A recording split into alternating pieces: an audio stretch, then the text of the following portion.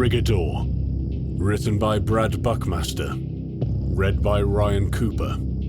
Based on the world created by Jack and Hugh Monaghan. Music by Makeup and Vanity Set.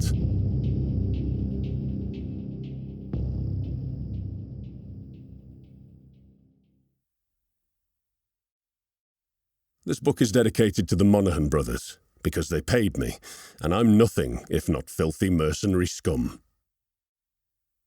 Foreword. Brad Buckmaster writes the best military action scenes I've ever read.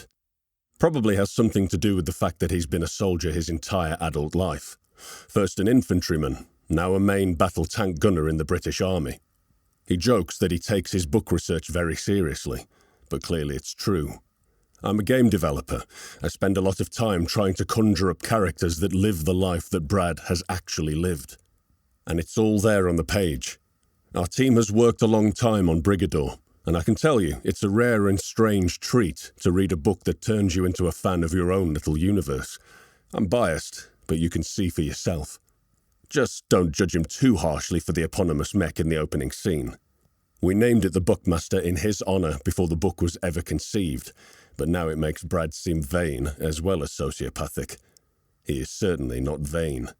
Jack Monaghan, May 2016, Solo Nobre. Chapter 1. The hissing of pistons, the whine of servos, armour-shod feet rhythmically stomping, weighed down by the brute power of a railgun. All of these were things he enjoyed. The Buckmaster, a marvel of engineering, is the only scout mech chassis able to mount such a heavy weapon. He thought the Buckmaster deserved a better name, so he called it what it truly was, a hunter. Specialist Hugh Armbruster loved his mech. Sector 78, Perimeter Patrol, call sign Hunter, 20:52 hours. Armbruster's body swayed gently in time with the machine's loping gait, safely cocooned in the darkened cockpit. Perfectly in tune with his steel hunter, he surveyed from 20 feet up, silently begging for a reason to unleash hell. His faith in both his skills and equipment were unbreakable. The smells of grease and gun oil, the only things he'd been able to identify clearly for some years now, told him he was home. The only trouble was, after 10 years of loyal service, there were still no wars to fight. He viewed the world through a series of vision blocks and several monitors, showing the washed-out feed from cameras mounted upon the pitted hull, carrying out standard checks with monotonous regularity. Armbruster's eyes flicked across to view his left flank and, as always, all he could see was mould-strewn concrete. The perimeter wall, vast and imposing, the 100-foot-high sheer surface was an ever-present reminder to the citizens of Solo Nobre that Great Leader was there, and he was looking after them. To his right, the light mech was just coming up on the edge of the habitat area for Sector 78. He could already see off-duty shift workers milling about outside several dingy bars, smoking and chatting amongst themselves. Being the furthest outpost of District 4, Sector 78 was a dead end, in more ways than one. Once a primary logistics hub, responsible for shipping vast quantities of supplies to and from the other capital cities, it possessed a large rail depot within its confines. The military put an end to that after the Troubles, vowing to make every capital self-sufficient, a fortress against attack from an outside foe. All the outer gates but one were welded shut, and units were posted to each and every sector, with no exceptions. Great Leader was determined not to make the same mistakes as his late progenitor. The former rail depot now stood unused, its engines and carriages rusting onto their tracks, reducing Sector 78 to several square miles of mostly wasteland. The inhabitants were overspill from other sectors. This new generation lived atop the bones of their forebearers, too exhausted to care about their plight after a 13-hour shift down the mines. It was these people that Armbruster viewed through his hazy cam feed.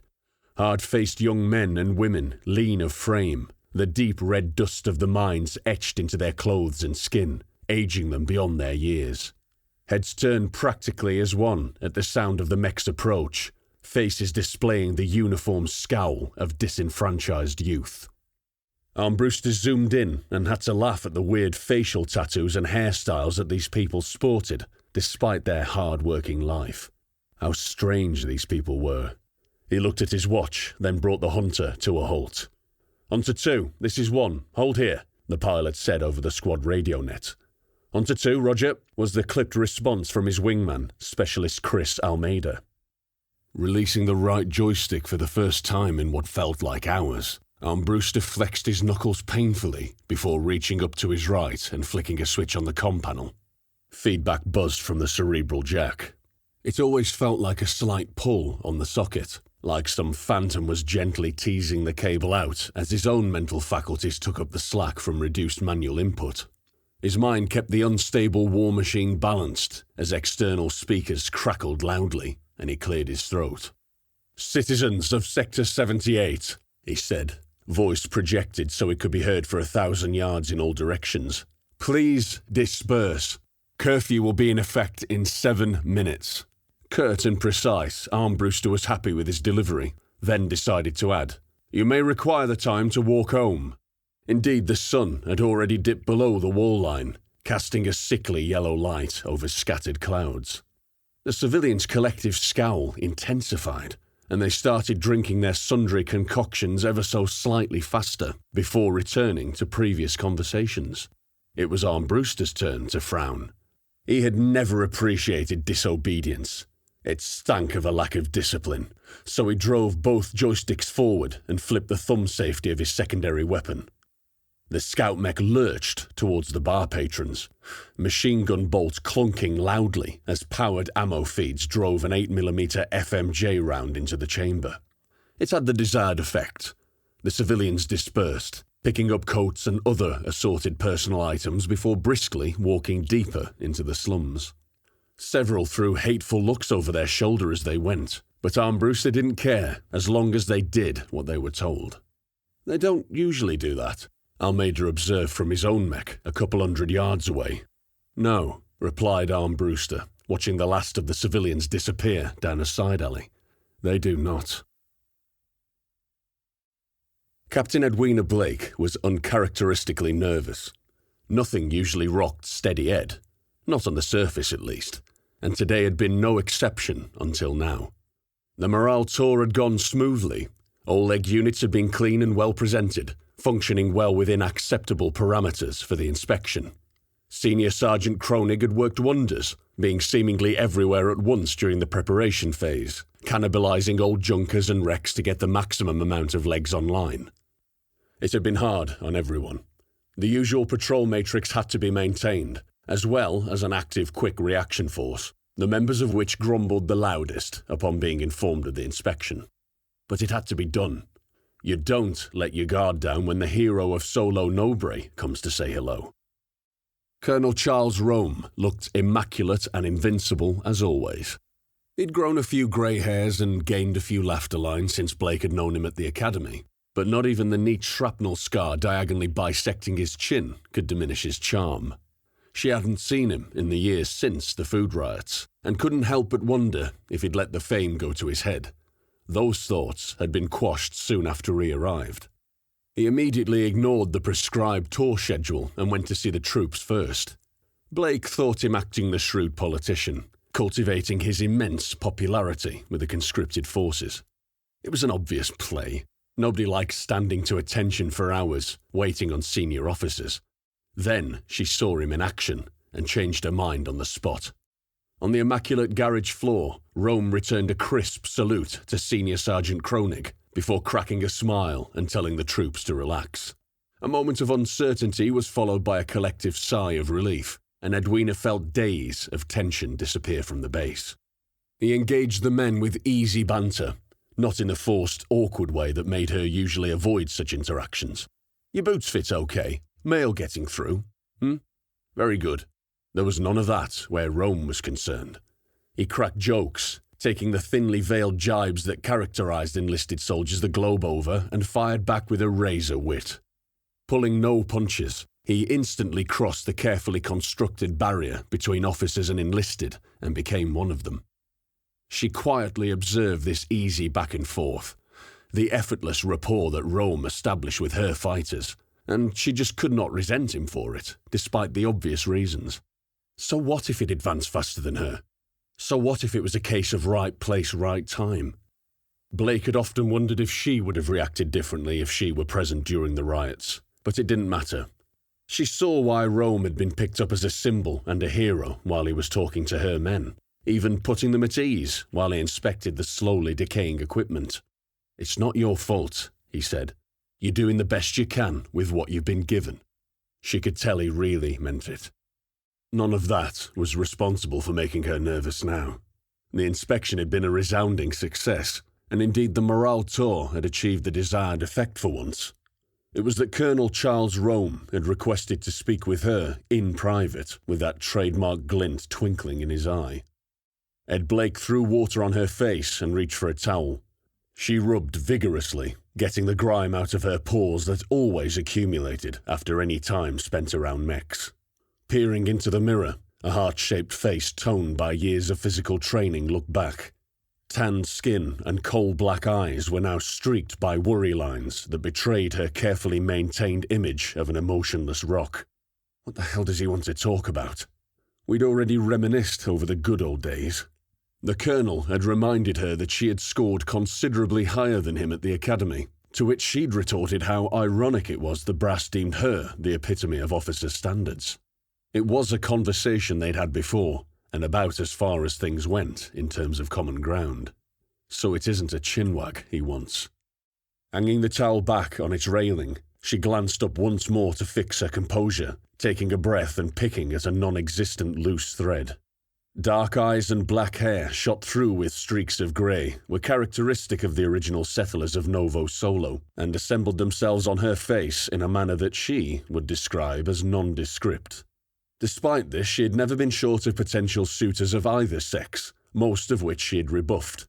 There were no rules against relationships with colleagues in the Great Leader's military, but after several fumbling attempts early on in life, Blake had genuinely lost interest in romantic pursuits and concentrated on her career. And how gleaming that had become. Commander of Outpost 78, last bastion at the edge of the city, manned by the heroic forces of the Novo Exercito de Povo, or New People's Army in the modern tongue. Here, they patrolled the outer border of the city against the non-existent threat from outside, while simultaneously staying apart from the occasional outbursts of civil unrest witnessed deeper within the districts. It was, quite possibly, the most boring posting available in the whole city. The civilians of Sector 78 didn't even get involved in the food riots that engulfed most of Solo Nobre 6 years previously. The sector seemed lost in time, as if stuck in that exhausted first year after the Troubles ended, its population giving a collective shrug of indifference to outside events. It seemed to Blake that the world was equally indifferent to her. She held no jealousy for Rome. If anything, she was proud of the figurehead he'd become. The city needed more soldiers like him in command positions, countering that bitter weight of the old guard. But given the stark contrast between her and Rome's career trajectories, she wondered if he and the rest saw her as utterly mediocre, just a by-the-numbers captain who never caused trouble and safely landed in a dead-end assignment. Gathering her hair into a tight ponytail and exiting her quarters, she agreed with that assessment. Private Raynolf Kinney was pissed off. "No stand down," the sergeant said. "Not while the colonel is still in the base." He didn't understand it. They only had 3 hours until rotation to QRF, and he wanted a couple hours of shut-eye before ready-up. He looked across the garage floor at his power suit, a Mongoose M841, or MOG, and hated it with irrational venom. Its canopy was open, which was just a single piece of curved armour raised on hydraulic rams, showing off the assault harness underneath. Twin 8mm machine guns were raised on the MOG's arms, pointing to the ceiling in the stowed or safe position. The whole machine had a fresh coat of olive drab paint on it, but even that couldn't hide the age of the thing. Adapted from an older design that the first colonists brought with them, the Mongoose was a bastard of a machine. Those colonists used to strip them down to bare minimum functionality so they could be mass-produced with the limited resources at their disposal. The Troubles put an end to that, however. Now they were stuck with rust buckets, forced to constantly cannibalise what they had left and repair their ageing arsenal, all to maintain the military's precarious position of power over the populace. Kinney used to think it made him special when he got pulled from infantry training for MOG school. He scored damn well in the tests too. His cerebellum was sufficiently attuned to accept a cranial jack, and that meant he got to stride into the battlefield in his own 8-foot-tall death machine. Except there weren't any battlefields anymore. His mongoose power suit was a relic from the last conflict, adapted from a war machine to a utility vehicle and back again. He constantly got bad feedback, ghost images on his cam display, and the left leg twitched with annoying frequency. So much so that he swore the M841 was a living being, one that was trying to kill him. Sometimes it simply refused to respond to any commands at all. Sergeant Kronig had informed him that it was just teething problems. It would be okay after a few months of bedding in. "Mugs are a bit temperamental when breaking in a new driver," he'd assured him. After 7 months into a year-long tour of routine patrols and Sergeant Kronig, the novelty of being a mongoose pilot had worn off. Plus, the sergeant's mentality right now didn't make any sense. The colonel himself had told them all to relax. Hells, even the so-called hero of the riots had turned out to be a legend. The colonel was nothing like Steady Ed Blake, the most boring, uninspiring ice bitch he'd ever met in his 19 years of life. That guy Rome had a way with words, and Kinney had felt empowered by them. He nearly bought into his smooth BS before giving himself a reality check.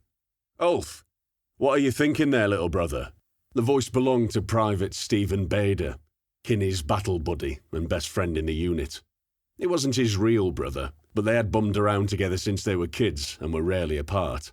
"Because by the look on your face, I'd say you're about ready to re-up," he capped the comment with a big shit-eating grin. Bader was a year ahead of Kinney, and his compulsory service contract was up at the end of the tour. Then he'd be off to join Kinney's actual older brother Carlos, and all their other friends with the Corvids.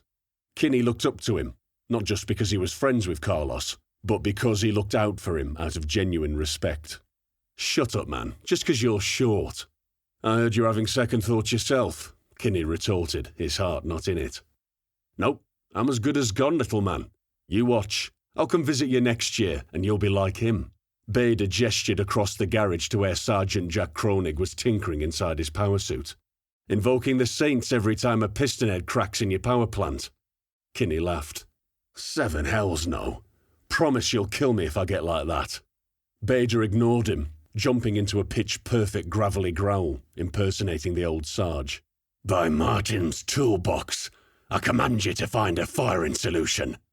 By Nara's duct tape, please hold this assembly together." Kinney chimed in, and they both burst out sniggering. "Are you two questioning the holiness of St. Nara's duct tape?" Corporal Anna Morante loomed behind them, a white-toothed smile plastered across her wide, blunt features. "No, Corporal," both privates chimed, and Anna chuckled. The big MOG driver pulled over an ammo crate and sat down on it, resting muscular arms on the knees of her jacksuit. Mirante was a career soldier, a few years older than Kinney and Bader, and she had the classic MOG driver's physique.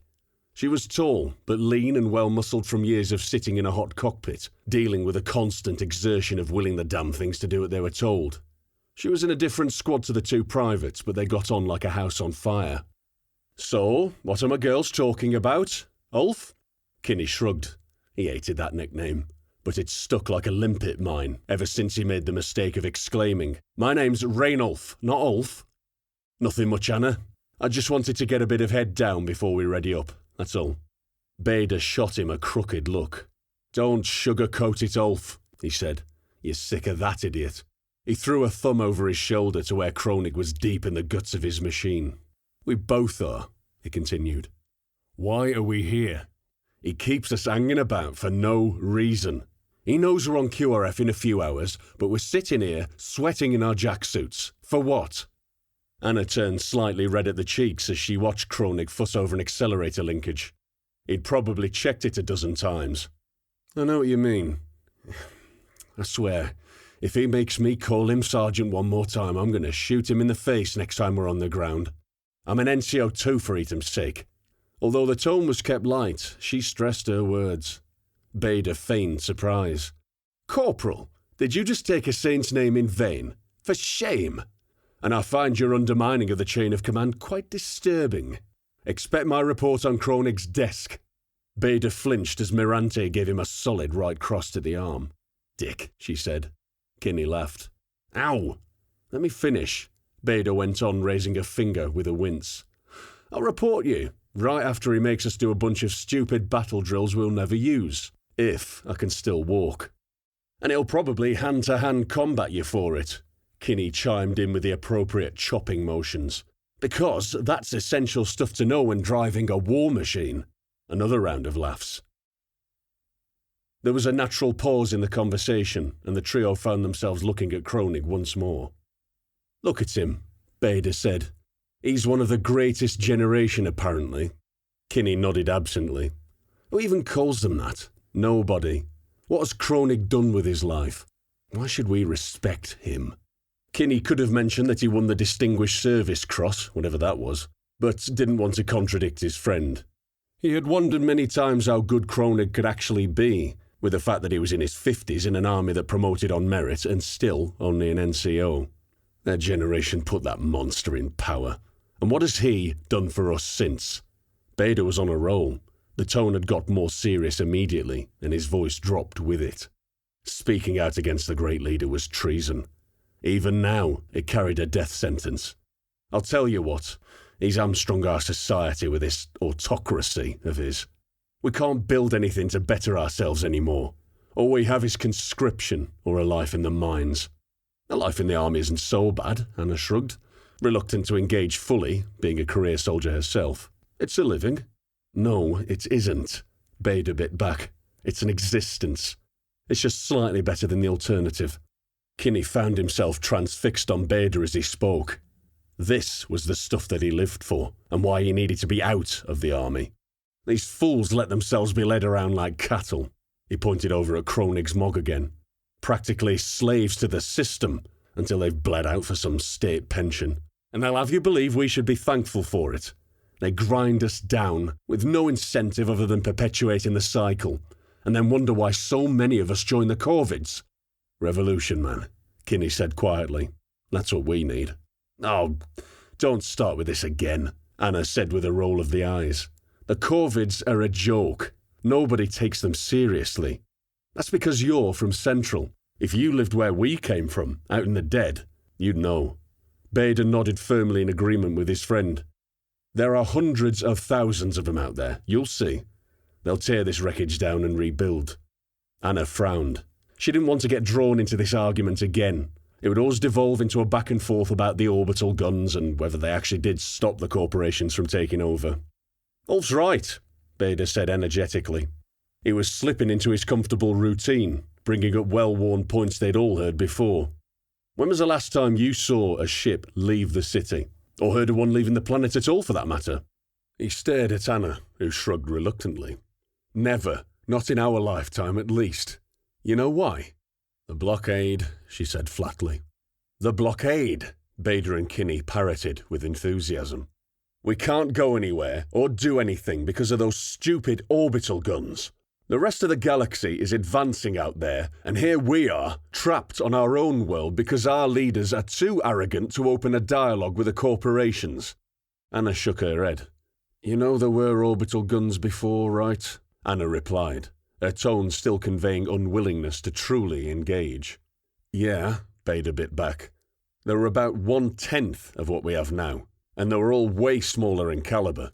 The old ones were just a deterrent. The hierarchy knew they didn't mean business.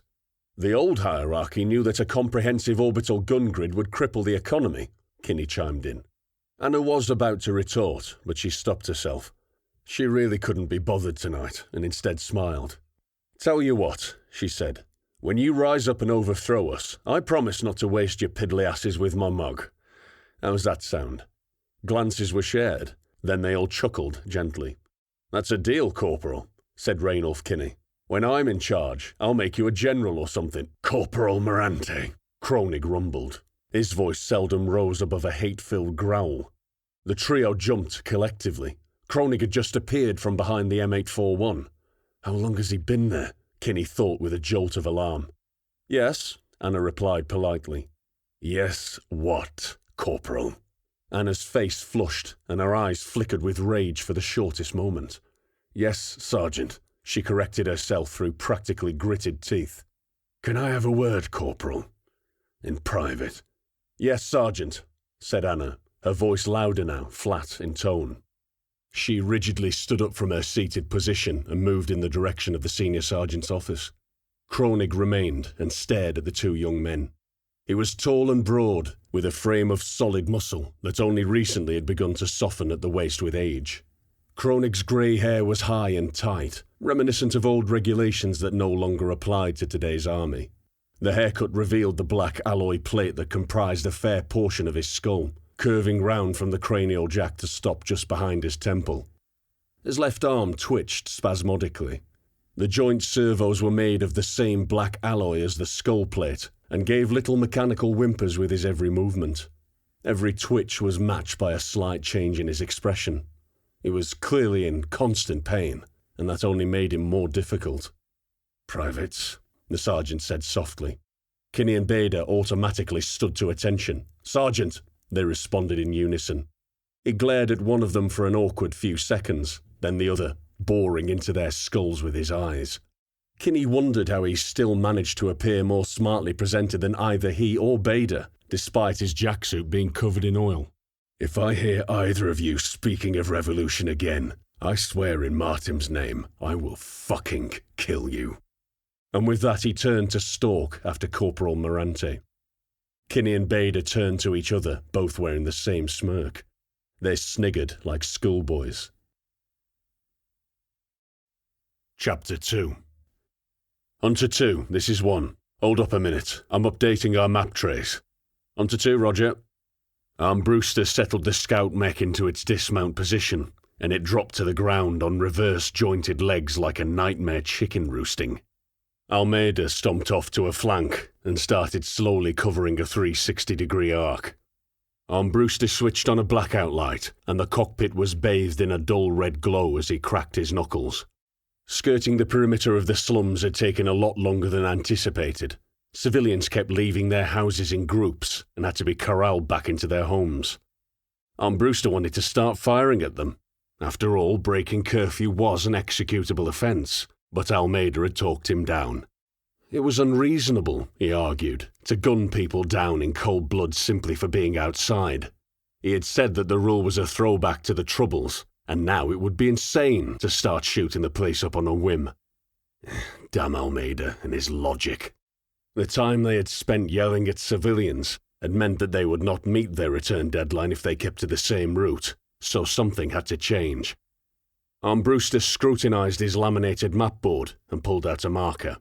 Hunter 2, this is 1. I've changed the route, over. Brewster paused to give his wingman time to observe his own map board. 1, this is 2, go on, replied Almeida. Brewster traced the new route as he spoke, keeping one eye on the monitors. I'm switching from route green to route blue. 11, then 13, then 24, then back to green and back in. Roger so far? Almeida repeated the map spots correctly. The army used the spot system for each of its sectors, with every major road junction being assigned a spot, which included a colour and a number. This was for ease of use, as they could go on patrol and simply say, I'm using patrol route green today, for example. Also, if any unit got into contact, all they would have to do is report which spot number they occupied, and the QRF would immediately know where they are. Complex grid references took time to relay, as the user had to figure it out first. It was an elegant system, and had worked well in the past. The reason is we're going to be back late otherwise, and I want to swing by the last gate on the way back. Roger that, mate. Hunter 2 is on the move. Almeida seemed as unconcerned by the route change as he did about anything else. Brewster switched on his long-range HF antenna to report his route change to Sector Command as he took control of his machine and followed his wingman. Static. He tried again, listening intently to the carrier wave as he was rocked gently by the stomping motion of his hunter. Nothing. Maybe the high-rise habitat blocks around them were messing with the signal. Never mind, he thought to himself, as the long-range antenna retracted. It's just a quick shortcut, a gate check, and then we'll be back to base. On to 2. 1. We've got no comms to command. On to 2, roger. We better make sure these heaps don't break down then.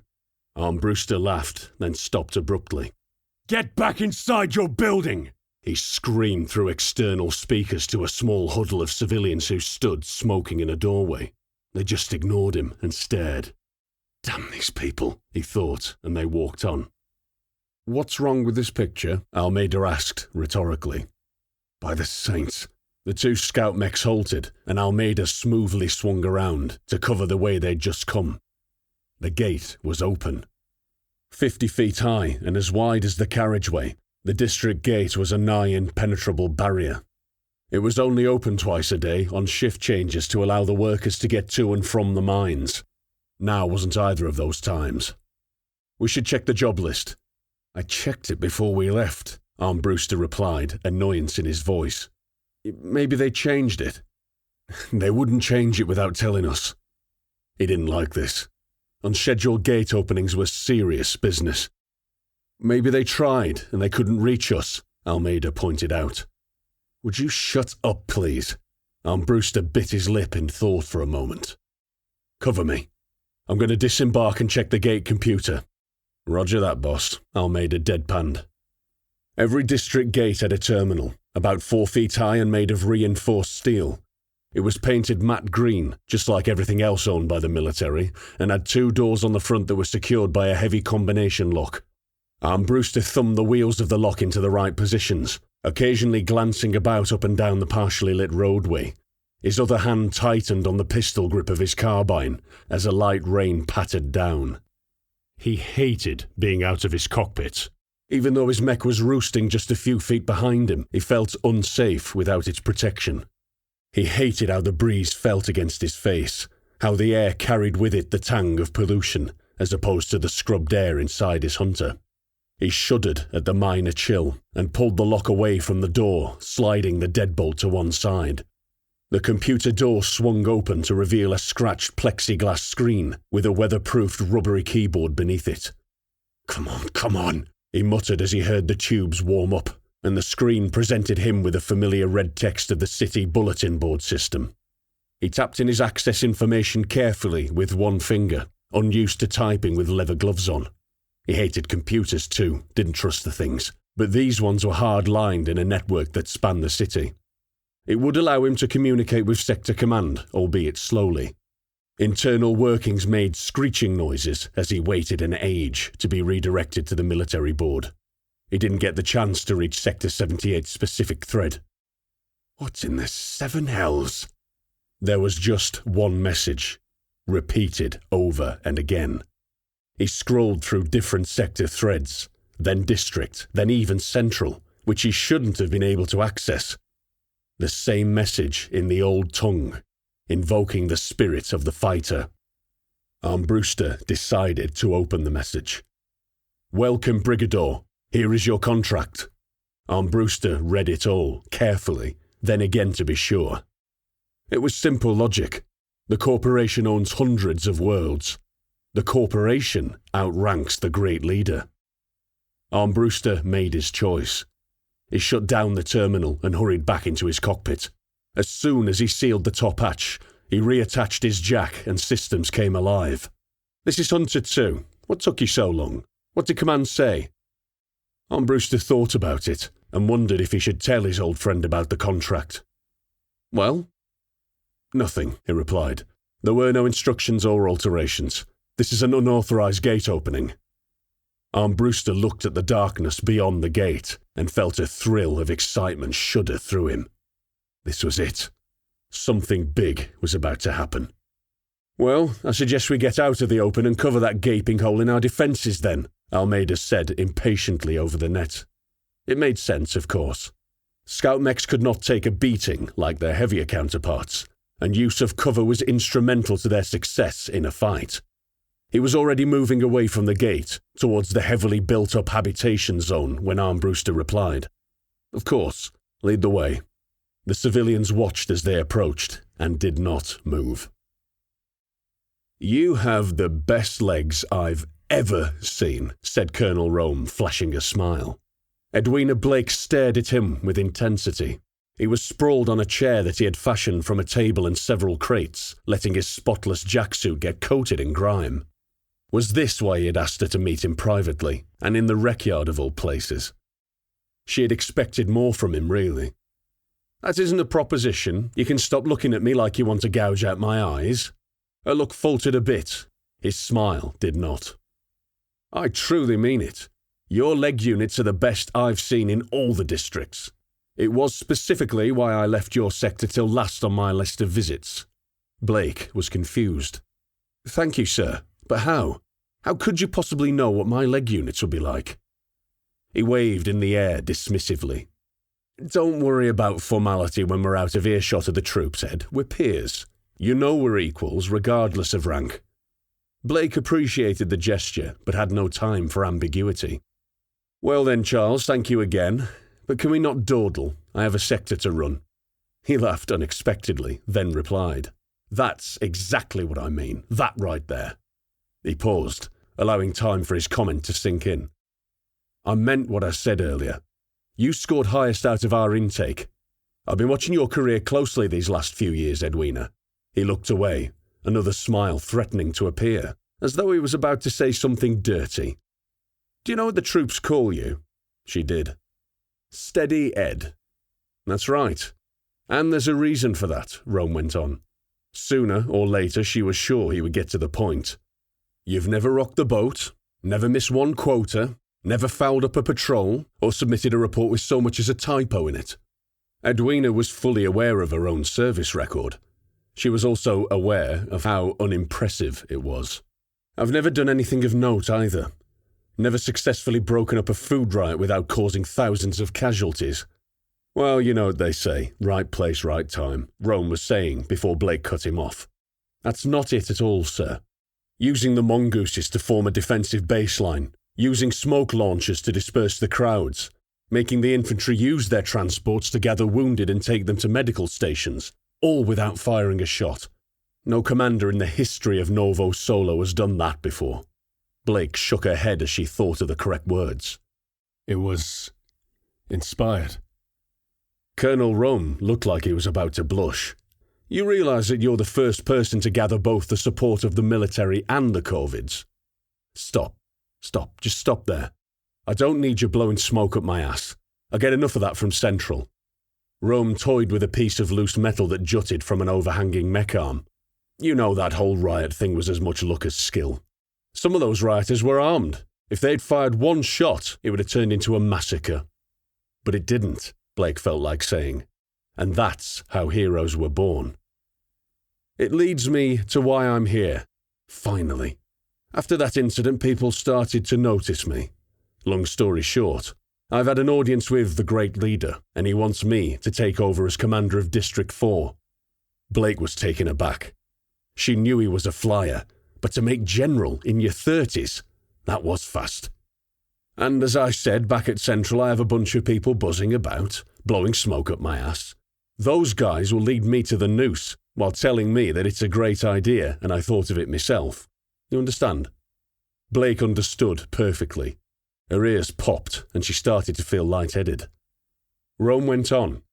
I'm going to need a staff colonel, one that's as straight as an arrow. I need someone that will tell me when to rein in my dumb ideas and when to go for it. You want me to be your advisor, Blake stated flatly. Rome nodded. When I look at your career, I don't see mediocrity. I see consistency. I'm this wild public figure, and I need you to knock me off my pedestal every now and again. Of course, you would move on to your own command after the initial posting. The last sentence, spoken almost as a throwaway line, ignited a fire inside Blake that she hadn't felt in years. What do you say? Captain Blake did not hesitate. Yes, of course, yes. What officer doesn't want to advance? It's what I've always wanted. Rome smiled, not without warmth. I knew you'd be on board. Brace yourself though, Edwina. I see big changes in the future. You see this? He gestured around them at all the junkers and ruined machinery Blake's forces had whittled down and torn apart over the years to keep themselves going.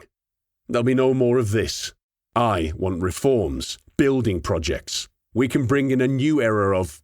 Lieutenant Greer burst out of the door, urgency written into every aspect of his body language.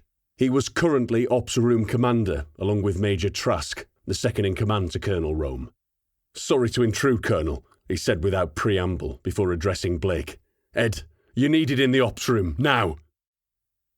"Ready up! Ready up!" Kinney screwed up his eyes as the strip lights flickered on with a hum and cursed loudly. "I want those legs on the line in 3 minutes!" It had to happen. Kronig couldn't let them rest. Several more curses joined his in a chorus, and there was a general commotion as tired bodies dragged themselves from iron-framed beds. He hated being on QRF. He hated leaving his personal bed space to go sleep on these awful bunk beds with the green plastic mattresses. The whole platoon was crammed into one small room, and so many troops had passed through there that someone almost always caught scabies from the damn things. More than any of that, he hated Kronig's shout. It wasn't really a shout. His vocal cords were too damaged. It was just his regular growl, but amplified to the point where it grated the senses. Kinney had just managed to drop off to sleep too. He rolled over and looked at his watch. 2 hours. It had been 2 hours since taking over from 2nd Platoon, and already the dickhead was running a crash-out drill. Couldn't he at least wait until first light? Kinney felt gloved hands grab his jacksuit and drag him off the bed. He half fell from the 3rd bunk, but he blinked and Kronig was there, nose to nose, holding him upright. "Get on the line," he said quietly, before releasing Kinney and pushing past, already zeroed in on Markovich, who was scrambling to put his boots on. The veteran trooper wasn't too bright, but he had Jack compatibility and always re-upped his contract, so that was good enough for the army. Kinney wasn't dumb. He slept with his boots on during a QRF rotation, so he just staggered through the flimsy wooden door onto the garage floor. Rows of Mogs filled the expansive space, with the Buckmaster Scouts and the Heavies off to one side. The QRF Mogs were to the fore, cockpits open, kept on standby mode for the duration of the rotation.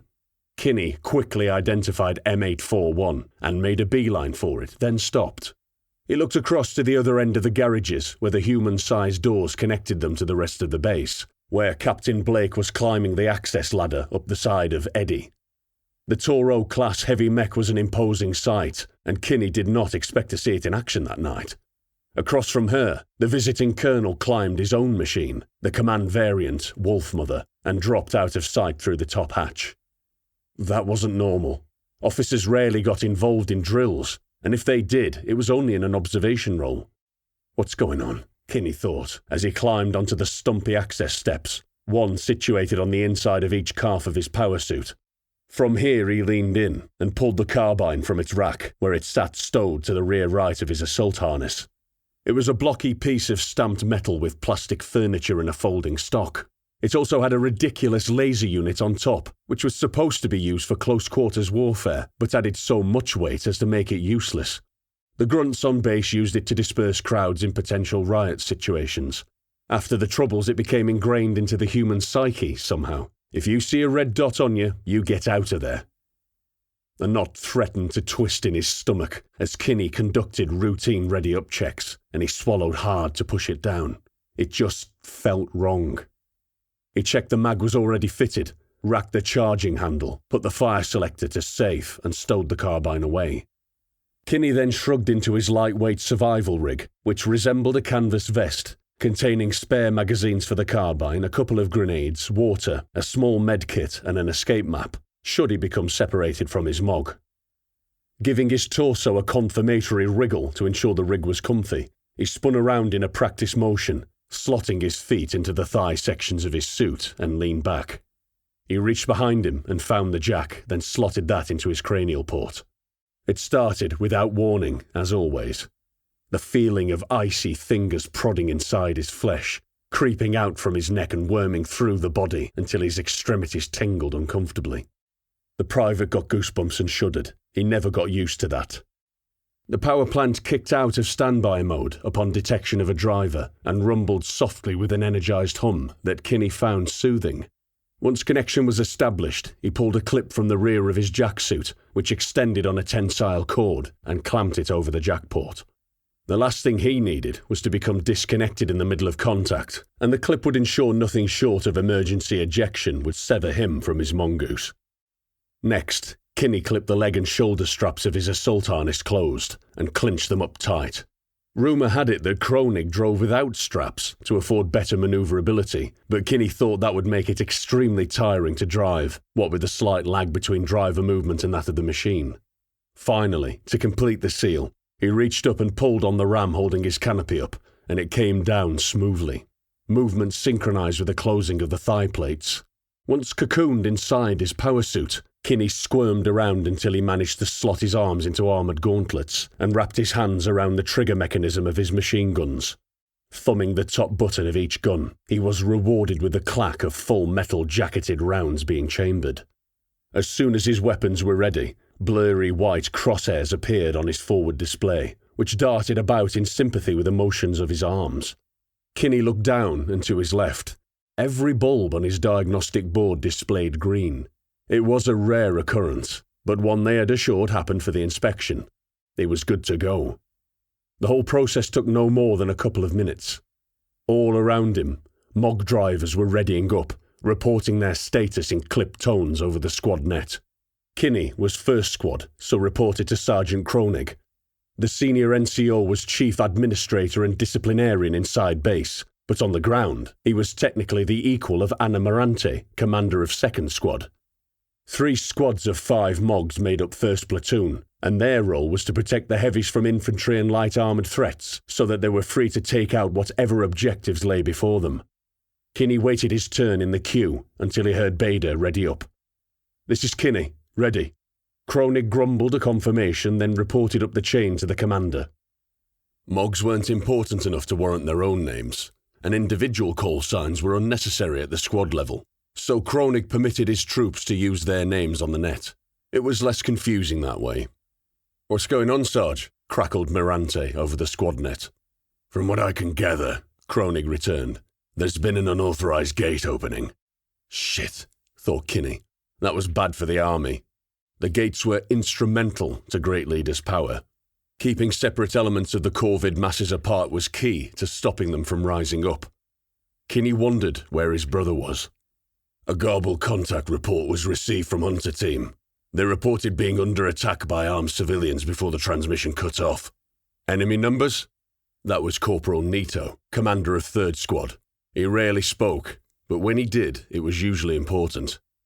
Unknown, but the rest of the base is readying up in reserve to give us support if we need it. We get a grid from the contact report? Nito again. Roger. They were in the blues, directly east of the district gate. That's rough terrain for heavies, narrow streets, Mirante said, and Kinney found himself nodding in agreement. The standard patrol routes usually consisted of perimeter checks and curfew calls. They rarely ventured into the rat's maze of habitation blocks that made up the western portion of the sector. Well, it'll be us dragging them out of the shit if it goes off, Kronig rumbled. We aren't taking dismounts. It was standard procedure to leave infantry behind if a platoon crashed on QRF. They couldn't keep up with the leg units on foot, and the transport trucks were too vulnerable. You better make sure your men are on point. As soon as he finished, the ground rumbled noticeably, and ceiling fans chugged into action to extract waste emissions as the heavies powered up. Their shields were so powerful, Kinney could feel his teeth itch even inside his suit, and a barely perceptible buzz could be heard on the radio's carrier signal. He turned the MOG in place to watch as the slab-sided war gods stood up to their full height, accompanied by a groan of hydraulic pistons. Eddie was armed with a quad-barreled artillery piece that could flatten city blocks and decimate squadrons of tanks, and its armoured prow could crush anything in its path. Even its secondary weapon, a kinetic laser affectionately known as the Bully, could turn lesser units into scrap in short order. They rarely got to patrol with heavy support, outside of tactical training. Kinney was still in awe every time he saw one in action. That's what it meant to be a career soldier in his mind. If he re-upped, he could be piloting his own war mech in a few years. He dismissed the thought before it left him feeling confused again. He hoped that Carlos hadn't done anything stupid. Connection. Blake detected the distinct smell of ozone that accompanied shields rising to full power as she settled into her command couch. The captain observed the multitude of displays available to her, and all seemed well. Hoppers and magazines were full, autoloaders well-oiled, and power plant was in the high 90s. The techs had done a good job. When she was satisfied, she opened up a comms channel to Wolfmother, currently standing across from her. The Colonel's mech was a command variant, a Praetor class, identified by the nest of antennas that sprouted from the upper carapace to the rear of the machine.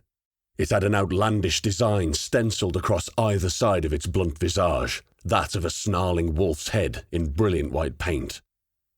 Only Rome could get away with that, she thought. He said that he would join her on the ground as her second. His mech was outfitted for direct fire, mounting a 105mm cannon and heavy machine gun for defence. So, theoretically, should be no different to working alongside Lieutenant Greer. He would complement her artillery, cooperating to bracket targets for destruction should the need arise. "Are you sure about this, Colonel?" she asked. If this was going to get bad, and there was a good chance it might, she didn't want a future district commander getting killed on her watch. "Stop worrying, Ed. I won't get in your way. Just treat me as you would your usual battle buddy. Besides, I won't be allowed to stomp concrete anymore after my promotion. There's a good chance I'll be piloting a desk after this outing." He had a point. Still, he had the worst possible timing. Why had he chosen today of all days to visit her sector? What if it all went to shit? "Okay then," she said. "If you're certain, then we better get moving." Blake flipped a switch on her console, and the huge garage doors began to open on rollers mounted from the ceiling. Huge concrete floor plates shuddered into life, rotating the heavy mech to face the exit. As it rumbled slowly on great gears, the skyline of Solo Nobre came into view, all grim high-rise blocks and crumbling industrial machinery. There was a faint orange glow to the horizon, too bright to be cast by the magnesium bulbs of the street lamps. It appeared as though the city was burning. Blake was gripped by a cold chill, as though her mech had interpreted her emotional state and shivered in sympathy. "Eddie, this is Ops, over," came Lieutenant Greer's voice over the command net. "Go ahead, Ops," she responded, impatient to get going. Greer opened the line, but there was a definite pause before he spoke again. "It's the bulletin board network. There's something wrong with it." Blake had no time for vagaries, not now. "What's wrong with it? Are there any orders from District?" "Well, no, but the BBS seems to be corrupted somehow," he started, but Blake cut him off. "It can wait. Have you managed to get comms with Central yet?" "Not yet. There's a lot of interference on all channels." There was definitely something bigger than a simple error in gate scheduling going on. "Well, inform me via VHF as soon as you hear anything. We'll be setting relays as we go, so you should have no problem keeping comms with us. Eddie, out." She closed the link and switched over to the squad net. "All call signs, this is Eddie. We don't know what to expect out there, so be on your guard. Chances are there's been a gate malfunction and Corvid separatists are using the opportunity to cause some havoc, nothing more." She stopped and considered her next words. "Regardless, this is just a patrol like any other. Remember your training and look to your NCOs for guidance. All leg call signs, move out." "I want a standard phalanx formation. First squad on point, second left flank, third right, until we're out of cover range of the base." Kroenig's commands were clipped and spoken with a calm urgency born of years of experience. Rainulf Kinney barely heard the orders. He was too busy fixated on the captain's little speech. Real dread began to set in as he shuffled into position. She's never done that before. Chapter 3. Kinney strained to look directly up, his machine struggling to match his movements as it lacked a separate head unit. He could barely see the top of the high-rise blocks that loomed on either side of the street through his forward display as he trained gun barrels on windows. There were hundreds of darkened portals, all of which contained the threat of ambush. All it would take was for one disgruntled civilian to open up on them from any one of those crumbling facades, and it would turn ugly. The street was narrow, not wide enough for two heavies to pass abreast, and progress was slow. For some reason, civilians filled the streets, milling around in groups, congregating around their scrapyard collection of vehicles. There was a tension in the air, like the city was holding its collective breath. Raynolf Kinney could barely stand it. "Citizens, clear a path!" Kronig boomed over external speakers up ahead. "Heavy mechanized units are in operation. You are at risk of serious injury." The miserable sergeant was tip of the spearhead, ensuring the street was clear for the big legs to advance. Kinney was behind him, offset to the left. His job was to cover the high areas, armor being vulnerable from above in built-up environments. Behind him, offset further, was Bader, covering the left flank. He would scrutinize every alleyway and side street. There were no end of rat holes and dingy areas where the mech simply could not go without smashing the place apart. Grayson and Braga mirrored their positions on the right side respectively, forming the spearhead formation. Behind First Squad, Wolfmother stomped forward slowly, scanning with methodical efficiency, each heavy footfall drowning out the sounds from Kinney's own suit momentarily and throwing up echoes that confused his audio-sensory gear. Second Squad followed the heavy, Anna Morante and her boys concentrating purely on flank protection in a box formation, with Anna at the centre for ease of command. Eddie followed Second Squad, and Captain Commander Blake concentrated on juggling the mishmash of various comm signatures that were bouncing seemingly at random around the city. She could barely make sense of it since the relays usually weren't worth their weight, but it seemed there had been a terrorist attack in District 1. Gate power was being disrupted all over the city. How many dissident elements now had free reign of the city, with no means of controlling them? The thought was unnerving. "Be wary of these civilians," she repeated many times over the course of the patrol. "We have no solid intel, but be prepared to engage immediately." She hoped that it didn't come off as too aggressive in the eyes of Colonel Rome, but there was no way these people would be breaking curfew by coincidence. Bringing up the rear of the formation was Third Squad, commanded by Corporal Nito. He was covering their asses and would be active reserve should anything happen. "All call signs, this is Wolfmother. We're coming up on the gate now." Rome had the best view of the area with his raised elevation, and could now see the evidence of the hunter contact. Several small fires flickered in the steady rain, flames wickering fitfully against the water, and plumes of smoke rose from chunks of cooling metal. "Squad 1, seen," Kronig replied a few seconds later. The unit broke cover of the closed-packed buildings and spread out into an extended line to bring their full firepower to bear on an even frontage. The open gate loomed ominously, its unlit highway leading into the dark, framed by the orange glow of a distant skyline. There was wreckage strewn everywhere. Bullet holes peppered the rough concrete floor and the perimeter wall, and shell casings littered the ground in all directions.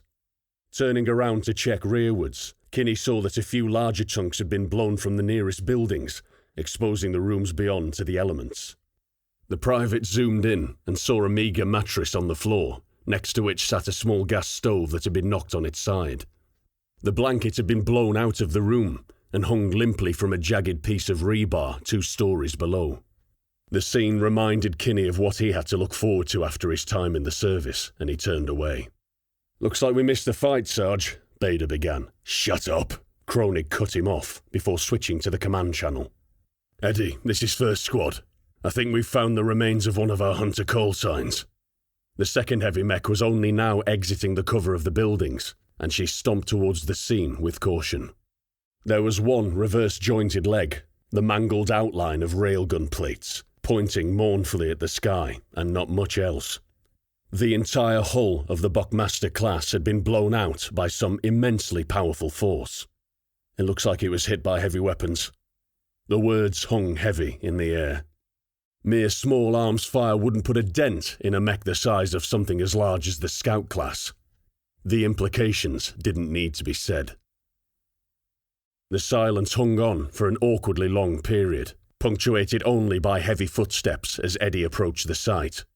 Kinney was about to ask Kronig what they should do when the commander spoke. "This is Eddie. First Squad. I need you to dismount and see if you can recover the black box from that hunter. All other call signs form a ring of steel. A chorus of confirmations answered her in short order, and legs begun the well-practiced manoeuvres of shuffling position to cover their comrades. I'm dismounting. Kinney, cover me. Without waiting for a response, Sergeant Kronig popped his oversized power suit and stalked on foot to the wreckage. Kinney stayed close to the empty machine and watched as his sergeant clambered up the side of the broken hunter.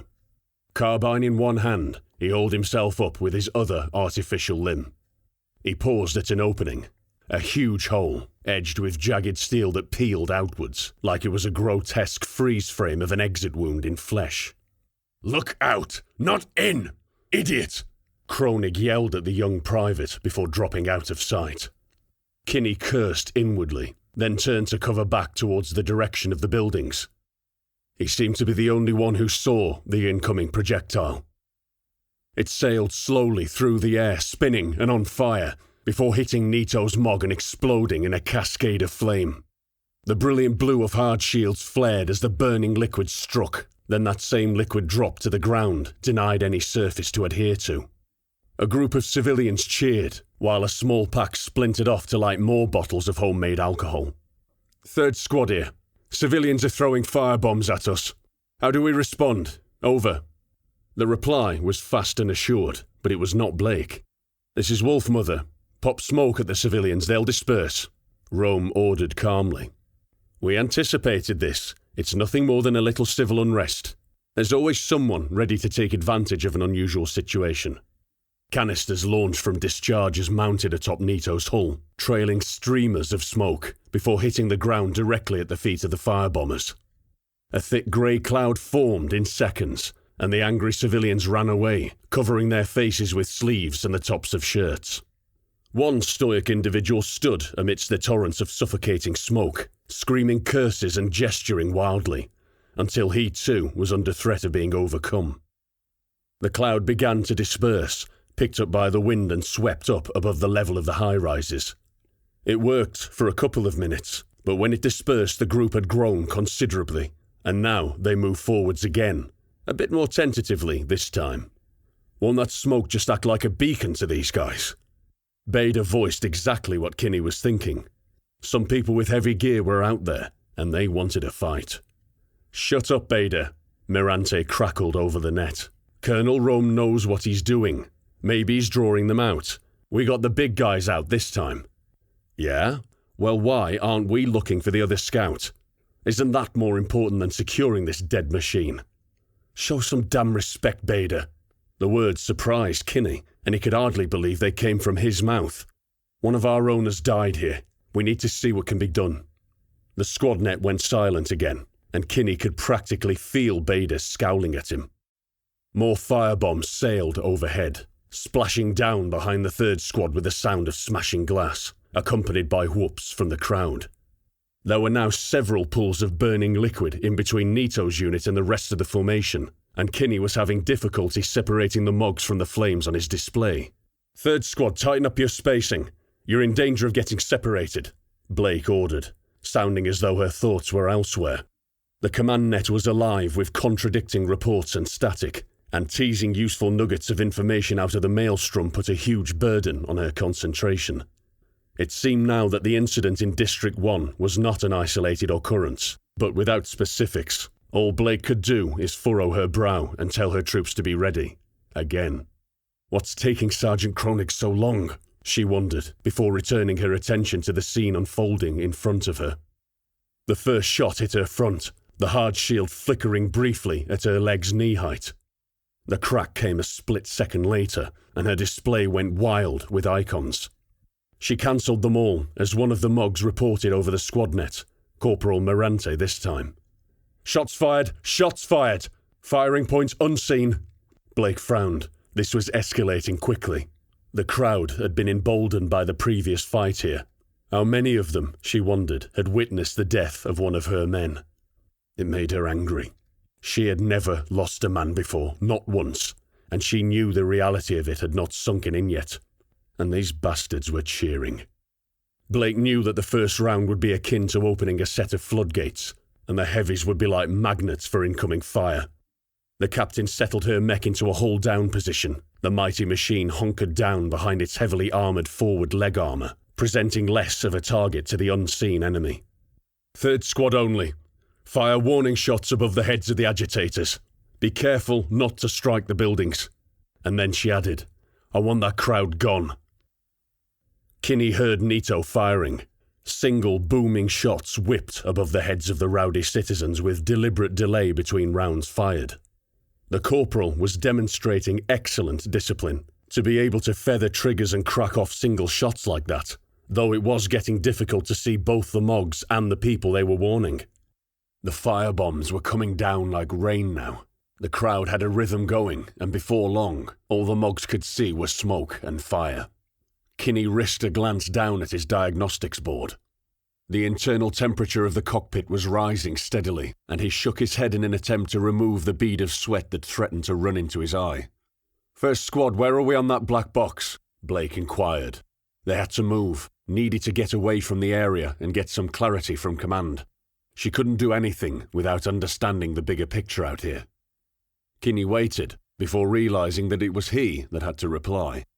I don't know. The sergeant is still dismounted right now. Over." "Well, find out!" The commander raised her voice, and Kinney responded by switching on his external speaker.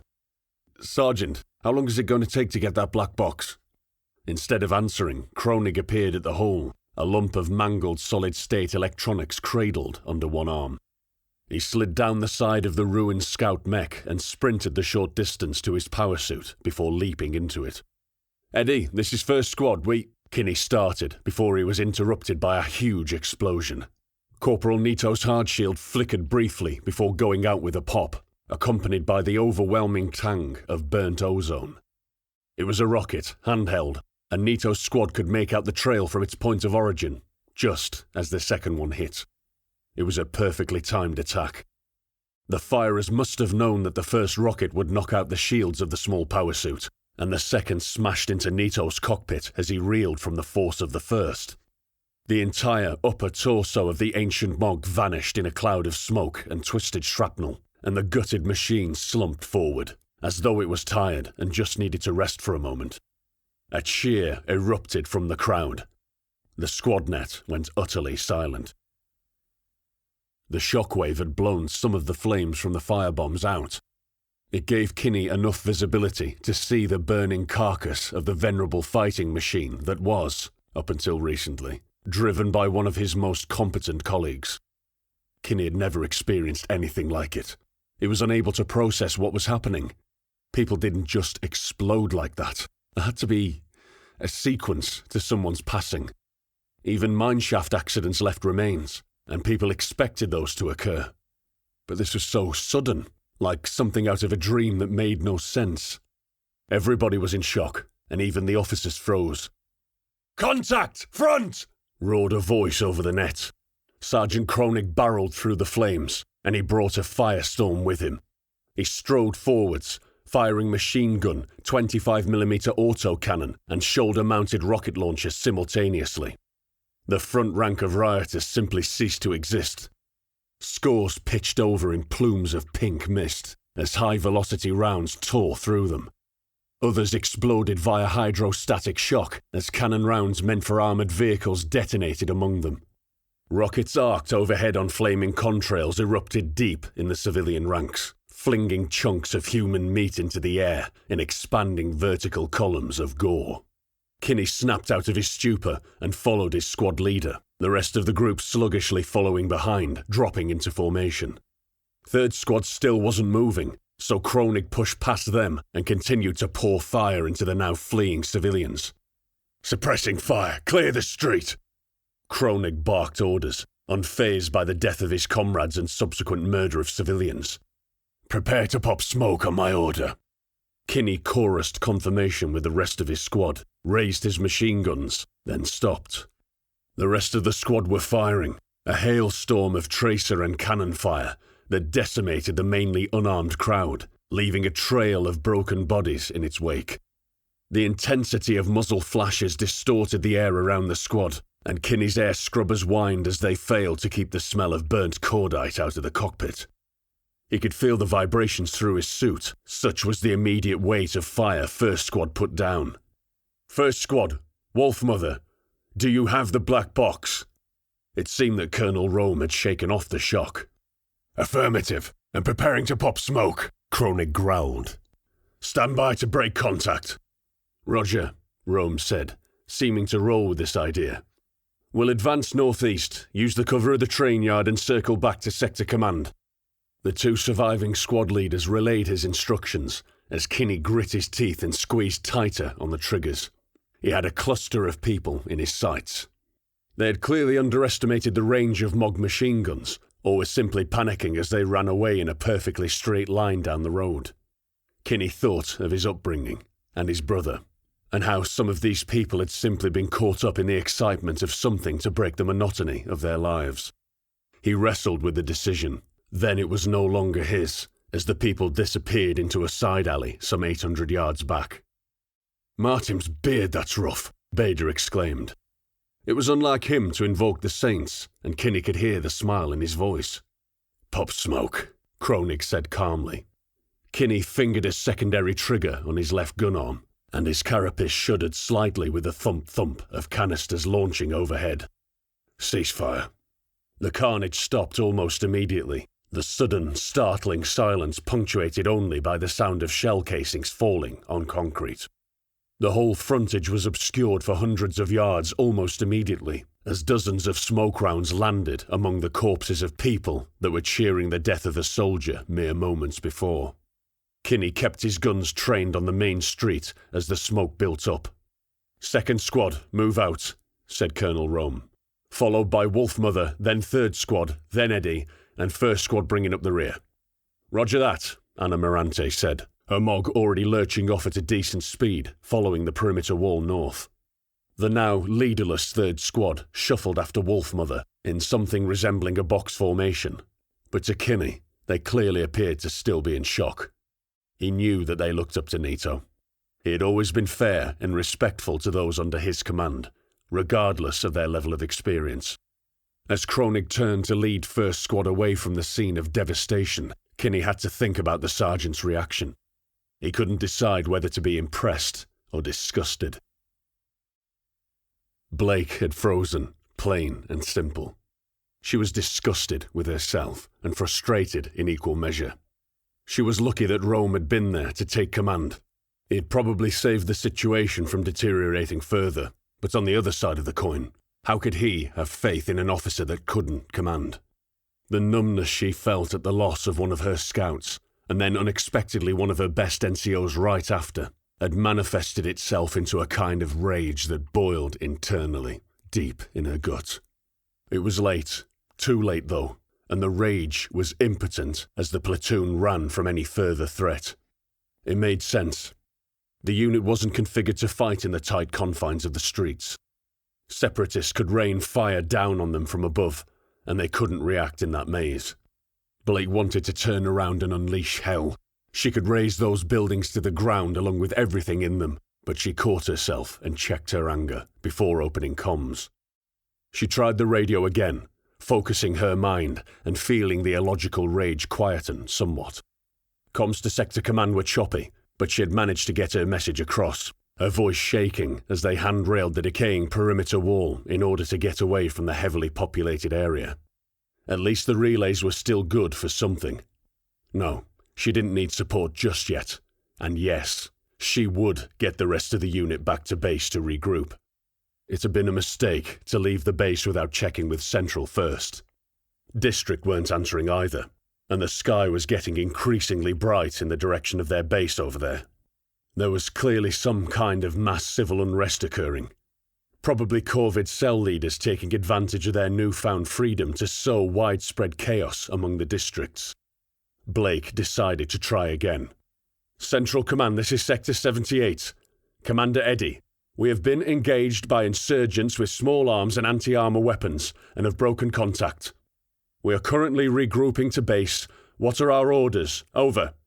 Still that same interference, as though there was a kind of inefficient active jammer in operation. Central Command, this is Eddie. Radio check, over. Nothing. Blake snarled in frustration and opened a private channel to Colonel Rome. Wolfmother, Eddie. Have you had any luck getting through to Central?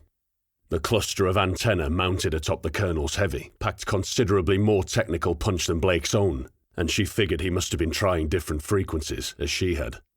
I've got nothing here. Just the same interference over and over. Blake nodded, even though he couldn't see her. Was it too soon to bring up the fight at the gate? It might come across as insecure or lacking focus, but right now she didn't care. It had to come out. Look, she started, about the gate contact. I know, Rome cut in. Your man Sergeant Kronig really saved our asses back there. I froze up bad. No telling how it could have escalated without his intervention. Remind me to write him up for citation when we get back in. Well, she wasn't sure that she agreed with that. Kronig probably could have used a little less force, but damn Rome for doing that. How dare he be cool about it and just turn it into a non-issue? No, that doesn't make it acceptable. I'm a leader, and I didn't lead. I was tested and failed at the first checkpoint. Rome stayed silent for a bit, and Blake had nothing but the sound of her machine's thumping steps for company. We lose men, Ed. It's always a shock the first time. Else it freaked me out, and I've been through similar situations before. It was hard to read people when you could only hear their voice projected in poor quality audio from a speaker in a darkened cockpit, so Blake couldn't tell if he was being sincere or merely placating her so she functioned properly. Probably both. But the important thing is that we detach ourselves. It's hard, but it will save more lives in the long run. Think about your troops that are still alive, and we can talk about the dead ones when we're safely back at base. He was right. They weren't out of the woods yet. Wolfmother, 2nd Squad. When do you want us to break right into the train yard? Over. Blake looked to her right and noticed that, indeed, they were at the old rail depot. Rusted cargo containers sat upon trailer beds, overgrown by weeds that had burst through the concrete to slowly reclaim the land. Blake also noticed that Corporal Morante had deferred to Colonel Rome instead of her. This is Wolfmother. I think that maybe you should be asking your commander. Over. Morante opened the channel for a moment, mumbling something before she responded. Roger that, Wolfmother. Out to you. Eddie, this is 2nd Squad. Shall we break right yet? Over. Blake scanned her map board and made a quick estimate. This is Eddie. Roger. Enter the rail yard now. Out to you, 1st Squad. How are we looking to the rear? Over. Kronig's squad had dropped back a few hundred yards more than usual to give early warning of a follow-up attack from the rear. If anything happens, I'll tell you. Out. Blake was slightly taken aback. Kronig was usually so rigid. Dismissing an officer so easily seemed below him. She decided to let it go for now, and instead concentrated on watching her arcs as Eddie followed behind 3rd Squad, who were bunched a little closely for her liking. Kinney didn't like how Sergeant Kronig had spoken to the captain. It was like a switch that had been flicked on in his squad after the little firefight, or massacre, depending on how you looked at it. In Kronig, it had turned him into an even more extreme version of himself, and Kinney saw flashes of the psycho he must have been during the Troubles. He hadn't hesitated for a second when the rockets took out Nito. It was as if instincts that had long been at slumber had been awakened in him, and it scared Kinney how ready he was to fire upon civilians. Equally bothersome was how the rest of the squad had changed. After their first taste of battle, Bader and the others hadn't shut up about it. The squadnet was alive with chatter, the 3 of them excitedly recounting recent events with gusto. The transformation was alarming and sudden, especially from Bader, who grew up in the Deads alongside Kinney and Carlos. Kronig didn't chastise them for it, which wasn't normal. He had been utterly silent since they left the gate, apart from his curt reply to Captain Blake. Oh, did you see that? I hit one guy as he was about to throw a firebomb. He fell over and the damn thing went off in his hand, turned him into a human torch. Yeah, I saw it, Kinney replied. What's the matter, brother? You sound pissed. It's not that, said Kinney, trying to articulate what he was feeling. I'm just not comfortable firing at innocent civilians. Bader turned to check the rear, pausing on Kinney's mog for a second as he turned back around. Are you kidding me? They killed Nito! I'll kill every one of the bastards if I have to. Beta got a chorus of encouragement from Grayson and Braga. Your conscience is clear, Kinney, rumbled Kronig. Everybody else went quiet. So he noticed I didn't fire. It's just that... Stop talking, Kronig interrupted. This is just the beginning. It will get worse. If you won't fight, then you're dead weight. Don't be dead weight. Feeling suitably chastised, Kinney didn't bother to respond. It would only make things worse. The whole squad felt more subdued as they made the right turn into the decrepit train yard. Chapter 4. The depot was a maze. Thousands of cargo carriages were linked together and just left when they were no longer of use, creating artificial alleyways and thoroughfares out of the few tracks that remained unladen. It was through one of these that the leg platoon now ventured, hemmed in on both sides by an unbroken chain of crates and cars. The route had been chosen to force any enemy to approach them head-on, a death wish for infantry fighting against armour. While it was true that the Corvids could set up an ambush from inside the railway containers, the reality was that they were made of cheap, low-grade steel. They offered no protection against the kind of firepower carried by mechs and power suits. Any ambush would be short-lived, and the armed civilians didn't seem willing to throw their lives away, if recent experience was anything to go by. The heavy units could see above the level of containers, and the whole area was generally open from a certain height. It had made sense to come this way. None of that mattered to Kinney, now ruminating over what Sergeant Kronig had said to him. Had it been another threat? He wasn't above it. Kinney was still bothered by the last time Kronig had threatened to harm him. But the tone he had used just sounded disappointed. Maybe he just saw something in Kinney that he didn't like. The fear, he had called it, in one of the rare times they had managed to get him to talk about the Troubles. When a soldier first meets combat, in that first moment when rounds start to fly on a two-way range, he feels that momentary pause of disbelief and decides there and then how it will affect him. After that point, regardless of what he says to the contrary, you can see it in his eyes, Kronig had said. They might drag themselves out on patrol every time, they might even fight, but their heart won't be in it. It was the lack of commitment that got you killed. War isn't something that happens to you, he remembered Kronig growling in a way that seemed so trivial and cheesy at the time. You have to participate willingly. Kinney tried to focus on his faint reflection in the forward display, but to no avail. Do I have the fear in me? He thought to himself. Maybe it's just a twisted old man, warped by his experiences talking shit. A low rumbling pulled him out of this reflection. There was no noise. Instead, he felt it through the metal feet of his suit.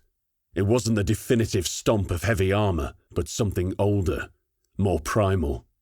It came as much from antiquated power plants as it did from treads on the ground. Tanks! Kinney didn't know who the call came from, but he could just make out squat shapes up ahead through the gap in Eddie's armoured legs.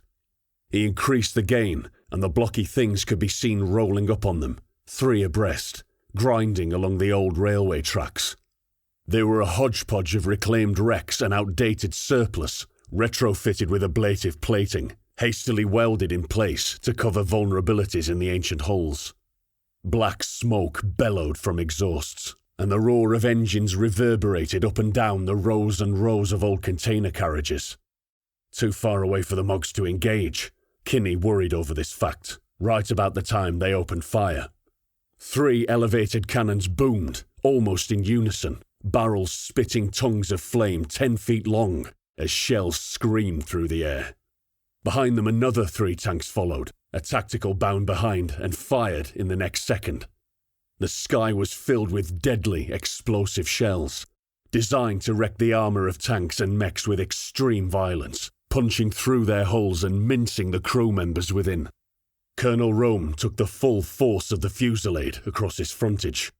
Explosions blossomed against hard shields, brilliant blue coronas of light competing with greasy fireballs as anti-armour rounds detonated prematurely. Wolfmother didn't even slow down. The huge machine fired its own cannon in response as it strode through rolling balls of flame. The armor-piercing sabot that exited the barrel left a shockwave in its wake that picked up gravel and dirt, flinging it against the clustered containers in a hailstorm of shrapnel. This shell struck the first tank square on its glacis plate. It flipped backwards into the air, still being carried by its forward momentum, before crashing down onto the upper section of its turret. The whole superstructure, unable to endure the forces exerted upon it, simply crumpled, as though trodden on by a giant. Straight away, the munitions contained inside the tank's magazine went up, producing a mushroom cloud 100 feet high. Kinney swore he felt the blast of heat inside his cockpit. Recognizing that they had severely underestimated the threat, the remaining 2 tanks of the front ranks slewed to a halt on squealing treads. Waves of burning matter rolled over them, struggling to find purchase as they inadvertently polished the old railway tracks. The first one dipped slightly into the blackened crater left by its comrade and promptly got stuck, rapidly elevating its barrel in an attempt to fire upon Wolfmother again. The second of the tanks slammed into reverse and began to retreat, firing all of its weapons. Somebody in second squad cried out in alarm, but it was lost in the noise as the remaining tanks opened up with turret machine guns, and powersuit shields flared. "Get out of the way!" Colonel Rome roared over the radio. The squad of Mogs broke down the centre, scrambling out of the way as Wolfmother stormed through their position, picking up speed. The reversing tank shuddered as a tungsten slug punched clean through it, then simply disappeared in an expanding ball of flame and fragmentation as the heavy mech fired again. Tank number 3 still had a track caught in the crater inhabited by its dead buddy, and swerved back and forth with futility as its engine threatened to blow with the effort. Wolfmother, now several hundred yards ahead of the front of the platoon, reached it. A solid foot stamped down hard against upper armour, which buckled under the impact. The tank's barrel sheared off completely, tumbling away from the damaged turret as Wolfmother raised its foot and drove it down again. Kinney could hear the screech of tortured metal 1,000 yards away from him as tons of armour was crushed flat under the might of one of the army's finest fighting machines. The second round of tanks was now in full retreat, still firing haphazardly. HE rounds whipped past the heavy mech, all firing discipline lost now as the rebels discovered they had bitten off more than they could chew. They couldn't be allowed to get away. "Eddie, get that artillery up! 1,000 yards, 2 volleys, narrow spread." It was then that Kinney heard something, a high-pitched whine, like small engines being pushed to the limit. "Contact rear!" he yelled over the squad net as the first biker raced past, dousing Bader's Mog in liquid flame. The power suit went up like a torch. For some reason, his hard shield didn't register the fire as a threat, and the whole machine was turned into a walking pyre. Bader reacted by firing wildly down the track, streams of tracer wickering across the space, churning up concrete and punching jagged holes in container boxes. The whole squad had missed it, being distracted by the excitement occurring up ahead, and they'd been caught off guard. The bikes were big, dedicated attack bikes, much like those used by the Army's Outrider squadrons, but even older. Even though they looked like they were about to fall apart at any minute, they were heavily armed with a mix of cannon, MGs, and flamethrowers. And there were dozens of them. "Are you okay, Bader?" Kinney's almost softly spoken question was immediately drowned out by radio chatter. "Grayson, watch the left. Spread out, don't bunch up. Make yourselves harder targets for these bastards."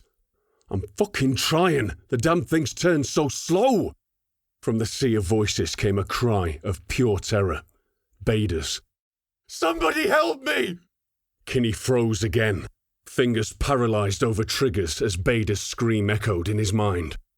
"I shouldn't be here." He tried to fight the rising tide of panic, but ended up thinking about his brother and how he could be out there. He might be one of those bikers. He could already be crushed beneath Wolfmother's armoured tread, for all Kinney knew. His thoughts were flickering across these scenarios when Corporal Nito's gutted Mog appeared unbidden, and something deeper stirred within him, straining against the flimsy membrane of his consciousness. Raynolf's eyes focused again on Bader's cockpit, engulfed in flame. Something inside him tore free. What was an eternity in his mind had lasted no more than a second.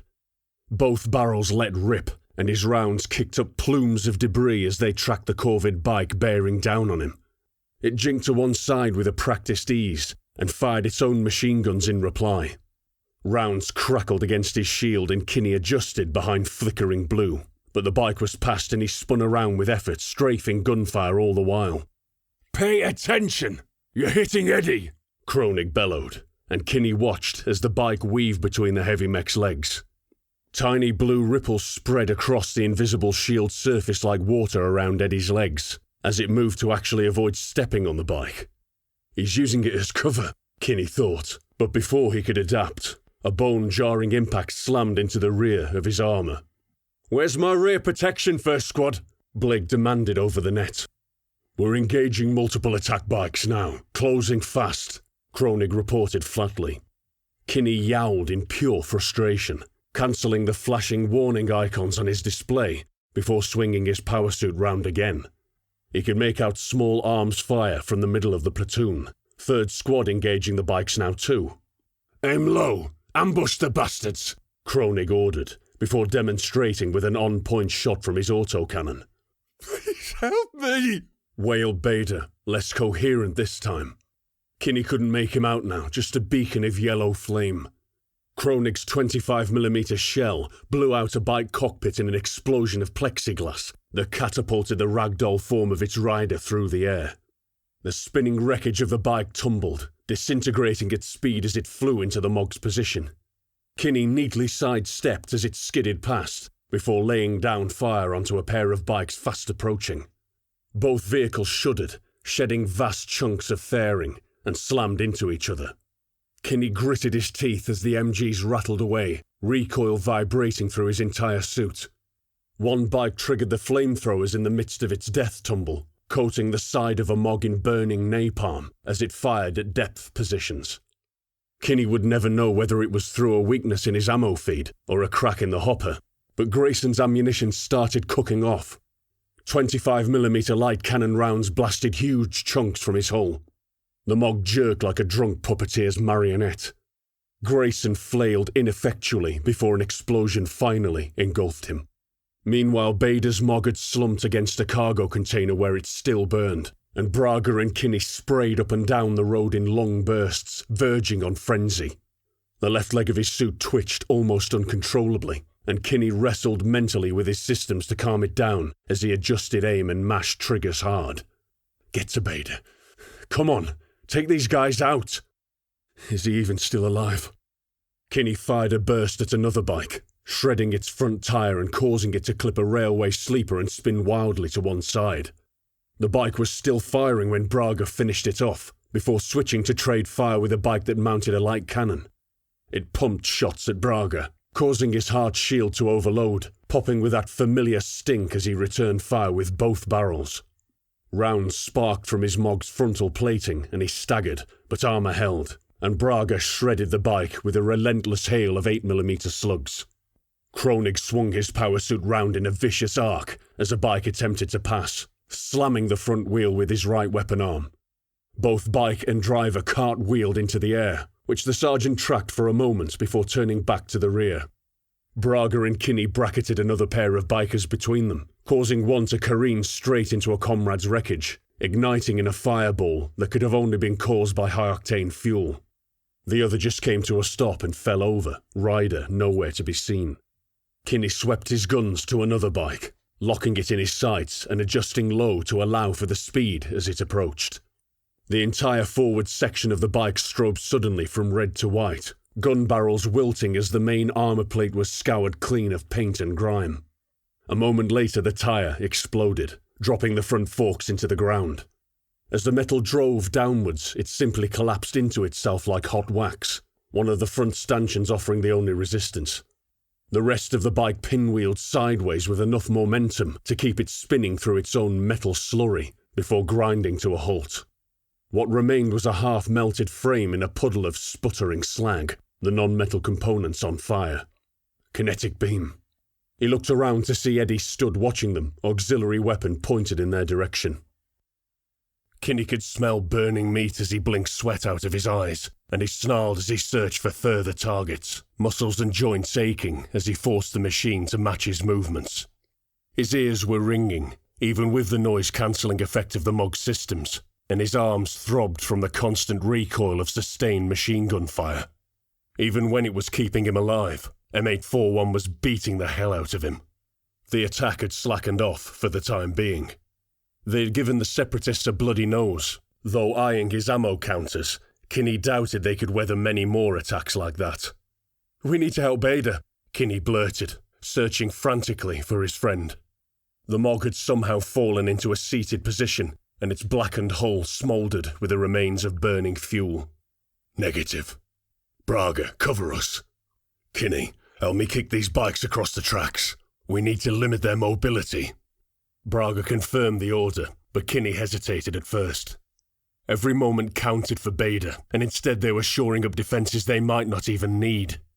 Kroenig's threat from that morning loomed heavily, and he knew the man had no tolerance for insubordination. "Roger," said Kinney, as he moved towards the closest bike husk. "Fuck you, Kroenig." In short order, they managed to close off most of the open space, while leaving a large enough gap at one side, should they suddenly need to double back. "First squad, sit rep," Kroenig said, audibly out of breath after kicking attack bikes around. "Braga, 55% ammo remaining, no shields. I'm still green." Kinney bounded towards the down MOG. "Kinney, 70% ammo, 60% shields, I'm green. We need to help Beta." He reached the charred power suit. A scream sounded over the squad net. "Roger, 800 yards, 2 volleys, narrow spread. Shot, over." Blake did the mental calculation and gently squeezed the trigger. Her cockpit shuddered as the quad-barrel cannon mounted upon her hull belched flame, lobbing rounds in a low arc over Wolfmother's position. She let 2 seconds pass, and squeezed the trigger again. "Tanks," Blake thought, somewhat alarmed. "In Nara's name, how did the Corvids get tanks?" It was obvious how they got into her sector. They had free reign of the district since the gate power had been sabotaged, but how they even procured them in the first place just raised more questions. Still, these particular tanks wouldn't last very long, and Blake felt a sense of redemption as she shifted position. There had been no hesitation this time. She had simply fallen back on her training and reacted automatically to the fire mission. She stepped to one side, crushing a cargo container in the process. Blake had to see. She needed to see the first shot she'd ever fired in anger. She managed to catch the impacts through Eddie's display. The first volley touched dirt in front of the fleeing tank's direction of travel and blasted columns of shattered concrete and muck straight up, disintegrating containers on both sides of the tracks. The tank slammed on the brakes and rolled into the quagmire of twisted sections of railway and falling debris. The second volley dropped directly onto their heads. All 3 tanks burst apart as though they had been constructed of dry twigs. Secondary explosions rippled as they split into pieces, and Blake let out a small whoop and stepped back onto the thoroughfare, narrowly avoiding stepping on a bike that sped past. "Wait, a bike? Where's my rear protection, first squad?" Blake demanded over the net. "We're engaging multiple attack bikes now. Closing fast," Kroenig reported flatly. That was the second time in short order that the old soldier had disappointed her. She was beginning to understand why he hadn't advanced any further in his career. She didn't reply, instead switching to the kinetic bully laser as the second bike sped past. She played the beam across the ground, melting concrete and catching the bike as it jinked in an effort to avoid fire. The rear wheel assembly was instantly turned into molten slag, and the bike tried to melt itself to the ground, failed, and simply spun on the spot. Blake raised a foot and stamped down, smashing the bike like it was an empty matchbox. She could feel the impact shudder up her leg as the cerebral jack interpreted her machine's actions into neural feedback. It was surprisingly satisfying. Turning her mind from bloodshed, she scanned the flanks as third squad bracketed and destroyed the other bike, while Wolfmother stood dangerously exposed out front. She had appreciated the heroics, but there was a gap that could be exploited, and she had to close it up. "Second squad, close the distance. Keep up with Wolfmother. Third squad, watch for gaps in the containers." She had to regain balance in the formation. As if hearing her, Wolf Mother strode out again, seemingly in deliberate mockery of her orders. She opened a channel and was about to order Rome to get the hell back when he beat her to the punch. Rocket trucks 900 yards, engaging with canister rounds. She could hear the clunk of auto-loaders switching out rounds in his machine before the signal cut off. Wolf Mother was enveloped in fire, multiple rockets slamming into it as the reckless colonel moved to engage once more, and once more his shields held. Blake could barely imagine the heat inside Rome's command pit and wondered how long he could keep taking punishment. Wolf Mother's snarling mouth spat flame once again, the canister round a blur in the air as it neared its target. The shell airburst several yards before impact. Blake could see thousands of flechettes expand in a dark cloud before tearing into the squadron of trucks. Designed for use against light vehicles, the canister round was in effect a giant buckshot cartridge and would be of minimal use against tanks or other decently protected vehicles. The rocket trucks, however, were shredded into scrap instantly before their payloads blew, still in their tubes. Thunderous booms rippled across the train yard, and Rome didn't let the sound die away before reporting that his sector was clear. Blake spun her heavy on its axis, rotating the upper body to face rear, while the legs remained still. She could see Kroenig's squad had taken a beating, and were just mopping up the last remnants of the enemy bike squadron. She pulsed the bully once and took out a single bike for them, before checking flank monitors again. Smoke trails, several rows of containers back, left of access of advance. The damn containers gave a false sense of security, but in reality offered practically no protection from armoured attack. There was at least another troop strength of tanks rumbling on their position right now. Their guns weren't all that powerful, but shields were finite, and it wouldn't take much to wear them all down. She opened a channel to Rome. "Tighten it up, we got armour on the left," was all she got out, before a scream blared from her internal speakers, filling the cockpit with a wall of sound. Damn! Kinney had to eject quickly if he wanted to save his friend. He didn't wait for orders, he just pulled both his arms out of their gauntlets in a practice motion and mashed the red control button on his diagnostic panel. The cockpit punched open, his assault harness clips detached, and he jumped from the mongoose, crossing the few yards to his stricken comrade with hurried strides. He could still hear the amplified scream blaring from his suit radio, and as he approached Bader's Mog he could hear that same scream muffled behind layers of rolled steel plating. He ducked under a smoking weapon arm, and gloved hands fumbled with the emergency release lever situated below the mongoose's armpit. The rubber cover had melted through, and Kinney grit his teeth as he grasped the scalding hot lever, hot enough to hurt through suit gloves, and yanked it hard. The cockpit and thigh plates wheezed open with a sucking sound. Partially melted rubber seals left gummy strings in their wake, and a wave of steam rose from the cockpit. The smell hit him first, that of burnt hair and pork. Resisting the urge to vomit, Kinney stood on the access steps to assess the situation. Without looking at his friend, Kinney reached up and manually cancelled the radio transmission, then reached behind Bader for the personal first aid kit. A mighty crash sounded behind him, followed by multiple reports of heavy weapon fire, but Kinney paid it no heed as he tore open the Velcro pouch and laid it out on the diagnostic panel. Bader was red raw. His skin was blistered and hot to the touch. His screaming was hoarse, more like an agonized groan, and not loud at all when the man was right in front of him, which made it all the worse. Parts of his jacksuit had melted into his skin, including the large metal zip that closed up the front. Kinney could see no way to help Bader without surgery. He grabbed a large dose of analgesic from the medkit and stabbed the auto-injector into Bader's leg. The screaming stopped almost immediately, and Bader grinned at Kinney, blinking through unfocused, bloodshot eyes. "Can you see okay?" he asked.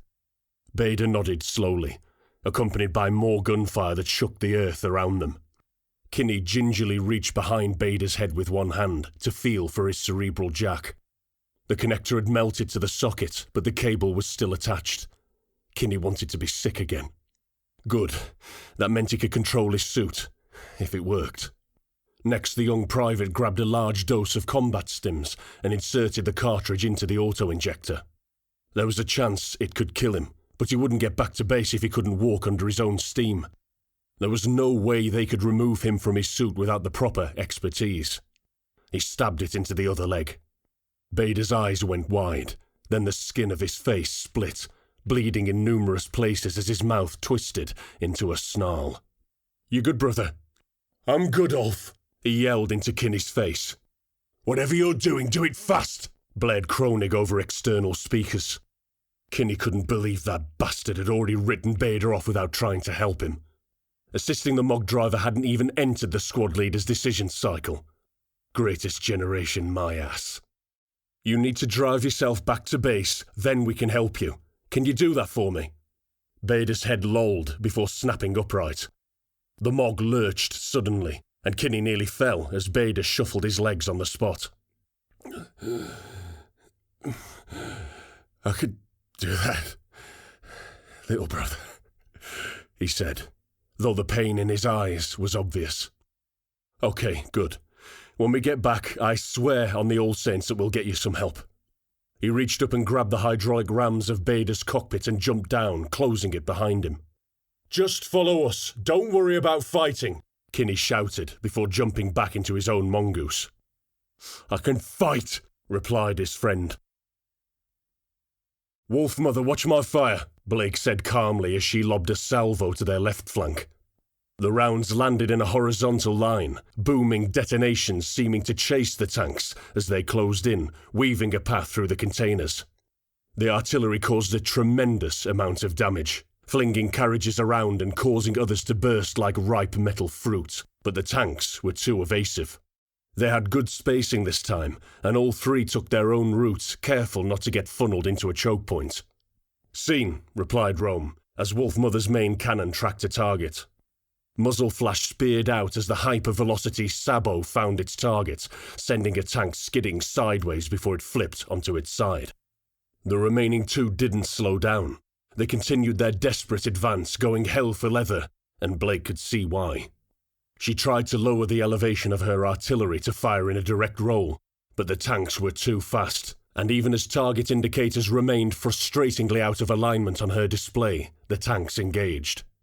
One shell washed across her shield, blanking out her display momentarily in a broiling wave of blazing yellow. The other missed, and Blake punched out with a bully beam. The tank slowed, being forced to a standstill by the beam, paint bubbling on its frontal armour, and Rome fired again, timing his shot to obliterate the target with deadly accuracy. The last tank fired, and shields flared as Blake reacted on instinct and kicked out, hitting a cargo carriage full force.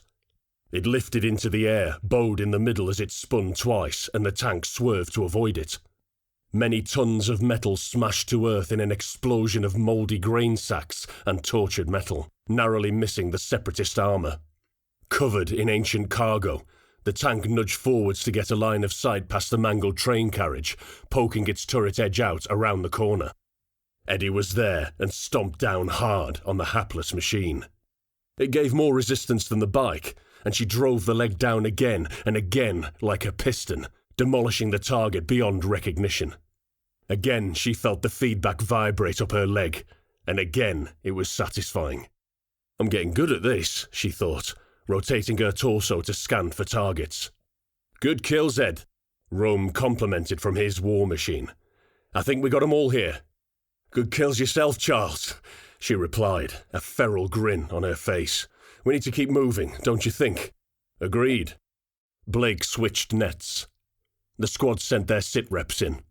First squad had been hit hard, with one dead and one wounded.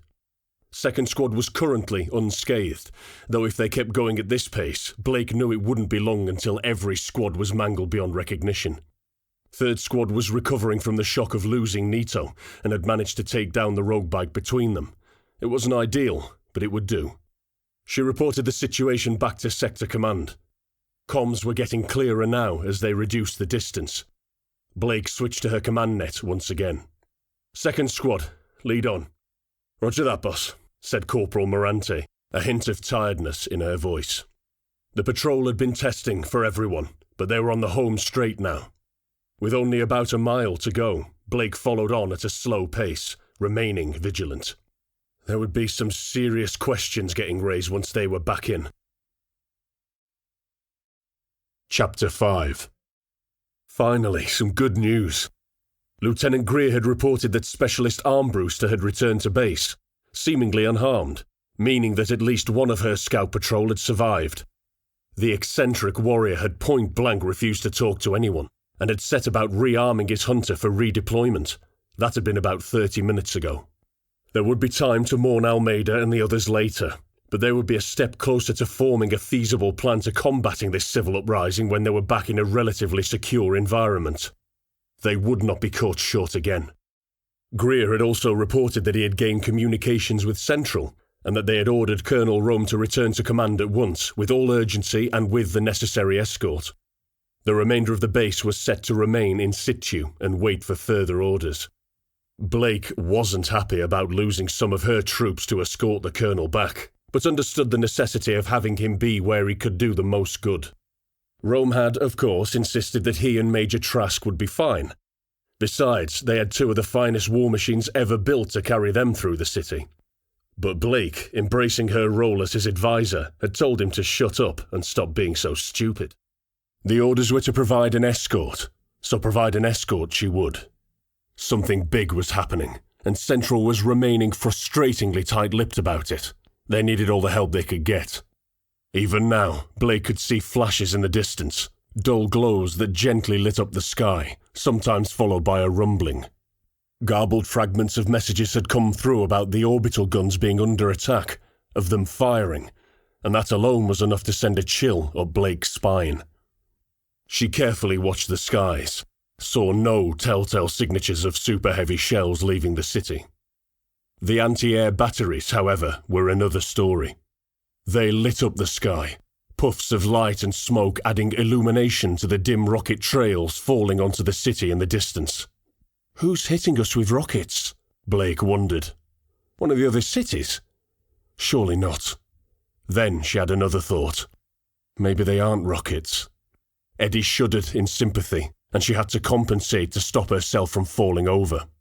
She had to come to terms with the fact that the revolution, usually spoken of in jest, after all, how could that unwashed COVID rabble organise anything remotely threatening, may actually be occurring. She feared for the great leader. Blake had no frame of reference for this. Else, Rome had no frame of reference for a revolutionary war. She wanted the best information, and believed that it was proper for her troops to know what could be coming. Blake chewed her bottom lip as Eddie rounded a corner, and the base gates loomed, beckoning the platoon to enter. Against her better judgment, she transmitted on the squad net. "First squad, this is Eddie, over." "First squad, go ahead," came Kronig's monotone response. "You fought in the last war, Sergeant Kronig. How did it start?" "Ed, are you sure?" Rome started. He'd had the same reservations as her. Many officers believed it best to keep everything on a need-to-know basis. There was no sense in causing a collapse of morale by voicing unbaked theories and presumptions, but for once, Blake didn't agree. She decided to put faith into the intelligence of her troops. The broad strokes of the uprising were taught at the officer academy, but it was all propaganda, coloured as a mighty victory for the true loyalists, overthrowing their corrupt dictator to usher in a new age of prosperity. The minutiae of the individual chain of events were glossed over. Evidently, the establishment was paranoid of their officer cadre getting any bright ideas. "Yes, I'm sure," Blake responded bluntly. "We need to know what we're getting into here." "It happened much like this, boss, but the other way round. Army units started leaving their posts, and it was the civvies that rose up to try and stop us. The last leader was massively popular with the people." "But what did you do specifically? Where did you strike?" There was a long silence, and Blake could practically hear Kronig's mind drawing parallels with recent events. "We jammed city radio on all frequencies to sow confusion. Our units had been given individual missions that required no greater overview. It had been in planning for years, and we could operate without comms." Kronig sighed. "We then sabotaged the gate grid to allow ease of movement, as well as denying access to the enemy. It's on a separate network from the city power, so it would remain operational in case of a complete shutdown. Blake shuddered before she interjected. Then you took the orbital guns. Then we took the orbital guns, Kronig confirmed after a pause. What did you do after that? The feeling of dread had wormed its way through her whole body now. We stormed Central Command and executed the leader, while the city was too busy dealing with the chaos of army units running wild to organize anything to stop us. Shit, Blake thought. What's Central keeping from us? Captain Blake decided there and then that upon returning to base, she would petition to Central to relocate her entire company to District Command. It made no sense for every subunit to be an island, waiting to be picked off by the numerically superior separatists. She was willing to lose ground, if it meant being alive to retake it at a later date. Boss, Anna Morante said from up front. This isn't no riot that's got out of hand, is it? It wasn't phrased as a question. No, Corporal Morante, she replied. I don't think it is. Look, there it is. That big gate welcoming us home. Kinney was chatting incessantly over a sub-channel. As soon as we get you back in, I'll get the ops room to get a doctor sent over. You'll be patched up in no time. He didn't believe a word of it. Bader had been dropping behind steadily. His Mog stumbled sluggishly behind the patrol and they had to keep stopping to allow him to catch up. Kinney cursed the system. There were no recovery vehicles at Sector 78. It had been deemed of such low importance that if they'd experienced breakdowns, they usually just left the mech in place with a guard overnight until a recovery wagon could be scrambled from District in the morning. That would not do right now. There was a man dying in there, and Kinney was waffling at him to keep him conscious. You still with me, brother?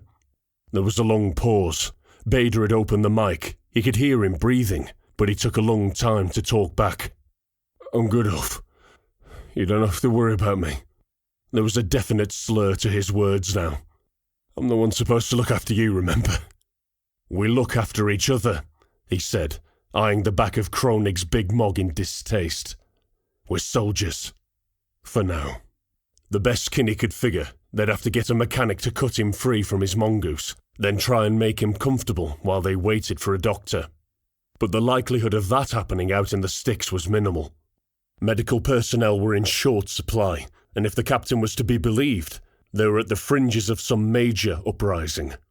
Kinney was half considering just jacking it all in right there, dropping from the patrol to go find his brother and join the right side.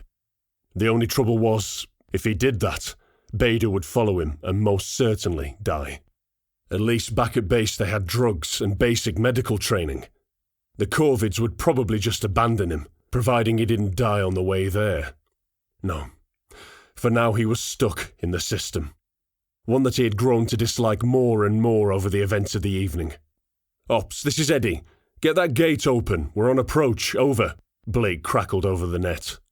That damned interference had lessened, but it was still present, limiting their communications to short-range VHF radios. Roger, opening now, came the barely workable response. The heavily armoured gate shifted on oiled rollers and began to slide out of the way when a piercing squeal of feedback blasted across the radio. Ah, shit! Kinney exclaimed. The whole platoon had stopped dead, such was the impact of the noise. It felt like needles being forced into his ears, and Kinney hurriedly turned the volume down on his radio. Can anyone hear me? He sent over the net. Nothing. He switched to the command channel and tried again. Nothing. Kinney tried channel hopping, setting his radio to random frequencies, but it was all the same, a persistent screech that invaded the mind and made it hard to think. Then it cut out. Welcome, Brigador, said a voice with peculiar inflection. It was synthesized, utterly inhuman, sounding how Kinney would imagine a mech would speak if it had a mind of its own. What in the hell's is this? Great leader has died. Solo Nobre must fall. Here is your contract. The voice went on to detail the objectives of a corporation calling itself the SNC. The young private sat in silence, as it said the population should destroy vital infrastructure, disable the orbital guns and overrun military outposts. The contract was open to everyone, regardless of rank or social status. Kinney didn't even have to sign anything. Action alone would be enough to be granted generous compensation. Great Leader is dead. How is this possible? His mind reeled. The Great Leader was an immovable rock, regarded as practically a living saint by the older generations. He was rarely seen outside of Central. He spent all his time buttoned up in the most secure location on the planet, yet the corporation had got to him. It was happening, Kinney realized. It was really happening. The Corvid dream of breaking the blockade, opening lines of communication with the corporations and reintegrating into the galaxy at large, all was within grasp. Kinney moved slowly back towards the city, taking a single step. Ulf, what's going on? Don't worry. It's okay, brother. Everything's okay, Kinney told his old friend. I take it everybody heard that, Morante said over the squadnet. Nobody replied. What do we do now? Kinney was expecting Kronig to come growling across, telling them to carry on back to base and carry on as normal, to shut up and follow orders or whatever. But his not-a-mog just stood there, immobile. It seemed even the officers were at a loss for words. Neither of them had spoken since the transmission ended. At least the interference had gone. Eddie, this is Ops. Did you hear that? Kinney recognized Lieutenant Greer's voice. There was a commotion. Major Trask was yelling in the background. Something about getting Rome to Central right now, and he was back on. Eddie, Ops, that's what I was telling you about before you left. The message on the bulletin boards. It's the same contract. Blake replied this time. Did it mention anything about the Great Leader before? A pause. No, that's new. We don't know what to make of it. Central isn't replying either way. Again, Major Trask acting delirious in the background. Ops, this is Wolfmother, Colonel Rome said sternly before the big machine started walking again. Tell Major Trask to calm down. I'm fine. We'll figure things out when we get back in. In the meantime, we'll carry out our last known orders. He walked past Second Squad, impatient to get back inside. Shock started to wear away, and the rest of the platoon started to shuffle forward, all sense of formation lost. It seemed as though everyone was lost in their own thoughts and just blindly following on. Only Kinney remained still. As Bader limped past, his pain evident even in the stride of his armoured machine, he was paralysed, unable to move. The revolution was real. All the stuff he'd been brought up to believe was happening in his lifetime, tonight, right now. But he couldn't just abandon Steve Bader. He watched Wolfmother pass the front gate up ahead, the stylized heads running up its flank armour now partially blackened and flaking away, and came to a decision. That was when the base exploded. Chapter 6. It wasn't a single blast. First the ammo magazine went up. The whole thing, as though it had been rigged to blow. The flash was so bright it washed out every visual feed within 2 miles. Then, within nanoseconds, the generator, buried a full 100 yards underground, suffered a catastrophic meltdown. It was fully armoured, the fusion core capable of withstanding a direct strike from an orbital cannon without causing a rupture, but it went up all the same. The ground heaved, coughing tons of soil and shattered concrete into the air, as though the earth itself had come alive and was taking its first deep breath, then disappeared into a cavernous hole. Then, just for good measure, all of the gate defences detonated simultaneously, even as they collapsed into the newly formed crater, just in case the previous 2 cataclysmic explosions weren't enough to disable them. It was a fairly simple task to overload the individual power cores throughout the network system, if you were so trained. The QRF platoon didn't experience this. All they felt was a cacophonous hellstorm of light and sound. The shockwave flattened every MOG, without exception. The nearest one skidded back along the road, carried along by it, shields flaring all over from debris impacts. Eddie rocked back, being forced to take several steps backwards to remain upright. Blake could feel a cold dread at the back of her mind. Had she trodden on a power suit? When visuals came back online, the base, the entire square mile of it, was gone. Wolfmother stepped away from the crater edge. The shields were gone. Already reduced, They never stood a chance against the ferocity of the forces that had been unleashed. The mighty machine turned, and Blake saw that the front armour was glowing, partially melted like a waxwork parody of itself held in front of a candle. The rapidly cooling plates were the grey of brushed steel, as though the paint had been sandblasted off, and the war mech's tremendous weapons had been damaged beyond recognition. Blake couldn't allow the shock to set in again. Don't worry about what just happened. Concentrate on the now.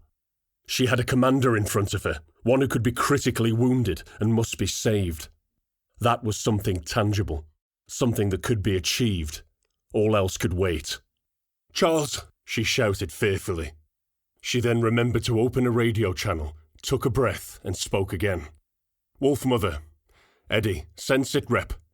Wolfmother's upper glacis burst open, the tortured composite armour plates opening like some vile, overripened fruit. It was a perfect shot, targeted to kill the heavy mech pilot, a difficult hit to make from behind. The shock hit then, and Blake stared open-mouthed, though her subconscious registered the telltale air distortion that trailed in the wake of the strike. "Railgun slug." "Sucks to be him," said a voice over the net, one who Blake didn't think she'd hear from, seeing as he should have just been atomized. "And you were doing so well," Specialist Armbruster told her, his voice free of emotion. Armbruster? But how could he? Blake's muddled thoughts aligned with a sudden pinpoint clarity. He's taken the contract. To hell with this. Eddie shook as the 155mm barrels thumped in sequence from the upper carapace, launching shells on a practically flat trajectory. She aimed in the general direction of the railgun shot, following the disturbed air back to its source. The range was short, and the high-explosive shells impacted almost immediately, throwing up great clods of recently churned earth, still steaming from the terrible devastation endured by the sector base. Wolfmother's carcass teetered on legs no longer under instruction, and fell, backlit by terrific flashes and a storm of glittering shrapnel. The machine crashed to the ground, going unnoticed by the captain, so set was she on walking rounds into the smoking crater. The effect of her fire, up until recently so impressive, was like firecrackers in a tin pot in comparison to the sabotage Blake had witnessed. She could barely hear the impacts. "All call signs!" she screamed over the net. "Kill the traitor!" But she was the only one firing. The much smaller mongoose units were collecting themselves off the ground. Those that had come to rest on their backs were unable to stand unaided, and the squads were a mishmash of individuals pulling each other to their feet, the squad net alive with barely comprehensible chatter and cries for help. What's happening, brother?" Bader slurred, as Kinney and Braga each took an arm and hauled the Mog to its feet. "I've no idea," Kinney replied.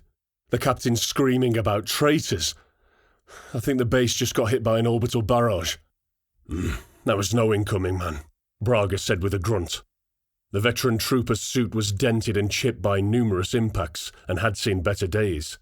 Nevertheless, he spun quickly to cover outwards arcs after he helped Bader up. The base just went boom, like the magazine went up. Kinney contemplated this, half listening to Sergeant Kronig demanding a sitrep from the captain over the command net. She had got herself in a state of berserker rage, and Third Squad was scrambling out of her way as she slowly stomped in circle, pounding fire into the thick smoke. Kinney figured she must be tracking something on her scanners. Her gear was far more advanced than the Mog's, and she could probably see whatever hit the base. "Come on, boss. Did you think I wouldn't relocate after my shot?" Wait, was that Armbruster's voice?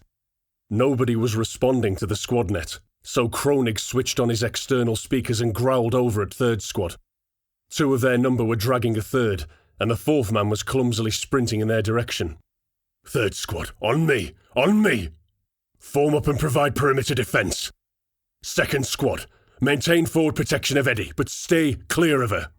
The grizzled sergeant then switched back to the command net without waiting for a response. "Eddie, this is First Squad. You need to stop moving so fast. You're at risk of hurting your own men." Even as he spoke, an armour-shod foot slammed down, cracking concrete mere feet away from the mongoose drivers. Kinney looked across at the struggling Third Squad members and decided to run over to help. The prone Mog seemed unable to stand up, and he thought he could lend a hand. He'd only taken 2 steps when the air distorted and 2 of the Mogs were gone. The one lying on the deck, and one of his would-be rescuers, obliterated. They'd simply vanished, leaving nothing but a smear of dark brown something for 20 yards to Raynolf's left. Kinney had no way of telling who had died, as the hypersonic crack followed the route of the railgun slug, which had gouged itself a crater in the ruined road half a mile back. The surviving Mog was stood, holding a severed gauntlet, still containing a flesh and blood arm which dribbled fluids from a ragged stump. The driver turned it dumbly in front of his forward optics. Kinney screamed at the Mog driver, who snapped out of his stupor and lumbered over. Kinney pointed out Kronig, bawling at troopers further down the road, and the pair returned to first squad's position. They were now back to full strength after absorbing the remnants of third squad, not counting the critically injured Bader, who had been no good in a fight. They were a few hundred yards down the road, moving back towards the rail depot, staying clear of Eddie's unpredictable movement. The war machine kept lobbing shells around in a wide arc, but it had finally come to a standstill. The squad moved off of the street, into the relative cover of the edge of the train yard, hunkering down amongst an ancient scrap heap that had been piled 20 feet high against the site entrance. Kronig spoke over the squad net. "I'll give her a minute to calm down, then try again. She's no use to us like this. Cover your arcs." Kinney grunted an affirmative and looked back. He could just make out second squad at the edge of the base crater. He counted 5 Mogs. It seemed that, by some miracle, Morante's squad was still yet to take a casualty. Kinney thanked the saints for their protection, then shook his head once, an exaggerated movement. He wasn't usually one to pander to the superstitions of the old ones. "What just happened, Sarge?" Kinney asked, trying to get to grips with recent events. The reply was devoid of the usual sense of self-assured confidence that radiated from the old NCO. "When I know, I'll tell you." A loud beeping noise buzzed in Blake's ear. She snarled and squeezed her triggers hard enough to turn knuckles white. She could feel calluses forming on her palms from so much use of the lever controls over the last few hours, and she cursed herself for not wearing gloves. Blake felt herself breathing heavily and began to regulate it, forcing herself to settle, her chest heaving through the effort. She wiped spittle from her chin with the back of a hand and released the trigger with the other. A noise stopped, one that she only became aware of in its absence. Empty autoloaders whirring around, trying to extract non-existent rounds from ammo carousels that cycled regardless of supply. The beeping was irritating now, and she looked at her dazzling array of diagnostic displays. Primary weapon, ammo depleted. Armbruster had been using friendly radio channels to taunt her, meaning he could be easily triangulated regardless of visual acuity. She had used this to fire using instruments, following a blip that had overlaid on her tactical screen. It was only now that she realized they were no empty taunts. The specialist hunter had been doing it deliberately. He had been talking and moving, drawing fire in order to drain the QRF platoon of its most potent firepower. She looked at the blip, now stationary and getting achingly close. The tall, skinny chassis of the Buckmaster class paused on the edge of the smoking crater. It was right in front of second squad, no more than 50 yards distant, hints of the curved upper carapace visible when the wind blew particularly strong. She knew she had to do something. If one of the squad simply looked up, they would surely notice the distinct lines of a scout mech, and it would be as good as signing their death warrant. The tips of railgun plates pointed at her menacingly. Blake's mind raced. How many slugs could she take before her hard shields failed? Would it be long enough for a kinetic laser to finish it off? One way to find out. She thrust her controls forward and charged, full power at the crater, finger playing over the trigger of her auxiliary weapon as she watched the range counter tick down. Armbruster did not fire. The outline of the hunter just quietly moved backwards, and she lost sight of him, invisible in the smoke once more. "Well, this was fun," he said, before her display scrambled momentarily, and the blip representing him vanished. He's triggered his electronic warfare package. Scouts were equipped with tech that actively jammed sensor suites, making them all but immune to electronic detection. They were known as silent running kits, and in the absence of line of sight practically turned the leg unit into a ghost. "Get out of the way!" Blake shouted, A second squad scrambled to either side of her advancing engine. She barreled into the smoke, rotating her turret left and right, scanning for targets. She played the beam of a kinetic laser about, hoping to register a hit, watching the smoke burn up as the bully beam superheated the air in a jagged line, but there was nothing there. There was no way she could catch up with Armbruster now. His machine was lightly armoured and had superior speed. The captain released her trigger, and Eddie stood in the immense crater, 40 feet of walking doom, completely impotent. Nothing to do with all that strength. Blake cursed inwardly. Even in her worst nightmares, she could not have imagined a day like this. What in the seven hells would she do now? Everything was ruined. Practically all of her command was dead. Her leader was dead. Her friend was dead. Her prospects for promotion were dead. For all she knew, the entire New People's Army had been routed, and they were the only remnants. "Mum," Anna Morante said softly over the squad net. Fire still burnt all over the base, and occasionally some ammunition would cook off, sounding as though bands of people were hiding out of sight, stealthily making popcorn. As the smoke slowly cleared, being wafted away by prevailing winds, Blake could see the mangled remains of buildings and heavy vehicles. Her buildings and her heavy vehicles. Here and there she saw charred bits of meat, none of which could be identified as human. A lone heavy mech stood, Greer's by the look of it, in what was left of the garage complex. The entire building had been gutted, leaving naught but several crooked support pillars and a few crossbeams that led nowhere. The machine was slumped, blackened and melted to the ground in a barely recognisable lump. But it still stood. "Mum!" Morante repeated. This time her voice shot through with steel. All pretense of voice procedure was gone now, and Blake didn't care. What was the point if anybody could be the enemy? They would recognise call signs, no procedures. There was no such thing as operational security when your entire military could be the opposition. "Blake, what are your orders?" Edwina snapped out of her melancholy and looked around her. "Keep looking out," she said, her voice strained. "I've lost that bastard Armbruster. He's still out there." "Did he do this?" Anna could not keep the disbelief out of her voice. "I'd bet my life on it, Corporal. He sided with the corporation. He sold out his loyalties." Blake spat the last sentence. Damn. The reduced squads of Mogs had reassembled themselves without instruction. There were 11 left in total. She'd lost another 2 soldiers without even noticing. Blake swallowed. "Who died?" she asked. "Carter and Delgado," Kronig reported. "I folded Victoria and Machado into my squad, bringing us up to 6, though Bader is combat ineffective."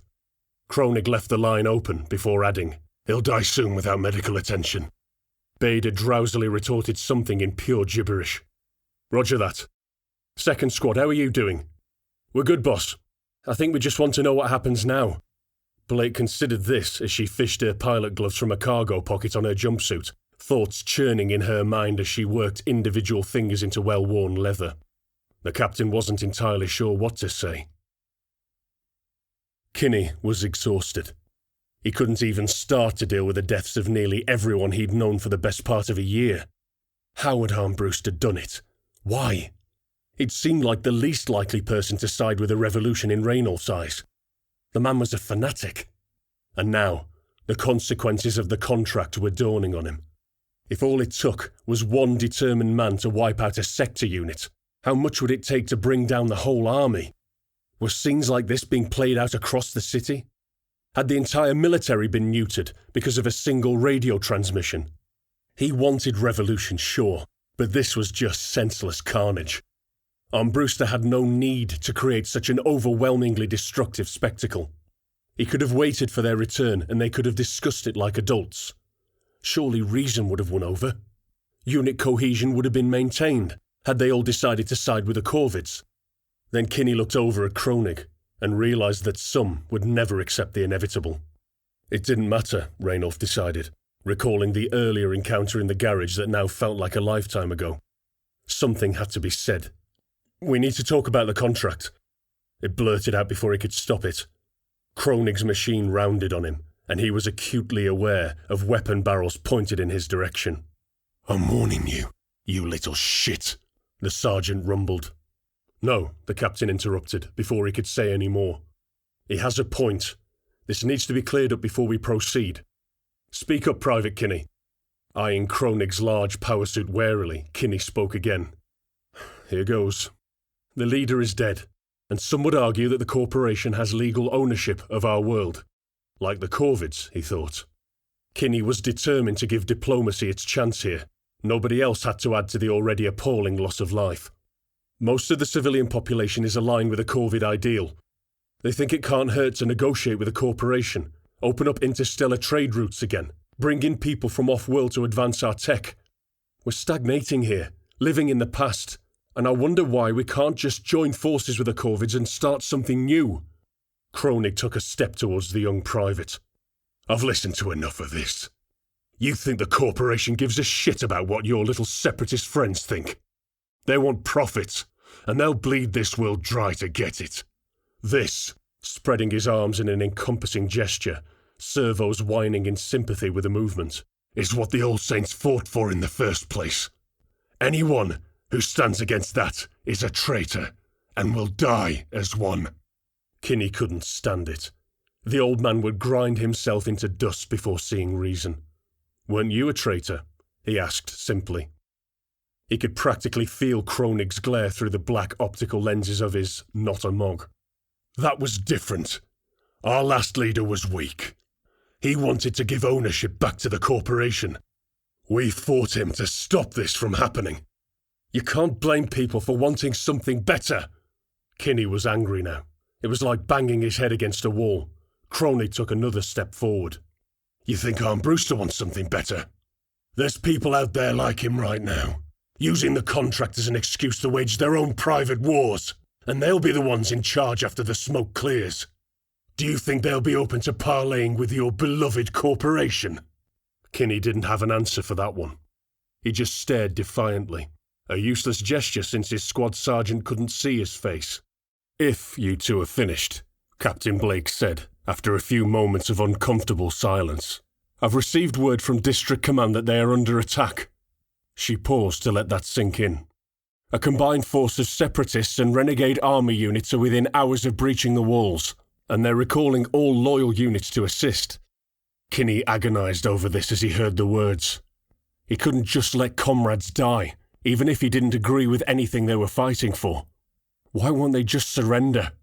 Now, Blake continued, I frankly don't give a shit what you people believe, but you signed a contract and swore an oath, so I'm holding you to it. The torso of Eddie swung down, and the captain made sure that every individual Mog felt the scrutiny of the bully laser's targeting optics. I'm going to support my fellow soldiers. Are any of you coming with me? I will fight to the death to protect our nation, said Kronig bluntly. I'm a soldier. I'll do my job, said Anna, sounding quite weary about it. What about the rest of you? Blake asked. Do any of you wish to carry out the corporation contract? Please bear in mind that upon severing your service to the military, you will immediately be designated a threat. Kinney's heart leapt in his mouth for a moment. He contemplated it. He really did. Kinney nearly spoke out, despite an imminent violent death being the outcome. Eddie turned back towards the city and started to walk with that telltale thudding gait. Kinney watched as the Mogs fell into their squad formations and followed on. He saw Bader, half comatose and in terrible pain, blindly lope behind Kronig like a loyal dog, and let out a shout of pure exasperation. It echoed loudly inside the power suit, heard by nobody but him. Then Raynolf grit his teeth and began to walk. I thought so, said Edwina Blake. Chapter 7. Armbruster was restless, eyes flitting about warily as he ground his teeth, only half concentrating as the hunter loped along at speed.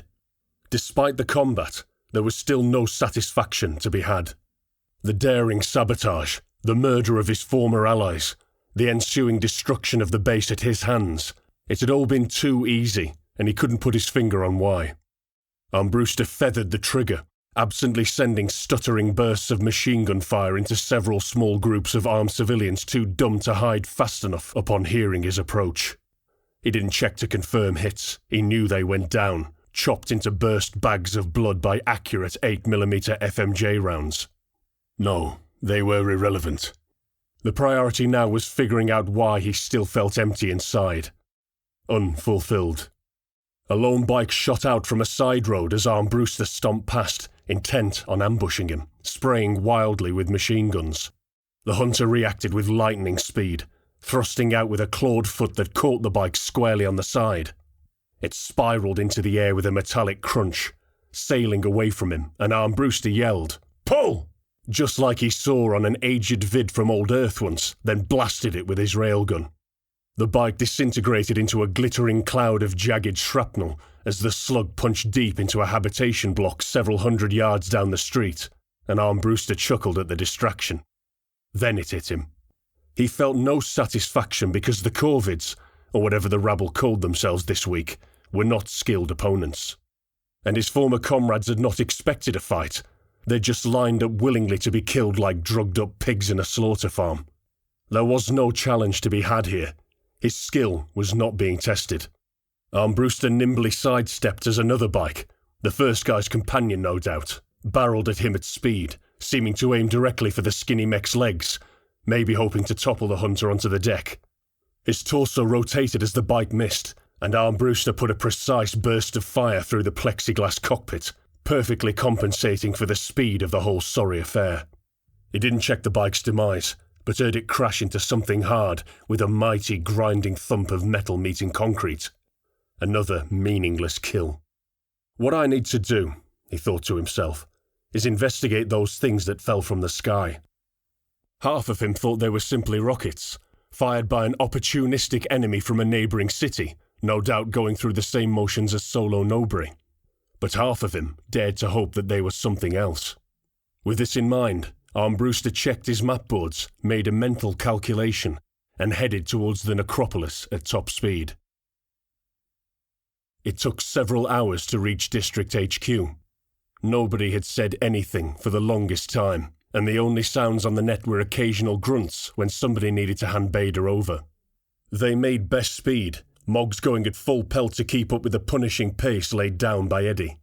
The much smaller machines had great difficulty maintaining their rate of advance, as much due to the fact that Mog drivers were literally walking, their suits interpreting movements and copying them with artificial musculature, as with their size. The captain, by comparison, was a true pilot, sat in her command pit, her machine controlled by a combination of mind impulse and lever controls. For her, it was considerably less taxing. Any semblance of formation was lost, and the whole QRF was strung out in a haphazard convoy, grouped dangerously close together while Eddie forged ahead.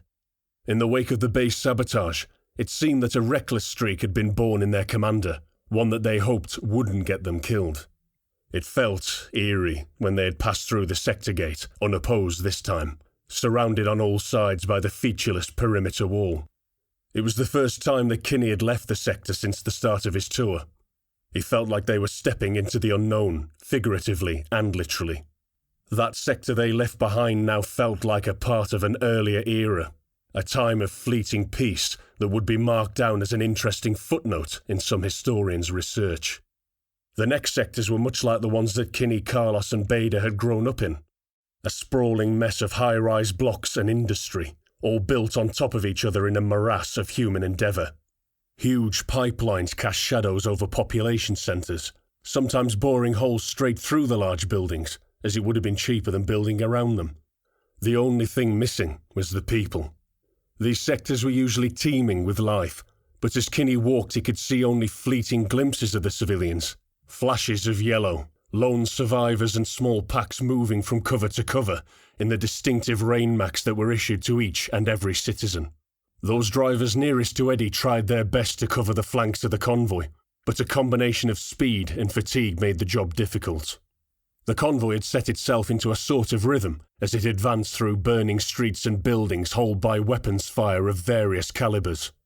Kinney saw a family, mother, father and 2 kids by his guess, huddled in their living room on a ground-floor apartment, gripping each other tightly. Their home no longer possessed a front wall, and they were exposed to the rain as they shivered in yellow against the cold. 8 bright eyes stared at his Mog as the convoy passed, blank expressions on dirty faces. Kinney was quickly becoming accustomed to the sight of shock on a person, and knew that they would be unresponsive for some time. An unspoken command had rippled through the unit. Every Mog driver took turns to hold each of Bader's hands, one driver on each side, effectively pulling him along. Usually, if a Mog driver becomes incapacitated, in the absence of a recovery vehicle, another driver can link up to his suit via a thickly insulated slave lead, so one trooper takes on the cerebral load of 2 suits to get them back to a safe zone. A cursory check of Bader's heat-damaged suit had confirmed Kinney's suspicions right away. The slave socket was melted. So they dragged him onwards. To Kinney, he was reminded of a time when he must have been little more than 5 years old. Carlos, Bader, and himself had been playing out in the deads when they noticed it was getting dark. The young boys had lost track of time. They weren't meant to leave the block when their parents were working the mines, but boredom had got the better of them that day. The 3 children had held hands, gripping tightly in a little line, wandering the alleys until they stumbled into a pack of miners coming off shift. Luckily, the men had recognised the boys and took them home, but Kinney had never felt so scared in his life. He never wondered again after that. Raynolf gave his friend's hand a comforting squeeze that wasn't returned, and his opposing number indicated that he wanted to change. When one trooper became tired, he simply gestured to the next in line to take his place before surging up the convoy, taking position to cover the flanks. In truth, both patrolling at speed and dragging Bader was similarly taxing, but the comforting routine of doing something useful helped to steel the tired soldier's resolve. It was somewhat miraculous that Bader was still standing in his present condition, and Kinney broke character to thank the saints for his continued survival. Kinney gave Bader's hand another squeeze without thinking, then wondered if it was actually for Bader's benefit or his own. As he pondered this, they trudged on. By the time they had filtered through the 3rd sector gate, the novelty of passing them had worn off. The convoy gave a wide berth to the gargantuan, still-burning corpse of a command tower that sat, ominous in death, in the middle of the narrow highway between sectors. A literal mobile fortress, it had apparently died defending its gate, surrounded as it was by the broken and ruined shells of enemy vehicles. The once proud machine stood nearly 100 feet tall, dwarfing even Eddie in its reduced majesty as a funeral pyre. Kinney wondered what in the 7 hells could have the power to destroy such an incredible feat of human engineering. He hoped not to find out. They had passed through 3 full sectors without incident. Evidence of fighting was everywhere, as though every sector had erupted into violence simultaneously, which Kinney figured was exactly what had happened. Bodies littered the streets.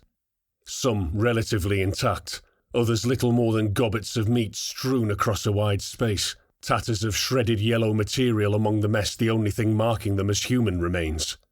In Sector 76, a pile-up of hundreds of civilian cars had occurred. The panicking population no doubt tried to flee via the gate, and found themselves trapped in a choke point. Most of the vehicles were now burnt out as the convoy approached. Eyeless sockets stared from grinning blackened skulls, their bodies partially fused with car seats. The vehicles were jammed so closely together, the people hadn't been able to open doors to escape the flames. Kinney felt sick to his stomach, as he noticed that the charred roofs of many of the vehicles were punctured in multiple places. They had obviously been hammered by high-caliber shells from above. Mechs had done this, or grav tanks. Something that could fly, maybe. Whatever it was, that kind of tech was owned primarily by the army, and Kinney tried not to imagine rogue soldiers pouring incendiary rounds into gridlock traffic. He failed. The convoy had stopped, while Eddie surveyed the scene. Kinney looked to the skyline, hidden behind yet another sector wall, towards the centre of the city. It appeared as though everybody with a gun was heading there, drawn like moths to a flame as the horizon burnt ever brighter. Tracers laced the sky with increasing frequency, and if he strained, the Mog driver could make out the sounds of gunfire and explosions over the walls. "There's no way around," Blake said, after carefully considering her options. "We need to go through this." She took the first step and cringed. The cheap stamped metal shell of the civilian car offered practically no resistance as she ground it flat. It was nothing like stomping on tanks. There was no threat here, nothing alive even, and that somehow made it worse, that the people inside the cars were allowed no respite in death. They would be defiled by the awesome weight of her war machine, and all because she needed to get somewhere fast. She stepped on another one. It was impossible not to, they were packed so tightly together. Blake kept her pace slow as Eddie crushed the traffic jam, and watched her minuscule rear display carefully. The Mogs were having a harder time of it. Kronig simply smashed the cars with blows of his weapon arms, the thin material no competition for his armoured bulk, to allow him to more easily walk over the things. Some of the others tried to clamber atop the cars, clumsily hoisting themselves up with futile motions, for as soon as they put any weight on the burnt husks, they crumpled like cardboard boxes under the hefty suits. Blake's eyes shot across to scrutinise the main display, and zoomed in on a portion of the sky up ahead. Rocket contrails again, in formation no less, streaked down from above in a diagonal curve. Blake estimated where their trajectory would take them, as they were chased by flak shells fired from wherever, that burst in dark veils of spinning fragments. The effect reminded her of a particular kind of fungus that puffed out clouds of spores when disturbed. The fungus grew all over the city. It thrived in a dirty environment, and caused no end of respiratory problems amongst the old and infirm. I think these clouds are slightly more deadly, Blake thought absently, as she factored in orbital gun density across the city, and realised she knew where they would touch down. The necropolis.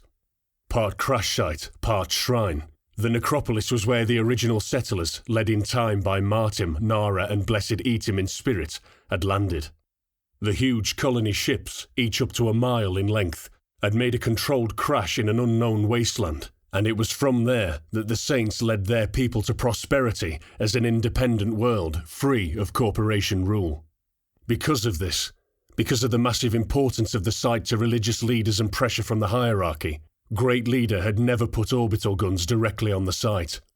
It appeared as though the hierarchy were about to be bitten in the ass by their decision. Blake opened a channel. "Spacers, 12 o'clock high." She tried to get a fix with her rangefinder, was offered only wildly fluctuating numbers, and thought about the distance to the necropolis. Roughly 4 to 5 miles. "What in the seven hells are spacers?" said Markovich from Second Squad. Spacers, Private, are one of the many cultures that comprise the galaxy at large. They probably heard about the contract and are here on an asset grab. "Should we be worried, given the level of shit we're currently buried in?" Morante queried. It was understandable for anybody without outside experience, but unlike Morante, Blake had seen footage of Spacers in combat. "We most definitely should. Spacers are aristocratic by nature, arrogant and ruthless. They'll kill anyone who stands in their way without a second thought if we let them." "There's a lot of that going around," said Kinney. "What makes you so sure they're Spacers? Don't most of mankind fly about in spaceships these days?" Kronig answered on Blake's behalf. "The contract was only issued a few hours ago. Spacers live in space. Use your damn head, Private." "Thank you, Sergeant. Spacers are the only void-travelling force that could reach us within such a short time frame." She eyed the rapidly descending contrails again, and saw parts flake away from them, like the outer husks of cocoa seed pods, a rarity on Novo Solo. "Drop pods, I think they're called," she went on, as Eddie slowly tromped along the overcrowded highway. "They'll probably contain weapons we've never seen before." There was no point sugarcoating it for the troops anymore. They had to be aware that they should expect the bizarre. Eddie stepped onto solid ground, and Blake gave a cursory glance to her rear display once more. The Mogs were right behind, no doubt grateful to be away from the dead traffic. She could only imagine what it looked like from their point of view, and didn't envy them in their power suits back there. "Shake out into formation," Blake ordered. "Second squad up front, first in reserve. First squad take control of Private Bader and be ready for anything." A chorus of confirmation sounded across the net. There was no telling what could be out there waiting for them, and that bastard Armbruster was probably lurking out of sight, stalking from the shadows. Sergeant Kronig was undoubtedly good in a fight, but Morante's squad were whole, and she put more value in coherency than individual fighting skill at that moment. As they fanned out and prepared to advance, The low rumble that had been the heartbeat of the city for hours now begun to coalesce into individual sounds. It took her a moment, but Blake increased her audio gain and recognized them for what they were. The sounds were gunfire. So many weapons discharging at once that it overlapped into a sonic assault, a pure deluge of noise. Being a career soldier, Blake had been used to the sound of weapons fire her entire life. She thought of how many weapons would be required to fire at once to make her lose recognition upon hearing them, and she did not like the answer. They were getting close now. This sector bore the scars of battle much more than the previous sites they had visited on their way through to District HQ. Many buildings were little more than rubble, twisted skeletons of rebar and shattered concrete clutching at the sky. Not that Kinney was paying attention anymore. He was tired, and had injected himself with a small dose of stims to keep going. Kinney rotated his torso and looked across at Braga, who held Bader's other arm. Mog drivers could not see each other's faces, but over time learned to recognize their comrades' moods via body language. Braga looked frustrated, shuffling in place, clearly just as tired as Kinney. He tugged Bader's hand to keep him moving, and his friend said sorry about his slow speed. He kept apologizing, and Kinney kept telling him that it was no bother at all. They would be at District soon, and probably in for the fight of their lives, but at least they would be able to rearm and get Bader to some medical attention before being thrown into the meat grinder. It made Kinney's bones ache just thinking about it. He felt like he had doubled in age over the course of the previous few hours, and he could not fathom how the positively ancient Kronig kept going. Combat as a Mog driver was tough, make no mistake. Kinney's arm jarred painfully, and he looked behind him to get Bader moving again. "Come on, buddy, it won't be long now." But Bader squeezed his hand hard and said with surprising clarity, "Brother, look at that." Kinney looked to his front, and it was like staring into the hells themselves. District HQ was under siege. Higher than even the perimeter wall, the sheer concrete surface was laced with razor wire across its entire surface. Thousands of muzzle flashes and glittering beams of energy weapons speared down from the battlements dotted along the top of it, pouring like rain onto the attackers below. The Corvids, an entire army of them, advanced at a snail's pace, under torrential ordnance. Huge shield generators were pulled along by armoured tractor units. They crackled and sparked, giving off a fitful blue light that made it difficult to focus under its irregular strobe effect. Beneath this bubble of protection, infantry and armour of all varieties advanced.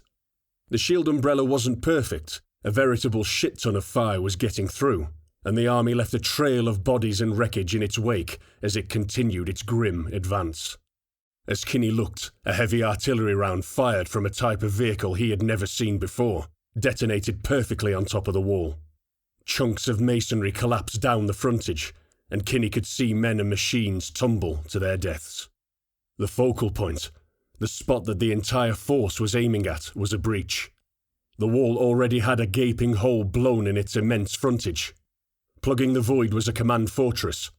Through the constant flickering and huge weight of gunfire, at first Kinney thought it was out of action, burning like its cousin back at the gate. But as they advanced, insanely, towards Armageddon, he could see that it was very much alive. It was simply firing all its armaments at once. Artillery boomed from its back, lobbing HE shells into the hordes below. Main cannons tracked the shield generators, thumping in rhythm, trying to knock out the enemy's formidable protection. The explosions bloomed like deadly flowers, causing the hard shields to ripple fiercely, waves of energy cascading across the irregular surface. The fire appeared to be ineffective, but everyone knew that shield power was finite, and it was simply a matter of attrition. Even as Private Kinney formed the thought, one of the generators popped with an almighty backwash that blew through the Corvid ranks in a gale. Before they had time to react, small arms turrets opened up on the fortress's lower tiers. Scores of infantry and light vehicles, which had just enjoyed nearly impenetrable protection moments before, were mown down in buzzing streams of tracer. Other shield units were converging upon the entrance, and Kinney could see that soon the gap would become meaningless as all units reached the spear point of their attack. District HQ would fall. What can we do to stop this? Surely the MPA is done. Well, they're screwed, Markovich said, seemingly reading Kinney's mind. Can we go home now? Despite the situation, Raynolf couldn't help but laugh. Kronig was in no mood, though, as his growling words attested. We need to offer support right now. We can hit them in the rear, disrupt the attack if we move now. With what exactly? Morante contested, her words failing to hide a humorless laugh. We've got small arms and our bodies to add to that fight. You think those tanks and heavy guns are going to just give up because we're the good guys? Kinney frowned. He couldn't believe he was about to say this. I agree with the sergeant. His stomach twisted in knots as he spoke. We need to help them. I can't watch more of our guys die. But what if Carlos is out there, advancing with the Corvids? A voice said in his head. He could worry about that once they got inside District HQ. His immediate concern was Bader. He couldn't just go around assuming his brother was in every Corvid group out there. Besides, we're from the other side of the city. I'm sure he's fine. Kinney lied to himself. I don't care what's going on, added Markovich, his voice pitched slightly too high. I'm jacked off me tits on combat stims. Shut the hell up, Marco, snapped Morante, but a few sniggers over the net took the impact out of her words. Listen up, kids, Blake said. There was an authority to her tone that wasn't there before. I'm not interested in what any of you want to do. I've just had orders from headquarters. We are to proceed east, skirting the perimeter of HQ and approach via the hydroponic farms. It is currently the only flank not under attack, so it is the only entrance that can be opened. Any questions? She waited about a second. No? Good. Corporal Morante, move. And they stepped off the main road to weave among the cluttered streets of Sector 70. Chapter 8.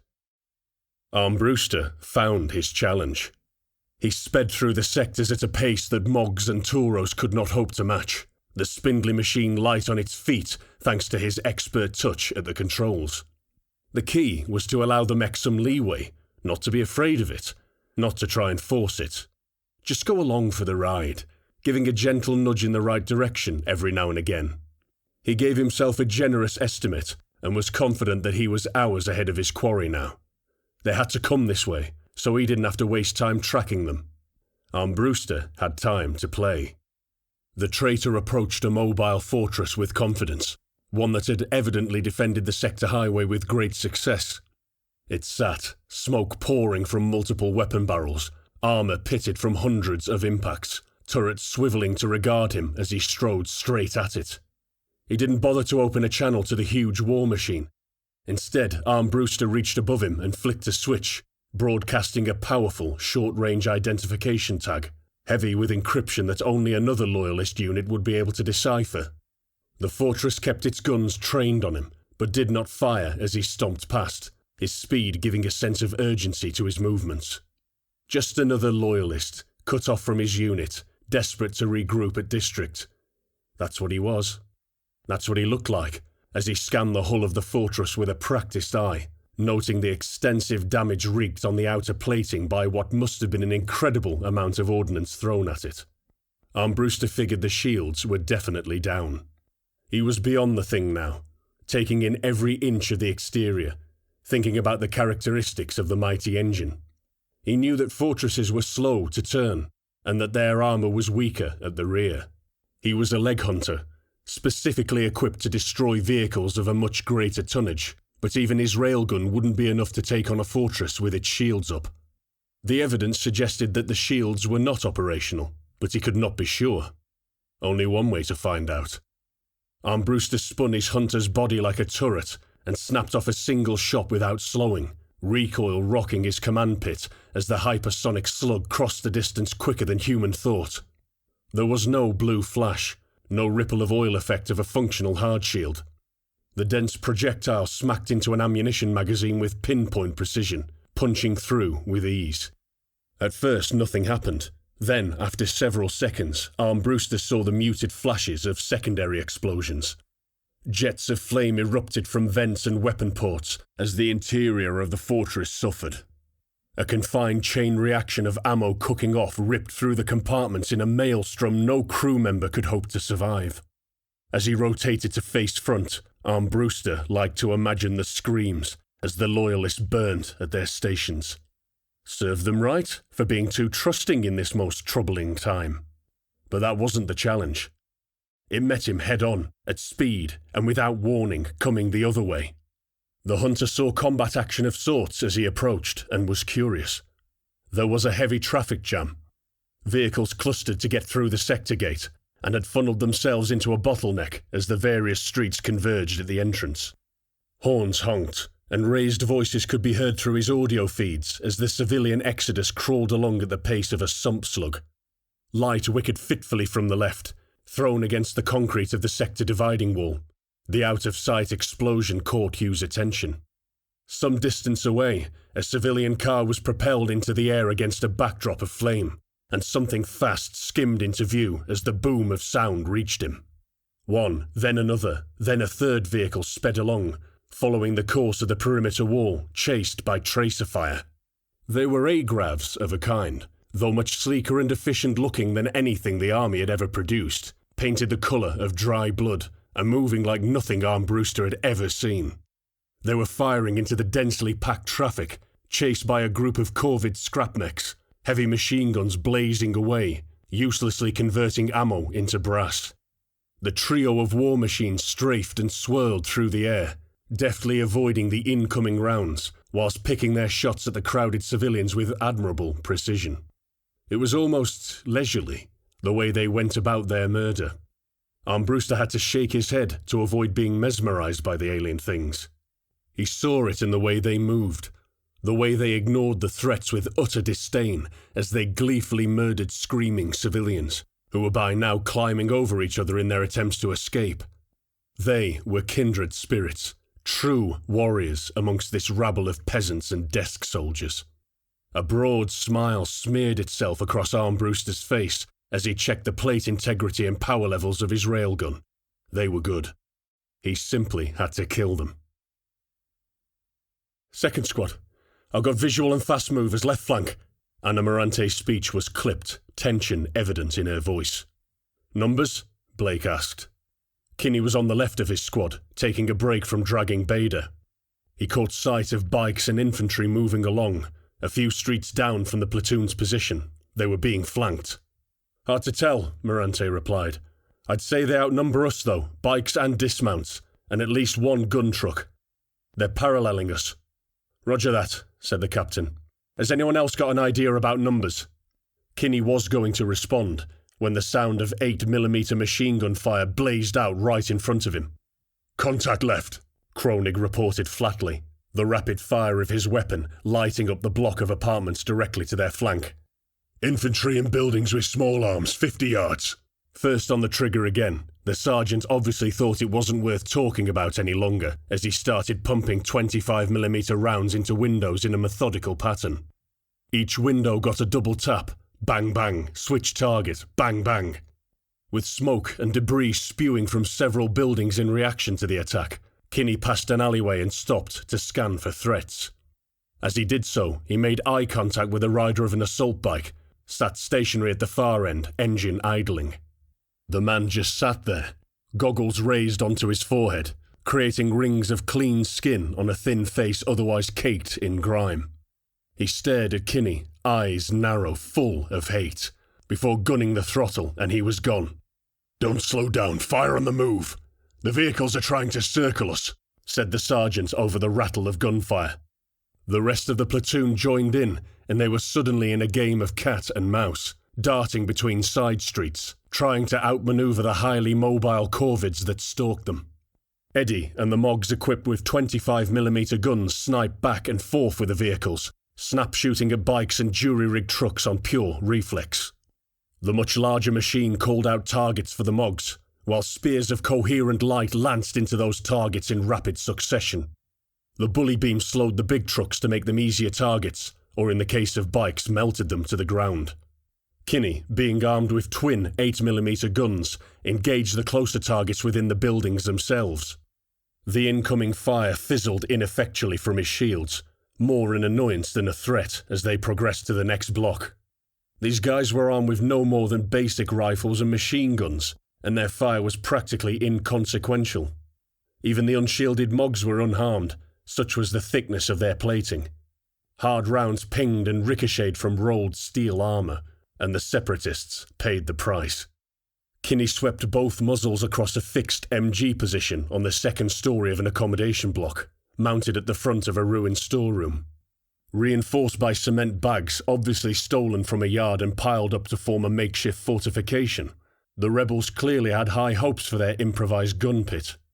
The private watched as bags shredded under the assault, spilling their contents into the street. The pair of gunners spasmed and jerked as the FMJ rounds ripped through them. Then they both slumped across the smoking weapon.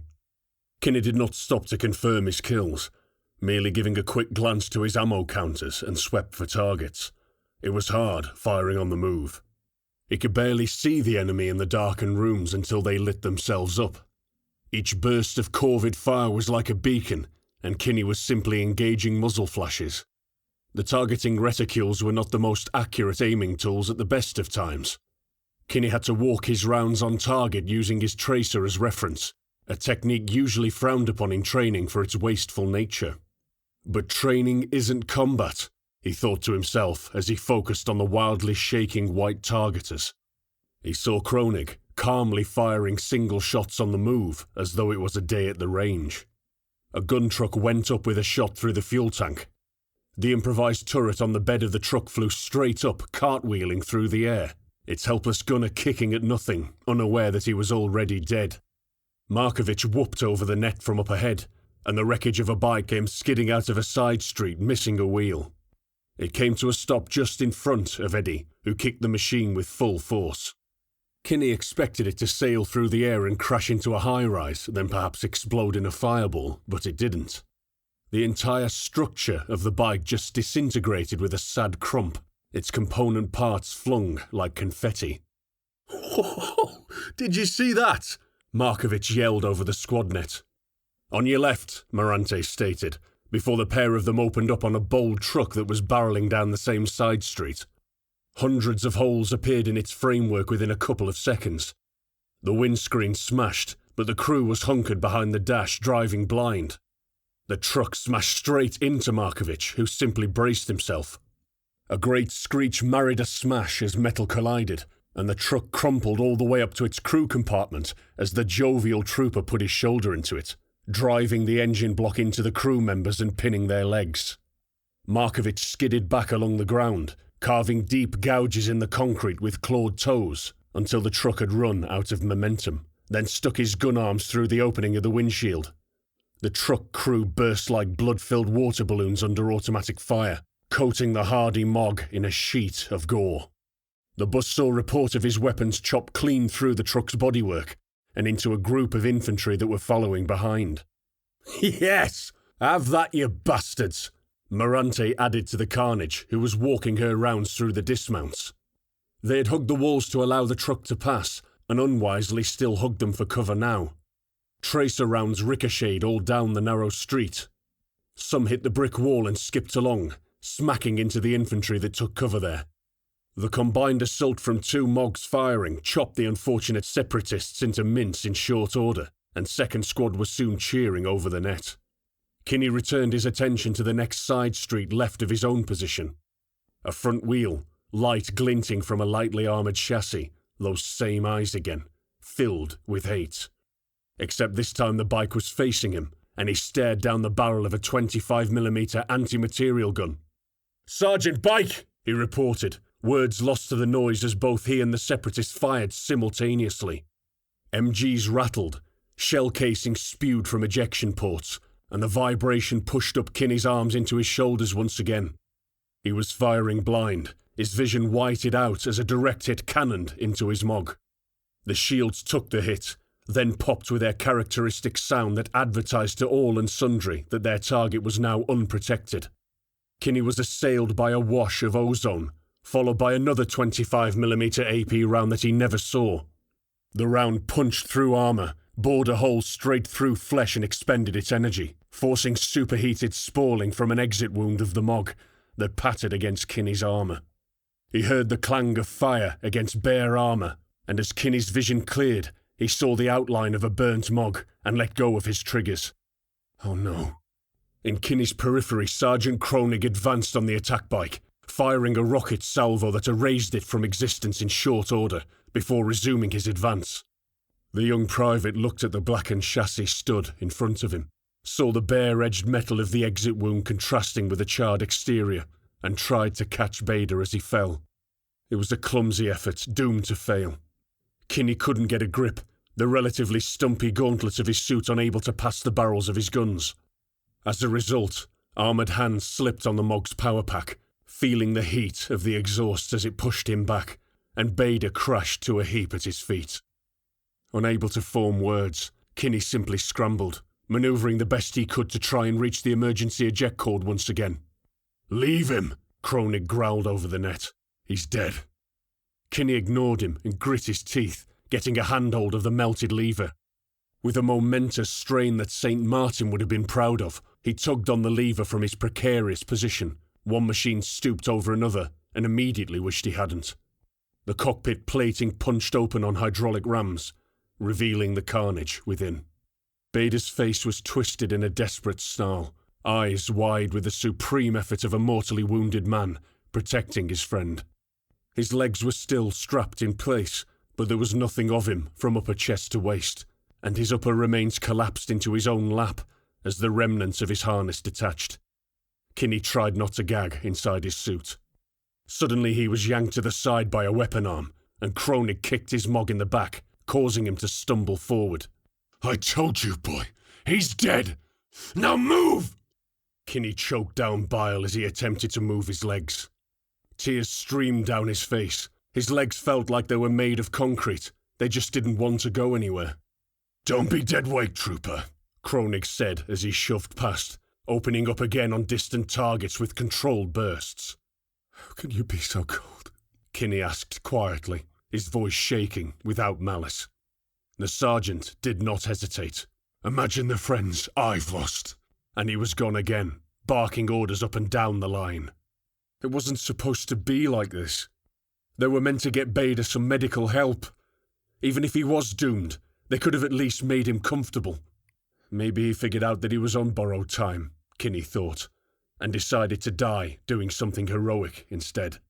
He half heard Captain Blake issuing instructions over the net. Kronig reported the death of Bader. Heroic, he spat out loud to himself. There was nothing heroic about dying for a cause you had no faith in. But it was the Corvids that killed him, not the MPA. Everyone on Novo Solo had to complete their mandatory 2 years of service. Everybody knew this, so they all knew that they would be fighting brothers, sisters, daughters, and sons. And they're killing them anyway. Kinney shook, tears streaming down his face. It didn't make any sense. If they'd just negotiated, half the damn army would have downed tools and quit on the spot. So many lives could have been saved, instead of forcing the soldiers to defend themselves. Raynolf took a moment, stopping his stomach that threatened to coat the inside of his cockpit, and set his jaw.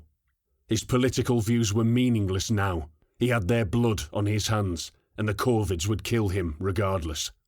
Kinney shook his head, accompanied by an incomprehensible yell of frustration, and followed his sergeant. Captain Blake played her bully beam across a group of infantry that had broken cover at her advance. Intimidated by Eddie's obvious power, they were scurrying to the next hardpoint they could see. The slowest members were superheated so fast that they disintegrated into smouldering swirls of dust, weapons glowing white-hot, clattering to the ground.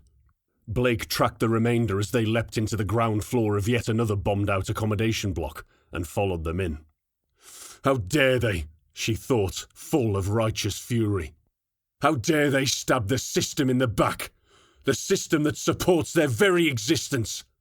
How dare they turn my own men against me. And all it took was a stupid contract from a corporation that nobody had ever seen. Eddie bull-rushed into the ruined building, bringing the ceiling down upon the Corvid infantry, burying them in plaster and concrete.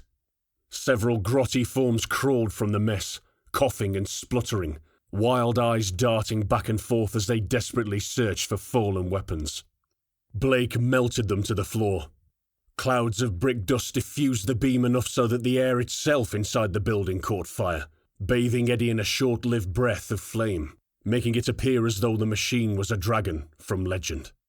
Vermin. Behind her, the undisciplined crackle of intermittent rifle fire competed with the chatter of twin 8mm, interspersed with the occasional crump of low-level artillery detonating. It was nothing her QRF platoon couldn't handle, though ammo expenditure was definitely an issue. She asked for updates and calculated that there should be enough, as long as a tank battalion didn't come rolling round the corner. Blake spun Eddie's torso and stepped back, careful not to tread on any of her troopers, before rounding the corner of the block. The agricultural facility was to her 10 o'clock. Over the tops of smaller buildings she could just make out the shattered roofs of enormous greenhouses, edged by artificial crop fields that ran for miles, following the line of district. The facility and its fields provided vital sustenance for dozens of sectors, including Blake's own. They were riddled with craters, entire crops ruined by indiscriminate shellfire. People will be eating fungus and rats this winter, the captain thought absently. Infantry and what appeared to be Junker Mogs scrambled among the churned muck, attempting their own attack against District HQ. The flank was meant to be uncontested. No matter, that was their way in. All call signs, do not stop. We're approximately 1 mile out from the eastern entrance. We will approach in extended line. First squad to my left, second to the right. All call signs confirm. She got a pair of breathless responses from her squad leaders, accompanied by the whine of servos and clanging of small arms fire against unshielded Mogs. It sounded like heavy hail against a tin roof. What's the status on our wounded? Is he still moving? Negative, Kronig reported. Bader is KIA, AP round. Damn it, she said to herself. But then, Bader's death would speed them up somewhat and allow all legs to focus on the mission. She cursed herself for the thought, but maybe he would help them more in death than he could have had he continued to cling to life. Roger that, she responded to the sergeant.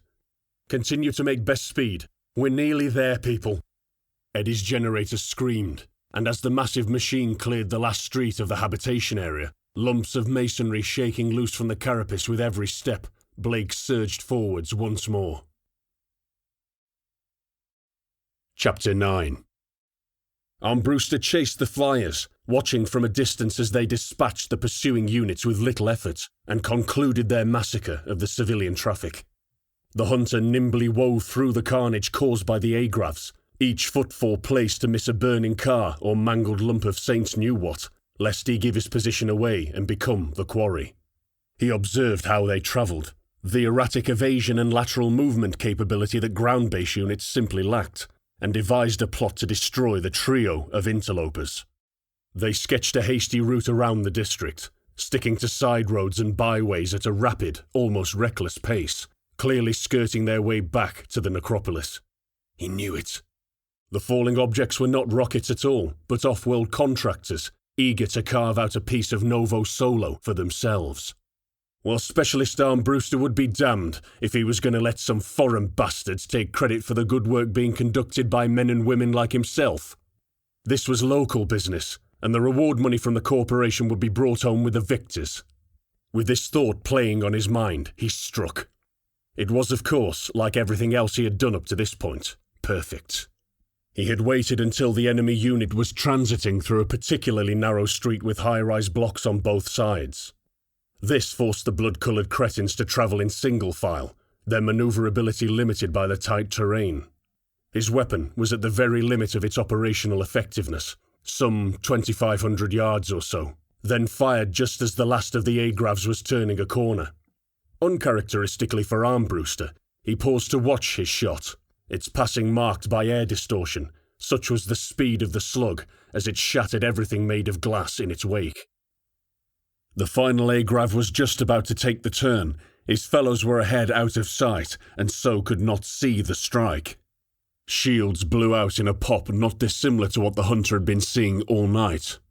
The super-dense tungsten slug whacked the rear armour, just about where he reckoned the power pack was placed, judging by the venting louvres. The 20mm dart cored the elegant vessel like a pneumatic drill punching an apple, expunging a morass that looked like a mixture of machine parts and organic matter from a horrific exit wound. The whole vehicle was ripped apart by secondary explosions and was unrecognisable in about a second. Armbruster simply stared through his forward monitor, observing into depth, all pretense of anything remotely human now gone from his gaze. The superficial joy gained from destroying his former comrades, the disgust felt when fighting the peasant corvids, all gone. This was an alien enemy, an invader. This was the fight that he was born for. There was a void where Armbruster's approximation of a personality had been, discarded now that it had been deemed no longer necessary. Only the hunter remained. He didn't attempt to hide as the remaining contractors wheeled around the corner, one rising above the other on screeching grav plates, attempting to get a bead on this new threat. He gave them a second to spot him, operating his external speakers as they started to accelerate toward him. "You are not welcome here," said the hunter flatly. Then he triggered his silent running gear and disappeared into a side road. They would think he was running, would be eager to get revenge. Anger would get the better of them, and they would die. He moved no more than 10 yards and turned, hunkering down behind his leg armor for a more stable firing platform, waiting for the first sap to serve themselves to his railgun. A blur of red, like a flying blood clot, and Armbruster fired reflexively, not even having to think. But it was gone. The slug hit an accommodation block, kinetic energy round doing little damage to a heavy concrete structure, other than punching a hole straight through it. Before he knew it, an A-Grav, the second A-Grav, was firing at him with autocannon and lasers. Hard shields flared, and his eyes flicked across to see the power levels dropping at an alarming rate. The hunter triggered his machine gun and backed up, firing long bursts with little effect to cover his retreat. "Break line, do not think in a linear fashion," said the cold, detached mind that would kill these scum, and he stepped sideways, using his 20-foot war machine to smash directly into the adjacent building. The incoming slackened immediately as he ploughed through apartments, cutting a zigzag through concrete and iron rebar with almost no regard for his own safety. They were quicker than him, and smart. Contrary to what he had expected, the contractors had figured out the nature of his main armament, and the first A-Grav had drawn fire to allow the second to attack, while the heavy railgun was busy in its loading cycle. One to remember. They would not follow him inside the building, of that he was certain, given their flimsy construction and reliance on speed and maneuverability. Their options were to wait for him in ambush or leave, neither of which would be optimal for Armbruster. He needed this over quickly. Do what they do not expect. The hunter doubled back after no more than a couple of seconds, causing more damage to the structure of the building as he barreled straight out of his improvised entrance, torso facing right at the A-Grav that had been unwilling to follow him in.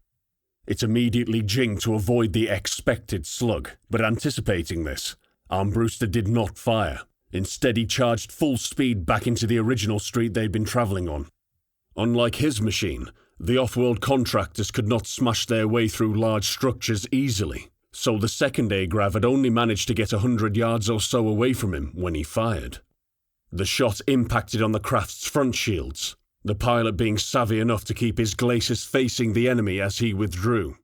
His A-Grav spun wildly, bouncing first from a block wall, then the floor before it gained elevation, flickering grav plates struggling to power the shields and correct the violent action being wrought upon it. But the damn shields did hold.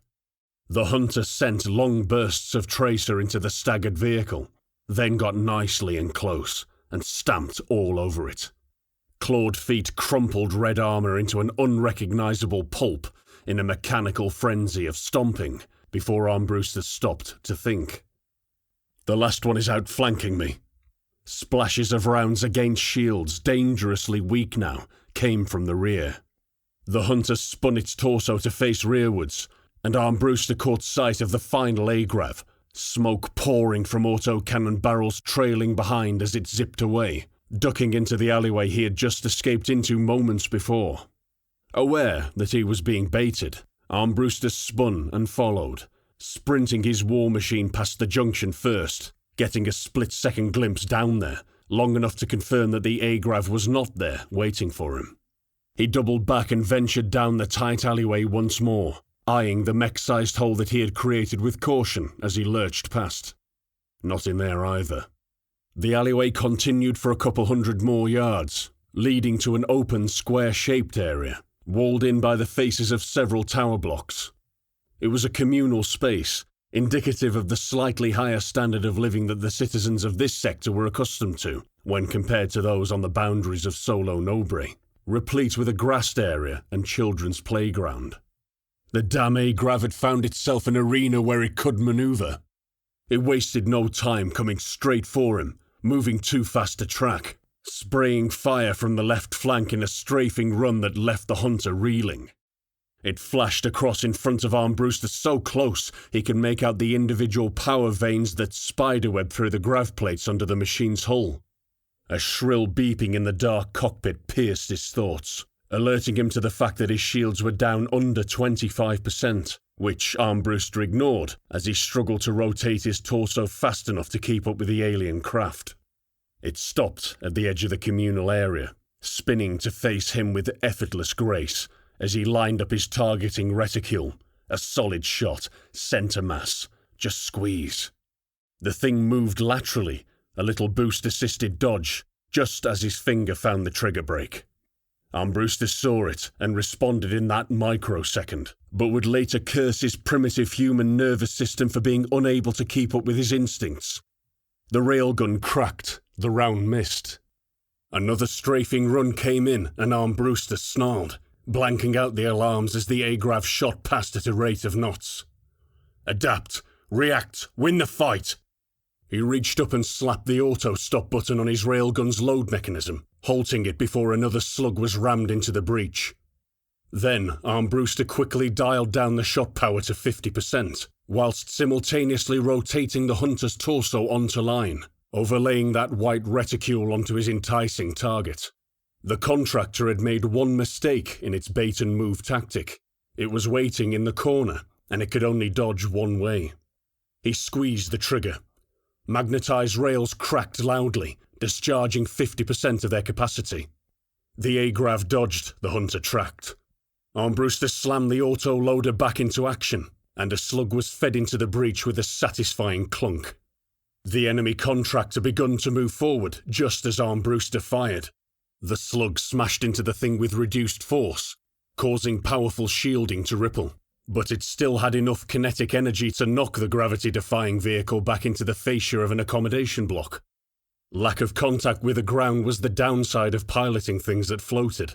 They were damn unstable, and Armbruster could capitalize on it. Indeed, he was moving at a sprint, ploughing furrows into the grass of the communal area with every footfall, as soon as he'd pulled the trigger. Not bothering to throw a kick, or stomp the enemy unit, the hunter simply ran straight into it as it attempted to right itself, relying on superior weight and momentum to do the work for him. The contractor's red craft slammed into the wall of the apartment block, and went through it in an explosion of dust and shattered concrete. It came to rest about 10 yards in, simply sitting motionless on the ground, like someone had flipped a switch inside it. Armbruster lined up another shot at full power, in case the machine's pilot was bluffing, but it didn't move again, and Armbruster's personality began to reassert itself. He allowed himself a grim smile as he wondered about scavenging power from the off-worlder's flying machine. He had successfully engaged and destroyed an unknown threat, with no prior knowledge, relying purely on his warrior's instincts and adaptive abilities. He looked at the pitiful thing just lying there, and realized that he was probably the first Novo Solo native to have ever bested an off-worlder in combat. It was relatively intact, and there was a good chance that the generators carried enough charge to replenish his shield somewhat. Armbruster detached himself from the command seat and started to prep the vampire cables. He would have to move fast. Fighting could be heard coming from the direction of District HQ, and he wouldn't miss that for the world. Chapter 10. Something impacted on Eddie's front hard shield with enough force to distort her optical feeds. The shock reverberated through Blake's skull, shaking her so hard her teeth hurt, and she felt the feedback needling through her jack. Shit! What was that? She twisted both her control sticks on their horizontal axis, bringing Eddie into hold-down mode. The huge machine hunkered down behind its heavy leg armor, and her feed cleared to display an enemy heavy. Its legs were like hers, but that's where the similarities ended. The upper body seemed to be made out of an old truck chassis that had been welded to the waist gimbal and up-armoured with sheet steel. Damn junkers! Where are the separatists getting all this gear? It had a 105mm gun rigged to the side of the haphazard torso, which boomed as it strode forward, causing her shields to flare once more. Blake looked across and eyed her hard shield power readout. Not good. She could only take maybe one more of those before she was down to armor plating, and that wouldn't do. She opened a channel as the enemy heavy opened up with its 12.7mm turret MG, high-caliber rounds splashing against her depleting shields, rippling across its surface like stones thrown into a pond. She responded by triggering her bully beam and played it across the mech's torso, hoping to toast some optics or something. Paint bubbled upon the heavy welded steel, and the machine juddered as the kinetic beam did its work, but the enemy junker just pushed on like a man walking against the wind and continued its advance. Contact heavy! 500 yards my axis! We've got nothing that can scratch that, boss, came Morante's instant reply. You don't. All call signs peel past Eddie and proceed with a plan. Use me for cover. Roger that, from Kronig. Yeah, boss, Morante. Another 105mm shell hammered into Eddie, and her shields blew with a supersonic pop that shattered the few windows that had somehow remained intact on the upper levels of the nearest habitation blocks. She waited agonizing seconds, staring hard at the approaching mech as it closed the distance. She cancelled the incessant beeping of her shield alarm and waited, focusing hard on her breathing. Blake shot a glance at her rear display, caught grainy images of Mogs hightailing it past at a speed she didn't know they could manage. Hurry up, damn it! Last man across, boss, reported Kronig, and instantly Blake was driving forward, powerful servos pushing Eddie to its feet in a whine of grinding metal. The enemy mech fired again. Spread out! Spread out! Kronig barked, his voice crackling with distortion in Kinney's ears. Ignore the infantry. Concentrate on the Mogs first. Kinney was left of the line, so halted and knelt in the mud, waiting for the rest of his squad to get into place. He looked left and saw Captain Blake barreling into the enemy heavy, bully laser blazing across its surface, causing its glacis plates to burst into flame. He understood, as his leader's machine charged with startling speed, why that particular class of heavy mech was named the Toro. They collided with a mighty boom, and the ground shook, worrying the dirt around Kinney's feet. They were outnumbered 2-1 by the enemy legs. There were nearly 24 of them, supported by 3 times as many infantry, as they tried to take the wall of HQ's least defended side. They had the drop on the dismounts and the crappy Mogs that were attacking District HQ, so it would come down to speed and violence of action to take them out. A straight-up assault. Hey diddle diddle, straight up the middle, as the instructors at Mongoose School used to say. Kinney never thought he would be doing one in real life. Listen in, Kronig said, positioning himself at the far right of First Squad so he could maintain visual on Second. Bounding cover by squads. Go flat out and surprise the bastards. Morante confirmed the orders, her voice cold. Markovich whooped with joy. Braga said something in the old tongue. Kronig invoked the protection of the Saints. First Squad, move! They were up and running at a flat sprint across open ground, while Second Squad poured the hate downrange. The soil was soft underfoot, churned up by a combination of ploughs and artillery shells, and the Mogs sunk a good 18 inches for every step taken. Despite this, they kept a good pace, with powerful strides that flung disrupted earth everywhere. Incoming fire was non-existent for the first bound, and Kinney puffed hard as he saw Tracer whip across no man's land. Morante's squad bracketed and destroyed 2 enemy Mogs before they even managed to turn around, Tracer's finding backs, shoddily welded rear armour coming apart under the fire. Huge chunks of vital mechanisms chipped from the chassis of the enemy engines until the machines were dead on their feet. It was impossible for First Squad to offer support fire. Kinney could barely see as he sprinted awkwardly. Such was the violence of the juddering motion caused by machines being driven beyond their usual limits. Down! Came the shout, and he instantly dropped to one knee, momentum ploughing a small trench into the soil, and Kinney was firing before he had stopped. The enemy had begun to turn now, realizing the threat to their rear, their movements sluggish compared to the army machines. Kinney's guns spewed rounds in a non-stop firestorm. The first target juddered, caught mid-turn, and the unshielded, cobbled-together mech was quickly dispatched. Many of Reynault's rounds bounced off, red phosphorescent beams of tracers winging wildly into the night sky, but some got through the joints and weak spots, smashing vital systems. Braga's fire found his own, and the enemy MOG came apart under the joint assault, much to his comrades' approval. Kinney worked his guns left to right, focusing from one target to another. He chopped down infantry as he strafed from MOG to MOG, the poor bugger's death simply a byproduct of machine warfare, and concentrated on his next victim. A flurry of rockets screamed from the friendly line, corkscrewing wildly across the muddy terrain before slamming into the enemy MOG, blowing it from its feet in a shower of shrapnel. Ha ha! That one was for Grayson, you prick! Yelled Braga as Kroenig's rockets did their damage. He'll have a headache in the morning, huffed Markovich. A second squad sprinted past their position, aiming for the entrance to the skeleton-framed greenhouses. Shots pinged and ricocheted from Kinney's armour now, as the enemy brought their guns to bear. They might not be equipped with shields, but neither was he anymore, and he figured that it would come down to who would get the most lead downrange in the shortest time. Like every straight assault, it would come down to attrition.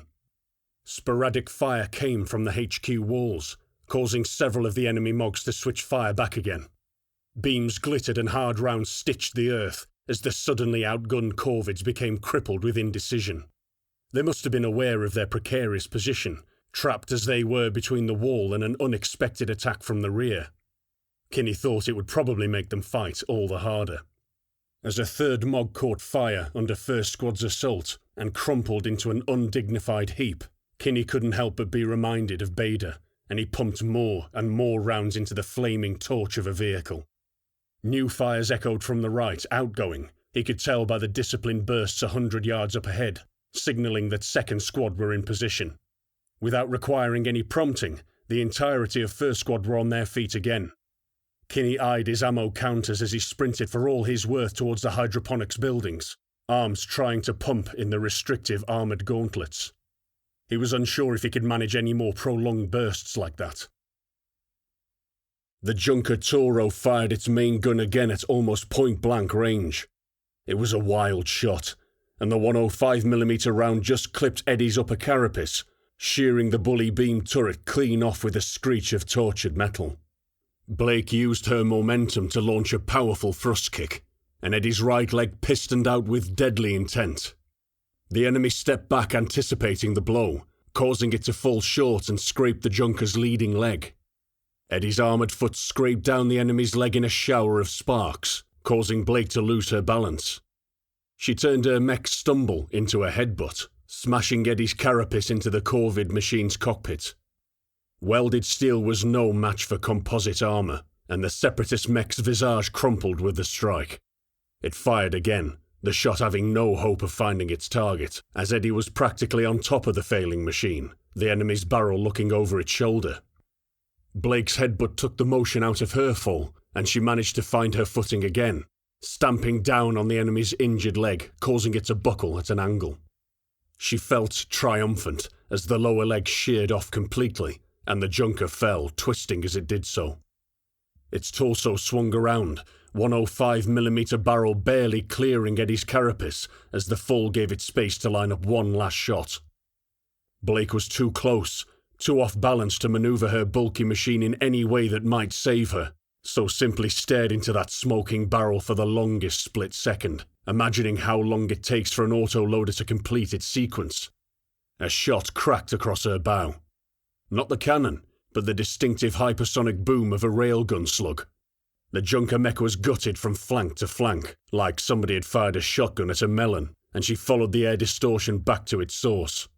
She saw nothing. "You're my prey, boss, nobody else's," Armbruster. "Thanks for that, you prick," Blake retorted. She refused to be baited. Her pragmatic nature engaged fully, and she began to check systems. The shot that took out her turret did some damage to the power relays, causing a feedback surge to fry some of her lesser systems. If she didn't shut down now, it would cause permanent damage within the next couple of minutes, and the last thing she wanted was her engine blowing up without warning. Eddie would be sat still for a while as it reset and went through system startup routines, entirely in the open. She was entirely at Armbruster's mercy if he decided to attack. Her mech couldn't even find him, let alone shoot him with anything, lacking any weapons other than Eddie's considerable mass. So she decided to carry on with her plan, and if her former hunter shot her in the back, then so be it. "Down!" came the call, rather unnecessarily in Kinney's opinion. First Squad had huffed and puffed their way through the smashed glass of the hydroponics facility and crashed into the first available cover after crossing no man's land. Kinney dropped into an irrigation ditch, and M841 was immediately plunged up to its knees in water. The ditches were uniformly spaced every 100 yards or so, and normally provided water to the crops that currently sat, mangled and chopped to pieces among the dirt. Unfortunately, the enemy had the same idea, and now the QRF platoon was engaged in a form of improvised trench warfare. Kinney stuck his guns over the trench lip and rattled off a short burst before ducking down. Great clods of soil were thrown up around him, splashing down alongside his shell casings in the dirty water. The private engaged his optic wipers, as water made it difficult to see, and blazed away at muzzle flashes. Mirante, Kronig, continue your advance. Break down into fire teams. Try to maintain the line. "Roger," Mirante replied over rhythmic cannon fire. "Moving now." The nature of the trench system made it impractical for the squads to cover each other's advance, so Kronig had decided to move up in smaller teams. Kinney, Braga, you're Delta. Stay here and cover. Machado and Victore, you're Charlie, with me. "Roger," chorused the privates. Charlie, prepare to move. Kronig got a good grip of the lip of the trench. Move!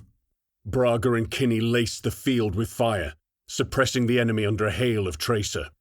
Kronig and the others scrambled madly up the trench side, the soft earth providing little purchase for a heavy war machine, but was soon away at a mad dash, mirrored on the right flank by Mirante's squad. Kronig's D-99 and the Mogs jumped down into the next trench and immediately began laying down fire. Delta, move!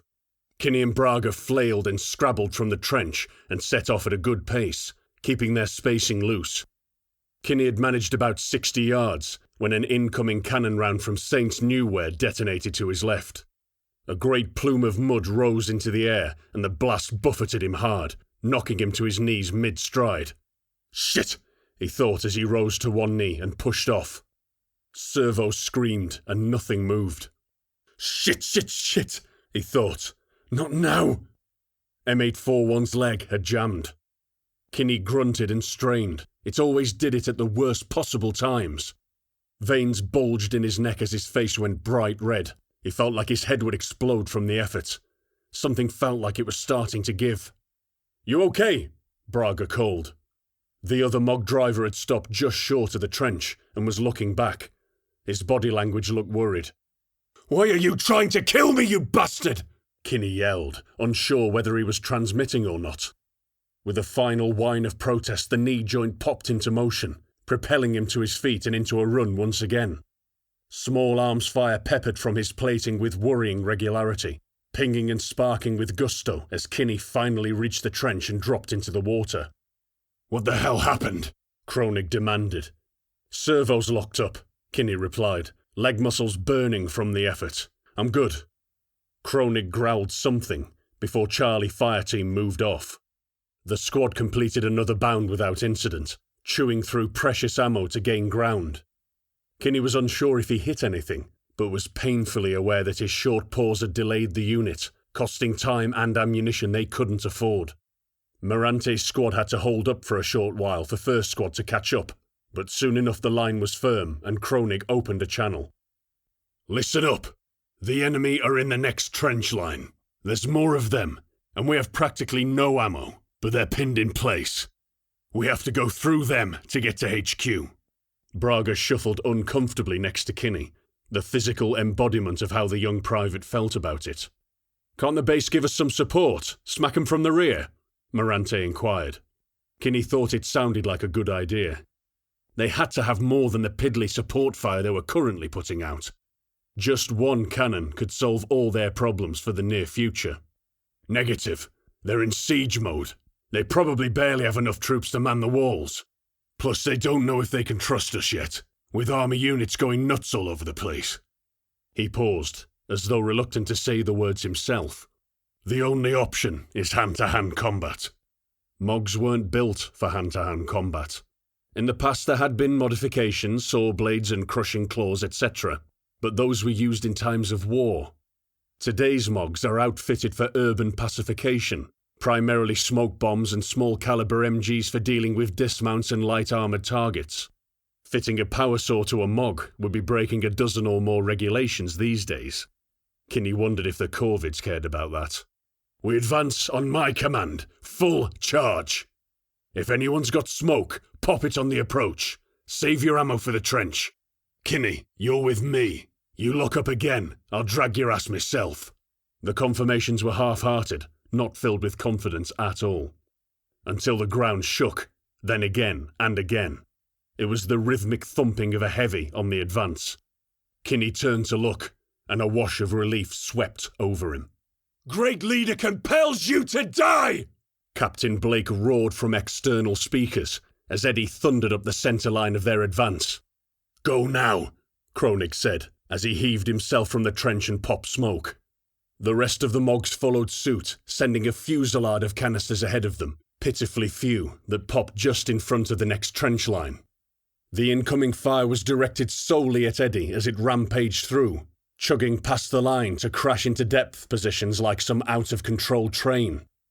The commander obviously knew she couldn't get caught up in Mog business for fear of squashing her own men, and Kinney caught a glimpse of her through the smoke, stomping up and down the final trench line, flinging mangled machines and bodies left and right. The infantry in that trench fled for their lives, nowhere to go but the wall, where Kinney imagined they would be gunned down by its defenders. Then he was in the smoke, blind, tracers snapping past like supercharged fireflies, and he fell, straight on top of another Mog. He came down hard into the trench, and the Junker Mog disappeared under the water as his weight bore down upon it. Kinney opened up at point-blank range, rounds and casing kicking up some brown spume that splashed wildly. The flat report banged loudly as rapid fire chewed through shoddily fashioned armour and pulped the driver inside.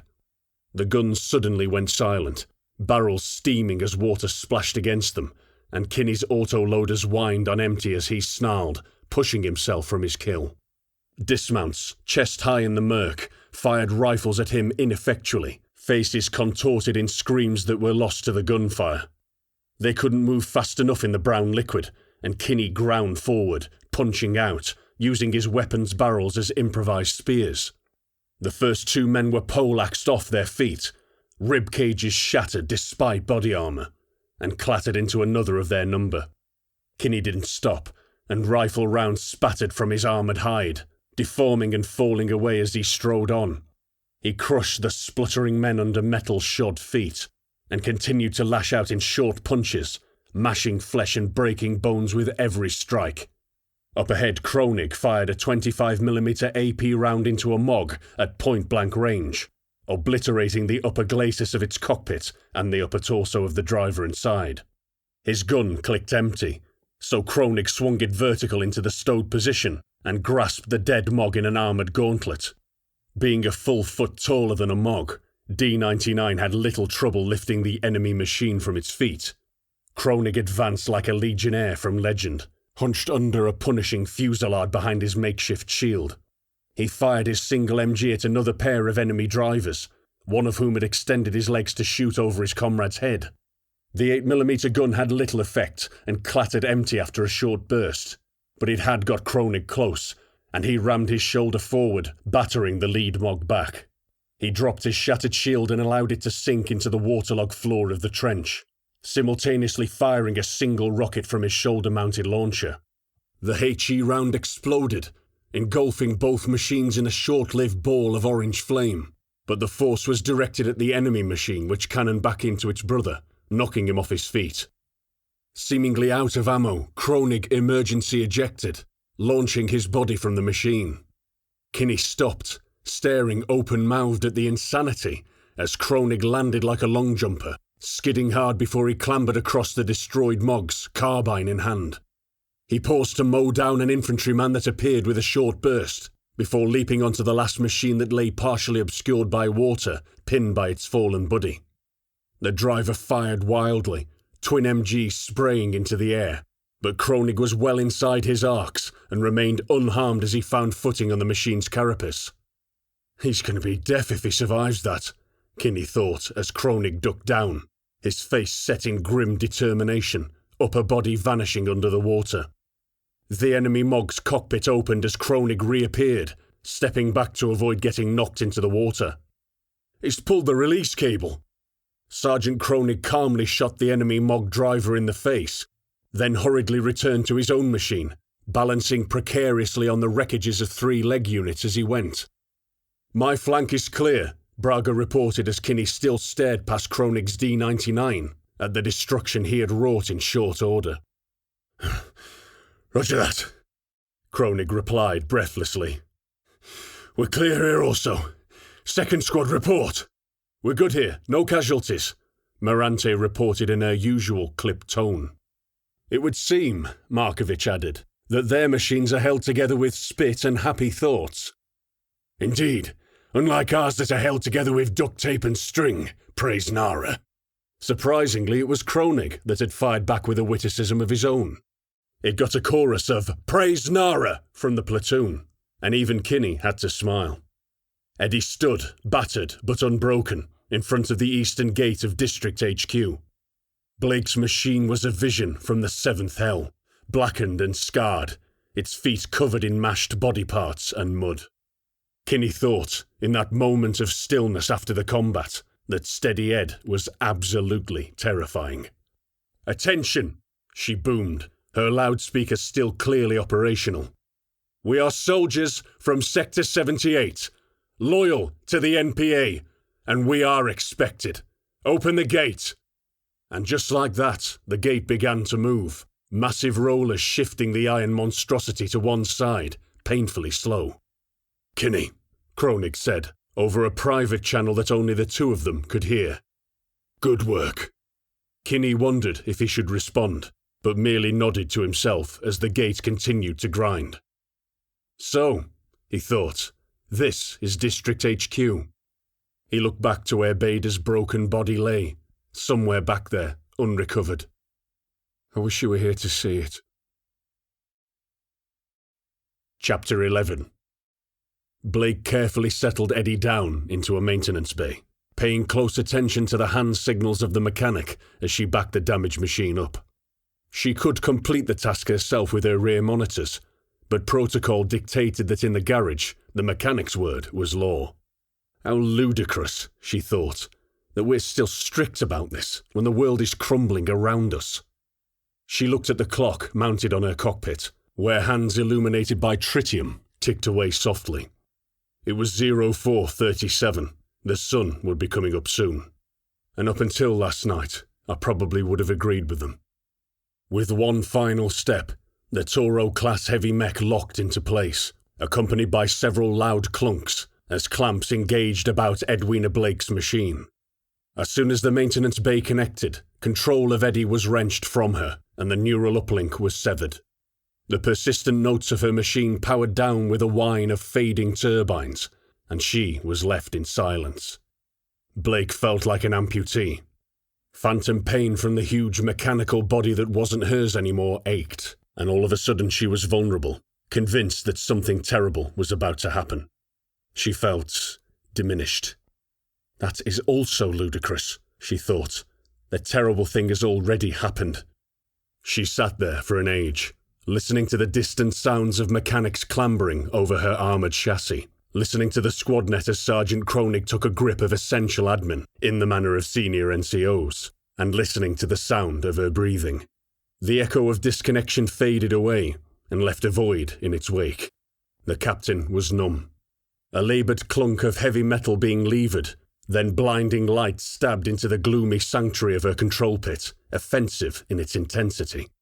Blake shielded her eyes with one hand and scowled at the offender, a district tech that she had never seen before.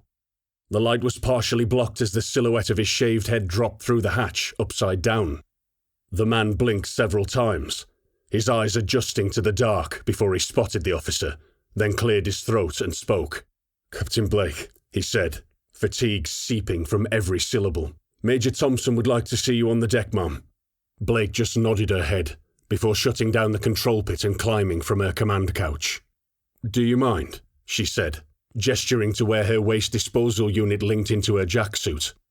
The young tech looked away in embarrassment with a "sorry, ma'am," as he left. Blake detached her gear and stood up, accompanied by a cracking of weary joints, protesting after many hours of relative inactivity. She never felt so old. The garage floor was huge. Like the one in Sector 78, it had separate bays for each powersuit and mech, organised in uniform lines across the plain concrete floor. Like Sector 78, techs bustled back and forth, collecting and using tools mounted inside cages that lined the outer walls of the complex. But that's where the similarities ended. Sector 78's leg garage wasn't half the size of this space. Sector 78 didn't have bloodstains and worse dotted over the floor, didn't have a makeshift triage station in one corner because there were too many casualties to fit into the med centre. Kinney had never seen the techs move with as much purpose as the ones at District HQ, and never would. And he had never seen Sector 78 so empty. Apart from the QRF platoon, a mere 2 squads and 1 heavy Turo, there were no other machines occupying the space. The few mechanics present waited impatiently for the platoon to dismount so they could get to work, harried looks on lined faces. Kinney felt annoyed at their annoyance. They hadn't even been outside the walls this whole time. Something rumbled outside, louder than the constant dull reverb of the battle for the wall, and Kinney felt his heart leap into his mouth. Not already, he thought to himself. We've only just got here. "Kinney, are you deaf?" He looked confused before realising the voice emitting from his radio was talking to him. "Say again, Sergeant. My systems are a bit fried." Kronig repeated himself without hesitation. "I said, take your mog to Bay 13, with a metal gauntlet pointing in the required direction. Prioritise ammunition and mechanical repairs, then shield recharging. Once the techs have had a look at 841, back brief me on your repair time." "Roger that, Sarge," Kinney replied before shuffling over to the bay in question. He turned round and backed his mog into the docking clamps, then cycled the standard eject procedure. Light slowly spilled into the coffin of his powersuit as the hydraulic rams extended, pushing his cockpit plating up and away. The thigh sheaves split to the sides, and Kinney manually released each strap of his harness with an economy of motion, led more by tiredness than efficiency. Reaching up to disconnect his cerebral jack, Kinney undid the safety clamp and yanked it out with one motion. Feeling the blessed release of disconnection, he let out a breath he didn't know he'd been holding and stepped down from the suit, being mindful not to slip on the assorted muck that had accumulated on the access step. At the same time as feeling though a massive burden had been lifted from your shoulders, Mog disconnection made you fuzzy for a while as the body adapted to normality. Neurons were firing at stimulus no longer present, and it felt like having pins and needles jabbing over your entire body. Unable to think of anywhere else to go at that precise moment, Kinney simply sank to the floor, resting his back against leg armour that was encrusted with mud and gore. A wave of emotion swept over him. Not sadness, not elation, maybe relief. Kinney couldn't tell, but he just sat there and rested his arms on his knees, looking at his hands for a moment. They were shaking. A fairly normal response when one is coming down from a dose of combat stims. Yeah, keep telling yourself that. Usually rectified by a decent night's sleep. Yep.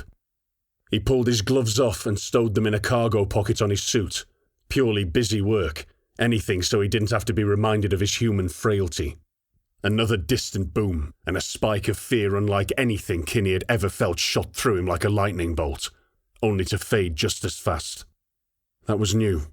It wasn't a fear of anticipation, no. That had been replaced. The new feeling was one of knowing what was going on out there, of having experienced something terrible that he couldn't quite articulate. Kinney didn't know whether he was bothered more by the intensity of the fear, or by how quickly it disappeared. He took comfort in the fact that he was still bothered by it at all. "You just gonna sit there all day, buddy?" Kinney looked up into the face of a tech who loomed over him in oil-stained coveralls.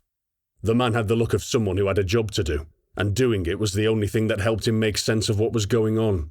"Sorry, man. It's been a long night," Kinney replied. "I'll get out of your way."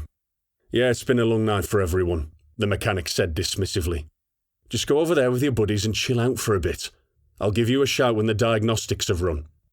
Kinney felt a spike of anger at the tech's casual dismissal of the platoon's nightmare of an evening, but he was too tired to bother calling him on it.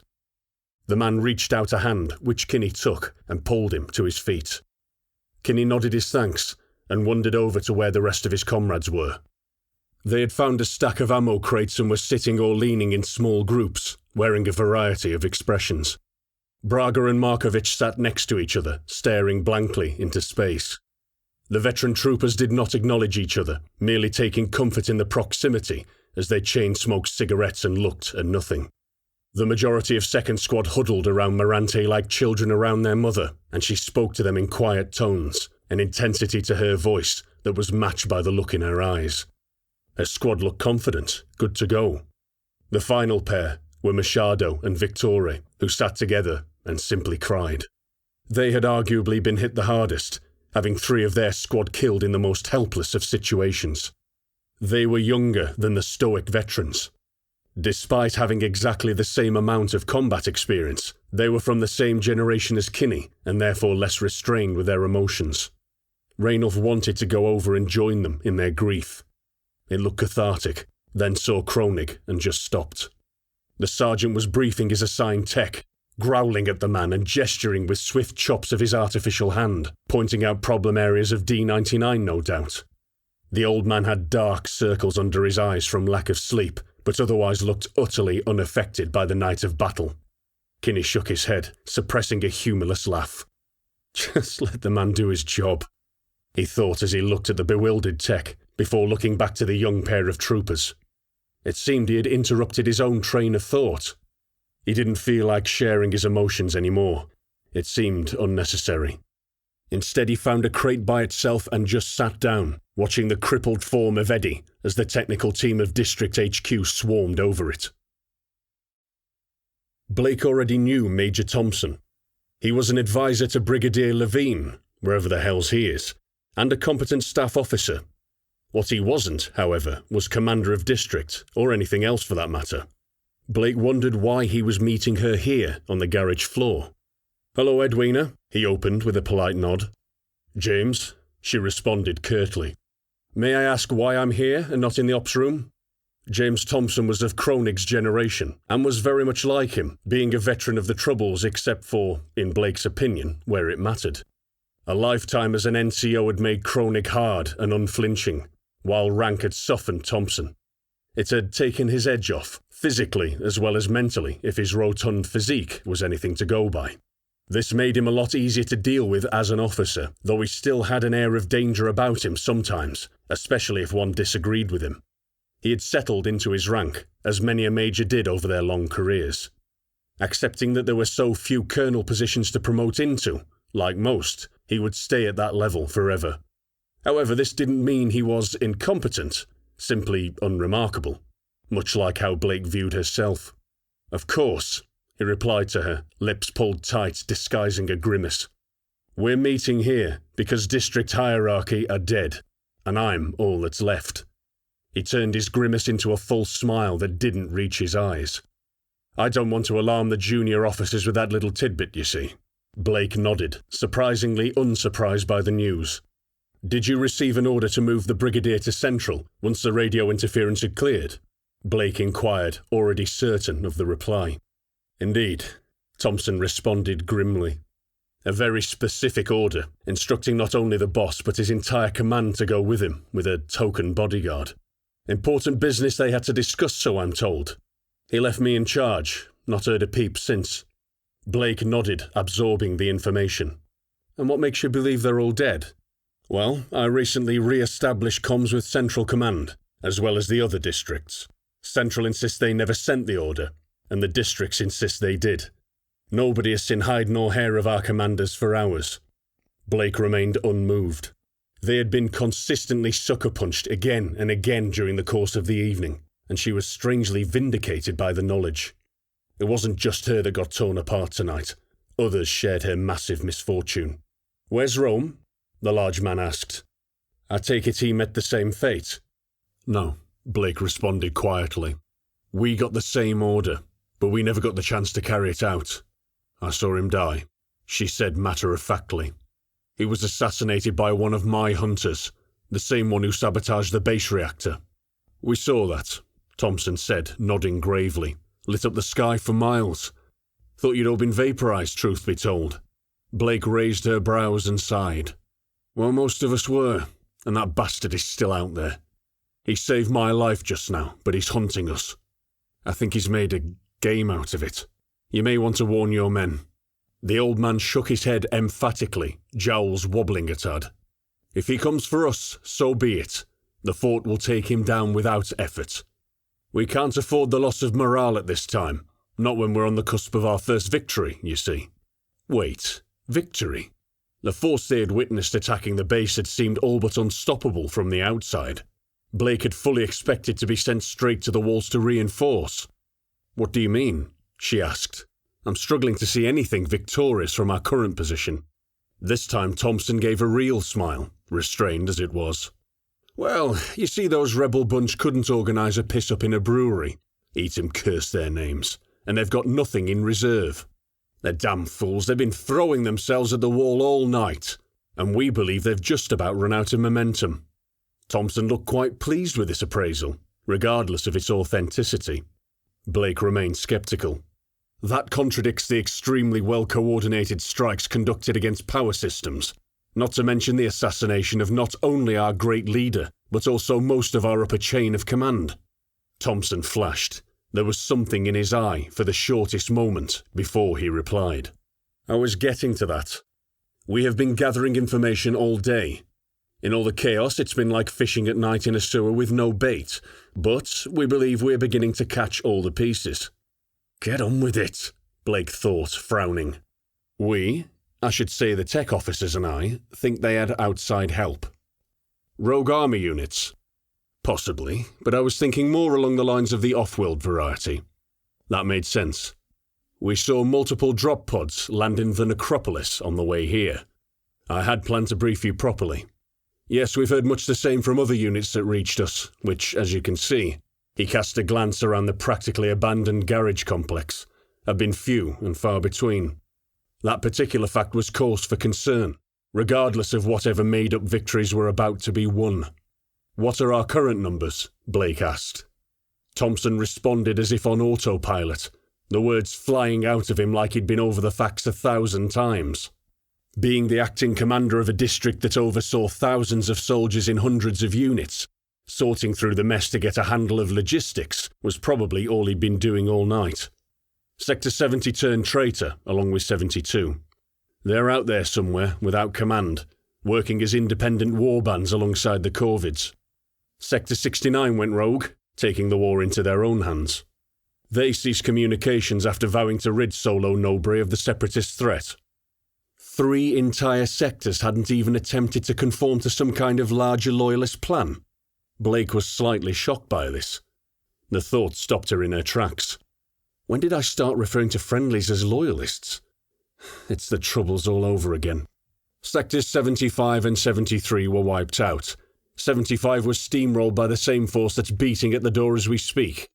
76 tried to make it here, but were killed to a man in the process. Thompson looked her directly in the eye, breaking his recital. Listening to them die was nothing I'd like to repeat. He sighed deeply before continuing. "We thought the same of you, before you turned up and politely knocked." He looked around, seeming to lose his focus. Let's see. That leaves 71, 74 and 77, who all made it here at roughly 50% strength. Blake absorbed the information. She didn't need to be told exact numbers.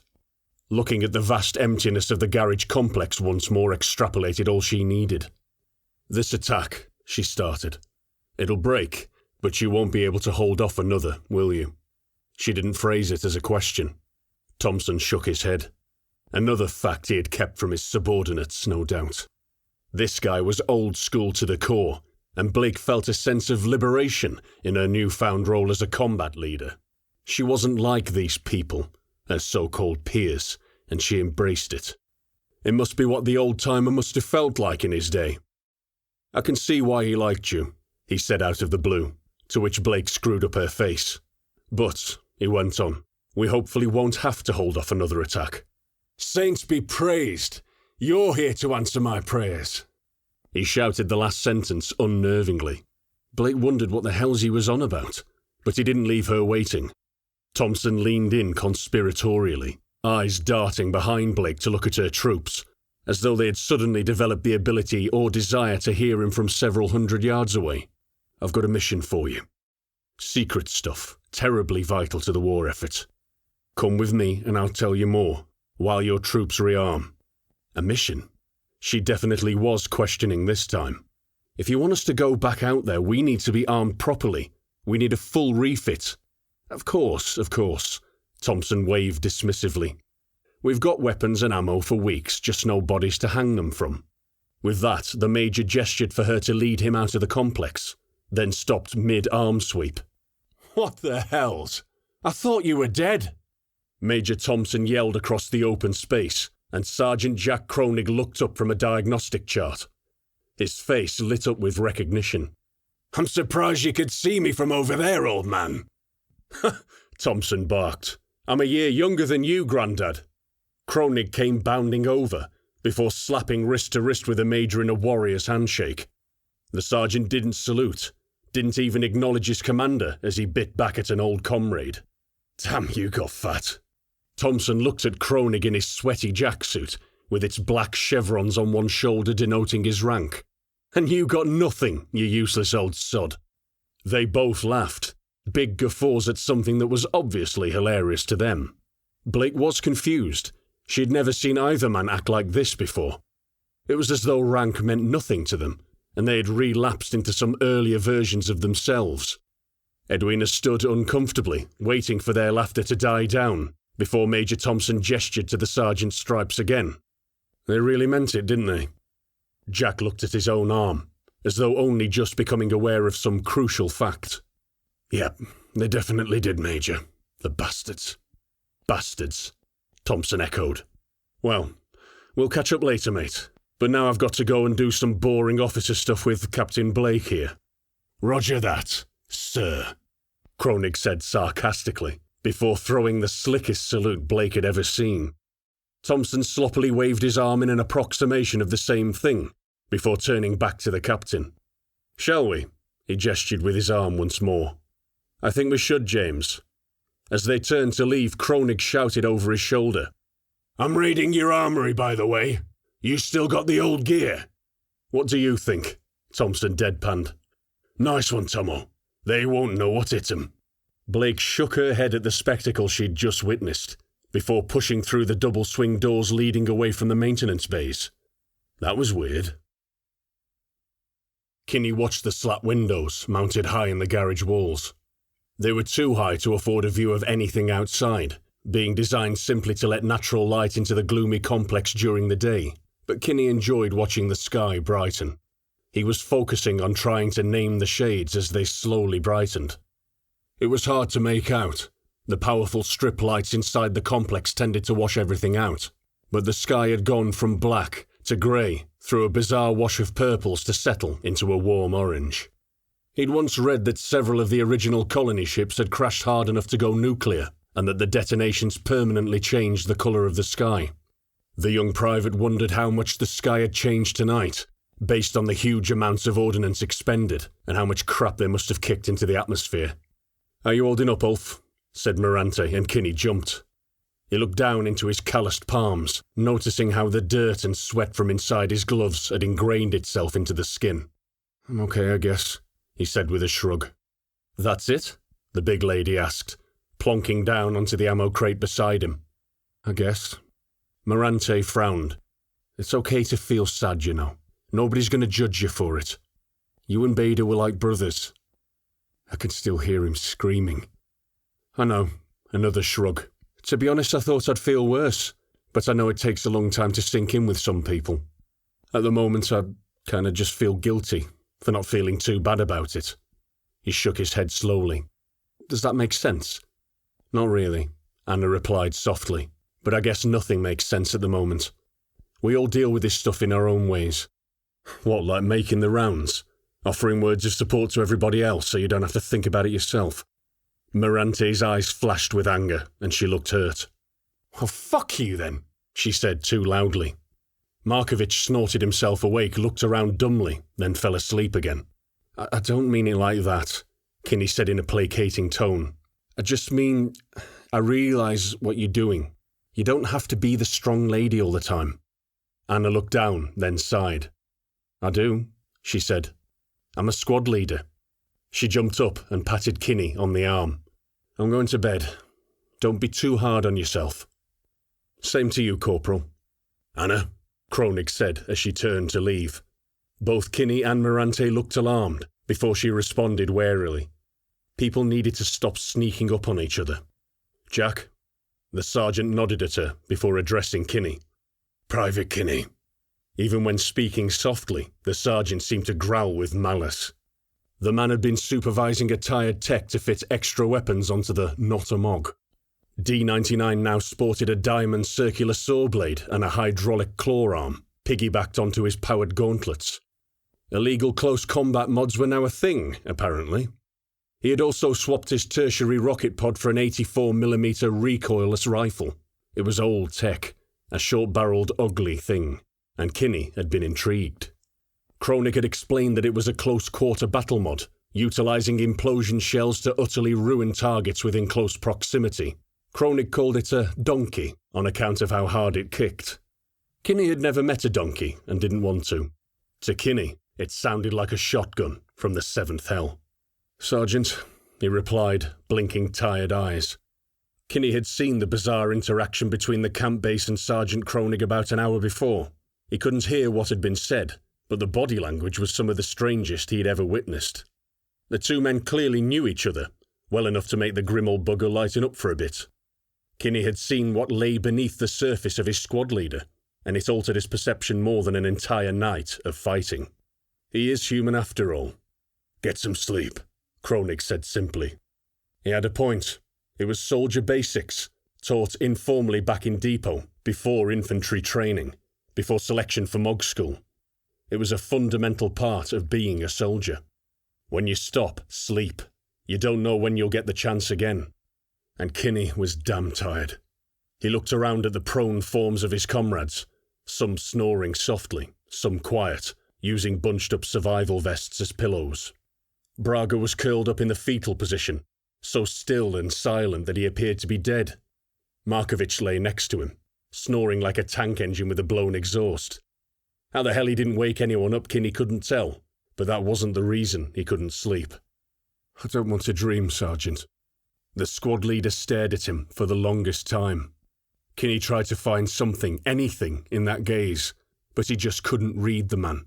The defences were back up. "Don't worry about the dreams," he said finally. "They come later. Years later." Kinney nodded. "Get some sleep," repeated Kronig, before turning to walk away. Kinney laid his head down onto his survival vest and succumbed to fatigue immediately. He didn't dream. End of Part 1.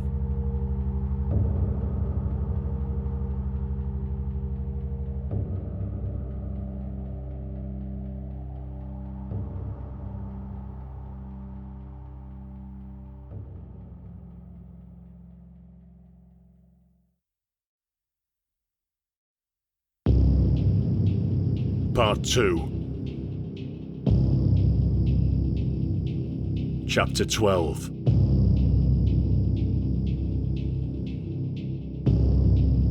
Stomping. Always the stomping. It sent shivers up the spine that were beginning to hurt, but Kinney paid it no heed. He'd managed to get about 4 hours sleep before Eddie's refit was complete. It was not nearly enough, but it was definitely welcome, and Kinney discovered a new layer of alertness that overrode the crippling fatigue he had felt a few hours before. It reminded him of being back in the depot, where trainee mongoose drivers would be sent out on patrols for days at a time. Sleep deprivation was an important part of training. It helped the mind to get used to functioning properly when all your body wanted was to sleep. Kinney blinked bloodshot eyes and focused on his targeting reticules, which were stable to his front. White symbols swayed gently in startlingly high resolution. The ever-present fuzziness was gone. District techs had worked some measure of infernal magic on M841, and the cantankerous old lump of metal felt like a new beast under Kinney's command. He had triggered his autoloaders upon exiting the base, and rejoiced at the different tones of the ammo feeds as rounds clunked into chambers. To his right, he now sported an armour-piercing 25mm autocannon, capable of spitting a round a second with dreadful regularity. It was potent enough to chop bikes and light vehicles to shreds and pulp infantry without effort. To his left, he mounted an 84mm rifled cannon, loaded with high-explosive anti-tank shells. This baby would allow him to take on real armour and leg units of a much greater tonnage than his own. The private swung his body to check his left, being placed on flank protection as before, and rejoiced at the lack of painful feedback that usually accompanied every movement within his steel shell. Kinney felt potent, powerful, ready to complete the task at hand. A nagging feeling of guilt threatened to surface from the depths of his mind, but he pushed it down. He wasn't relishing the idea of killing those who, on any other day, he would count as comrades. Putting down Corvid shouldn't amount to a sensation of satisfaction, but it was survival now, and he wanted to get through this by all means necessary. Yet another part didn't agree. It seemed to say that a job well done felt good on a primal level, and Kinney shied away from this instinctual betrayal of his values. As he turned to face the axis of advance, left leg servos ground loudly, twisting his left knee painfully as they refused to move for a split second. He couldn't tell whether it was a momentary lack of concentration that caused it or not, but it felt like hot pokers being jammed under his kneecap. Nobody would have noticed it if Kinney hadn't yelped over the open net. "Don't forget me, dickhead," M841 seemed to say. "I'm still your nemesis." Kinney shook it off. He didn't mind. He was ready for war. "What's wrong?" Kronig rumbled, crystal clear now the jamming effect was well and truly quashed. "Nothing, Sarge," Kinney reported. "Just the sticky servos again." Kronig grunted something. Kinney didn't listen. Eddie was up ahead, between first and second squads. Captain Blake had wisely chosen to put Mirante and her boys on point again. They seemed raring for a fight, chomping at the bit, as it were. Mirante had switched out her smoke discharges for an ancient EMP gun. The thing was a weaponized science tool, one which fired a self-contained projectile. This projectile focused an enormous pulse through several series of conducting rings that decreased in size in order to create a blast and fry its targets. Blake had thought it would come in use against the Spacers with their shiny tech, but it could be almost as good against Corvid gear. The captain's machine was rigged up for a scrap, with a shiny new 12.7mm heavy machine gun turret and a 105mm smooth-bore cannon replacing her artillery mount. The gun was the same variant that Wolfmother had carried into battle. With its abundance of ammunition types, it could counter any threat. She had also made the curious decision not to have Eddie cleaned after the last battle. The entire machine was caked in mud and dried offal, as well as sporting various scorch marks about its heavily armoured chassis. Kinney thought the captain's mech looked like something from a nightmare, and that was probably the point. Kinney scanned about in the mid-morning sun, watching the rays glint dully from battered armour. The mugs were clean now, which only exaggerated the scarred nature of their carapaces in the light of day. They carried themselves differently too, he noted. No longer did the drivers move hesitantly. having to be told to watch their sectors every 2 minutes by squad leaders. Everybody scanned alternate arcs, moved, checked blind spots, swept alleys and murder holes without being told. In one night, the platoon had transformed into veterans, forged in battle. Kinney almost thought he saw Braga's machine swagger. Markovich's definitely did. They looked ready to tackle the plan. It wasn't a regular mission by any stretch of the imagination. Blake had informed them that one of Major Thompson's advisors was a coder in a previous life, whatever that was, back in the days when the hierarchy still thought that computers were a viable means of getting stuff done. Great Leader had scrapped the computer program, but some of the old staff were still serving in the army, having been reabsorbed by their parent units. Blake had explained that the coordinated enemy orders, the weird contract messages, even the radio interference, had been orchestrated by some highly skilled coders from off-world. These enemy coders had broken into the old broadcast network and used it to access everything from gate power to unit radio frequencies. It was all above Kinney's pay grade, but he thanked the All Saints that the orbital gun grid was on its own isolated network. Without those, Solo Nobry would be helpless. It was why the Corvids had been forced to attack the guns, mostly unsuccessfully, all night. Major Thompson had also been thanking the Saints for all his worth, as the orbital gun grid was integral to his plan. His lunatic coder had theorized that the gun grid could be rerouted into the gate network, as everything could potentially be interconnected throughout the city via the monitoring stations, which in turn tied to the old broadcast system. His idea was that a piece of his code could be uploaded to order the gates to close, and answer only to commands issued from the gun grid. The only problem, Blake had explained as Kinney's brain slowly stewed in his skull, was that the gun grid was on a hierarchical network, controlled from central. Commands come down, not up, so without being loaded at the source, it couldn't cascade down to the rest of the grid.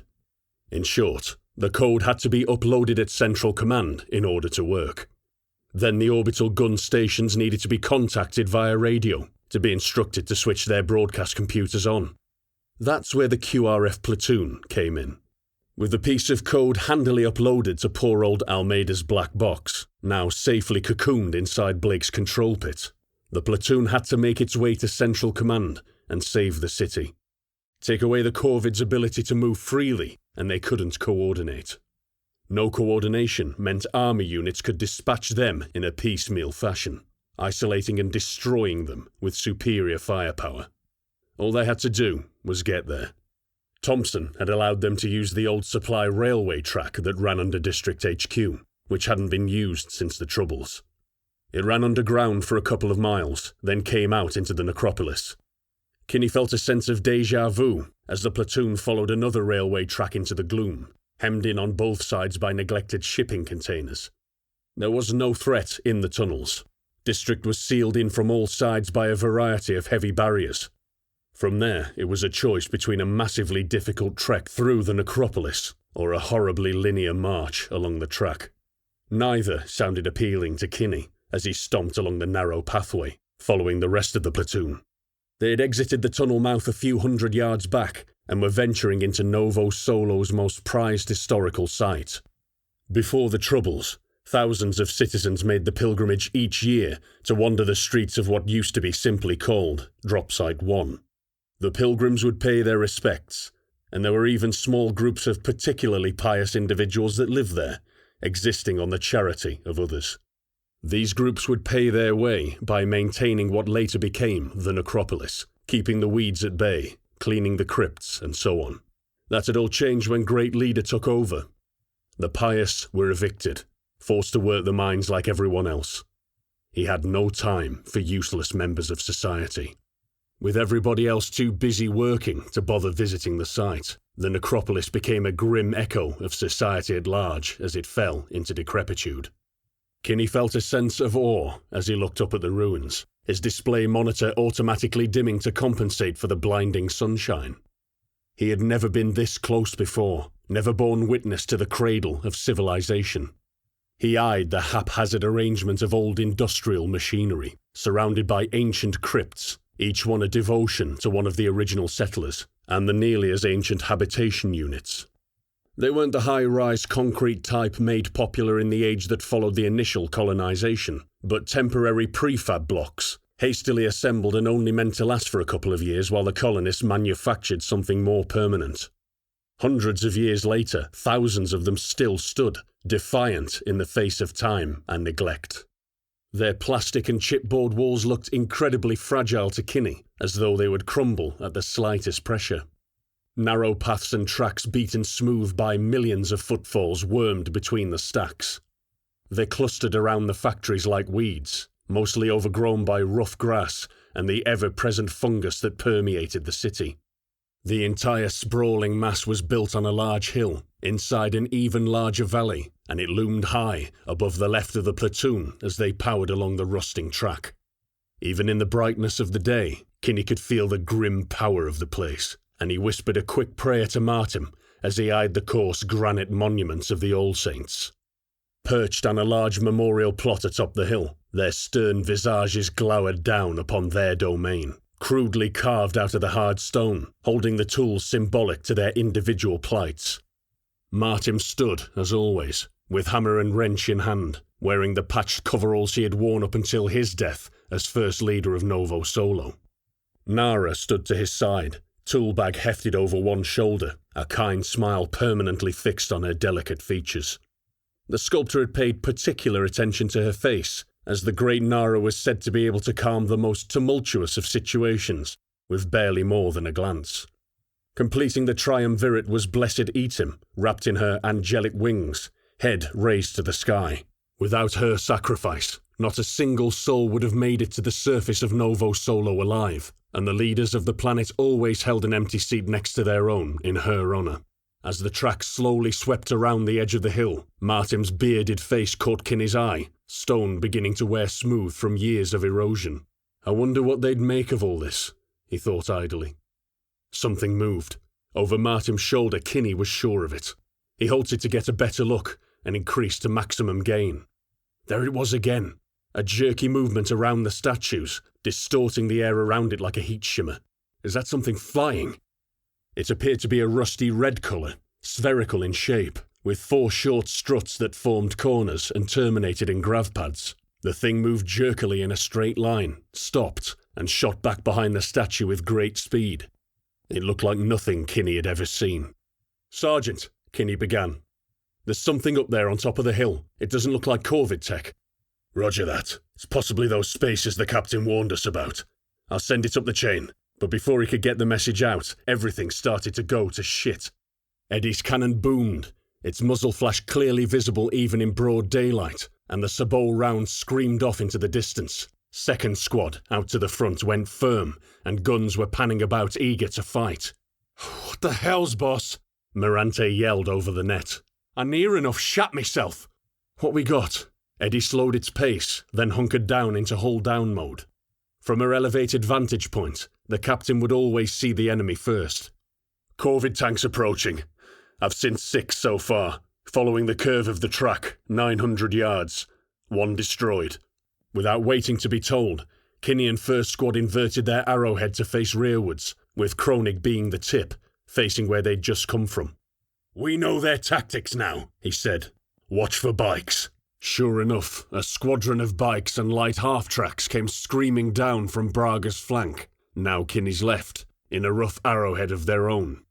They bounced and wobbled down the side of the valley, towards the rear of the platoon at a breakneck pace. Kinney would be amazed if any survived to greet them, but if they did, he was prepared to mash them into the dirt. He heard Kronig report the bikes up to Captain Blake, and the squad adjusted its position to meet the threat, both parts of the arrowhead folding together to create a single line of guns. The bikes were faster than the tanks, and barreled on without regard for their own safety, straight at the Mog line. "Aim low to compensate for the speed," Kinney reminded himself. "Only fire if you're sure you can hit what you're aiming at." First Squad let them get within 100 yards before Kronig spoke. "Fire!" The line erupted in a torrent of flame and thunder.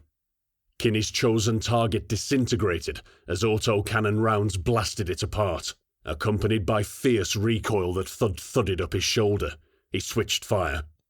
A second bike took an 84mm heat round straight in the plexiglass cockpit, and the whole thing exploded into a ball of shrapnel, most of which ploughed a furrow into the rocky slope, skidding to a halt by his feet. Kinney switched again, panned about intently, but it was done. After literally 2 seconds of intense violence, the bike squadron was dead. Why didn't they fire at us? Kinney wondered as Kronig reported the kills. Blake didn't answer the sergeant. She was happy that he could deal with a bike group on his own. The 5 surviving tanks were 2 abreast, negotiating the train tracks at best speed towards her. The first one was a lucky shot, and the rest were partially obscured as they raced closer, using the curvature of the hill and its ruins to block line of sight. She didn't want to waste ammo, so she remained hunkered down and opened the net. "Morante, move ahead 100 yards and hold. Prepare to fire." "Roger that, boss," replied the corporal enthusiastically, before her squad sprinted ahead and crouched down, guns pointing directly down the tracks. She would pin them in place, dividing their fire, and allowing Blake to pick them off without difficulty. The tanks came careening round the corner at speed, each one a 60-ton mass of armour and weapons, which blazed upon seeing the Mogs at close range. At almost the same time, Morante triggered her EMP gun. The small shell coughed from its tube in a puff of discharging gas, and popped in the air right above the encroaching tanks. It wasn't enough to kill the vehicles dead. The massive amounts of metal used in their construction would provide some protection, but they slowed immediately. One tank slewed to the side, firing its cannon into the deck right in front of it, tearing up old tracks. A second tank accelerated and fired all of its weapons blind, causing blue shimmers to ripple from the Mog line. Another skidded to a halt, the crew somehow aware of their reduced capacity and attempted to arrest their uncontrolled advance. The Mog squad opened up with everything they had. Several 84mm shells smashed into one tank that had started to steer up the curve of the valley, and the side armour crumpled under repeated impacts. The Junker collapsed into itself in a pathetic heap with no secondary detonations and just rolled to a halt, thick smoke pouring from a multitude of entry wounds. The tank that had charged was on a beeline for Morante, and the corporal calmly aimed and squeezed off a shell. The heat round flew to meet the approaching war machine, then clanged wildly, glancing from the front glacis and straight into the stratosphere. "Oh shit!" she had time to say before the tank burst spectacularly to her front, no more than 20 yards from rolling right over her. The shock of the blast lifted her off her feet, and the corporal was left weightless for a second, before gravity asserted itself and dumped her on her knees. Despite her harness straps, the woman bounced from the inside surface of her Mog like a boat dashed against the rocks, and she cursed loudly. She'd have bruises for weeks. Eddie switched targets and cracked off another sabot, ripping a turret clean off another tank. Morante looked up as her commander loomed directly overhead and smoothly engaged all remaining targets, eliminating them without taking a single shot in return. Each shot boomed tremendously, pushing Morante back in her harness, pressure pulsing in her ears. "Thanks, boss," she said too loudly, picking herself from the floor. "No trouble at all, Corporal." Blake rotated Eddie's chassis in a quick 360, already done with the combat. She was looking for depth targets, and they didn't have her waiting for long. Several dozen tanks, flanked by a mishmash of gun trucks and bike squads, began to emerge from over the lip of the valley's edge. They were converging on the platoon's position. Then a second wave came, and then a third. "Captain," Kronig warned. "I know," she replied, counting the enemy units. There were hundreds of the bastards. How did they know where we are? She thought. It could have been Armbruster, colluding with the separatists, a mole within district, or something else. Whatever, who cares? It doesn't matter right now. "I'm not doing this," Blake stated simply. "All call signs, follow me. Kronig, watch our asses." She got 2 confirmatory replies before she swung Eddie around and thundered into the necropolis. She smashed an old prefab out of the way, simultaneously ducking under a crane that had tilted on its side. The terrain would be a nightmare in there, and Kronig wouldn't like it, but to stay on the track would be suicide. In the necropolis, she could use the tight angles and debris-strewn tracks to slow tanks and bikes. It would work in favour of leg units. They could outmaneuver them and pick them off in small groups. Let them come after us, the captain thought with a grim smile, and we'll show them how loyalists fight. Why are we moving towards the spaces? Kinney thought with alarm. If they ran into the things in there, they wouldn't stand a chance against anti-gravity units. Kinney much rather preferred their chances against the bolted-together crap show of the Corvid army. Was the captain insane? I don't like this, Sarge, Braga announced, voicing Kinney's concerns. Me neither, growled Kronig as he led his squad, though as he saw Eddie demolish the crypt of an original settler, Kinney couldn't help but think it would be for different reasons. Braga, drop mines. Braga voiced confirmation. He waited a few beats, then trailed the rest of the squad by several dozen yards. A mixture of anti-personnel and anti-tank mines dropped from a new dispenser mounted on his Mog's back. The AP and AT mines would not cause too many casualties, but would hopefully act as both a deterrent and warning system, slowing the Corvids down and signalling their advance in death. Eddie, first squad, the sergeant barked, not waiting for the captain to reply.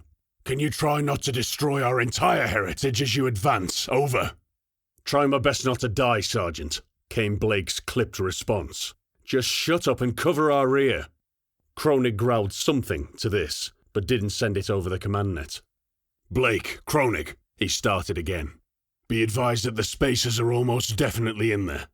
I think our tactical options are limited. Can we get any support from Central? Negative, Sergeant. I petitioned for grav tank support when we were back at District, but they don't seem to believe in this operation.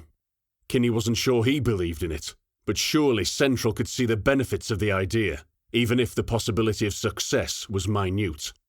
Roger that, the sergeant responded. Kinney stared at the back of D-99, powering ahead in front of him. He could picture him speaking through gritted teeth in there, almost rabid at the thought of damaging some holy relic. Kinney had other ideas about the Corvids. He reckoned he knew why those bikes hadn't fired upon them. Sergeant, he opened on the squad net, I don't think that load of separatists expected to find us here. Go on, the sergeant replied, following the trail of destruction left by the 40-foot war machine to their front.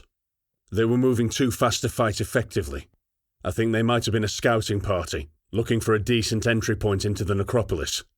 You think we could steer them into the spaces? Kronig replied, cottoning onto Kinney's idea. That's exactly what I think, Sarge. I think they're here to fight the off-worlders, and we caught them by surprise. And we can draw them together, get them to take each other out and slip away in the chaos. It was a simple idea, and could be effective if it worked. If it didn't, the platoon would be caught in the mother of all crossfires. I'll send it up, Kronig said before switching nets. Blake agreed with Private Kinney's plan, and she said as much to the sergeant. Eddie ducked low under the service doors of a factory complex that was never designed to admit Toro-class mechs. It had slipped down the hill about a dozen yards over the years, and as a result the whole structure was slumped slightly, making Blake want to tilt her head to make sense of the architecture as she entered. The upward slope of the ground made the going tough, littered as it was with loose debris and the cracked flooring of archaic constructs. Seeing as there was no other way through the other side of the building, Blake slammed her levers forward and bull-rushed the wall. I hope the whole thing doesn't come down, she thought as the impact jarred her senses, Eddie exploding from the other side in, followed by a wave of dust and concrete. She looked down and saw that she had narrowly avoided stomping on a group of bodies, unceremoniously dumped to form a pile. Civilian bodies, all wearing the yellow rain macs from the night before. Flies were gathering round them in the heat of the new day, and Eddie had to wonder, is that a mass grave? The beam of a visible laser burned across her vision, and a red metallic object flashed past. Eddie swept left to track it. Then another flash of red blurred past as her shield dissipated the attack in its usual cascade of blue.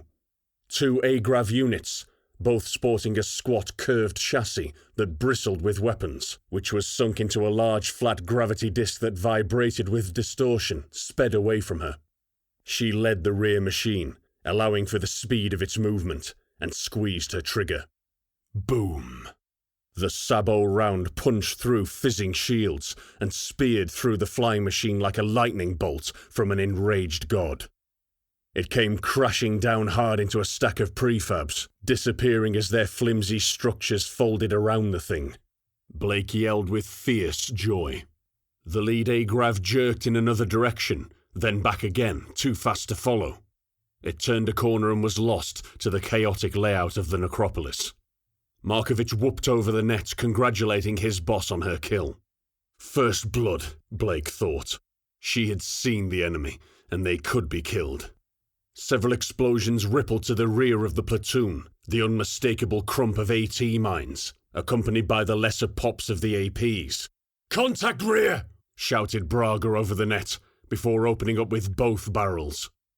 "Maintain speed and follow on," Blake demanded. "Do not slow.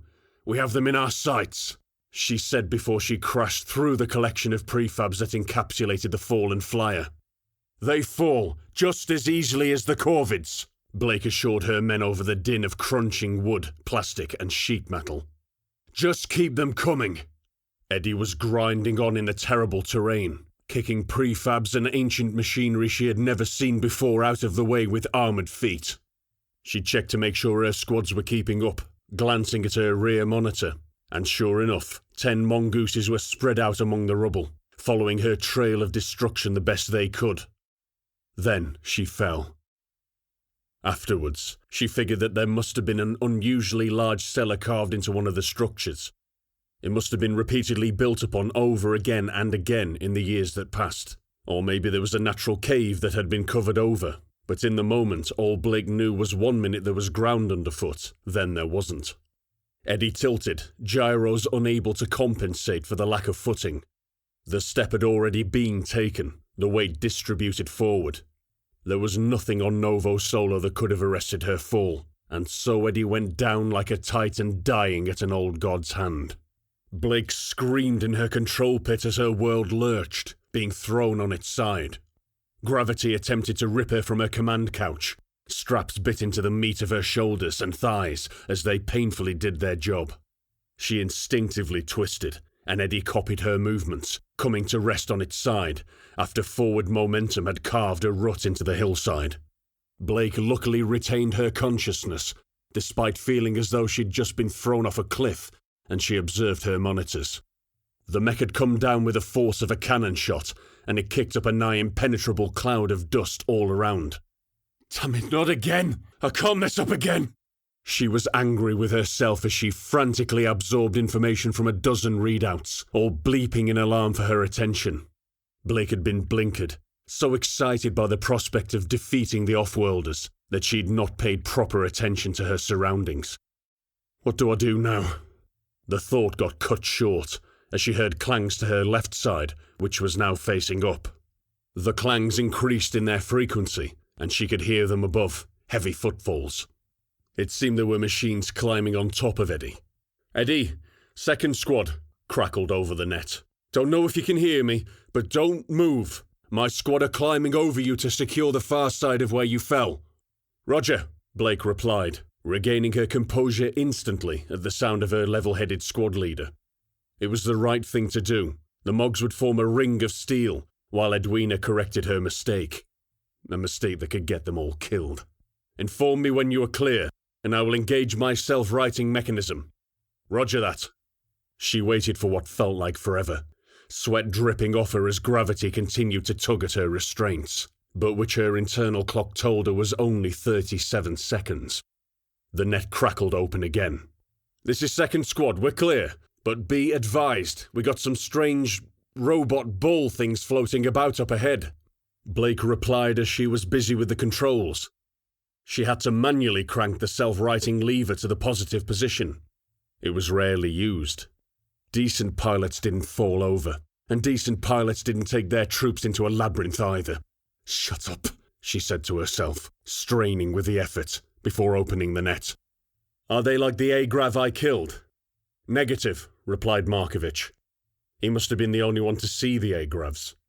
"These are smaller." A pause, then he added, "I think they're unmanned." Unmanned. That meant recon or suicide units, neither of which bode well for the QRF platoon.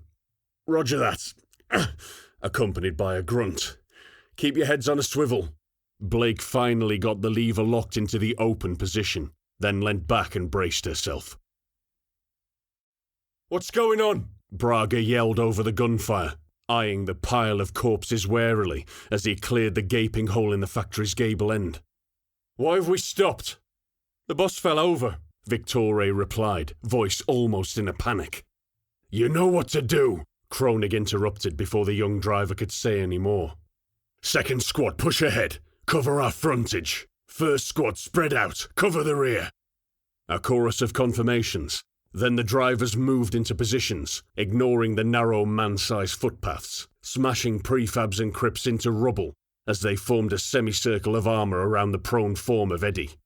"Not much to say," Kronig began when the troops were in place. "Sightlines are for shit. Just shoot them when you see them." Kinney didn't bother replying. He didn't need to. He just ground his teeth together and watched.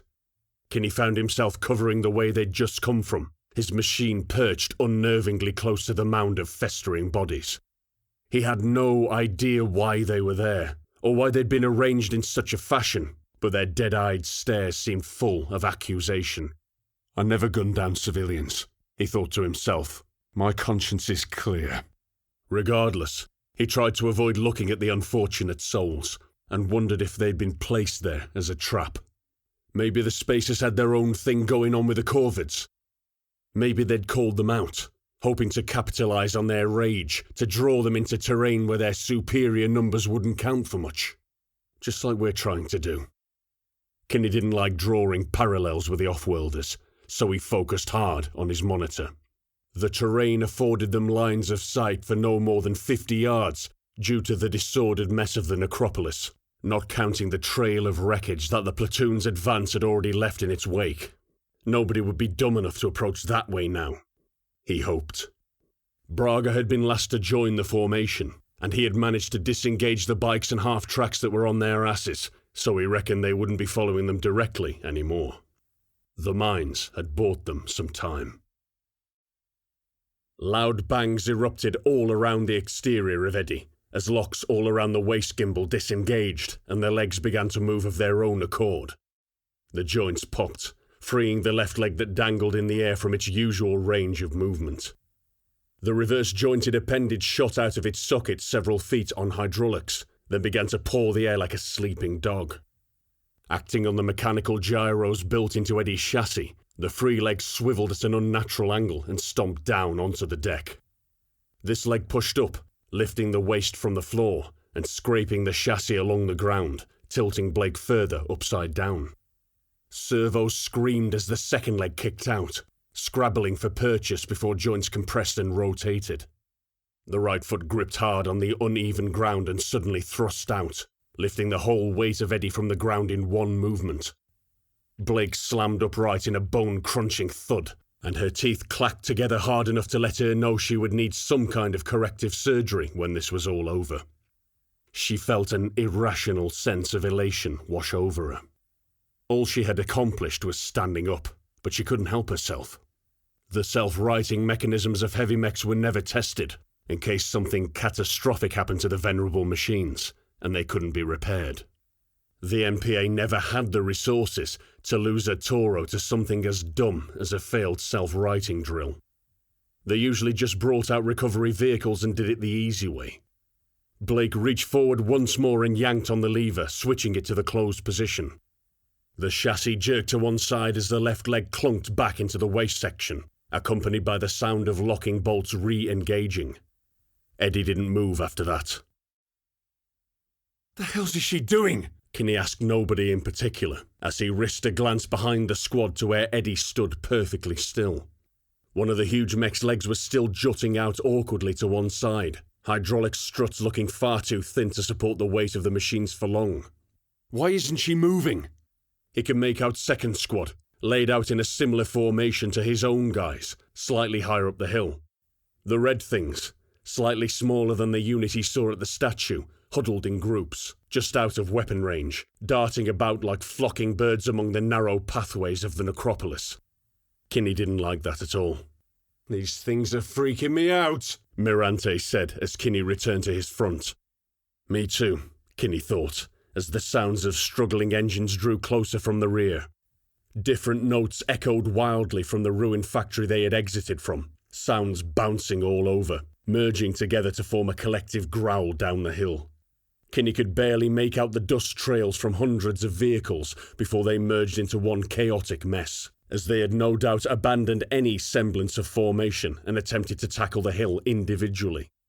An engine squealed, separate from the pack. It was close.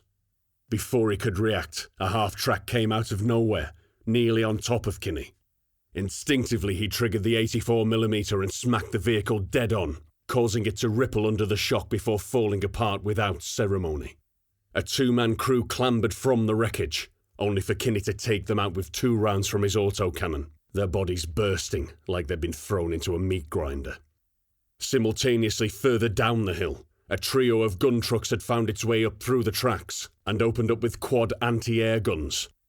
Victoria and Machado traded fire with the trucks, hard shields flaring as they unleashed everything they had. Machado took the brunt of the fusillade, his mog skidding back through ancient detritus as his feet struggled for purchase. He absorbed the hits and survived, paying the trucks back in kind with twin autocannons. The trio of trucks were bracketed and destroyed by the pair, but Kinney made a mental calculation of how their shields would be drained from the hits. There was no cover there, just those damn prefabs which hindered movement and blocked vision, and as Kinney had the thought, he saw a stream of tracer buzz through a habitation block, kicking up the dirt about Braga's feet. The veteran trooper traded blind fire through the dust, demolishing the habitation unit with gunfire, sweeping left and right. Light bikes weaved through the factory, daring to use the route taken by the QRF platoon, defiant of Kinney's wishes. They paid the price accordingly, as Kronig and the private tore the area apart with heavy fire. One bike swerved manically through the deluge of ordnance, miraculously managing to avoid everything before opening up with a flamethrower at close range. Kinney felt the flames wash over him, feeling the heat rise in his mog as the blue shields held the fire at bay. Blinded, he didn't see the bike slam into the fist of Kronig, powered claw grabbing the front of the bike and tearing it clean off. The sergeant followed up with a straight right, and his saw blade emitted an ear-splitting screech as it sheared through lightweight metal, then flesh. Kronig threw the bike wreck away into the path of a gun truck. The Corvid wagon appeared from a tunnel, formed of 2 stacks of decayed prefabs that had slumped together, already firing.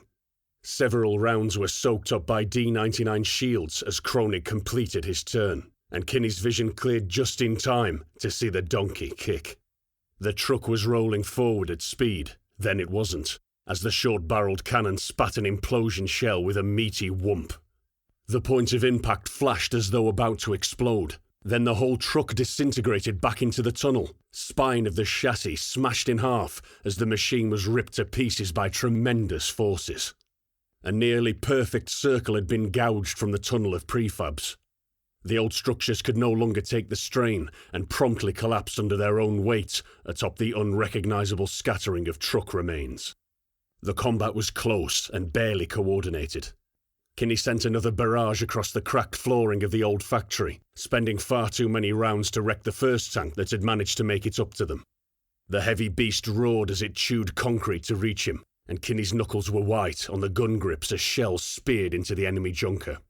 It got off one well-aimed round, which slammed Kinney's mog back several feet leaving the floor momentarily as his head smashed against the display monitor.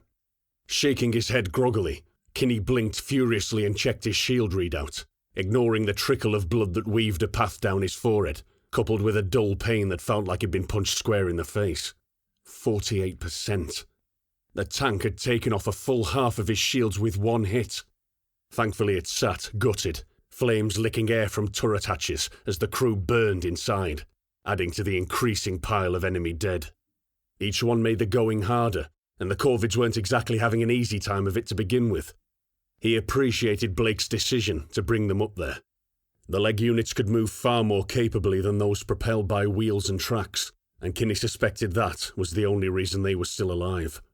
Another tank announced its entrance, copying the captain and crashing through a section of factory wall nobody was covering. This was a big one. The turret was a stick-welded menagerie of heavy cannon and multiple machine guns that sprayed tracer in all directions. Braga spotted it first and growled a target indication, and the entire squad fired upon the heavy junker. Even as the entire squad tore it up with everything they had, dozens more tanks and trucks were reaching the fight, drawn in by the sounds of battle as they carved their own paths up the hill. With combat balanced on a knife edge, Kinney wished the captain would hurry the hell up. Nothing happened. Blake wrestled with the controls. She pulled levers every which way. She willed the machine into motion. She could feel the electrical impulses through her jack, connecting her to Eddie's gigantic frame. Nothing happened. Blake interrogated her diagnostics panel. Among several minor warnings about things that had rattled loose in the fall, there was a single bulb glowing red that she hadn't seen before. The meaning for said bulb was stenciled above, in worn black paint on the olive-drab board. Right leg, joint obstruction. This was not good.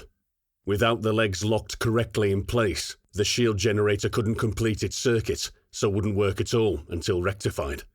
Without mobility, she couldn't even crouch down to allow smaller units to assist her. A Mog couldn't climb a ladder. That left one option.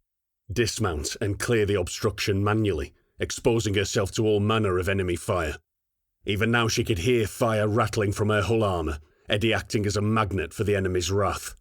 She felt a wave of utter dread as she stared at her forward monitor. Then she noticed something. Her elevated position gave her a view that her troops lacked, and she could see that the erratic, flock-like movements of the drone machines were not random.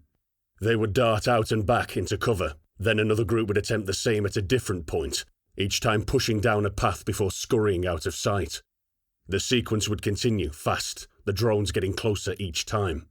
The movements weren't random. They were probing. The damn things were calculating loyalist reaction times, scoping out weapon ranges for their masters, no doubt. She opened the net. "Mirante! The drones are mapping your behaviour! Attack! Now!" "I'll see if I can hit him with an EMP," was all the calm squad leader got out before the drones decided they'd had enough data. One sped out of cover, frighteningly fast and unnervingly quiet, to slam into one of Mirante's squad. Before the trooper had time to react, the drone exploded, engulfing him in a wash of flame. Blake felt slight relief as she glimpsed a flicker of blue amidst the expanding ball of roiling firestorm. Then another two hit him. "Fire!" Mirante was shouting. "Fire now!" The squad opened up as the first Mog fell back, its armoured shell cracked, a blackened ruin. Dozens of drones spilled from every crack and crevice, battering their way through flimsy architecture and collapsed rubble, eager to reach Mirante's squad. They met a hail of high explosive fire as the remaining four Mogs laid down a solid wall of ordnance. Drones exploded in their droves, some causing chain reactions that undulated back into the ruins. Scraps of red material spun and twirled through the air, surviving robots peppered by the remains of their explosive comrades as they jinked and dodged the withering fusillade. A dozen of the things swiftly manoeuvred straight up and followed each other in a straight line on identical trajectories, homing in on another of Mirante's men. She barked orders, but Mogs always struggled to elevate their guns rapidly, and lines of tracer chased the drones ineffectively as they terminated their arc. Every one of them hit the trooper in a massive show of overkill, drone after drone slamming into the power suit, ripping great chunks of armour away with every blast until there was nothing left. Mirante howled over the net, an incoherent roar of rage and sorrow, as the survivors of her squad continued to pour rounds downrange. Blake wanted to give her orders, maybe tell her to identify the obstruction that caused Eddie to be immobile, but that was Officer Academy thinking. There was only one thing she could do to improve this situation. Blake detached her cerebral jack and reached for the escape hatch. She didn't see every drone stop, hang in the air for no more than a second, then change direction as though acting on new orders. She didn't see them take to the air, sailing over the embattled platoon, and she didn't see them pour into the corvids like a tidal wave of death. The drones detonated against the huge tank, and the machine weathered the assault, rocking back every time one of the diminutive machines exploded against its pitted hull. It was like waves crashing against a cliff, and like any cliff, the machine eventually gave up against the tide. Scores of the machines blew up, swarming in to break the tank down into an unrecognisable hulk. Kinney didn't know what to think. He didn't have time to, as Corvids were overrunning their position. The drone swarm rose up and dispersed into distinct tendrils that sped down to ground level, splitting into smaller and smaller groups until they hit the Separatists head-on in a synchronized bombardment. The incoming fire slackened immediately, as Spacer Tech met cobbled-together armor in a battle only one side could win. The sound was deafening. Explosions overlapped in a constant roar, as Kinney kept firing into the maelstrom, targeting bikes too nimble to get hit by the drones, or tanks too tough to go down in one hit. He couldn't even hear his own guns. "Sarge, I don't understand what's going on," he heard Victoria yell over the net, as the young trooper followed the drones with a stream of AP rounds. "Shoot anything that isn't army," the sergeant replied, tone no different than if he was telling someone off for not wearing their boots whilst on QRF duty. There was no sense trying to figure it out. For whatever reason, the spacers were helping them, or at least Kinney thought for all of 30 seconds. "You got A-Gravs, up your ass, first squad." He recognised Morante's voice over the net and turned to see 3 red machines clear the top of Eddie's static frame, chased by Tracer as they swooped down, beam weapons burning the air. They were bigger than the drones, definitely manned and heavily armed. As one, first squad turned to engage. Blake emerged atop Eddie to a vision of absolute chaos. Explosions ripped through the necropolis like oversized chains of firecrackers, throwing armoured vehicles through the air and toppling habitation stacks. A collection of prefabs tumbled, unable to support their weight, and crashed into the side of the factory building. The whole structure groaned like an old giant in pain, and swaths of dust and debris fell from its tortured frame. From her elevated position, Blake could see the whole hillside below her, spread out like a moving stratagem board, one that had a lifetime's worth of trash dumped on top of it. A drone detonated against the ground directly in the path of a bike, which launched into the sky, tumbling and on fire, to narrowly miss one of her mogs. The driver had been facing the other way, and didn't even notice the flaming metal comet that nearly scrubbed him out of existence.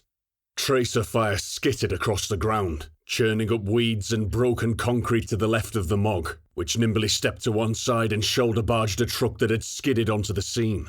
The vehicle crumpled, crushing the Corvid manning an MG turret at the rear, and the Mog fired a cannon shell into it.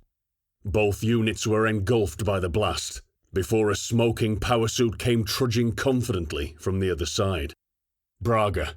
That had to be Braga. Blake turned to head to the access ladder, then hit the deck instinctively as a squadron of A-Gravs skimmed the top of Eddie's carapace. They were close enough to touch, and Blake could feel the static from their shields pulling at her hair, making her gums itch as the red craft swooped down to engage her drivers. She didn't dare look, as the strange craft opened up with exotic weapons that emitted an unfamiliar bassy pulse. Instead, the captain scuttled on all fours to the access ladder, and began to descend the outside of her 4-story high machine, exposed and alone. From somewhere a machine gun blared, small caliber, and rounds rattled from Eddie's composite armour as Blake descended. She had never been so scared, but she retained her clarity as her world consisted of a single view of Eddie's scarred hide, pulled close as she was against thick plating. She had not noticed the textured surface of the paint so close up before, designed for crew members to walk on without slipping. She had never noticed how large the chips and pits were from multiple high-caliber impacts. Any one of those rounds would leave a bloody mess of her, where only minutes ago they were something to be ignored. She could feel the wake of bullets tugging at her jumpsuit. Someone was definitely aiming at her, and in a moment of daring, she let go of the ladder. The captain fell, landing heavily on the waist gimbal, one leg slipping over the edge as she felt herself being pulled over the side. She was still over 20 feet up, and Blake dug a gloved hand into the grill of the crew decking, legs kicking ineffectually against the relatively smooth hydraulic ram of the self-righting mechanism. For a moment she dangled by one arm, being given a stomach-lurching glimpse of the sloping ground, which was torched below by the tongue of an incinerator weapon as her eyes widened. "Are you fucking kidding me?" She shouted into the sky, voice lost to the maelstrom of combat. A flash from behind and a wash of heat buffeted her back, shifting her position just an inch. It was just enough for her to cross the tipping point. Then Blake braced and managed to drag herself forward with one crazed pull, desperation lending strength to her tired limbs. Her fingers hurt like hell, and Blake breathed hard as she rose to a crouch, eyes darting wildly around. Where is this damn obstruction? She walked carefully along the crew decking, then dropped onto her belly to look underneath it, following the join where leg met waist. There. A piece of jagged iron rebar, no more than 2 feet long, stuck out of the joint like a mechanical middle finger, raised at Blake in defiance of her efforts. She laughed out loud. Is that it? She yelled against the background din, pleased that it was something simple for once. She grabbed hold of the bottom rung of the access ladder and lowered herself down, making sure to keep one hand on it as she braced against the bar with one foot. A cannon shell struck Eddie above her, and the shock pushed down on her shoulder, forcing the air from her lungs. In a split second, thousands of tiny impacts sounded all around the chassis, and Blake was consumed by a pall of black smoke. She coughed, somehow managing to retain her footing through the ordeal. Am I hit? She disregarded the thought as another line of tracer ricocheted from the hull and concentrated her attention on that iron rebar. It felt like being punched, then her right arm was dead, flopping lifelessly to her side. I'm hit now, she thought with a surprising detachment, glancing down as a red stain spread along the length of her arm. Must have been a ricochet. No matter.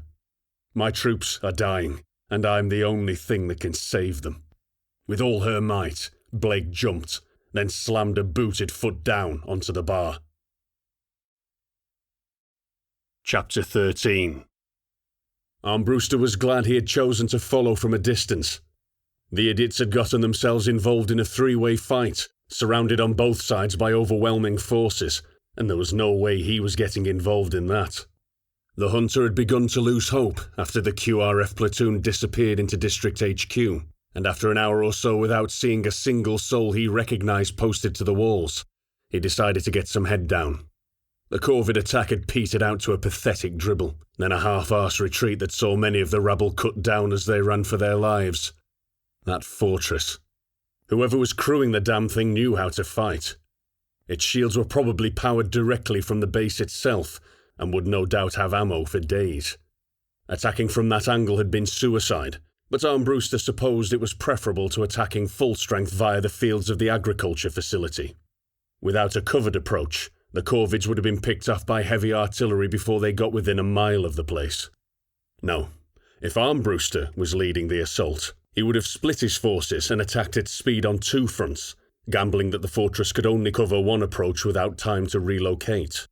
Oh well, he thought to himself as he saw the last remnants of the separatist attack chopped to mince as they fled. The point is now moot. After the attack, the Hunter found himself a little nest in a gutted habitation block no more than a half-mile from District, just before the rise of the valley that led into the necropolis. He figured that if they were ever to come out again, they'd be heading for Central. There was nowhere else he could think of that would be worth the effort of leaving that safe little hidey hole. Hunched down inside the building that had been occupied by civilians just hours before, Armbruster set his sensor array to passive mode and promptly fell asleep. Movement.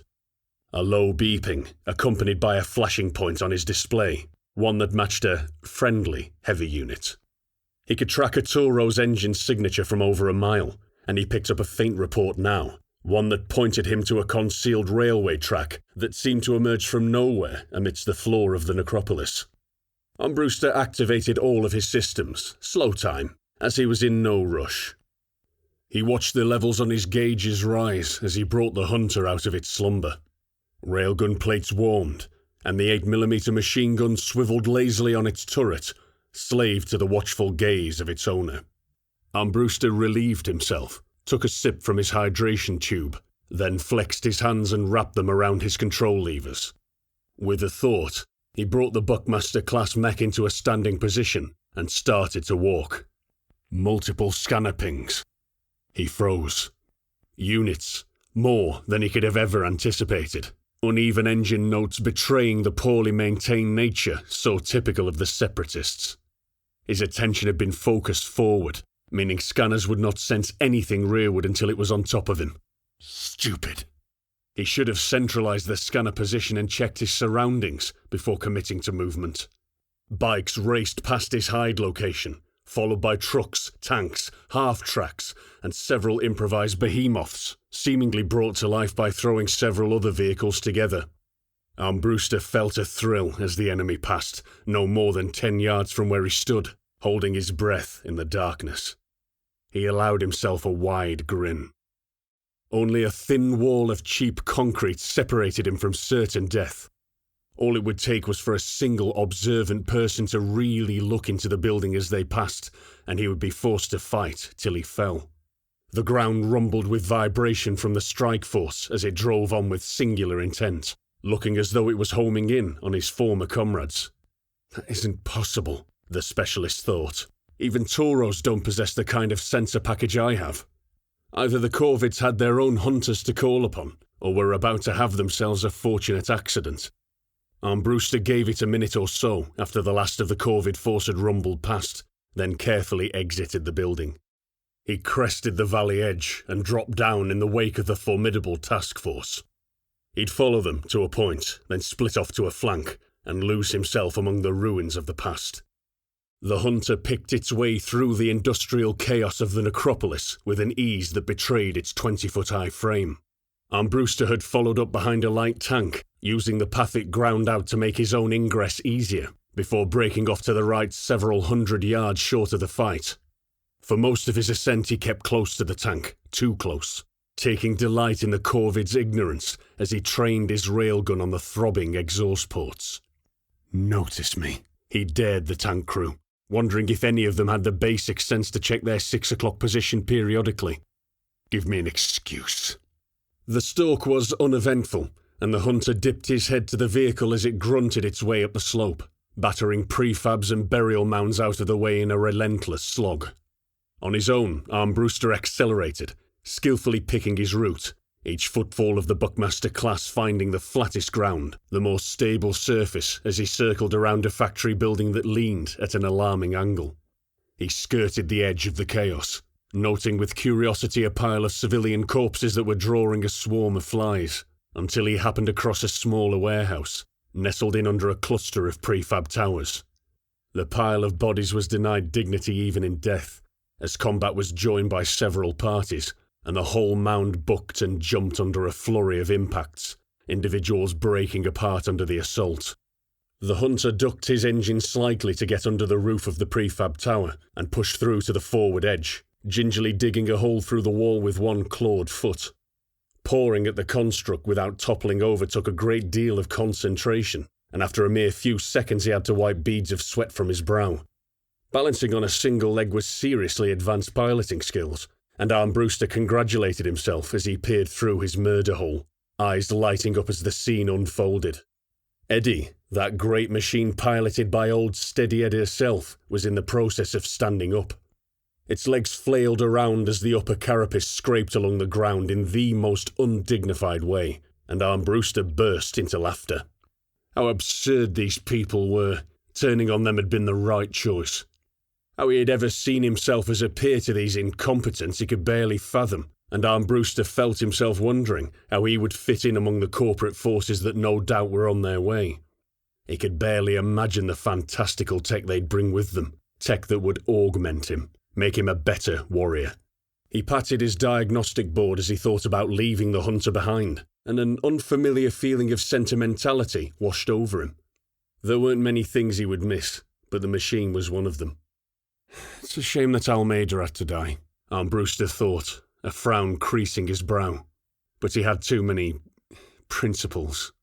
It would have taken too long to convince him to join the corporation, and they only had a limited window to seize the initiative. No, it's much better this way. He had to die. Oh, what have we here? The pilot mumbled to himself, as dozens of brightly coloured spherical robots started throwing themselves at the army platoon. They seemed to be a kind of suicide unit, filled with high explosives, sacrificing themselves to take out their enemies. Armbruster was fascinated. Drones. He had heard of them being used during the Troubles, but the archive footage of army drones showed big, cumbersome things that needed to be protected on their flight, otherwise they'd be blown out of the air before nearing their objectives. They were a world apart from these nimble little things. The drones terminated 2 Mogs before their attention was drawn elsewhere. The drivers were utterly powerless to halt their demise as they poured fire into the swarm with negligible effect, and as a group they flew through the sky in a bounding arc before Armbruster lost them behind the factory building. Very clever. Kill the enemy without any risk to yourself. Eddie had been motionless for some time, obviously experiencing locomotive problems as one leg jutted out at an awkward angle. There was a reason nobody tested self-righting units. Armbruster caught a little movement, an increased gain on his forward monitor as a tiny figure appeared on Eddie's upper carapace. There she was, his illustrious former leader, boring as mud and about as equally as inspiring. Captain Blake hit the deck as she was buzzed by a group of agravs, painted the same red as the suicide drones and clearly designed along the same lines. The larger flying machines disappeared from view and Blake picked herself up before beginning to descend Eddie's access ladder. She cautiously took it a rung at a time, stopping each time to look down and make sure the thing wouldn't break underneath her. It was painful to watch.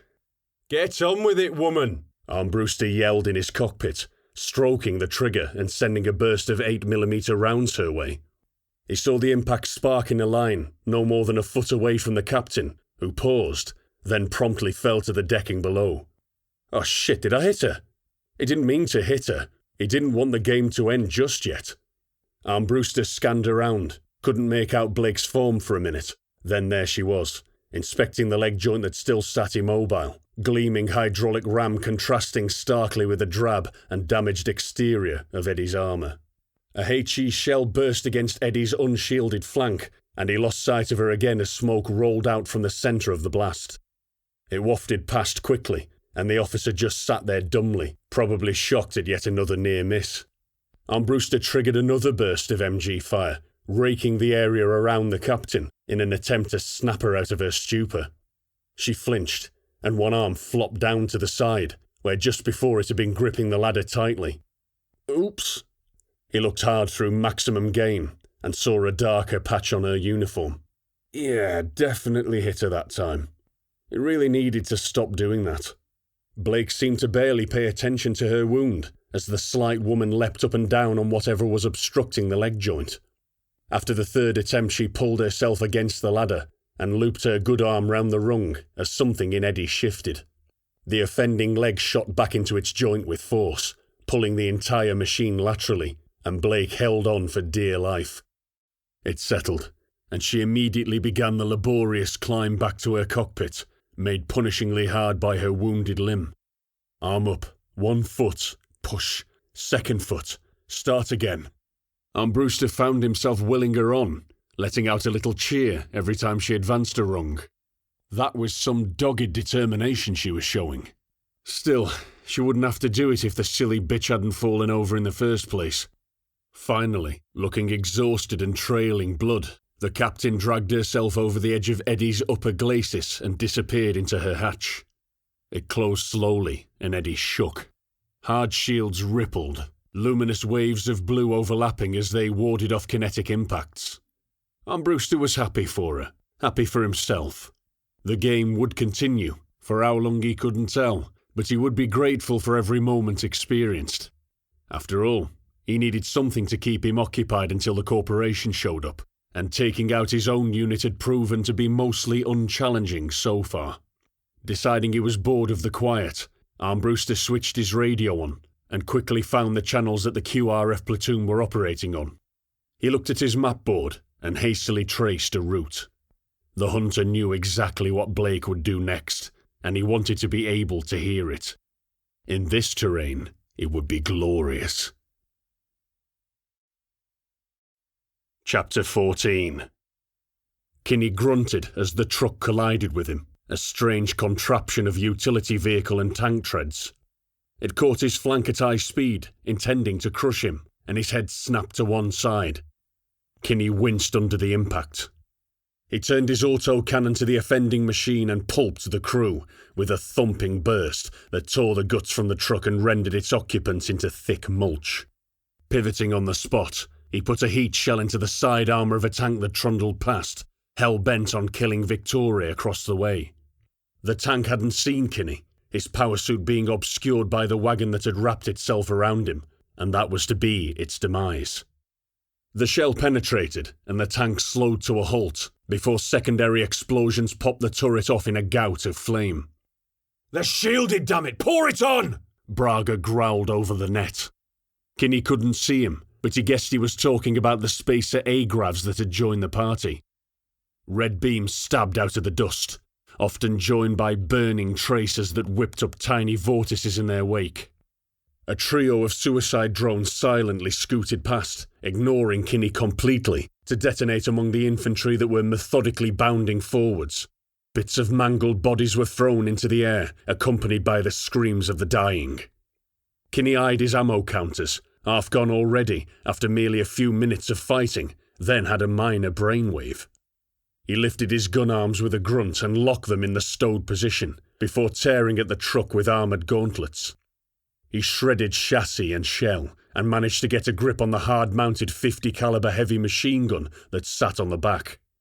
Bunching his shoulders, Kinney pulled, metal groaned, and he ripped it clean from its base.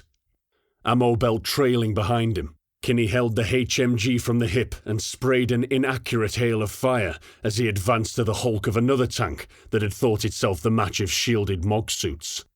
He turned the corvid gun on its own comrades, and the infantry that were just now catching up with the vehicle assault bore the brunt of the fire. Large caliber rounds cut them down as they traded fire behind questionable cover. The site was rapidly getting cluttered with wreckage, and Kinney hadn't seen any bikes for at least a minute or so, which was a lifetime in a firefight. They'd probably lost the ability to manoeuvre as the area filled up with mangled vehicles, and Kinney used that to his advantage, taking up position on the corner of a smoking tank carcass to spray fire into the confines of the factory. He had been wrong before, very wrong about the separatist behaviour, and now hundreds of men were conducting an advance through the old factory, following the exact line of advance that the platoon had taken themselves. Kinney looked right and saw Victoria, engaged in a melee with a large brute of a machine, the driver clambering about its bulk, tearing off anything he could get a hold on. Kinney'd lost sight of the others. He didn't know when, but he could still hear them through the smoke and dust, taking the fight to the enemy in their own personal battles, punctuated by the occasional choppy radio message. The private's face was fixed in a scowl as he played the HMG barrel left and right, using tracer to walk his rounds into groups of rebels that scattered like leaves under the beating. They fired back with small arms and handheld RPGs that corkscrewed wildly through the air, unnerving him with every shot. The damn things whistled and screeched like banshees as they shot past, too fast to evade.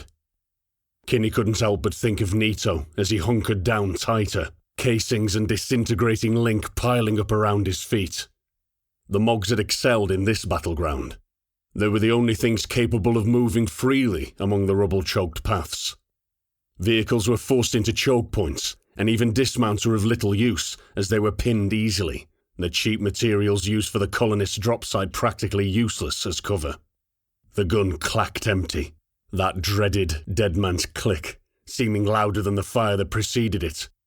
Kinney looked down, eyes wide at the smoking barrel of his useless gun. The whole thing glowed red with heat, and Kinney could feel it through his left gauntlet as he gripped the thing tightly. Kinney didn't notice Eddie's shudder behind him. He didn't realise it was the cause for the infantry to increase their efforts. They were terrified.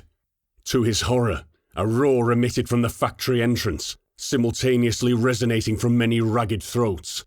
Before he could swing his own weapons back into play, the separatists charged. He couldn't count them. Such were the numbers that poured from the broken walls of the structure. Guns, clubs, grenades, swords. The crazed masses wielded any and all objects as weapons against him. They were furious. He had killed their friends, their colleagues, their families. Their anger was righteous, and as Kinney saw the looks on the dirty faces of the men and women coming to kill him, it scared him more than any vehicle. He clung to his analytical abilities by a thread, while the fight-or-flight instinct screamed in his head. Now would be a good time to run, it seemed to repeat over and over, too fast and too loud to drown out. "I'm still one of you!" Kinney roared back at the horde, unaware of whether he was broadcasting or not. How could he make them understand that he was fighting through no choice of his own? "I don't want to die!" If they heard him, the mob did not respond. What did I expect? Understanding? And they kept coming, intent on taking down this faceless monster in their midst. He reversed his grip on the HMG, powered gauntlets hefting the thing like a club, and met the charge. More than a ton of armoured steel waded into a sea of angry flesh. Blake moved with a speed and efficiency born of anger. She hadn't really felt anything like it before the events of the last day. This treachery, this great calamity, had woken things inside her that she never knew existed.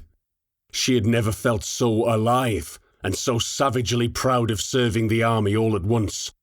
She applied the hemostatic gel to her arm deftly and with great precision, before using her teeth to steady the dressing that she applied. She was not calm. She was holding back, exerting tremendous self-control, reserved. She was saving herself, and knew what she had to accomplish before re-engaging the enemy. Mistakes could not be rectified, but the fallout could be minimized with the application of force, and she now took the calculated risk to treat herself before getting into the chair. Blake desperately wanted to reconnect, to feel the power course through her, to lay about in every direction and destroy the vermin that scurried about her feet. But she wouldn't be able to do any good if she bled out within the next hour. Her chances of overall success increased 100-fold if she kept a level head, cut through the emotion and actually performed like her reputation warranted. So she did. Then she reconnected, and Eddie welcomed her presence. It was like a drug, this feeling of potency, and each time it reached out for her more, pulling her into its grasp. Each time it became more of an effort to disconnect. She felt a sense of loss when not part of her machine. Her right arm was now effectively dead, muscle and sinew punched through by a steel-jacketed round, so her neural link would take up the increased inload of stimuli, an activity that tired the brain with rapidity. She didn't take any painkillers. She needed to be sharp. The anger would help with the mental load. My soldiers are dying. Eddie staggered, unbalanced, as the rigid lever-controlled left hemisphere attempted to counter the wobbly mind control of the right. The heavy mech stamped down hard to steady itself before another fall, and she hoped, not for the first time in recent memory, that she hadn't squashed something friendly.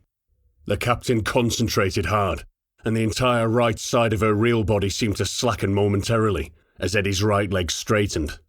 Slowly at first, but with more confidence in every movement, Blake had Eddie rotate on the spot, facing towards the direction of the battle, where both squads now resided, fighting in absolute disarray against both homegrown rebels and unwelcome visitors in a ragged line.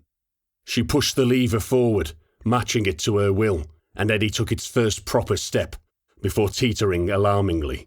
It wasn't going to work. Then she had an epiphany, and let go of the controls completely.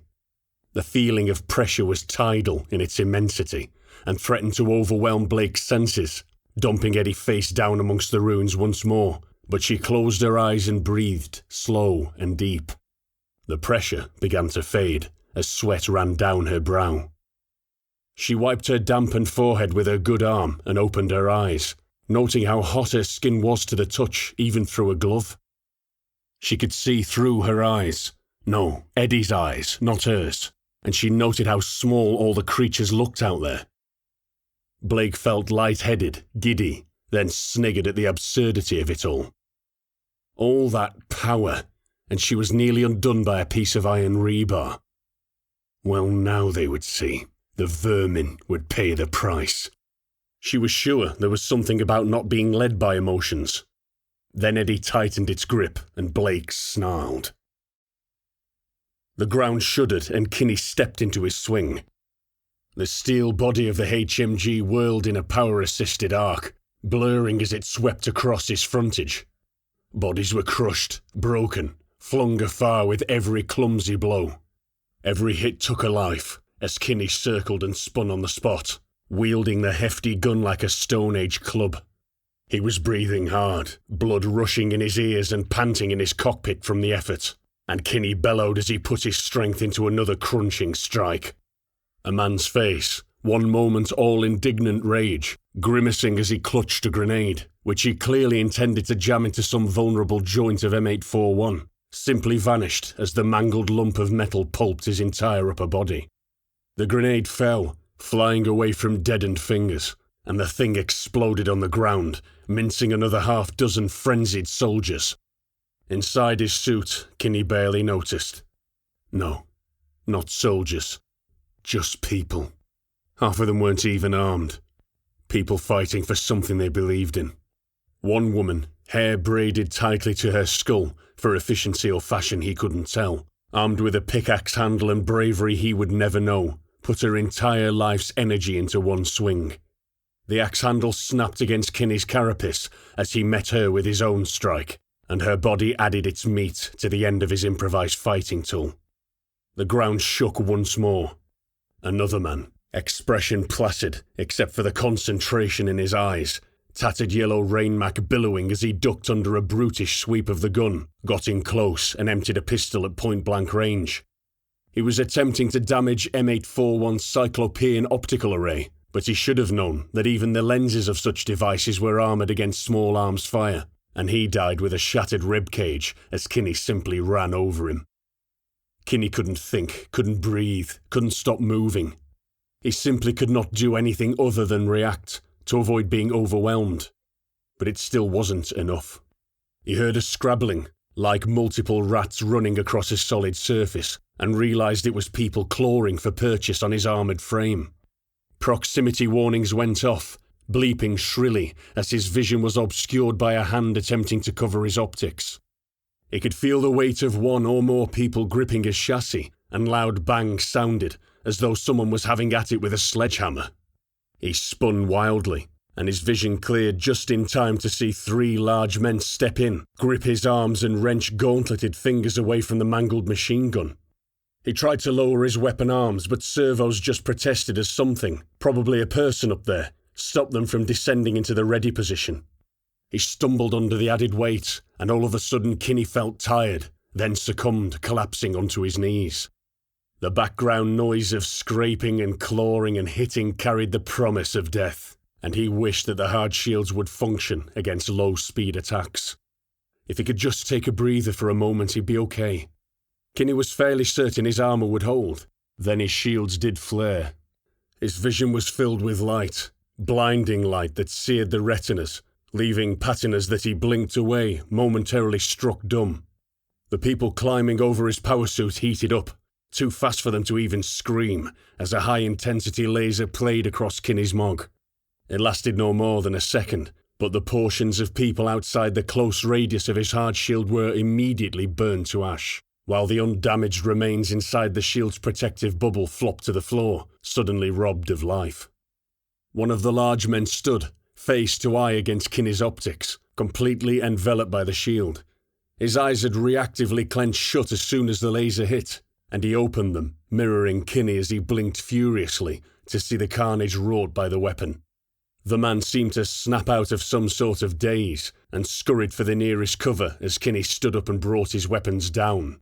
Forgetting the fortunate fellow, Kinney zeroed in on the culprit, a spacer Agrav. The rust-red vessel zipped overhead, switching directions in a random way that was very frustrating, chased by Tracer from both sides. Braga appeared from the dust, spitting obscenities over his loudspeaker, armour once again blackened by whatever forces had expended themselves upon it. He let a heat round go, which splashed against advanced hard shields that barely flickered from the hit. The spacer vehicle switched directions in that unnervingly fast way that was rapidly becoming their trademark, and trained its laser weapons on the fierce veteran. "Kill it!" somebody screamed. Both Mogs opened up with all guns, and the Agrav detonated in mid-air, accompanied by a boom, all out of proportion to its size. "That was easy," exclaimed Victory, breathless, now wrestling with a lone junker mog that had found its way into the battle. "That wasn't us," Braga replied, pumping an 84mm round into the enemy powersuit's back, smashing it to ruin in a shower of shrapnel. Victory gestured thanks as Eddie loomed out of the dust, torso twitchily moving in small increments, scanning about for targets like a wolf with a scent, and its heavy cannon boomed once more. A canister round this time, which detonated in the air several yards short of a cluster of corvid infantry and light vehicles that remained unseen to Kinney, shredding them all. Kinney had no idea what the shell had struck, but whooped anyway, somewhat hypocritically, he would later think, given the compassion he felt towards the rebels. Yet he couldn't help feeling elation at the knowledge that their best chance of survival was back in the game. Eddie rampaged through the enemy ranks, narrowly avoiding trampling Markovich as Blake piloted her mech into the line with reckless abandon. She stamped and kicked, while simultaneously engaging targets with both her HMG and cannon. The remaining A-Gravs darted for cover, attempting to extricate themselves from a battle they could not hope to win, lasers washing against Eddie's shields as they retreated. One of them was not lucky, and was speared by a sabot as its partner eluded the fire, wreckage tumbling end over end to crash down in a plume of grit and broken machinery. Captain Blake's rage was palpable. It was nearly a physical thing in its own right, and it manifested in how she threw Eddie around. The machine moved with a speed and agility that seemed unlikely for a vehicle of its size, and it smashed the spine of a corvid attack in an unstoppable charge, crushing and shooting and grinding them apart in a display of violence that shocked Kinney even now. Then Victory died. Fortunately, he didn't feel it, as a beam weapon unlike anything Kinney had yet witnessed blazed along the floor, turning cracked concrete into bubbling liquid. Fat enough to fully envelop a powersuit, the ray completely disintegrated the young trooper, before navigating upwards to carve into the factory building. The beam scorched a molten furrow several feet deep into the ground before playing with surgical precision across the support structure of the derelict complex. The entire grand old building groaned once, then collapsed in a vast implosion of concrete and steel, completely crushing the large corvid force that had been picking their way through the rubble. Kinney thought in an abstract way of the poor soul that had just run away from him and figured him probably dead. He was slightly less bothered about Victory, and the fact worried at his gut. The beam ceased, leaving only a trail of flame in its wake as the air ignited along its path of travel. The entire battlefield went silent, and bells rang in Kinney's ears from the intensity of sustained gunfire as he turned to look, following the rapidly dissipating fires to their point of origin. The top of the necropolis. An A-Grav larger than anything that seemed possible hovered, perfectly immobile, dwarfing even the imposing statues of the saints. Kinney had to do a double take as his eyes refused to accept it. He blinked several times, convinced he was experiencing a false perspective. It was like a mobile fortress had taken flight. How can any grav plate hold that thing up? He thought as Eddie clunked audibly, switching ammunition types. The heavy mech sighted and fired with admirable speed, and the tungsten slug was a blur as it shot through the air with deadly accuracy. It crumpled against hard shields with barely a shimmer, and Kinney gasped as he waited for the thing to return fire. It didn't, not at the Loyalists anyway. The huge A-Grav lashed out with multiple smaller beams, expertly tracing their paths across the statues of the saints, dissecting them slowly. It seemed as though it was playing with the relics, like a psychopathic child might idly dissect a rodent, and they tumbled into pieces. Martin's severed head bounced, carving a path of destruction through several stacks of prefabs, before coming to rest amongst a crypt of a minor saint, an angelic statue of its own looking solemnly at the fallen father of Novo Solo. Kronig, still unseen, roared in anguish. It was not like the animal rage emitted by the captain, but rather the noise of something broken being pushed beyond its limit, his tortured voice box being given an even more mechanical tone when expressed through external speakers. The sergeant appeared from the blanket of dust that obscured the brightness of the day and sped up the hill at a flat sprint, ploughing straight through the flimsy prefabs on an intercept path with the giant spacer craft. Kinney knew at that moment that his sergeant had a death wish, that he would perish because he couldn't let a slight towards his beloved saints go. The man was absolutely going to die if he ran off up there alone, and nothing was going to stop him. So, he took off after him. Blake blinked, her vision flicking between the off-worlder monstrosity and the almost comical image of her platoon sergeant rushing to meet it. This isn't funny. She wrestled her mind away from Eddie's predatory instincts and assessed the situation. She ignored the fact that most of her soldiers were dead. She ignored the fact that Kronig, and even more strangely Kinney, had literally just run off into the maze of the necropolis. In Officer Academy, instructors often waxed lyrical about instinct, and how experience lent itself to feelings of intuition one couldn't effectively explain, but were not to be taken lightly. They mentioned a time where an officer could straddle the middle ground between absolute chaos and pure analytical detachment, and in turn feel the ebb and flow of a battle. Colonel Rome mentioned this concept frequently in lectures after his action in the food riots and subsequent promotion. In fact, he made it something of a personal specialty, and Blake was feeling it right now. The Corvids had numbers far greater than she had anticipated.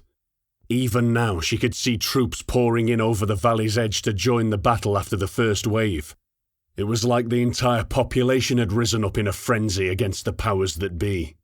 But here, now, the double punch of the spaces collapsing the factory, and Blake herself running amok in the centre of their haphazard advance, had halted their momentum completely.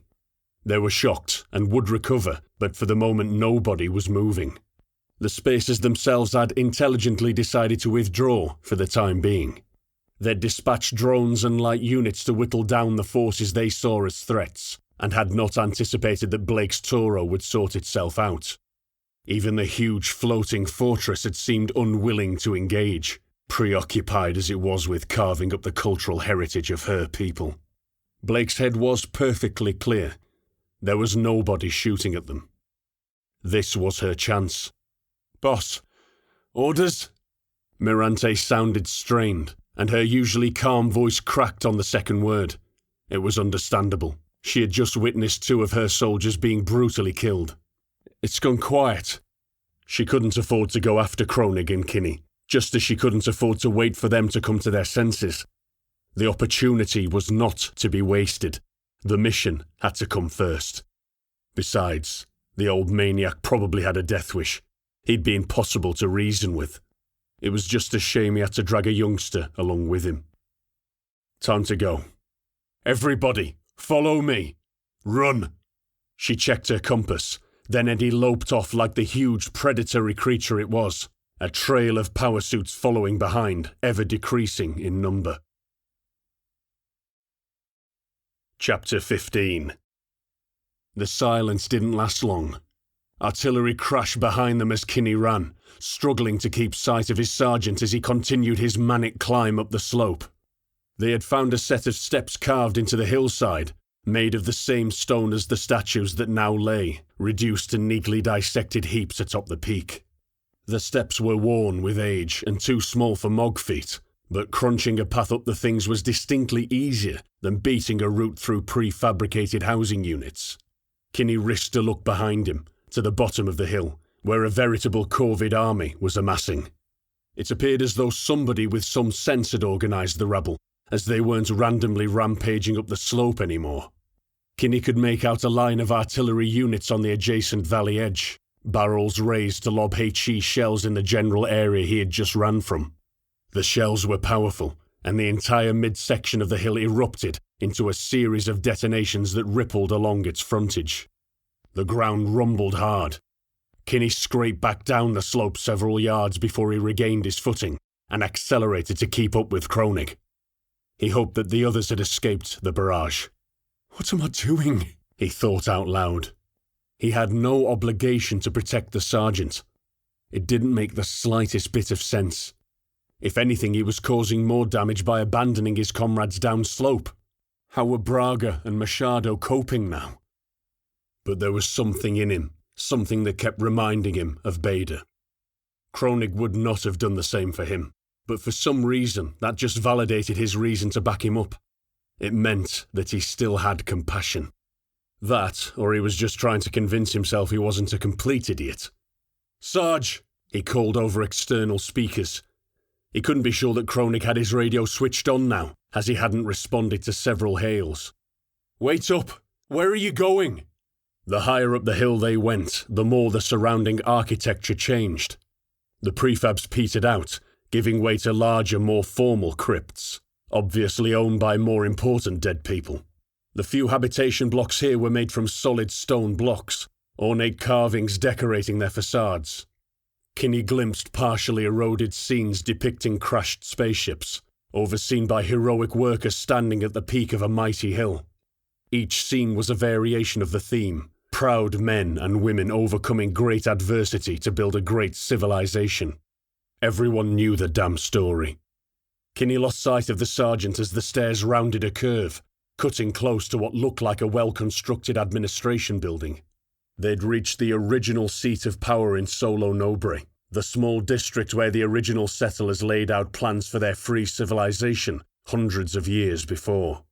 There was a lot of history there, on that hillside, and Kinney had always wanted to visit the place when he was a child. He was fascinated, as many others were, with the tales of greatness that were drilled into them from an early age. Now it just felt fitting that he would witness Kronig, a relic from the old era, die at the hands of foreigners in the place where it all began. Of course, that meant his own death would come right after the fact, which encouraged him to fight all the harder. He cornered the building and almost collided with Sergeant Kronig in D-99, who stood, quietly, in the shadow of the structure. The shadows were short, as it was almost midday, but the building was several stories high, so they were adequate to conceal the machines quite well. Kronig held a finger up to the front of his cockpit, to where his mouth would be. Quiet. He stuck a thumb out, then turned it down, before chopping his hand in the direction of a cluster of larger buildings some 300 yards upslope. Enemy, there. Simple hand gestures, taught in basic. Kinney pegged what was happening. Kronig probably suspected that the enemy may be able to detect their radio transmissions, and he wanted to retain surprise. Kinney rattled his brain, couldn't think of why this would be a reasonable assumption, but the old lunatic had survived this long, so decided to go along with his paranoia. He made the OK symbol with his hand to signify that he understood, then zoomed in on the buildings. It was hard to concentrate, as his limited periphery was full of that floating monstrosity, which circled the hilltop lazily as artillery fire chased the QRF platoon away. Its forward edge pointed down slope all the while, like a cautious but amused parent watching its children play fight. The buildings looked quite similar to the one they stood by, nothing out of the ordinary, until he saw it. Movement. An agrav raised itself from the ground, shaking off a layer of silt that had settled on its hull, before disappearing into the wide alleyway between the nearest two buildings. Kinney hadn't spotted it at all until it shifted. The rusty red of its body, covered in local dust, had blended in perfectly with the decayed landscape. They had nearly run right into it. Kinney wondered if Kronig might try and bypass it on his suicide charge to the big fellow, maybe try and avoid all contact outside of punching the fortress in the face. But no. As soon as the thing disappeared, the sergeant was off, running after the damn thing. Of course, he wants to kill them all. Kinney lamented common sense before dutifully following on, a safe tactical bound behind. He legged it across the open street, refusing to acknowledge the floating death machine to his left, and the fact that it could snuff out his existence in the blink of an eye, and then he was in the alleyway. Suddenly he was plunged into shadow, and his eyes adjusted just in time to see Kronig's insanity at work. The sergeant had managed to sneak his machine up to the Agrav, which hovered several feet off the ground, somehow managing to look bored as it observed the adjacent street, and was reaching out with his hydraulic claw arm. Kinney couldn't believe his eyes. How the sergeant could dull his servos enough to be that quiet, he would never know, and he stepped forward to lend a hand. His left leg locked, much to his frustration, and Kinney teetered before slumping sideways. His shoulders scraped against the wall, and Kinney was stuck leaning at an awkward angle as the Agrav turned at an alarming speed. There was an awful scraping of metal as the hydraulic claw scrabbled for purchase, and Kinney felt a rush of pure terror as he strained to unlock his leg joints. The optical cluster on top of the Agrav swiveled about, before fixing its compound lenses on Kinney's rigid form, as leg muscles burned with lactic acid. The craft swiveled a short-barreled cannon into place, locking its aim onto M841. Kronig's claw scratched frantically across the curved hull of the Agrav, then clamped onto a strut or an access step or something, and pulled down.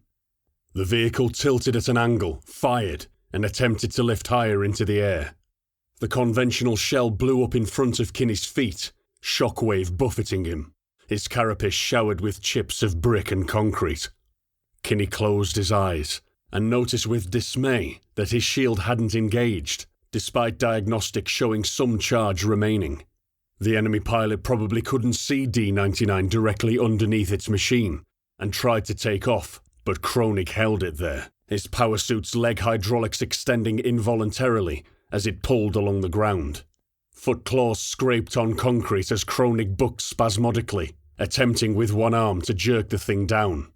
He realized as his leg joint popped into motion that his squad leader was trying to align the center mass of the spacer vehicle with his shoulder-mounted implosion cannon. Kinney took aim with both of his weapons to assist, but needn't have bothered. The donkey kicked, its percussive boom sounding impossibly loud in the alleyway, and a wave of dust rippled out from Kronig's position as his leg unit rocked back under recoil. It gutted the Agrav, which jerked, spewing shrapnel and a strange grey goo from a massive exit point that punched out of its upper armour. The shrapnel was travelling so fast it triggered the hard shields, causing it to ricochet wildly all over the place, contained by protective shields that utterly failed to protect their owner. The spacer machine slowly drifted to the ground, the dead weight of it dragging Kronig to his knees as he tried to release the hydraulic claw from the dead object. His close combat attachment had gouged an ugly furrow into the small craft, and now servos whined in protest as he tried to tug it out. Kinney was impressed by how the sergeant had got within the boundary of the shields to execute the machine, and hurried over to pull him away from the thing, which had now caught fire and proceeded to burn with a peculiar green flame.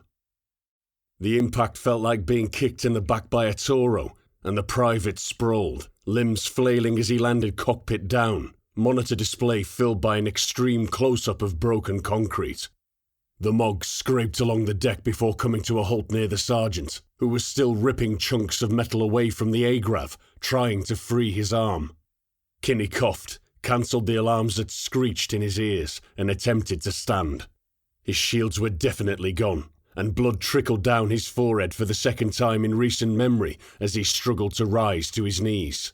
"They snuck up on us too," he thought, cursing himself. "I should have been covering the rear." A shearing of metal signalled the sergeant standing up, and the old man extended his leg hydraulics to shoot over Kinney with all his weapons at an unseen foe. "Stay low," he growled into the radio, to which Kinney responded with a grunt. He managed to get to one knee and stayed there, having no room to manoeuvre further, being so close to Kronig and the ruined Agrav that had now turned into an inferno of light, exotic chemicals turning the flames a myriad of colours. Kinney could do nothing but watch as his sergeant, silhouetted by the fire, unleashed everything he had on the enemy behind, sending 84mm heat and 25mm AP shells downrange as fast as he could. An incoming shell, conventional in nature, slammed into the sergeant and his shields crackled as he was lifted from his feet and thrown into the flames, a black cloud of smoke inhabiting the space where he just stood. The blind panic had receded incredibly fast in the young trooper, and Kinney started to rise as soon as Kronig disappeared from sight. He turned, painfully slowly, sensing that something was wrong in the grinding way his suit juddered, but he grit his teeth and pushed on anyway, determined to take up the slack and fight the off-worlder. Another impact slammed into him mid-turn, shearing off his left weapon arm, and he spun, landing face down, in exactly the same position he was 10 seconds ago, except now he had his arms pinned under him. Kinney snarled in frustration, spittle spattering against his display, before glancing down to his internal temperature gauge. It rose at an alarming rate, and he could feel the heat inside the cockpit already. He wriggled ineffectually to free his arms, and the powered gauntlets just scraped under his armoured bulk, as flames began to lick the edges of his external vision. Kinney settled for a moment, at a loss at what to do, and simply said to himself, "I'm on fire." Blake skidded down the rubble slope, stance wide and centre of gravity low, weight and momentum shredding a path down the steep north face of the necropolis. She found herself wishing that Eddie possessed a pair of arms, so she could balance herself in a superior fashion. It, she reminded herself, is a machine. It balances itself. Her little group had narrowly avoided the artillery fire that even now pounded the hillside they had previously fought upon, and she held hope that the other legs could keep up as she blazed a completely undisciplined trail down into the valley. The newfound agility with which she could control her mech was exhilarating, and Blake could simply not understand why the practice of operating on 100% neural load was frowned upon. Eddie approached the bottom of the slope, a wonky streak of absolute devastation in her wake, and arrested her momentum with a jump. The heavy Toro slammed to the deck, making it shudder as leg hydraulics squealed under the stress. She stood to her full height and turned her torso, training Eddie's guns back up the obvious path she had torn through the Holy Land, covering the descent of her subordinates. The retreat had been the most overtly wild action she had ever conducted in her life. If the combination of noise, dust, and the new linear feature that had been gouged into the hillside didn't get them noticed, then nothing would.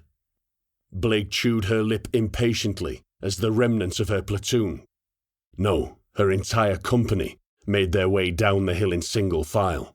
The Mogs would skid and bump a few feet, performing little hops to slow themselves down, letting their weight dig into the ground before starting again. She looked at how far they had to go, and calculated that they would be down to her within 30 seconds. Blake eyed the spacer fortress warily, though it seemed to be ignoring them, and counted her remaining Mogs as they filed in. It was bleak. She attempted to figure out who was left by their body language alone, fancying that she could recognize them by their individual quirks by now. Mirante led the way, always the professional, moving as close to prescribed arcs as possible, keeping good spacing, doing everything right. Behind her was Markovich, and his machine bounded and slid down the slope like an excited puppy. The veteran trooper seemed to be the least affected by the insane events of the previous hours, and she hoped that his attitude wouldn't become complacent. There were times to rush like the hells were upon you, and times to focus, and he had to be able to recognize the difference. You can talk. Hypocritical much? Lagging some way behind was another of Mirante's squad, one of the triplets, as they'd been known around base. Even fresher than Kinney, the three young men had been inseparable, being as they went through training in the same unit. It was unusual for so many men from a training platoon to stay together in an operational unit, and to be honest, Blake had always found it difficult to tell them apart. It chilled her slightly to think that two of the three were dead, and that she'd be somehow condemning both of them by guessing which of the triplets was still alive, limping down the slope as she stood there waiting. Blake decided to leave him anonymous for now. Bringing up the rear was Braga. Like a miniature version of Blake, he moved aggressively and with confidence, throwing his Mog down the slope in a manner most would deem reckless, stopping every now and again to allow the triplet to make progress, while the older trooper covered their platoon's rear. There was no sign of Machado, no sign of Kronig, no sign of Kinney. "First squad, this is Eddie, radio check," she sent on the command net. Static. "Rest up here for a few minutes," Blake sent to everyone over the squad net. "Get some water in you. Reorg under Corporal Mirante." A chorus of tired affirmatives, except Braga. Braga sounded pissed. "Mirante, I want an ammo state. Also, where is Private Machado? I didn't see him follow the sergeant." Mirante gave her ammo state. She also informed the captain that Machado had died shortly after Kronig and Kinney had left. He had been confused as to where to go, spying the pair race off up the hill, and had been caught in the first barrage as the platoon retreated around the hill. Braga had seen him die. He was vowing to kill the pair of traitors as he now saw them, endlessly chanting a death oath in the old tongue. Blake was only half listening. The captain kept her eyes fixed on the slope, homing in on every movement like a hawk searching for mice. There was still a hunter out there, her shadow. Armbruster would have survived the artillery, she was sure of it. Simply standing in place in the open, waiting to get shot, made her skin crawl. She glanced at the fortress again, and it was in the process of unpacking some new hardware she had yet to see deployed. A multi-barreled launcher extended from its upper hull, protruding from a hatch that sat flush against the plating. The barrels rotated swiftly, and the distortion below the grav plates intensified, so that the ground underneath the mighty machine resembled nothing more than a blur. This, Blake realized, was to counter the recoil. The fortress shuddered as it launched projectiles over the hill, each barrel coughing in sequence in the direction of the corvid artillery. To Blake, it looked like a giant hissing cockroach giving birth to explosive larvae, and she was disgusted by it. There was something abhorrent about the off-worlders, on some instinctual level that she didn't want to put into words, and Blake would be glad to be away from them. The captain couldn't see the effect on target, but the spacer counter-battery fire was short, just a couple of salvos. Then it ceased. Several clouds of smoke slowly mushroomed up, rising from the far side of the valley, where the corvids had sighted their artillery. The incoming from their position ceased. Blake glanced at her chronograph. 5 minutes had passed. "Kronig, this is Eddie. If you can hear me, proceed on mission. We will RV at Central Command. Out." She couldn't afford to wait any longer. Kronig and Kinney had chosen to abandon the mission, and now she would abandon them in turn. The objective came first. "Okay," Blake said, pausing unexpectedly to clear her throat. She coughed and swallowed, then wiped her nose, feeling a trickle there. Blood stained the back of her glove, and she stared. "Okay," she repeated on the squadnet, checking her compass again. "We'll proceed northwest as planned. We're still on point to reach Central by nightfall. I will lead. The rest of you just be ready to support in a contact. Acknowledge." Another chorus of affirmatives came in. Blake turned her back on the necropolis and started to ascend the outer slope of the grey valley, squinting in the darkness of her command pit into the midday sun. Chapter 16. Kinney squirmed as the heat rose, and he could feel the metal surfaces inside his cockpit begin to burn him. There was nowhere he could position himself to avoid touching something that hurt. His own jacksuit was flame retardant, but the damn zippers were metal themselves, and these were scalding him through his undershirt. He had managed to pull his arms from the armoured gauntlets, so he could manoeuvre inside the cramped space somewhat, but he was lying face down, weight pulling against his harness straps, of which the buckles were also metal. He managed to slide his arm down and fumbled for the emergency eject lever. It was strong enough to work even when the MOG was face down. Powerful cockpit hydraulics were designed to create space for the driver to escape. Except he couldn't find the lever. A series of impacts rang loudly from his hull armour, and Kinney juddered violently inside the now useless machine. He barely noticed. The air was getting hot now, and Kinney struggled to breathe. Each lungful was like inhaling from a kettle spout, and he did his best not to choke. The cerebral jack was a white-hot spear of agony, lancing into his skull as its metallic construction heated up inside the meat of his head, and Kinney used his other arm to wrench it out. Gasping with relief at disconnection, Kinney opened his eyes as his hair began to smoke, and they immediately filled with tears, the moisture evaporating from their surface. He squinted, searching down between his legs, eyes urgently darting about for the eject lever, coloured a luminous yellow in order to be visible in the mostly dark confines of the power suit. "I will not scream. I will not scream. I will not scream." There it was, resting against a thigh plate. Kinney saw images of Bader's ruined face, jacksuit melted into flesh that looked like boiled ham. "I will not scream!" The lever had snapped off. Then Kinney screamed. He screamed, loud and hoarse, thrashing wildly, trying to kick out against the dead weight of his MOG, to no effect. He punched his display awkwardly in an outburst of pure frustration, which only succeeded in hurting his hand, and that only made him scream louder. Every passing moment felt like a lifetime as the pain got worse. Kinney only stopped screaming when he couldn't breathe anymore. Instead, it became a violent coughing, which he couldn't stop as every sucking breath made it worse, and every hacking movement left him gasping for air. He wanted to black out, wanted it to end, but the pain kept him awake in that hateful, blackened cocoon, and as Kinney smelled his own skin beginning to burn, he could imagine M841 laughing at him, its malevolent mechanical voice mocking him, pleased that it had finally gotten him killed. The medical kit! The thought popped into his mind at random, and he reached behind his head. He couldn't free his rifle, not when he was inside the cockpit and it was racked behind him, no chance. But the medkit was small and situated behind his head to the left. He could overdose on morphine and make the pain go away. It suddenly became all he cared about, and he snaked his right arm up and around, ignoring the pain he felt through gloved fingers as they closed around the glowing metal tin of the medkit. Pull it out, open it, inject. That's all it would take. A few moments of concentration and it would be over. He didn't have to suffer like Bader. Then the cockpit opened. The whole power suit raised up a couple of feet as the hydraulic canopy and thigh plates forced themselves apart, exposing the ground beneath Kinney's mongoose. A rush of cold air, blessed by the saints themselves, blew against Kinney's skin, and he sucked it in, before his assault harness disengaged automatically, depositing him painfully onto the concrete.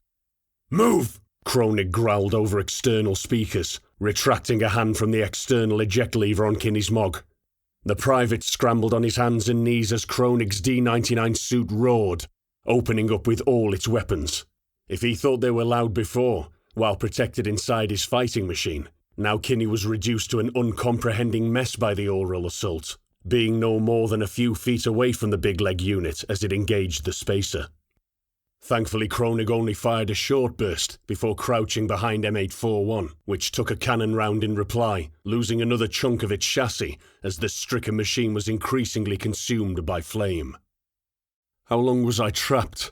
Kinney thought, barely hanging on to his sanity. It felt like hours, but must have only been a few seconds, otherwise the spacer would have finished him off.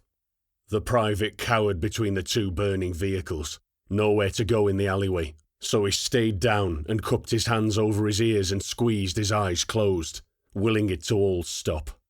His skin felt red raw and tingled painfully against the comparatively cool breeze that wafted down the alley, despite the fires either side of him a few yards away. It was something he never would have noticed before, and it scared him. Kronig stood as soon as the off-worlder finished firing, and using Kinney's dead Mog as a ramp, stepped up onto its slumped shoulders, before leaping, extending D-99's legs in an explosive jump that launched him through the air. He collided with the spacer craft, digging clawed toes into the upper glacis while it sunk to the ground slowly. Finely tuned grav plates whined a discordant note, unable to cope with the additional weight, as Kronig pumped cannon fire into it at point-blank range. Being careful to avoid the centre mass, he swept the muzzles of his cannons across the A-grav's guns, took chunks out of the grav plates, blew the optical bundle clean off, and, using his saw, carved a jagged square hole into the top of the thing. The sergeant pulled the scrap metal away from his improvised hatch and flung it away, where it clanged along the road for a few feet. Without turning, his voice grated from his external speakers once more, sounding like two great stones being forced over one another. "Kinney, get up here!" No censures for compromising their mission, no rebukes for nearly getting them both killed, and stalling Kronig's plan to take out the floating fortress. The sergeant had simply responded, adapting to the new data as it was presented. The private didn't want to move. He had heard of it before, a strange phenomenon, one that could accumulate very rapidly and bring on the fear in a driver with little warning. He had disconnection shock. If a Mog driver is violently disconnected in battle, for whatever reason, his normality is shifted into reality too fast, and the external stimulus can be too much. A driver can easily become terrified of everything now that his skin is not rolled steel and his senses are not filtered. Kinney had it bad. He thought he was hallucinating when he saw M841 shift, then stand up on its own accord, upper torso still burning furiously. It got to its feet, open cockpit yawning like some monstrous mouth coming to eat him, then continued to rise, leaving the ground completely. Kinney was stunned, then alarmed when the thing moved towards him, and he scrambled to the wall of the alleyway and wrapped his arms around his knees. Kronig threw the ruined Mog, and it bowled into the burning Agrav, clearing a path for Kinney to move back the way they'd entered the alleyway.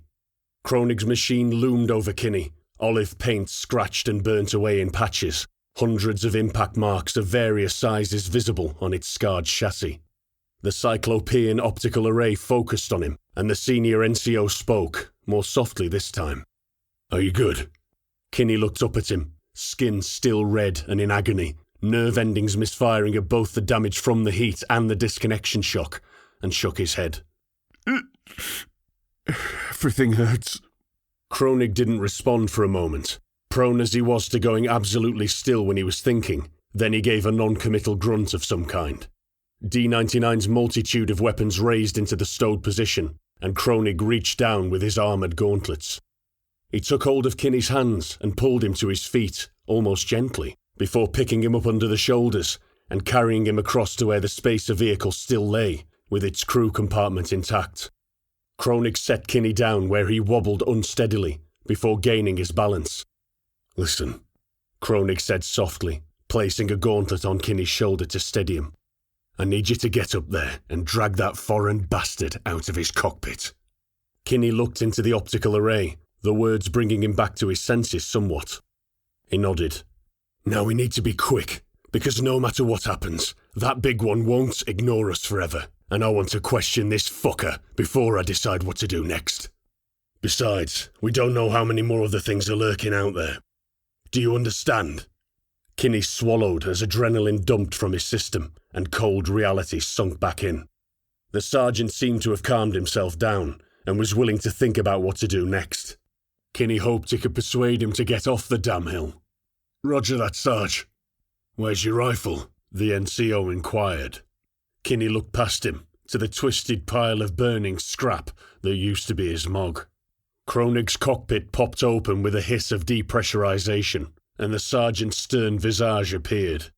He twisted in his suit, unencumbered by harness straps, and grabbed his carbine, tossing it to Kinney.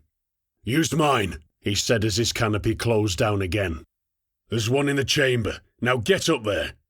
Kinney stared at the carbine in his hands like it was an alien for a moment, before remembering what to do, and checked the safety before he threw the sling over his head. The private found a wealth of handholds about the shattered disc of the Agrav's plate setup, and hauled himself up to meet his first spacer. The QRF squad crested the valley edge, then dropped down the far side, back into the murk of the city proper. Here, as the unit slowly picked its way through rubble-filled streets, the population seemed to be trying to carry on with things as normal, as though last night's chaos had not occurred. Those that chose no side, the ones that did not care either way who won the fight, just that they survived it, moved cautiously through the nearly deserted streets, giving Captain Blake's squad a wide berth.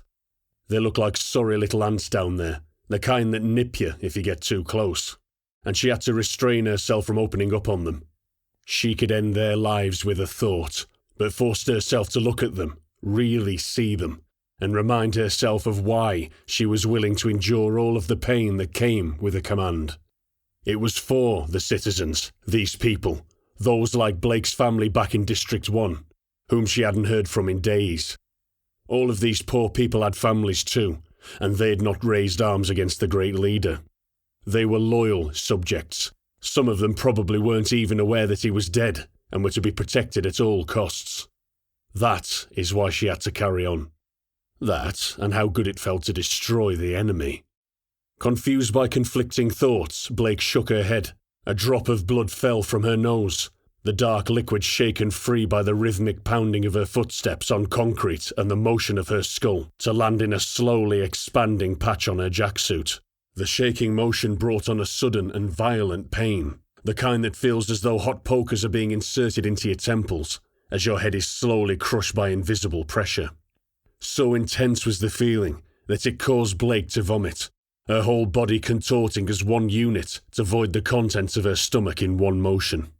Her eyes watered as blood and bile purged from her system, and Eddie shuddered reactively as it coated Blake's jacksuit as a lumpy, stinking stream of liquid.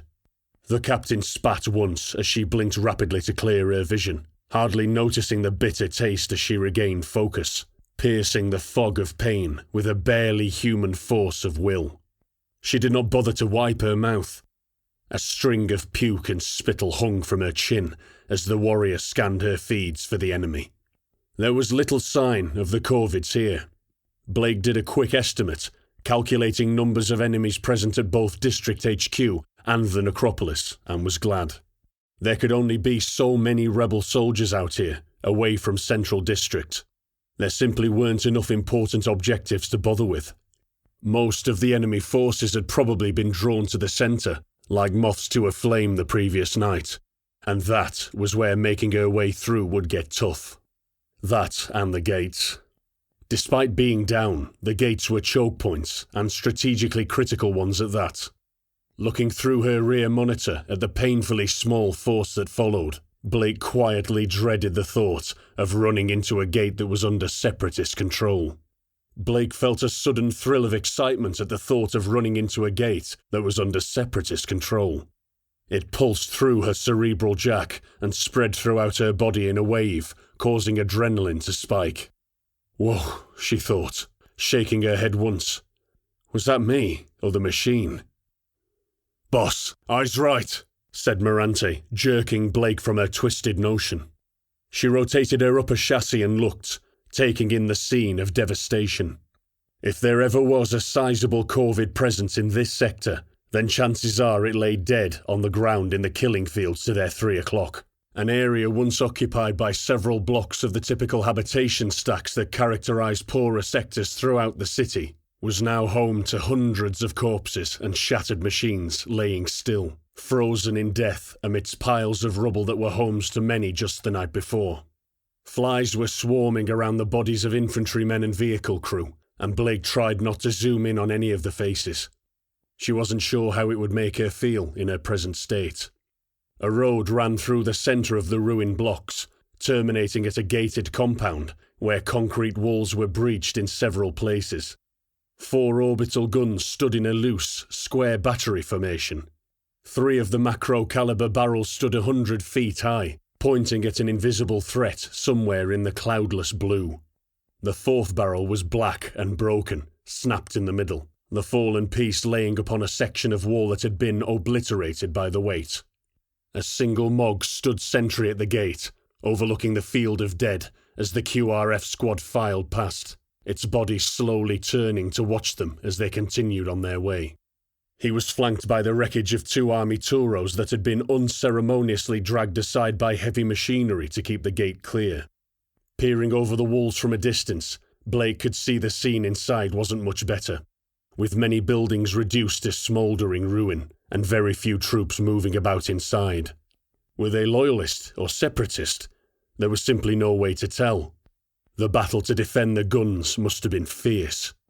"Can we stop here, boss?" Mirante asked, once Blake's determined gait had made her intentions all too clear. "Maybe recharge shields, scrounge some ammo?" Markovich waved at the lonely Mog, who, looking as uncertain as one could inside a power suit, raised his arm awkwardly to wave back. "I don't think they have anything for us, Mirante," the captain replied, hating to admit to herself that she was beginning to feel dizzy through lack of blood. "It's imperative that we move on. Make best speed to Central." "Roger that," Mirante said, looking at the gate begrudgingly. "Are you sure, boss?" Markovich piped up in a sing-song voice. "That guy looks like he could use a friend." "You're just sore because I won't let you be the big spoon anymore," Mirante said half-heartedly, engaging in mild banter seemingly on remote. "You think he'd be down to cuddle?" Markovich inquired, a bit too earnestly. Braga growled something. Everybody laughed. Blake felt an uncomfortable spike in her anger, and she wanted to bark a reprimand, to chastise the harmless antics of her troops. Eddie shuddered imperceptibly in her stride, and it fell away again, forgotten immediately. Blake didn't respond to the soldier's remarks. She just kept walking, wondering when in the hells they would run into some more targets. She could feel that bastard Armbruster out there, a ghost, always just out of sight, lingering on the peripheries. Blake could feel him watching her, planning his attack. Keep your eyes peeled on the flanks, she reminded her squad, just in case. One of the orbital guns boomed. Its muzzle flash created a crazed contrast all about for a split second. The intense brightness of a small star in one direction, forming long shadows that loomed ominously, jumping from every object, like they were running away from the centre of the discharge. Blake closed her eyes as the shockwave washed over them, letting herself wallow in the intensity of the backblast, the deafening report overcoming audio filters and punching into her skull as though lightning had struck her mind. Martin's beard! Mirante shouted breathlessly on comms. They could have warned us. Eddie craned her torso up and watched as the cannon shell, easily the size of a main battle tank, went hypersonic, a white blur that speared through the atmosphere and was gone. Another drop fell, increasing the stain on the chest of her jacksuit. She didn't bother to wipe her nose. Blake stared at the sky for a few seconds, hopeful of more macro cannon fire, then slowly looked back down to Earth, disappointed that the spectacle was over. Returning her attention to the task at hand, Blake moved on, quietly worried that she may be growing too attuned to the ebb and flow of combat, too attached to it. It was advantageous, she told herself, only half believing it. She needed that edge to win against the hunter when he dared show himself again. "Where are you?" she asked on the radio, using the channel that Armbruster had last used to speak on. Nobody replied. Kinney dropped the man-thing onto the floor and gagged, doing his best not to vomit. The smell was overpowering, a combination of burnt plastic, human waste and rotting flesh, and Kinney could barely believe that something could survive inside that environment. The young private had found that he could not just simply jump inside the Agrav and drag the crew out. Upon looking down into Kroenig's improvised turret hatch, he was greeted by the sight of a viscous, clear grey goo. It was lit from within by various displays, which he guessed were diagnostics. Kinney made out a form within this slop, skinny and weak-looking, like a malnourished child, floating in the gelatinous mass. The creature looked up, craning a head covered in bizarre headgear, to regard Kinney through a black visor. It offered no resistance when he held his breath and reached in, submerging his head, arms and shoulders in the goop to grab hold of the pilot. It had been ice cold, and took the air from Kinney's lungs as he caught hold of scrawny limbs and pulled, putting his back into it to yank the pilot out of the liquid. The pair of them came free with a sucking noise that sounded like a plunger on a clogged drain. Kinney threw the pilot over his shoulder, dry heaving all the way as Kroenig led them into a building further down slope. Luckily, the Spacer Fortress had decided to unleash some unsaintly ordnance at the Corvid artillery, and the pair of loyalists had used this opportunity to hightail it out of there with their prisoner. It was the crypt of some former noble, not anybody that Kinney could recognise by his eroded likeness carved above the entrance, but the doorway was large enough to accommodate D-99, and Kroenig apologised to the dead colonist before pushing his way inside. Kinney looked down at the thing now as it writhed on the floor, clutching at its headgear with slim, all too human hands. It was as far removed from the danger it represented as an Agrav as he could imagine. And it nearly killed me, Kinney reminded himself. The Spacer was wearing some cross between a helmet and goggle setup, probably to allow it to see better in the grey goo and nothing else, assuming that the unhealthy pallor of the thing was skin and not some advanced environment suit. Kinney had closed the crypt door behind them, and the sergeant had positioned his power suit with its headlamps on, bathing the scene in a harsh light. Kroenig knelt down out of his suit and assisted the creature in removing its headgear. The man-thing looked at them with fiercely intelligent eyes. They were a bright blue, an unusual colour on Novo Solo, set deep within a noble-looking face. His undeniably handsome features were at odds with the cruelty behind his gaze. He looked like he was about to say something before he broke into a coughing fit. Each convulsion racked his entire body, and the off-worlder brought up gobbets of the grey stuff which he spat on the floor. A low rumbling filled the crypt, occasionally rising in volume, accompanied by distant thuds that shook dust from the ceiling. Kroenig gently lifted him off the floor as though he weighed nothing, and propped him in the seated position against a stone wall, and the man-creature began to shiver. The temperature, despite being several degrees colder than outside, was orders of magnitude warmer than the interior of the Agrav, and Kinney wondered if there was something wrong with him. "I don't think we're going to be able to torture him," he said aloud, and the volume of his voice surprised him. Kronig nodded silently, and the spacer drew in great, slow breaths, a look of fierce determination on his sculpted face. "Can you understand me?" The sergeant rumbled. The man nodded. "What's wrong with you? Does the grey stuff keep you alive?" When the enemy spoke, the voice was quiet and obviously strained, as though it rarely had cause to use it. "The interface gel creates a pressurized atmosphere, as well as feeding us, protecting us, and allowing us to control our weapons." The accent was peculiar, and Kinney wondered where he'd heard it before recognition struck. The radio message, he thought, eyes widening. The contract. "Protect you from what?" Kronig inquired, looking unconvinced. The man closed his eyes, took several laboured breaths, then replied. "Hard vacuum and kinetic shock, among other things. It acts as an absorption layer." He coughed up another gobbet of the stuff and wiped his mouth with a long, delicate hand. "I will be fine. As soon as I eject the remainder from my lungs." Kinney couldn't help letting out an "oh," as though that answer had been obvious all along, and he was just dumb for not knowing it. He could barely imagine the technological base required for constructing a liquid that could be breathed by humans. He had so many questions. This man had been out there, had seen things of the greater universe. Kinney could barely imagine what knowledge lay inside his head. "Are all people like you? I mean, out there? Off this planet?" Kronig looked at him in annoyance, but said nothing, while the off-worlder let out a hacking sound. Kinney thought he might be dying, but realised that the spacer was laughing at him. "No," he said, with a vehement shake of the head, his dark veins pulsing, an appearance exaggerated by the harsh light.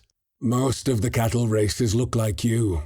He looked through Kinney for a moment, before adding, "They could only hope to aspire to the level of insight we have achieved by leaving the ground behind." Kronig growled, unimpressed. "Why are you here? What do you want with us?" The off-worlder looked confused. "You? Why would I want anything to do with you?" "The bodies," Kronig said dangerously, restrained anger in his tone, and Kinney was reminded of how the sergeant had murdered civilians himself in the not-so-distant past. They were all civilians before they took up arms against us.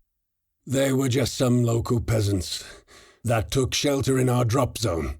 We tidied them up as part of our mission preparations." "Well, why are you here, then?" Kinney asked, when the man made it clear he was going to elaborate no further. "We are here for the same reason as you." Blank stares all round. "We have been contracted by the Solo No-Break concern to secure assets and disrupt infrastructure, in order to lay the groundwork for the corporate takeover." The off-worlder switched between Kronig, who looked angry, and Kinney, who looked worried, and evidently unsure of what was going on. "Well, why are you here? Are you not contractors?" Kronig stiffened, spine straightening without conscious effort as he responded.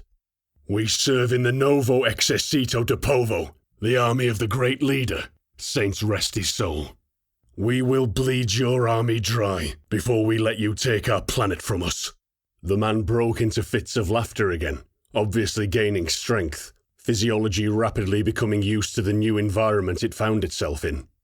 Kronig lashed out, too fast for Kinney to follow, and punched the rough-hewn stone beside the off-worlder's head.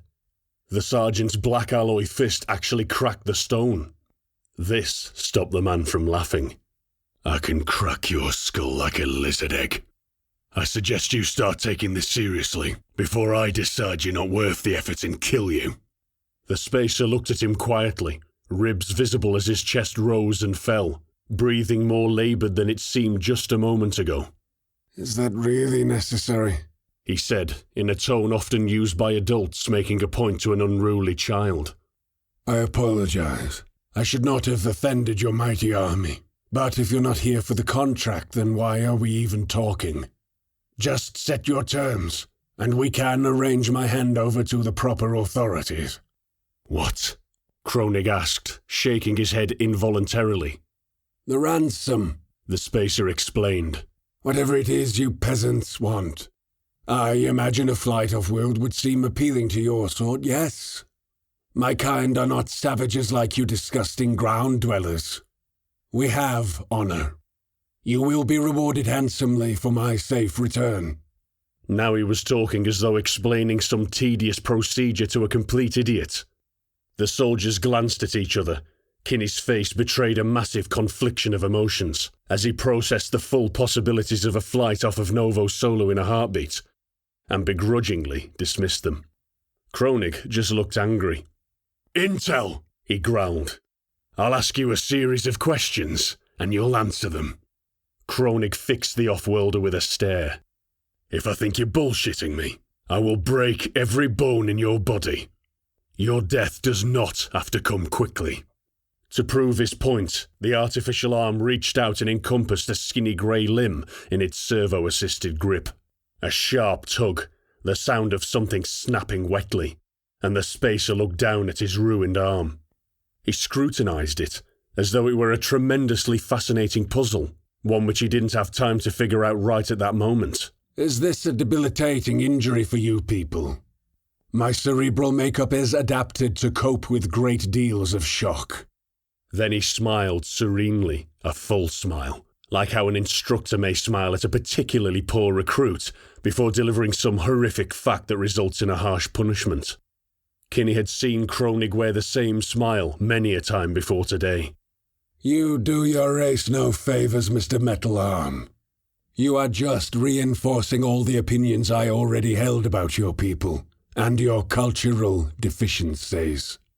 The smile intensified. You also, might I add, have no say in your perceived performance against our army, simply because you have yet to meet our army. Kronig's stony expression did not change. I've killed you people today. You died just fine. The enemy chuckled dismissively. You snuff out a few individuals from an isolated squad in that poor man's infantry bot, and think yourself worthy of us? We are merely a scouting party, preparing a landing site for a force of many thousands. You will be swept away, and the survivors will be sold to the SNC as slaves. Kronig assimilated this information, nodding his head. The background rumbling had gotten louder. It sounded like a busy construction site out there. When? The spacer appeared to think about this seriously. It took him nearly a whole minute to muster an appropriate response. Finally, he replied, appearing to be totally honest in his peculiarly blunt way. The first drop is scheduled for tonight, soon after dark rotation begins, providing, of course, that the landscaping bot has cleared enough space. The first wave will consist of a squadron-size element. That is 100 android infantry, 4 heavy units, plus fire support weapons like mine. Each force will, of course, bring with it its own base-building capabilities, and our territorial expansion will increase in speed exponentially after initial landings. He paused. In my rough assessment, in my modest capacity as a mere scout warrior, I predict total city control within 4 cycles. And if the landscaping is not completed? Kinney asked, loudly now, as the background noise was making it hard to hear. There was a definite constant vibration now, getting stronger too. Kinney could feel it through his boots. The invasion will be delayed, of course. Why are you telling us this? Kronig said, concern somehow apparent in his growling cadence. Considering we have nothing to threaten you with. You obviously don't fear pain, but surely you should feel fear of betraying your own side. Their punishments must be severe. You're being too helpful, and personally I think you're full of shit. The off-worlder looked confused, possibly unfamiliar with the figure of speech. I have no reason to lie to you. Kinney was also sceptical. I can think of a few, he said. Operational security being the main one. Why would you tell us troop numbers, timings and all that? You aren't making any sense. The spacer laughed again, and Kinney could tell that every time he did, Kronig's anger boiled more intensely. He stopped after a particularly hard cackle, wiping spittle from his mouth with a forearm that flopped limply, shattered bone threatening to push through the skin as he removed the flecks of spit from around his face with delicate movements. Kinney found it most unsettling. "Ask yourself, ground crawler," he began, and the two soldiers had to lean in close to hear him. "If you were a god, and you told the ants of your plan to steal their home, would you care how the ants prepared to defeat you?" Kronig's eyes flashed, and he growled through gritted teeth. "You're pretty fucking sure of yourself for someone that got his arse kicked."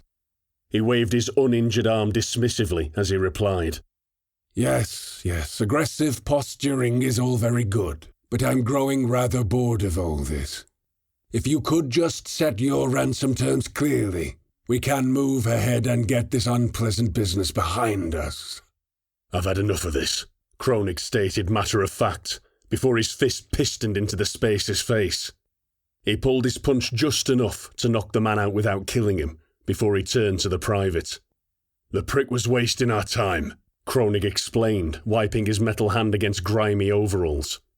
"Running interference to stop us taking out the big one." A fresh round of explosions rocked the building violently, sounding as though they were impacting further up the hill. The background rumbling ceased and revealed a roar, emitted from a mass of human throats, from what direction it was hard to tell. "Take a look," Kronig ordered simply, gesturing with a nod to the door as he hurriedly re-embarked D-99 and doused the headlights. Suddenly plunged into darkness, Kinney pushed the muzzle of his carbine gently against the old door of the crypt. He managed to push it open a crack and blinked as a beam of sunlight speared in. Through his narrow field of view, Kinney saw trucks and tanks roll past, supported by Junker Mogs and scores of dismounted Corvid infantry. The natives were determined to strike the off-worlders, who could be aliens for all they knew, from the face of their world. Kinney desperately wanted to go outside and help them, but knew it was futile. "How does it look?" Kronig's metallic voice rasped from the external speaker of D-99. The sergeant had all his weapons pointed at the door. No doubt he would attempt to fight all the Corvids alone if given the chance. "Not good, Sarge," Kinney replied, a knot in his gut. He had no armour now, and wouldn't have fancied his chances even if he did, not with the numbers presently passing mere yards from their hiding place. "There's thousands of them out there." Kronig didn't reply straight away, just went absolutely still, as he was prone to doing whilst in thought. Eventually, he said, "Okay, I think we can let this play out. See if the rebels can't do our job for us."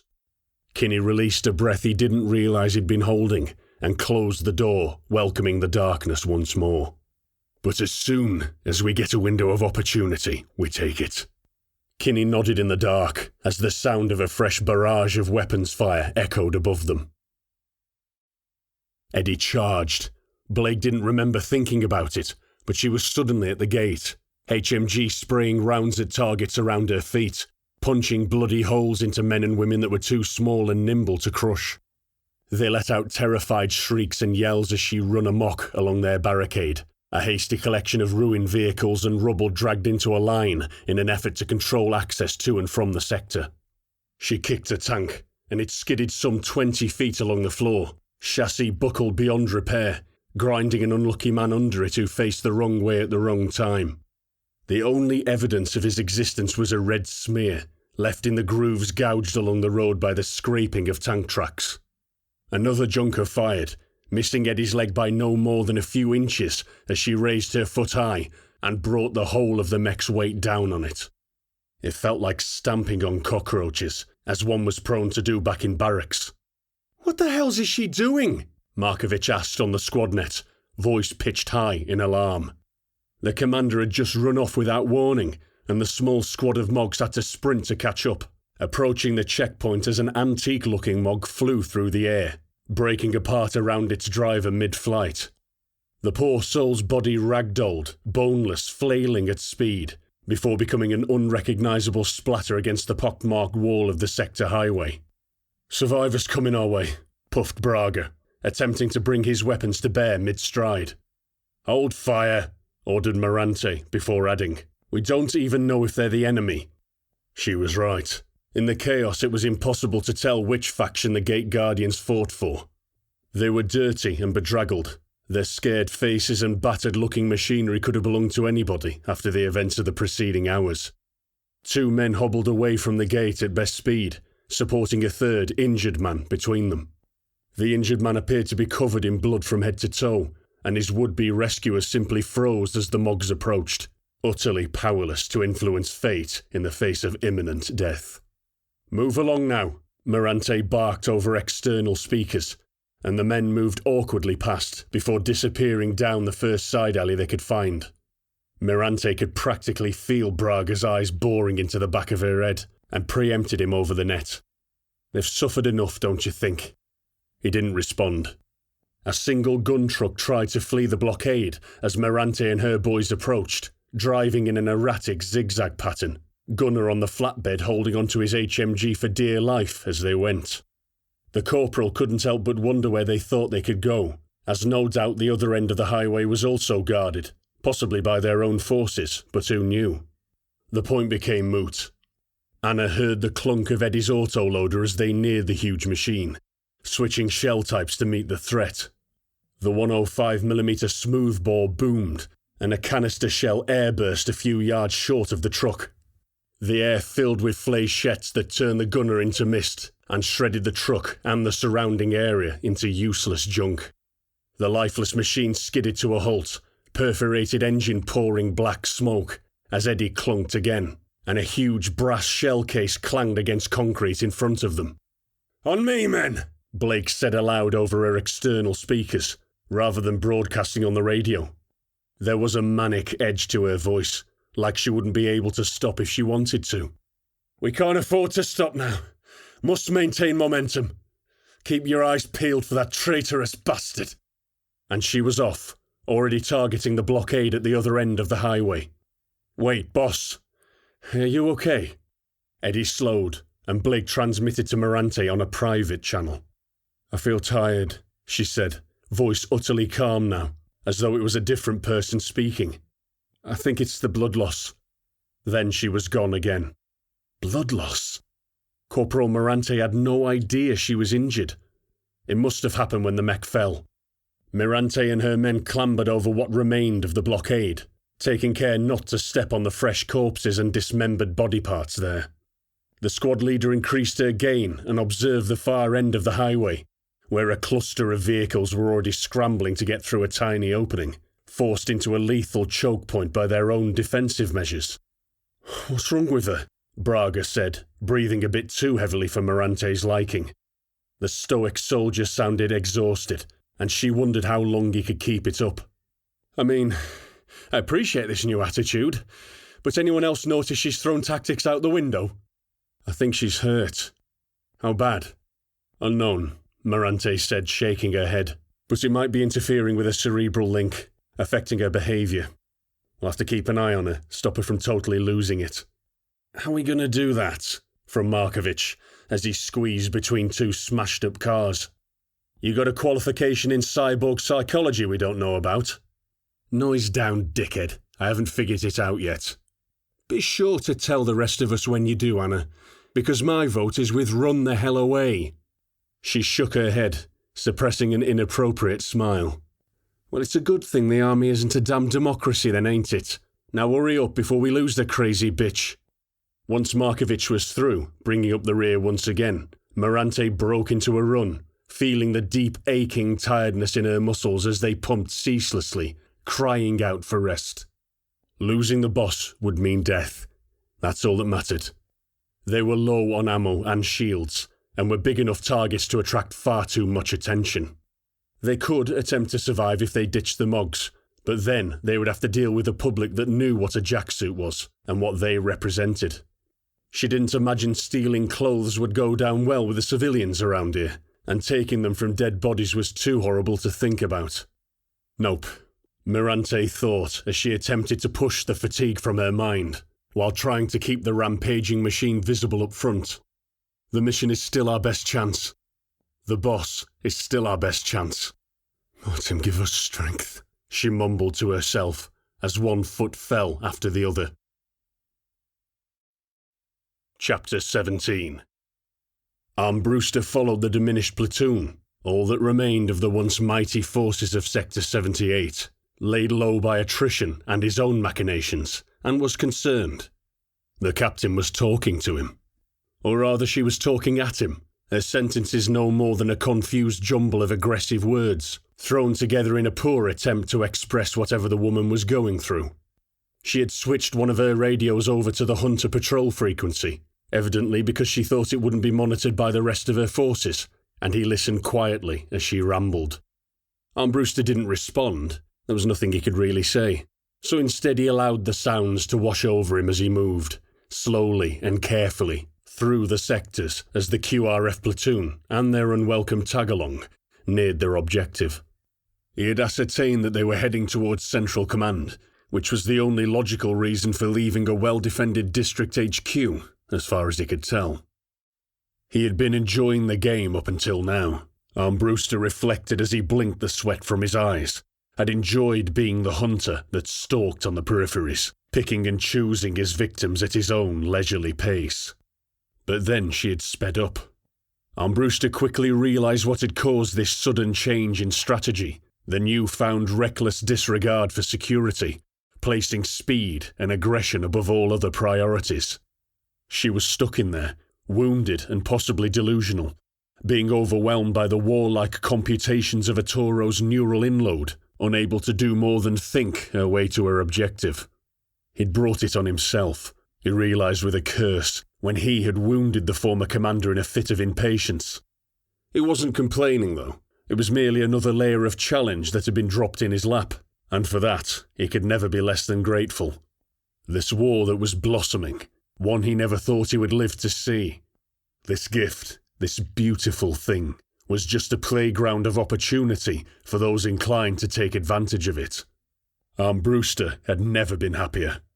Oh, he was sure that, if the Saints really were up there, looking down on all the pitiful residents of Novo Solo, even now Martin and his companions were planning a special level of the hells just for Hugh Armbruster, but it was still worth it.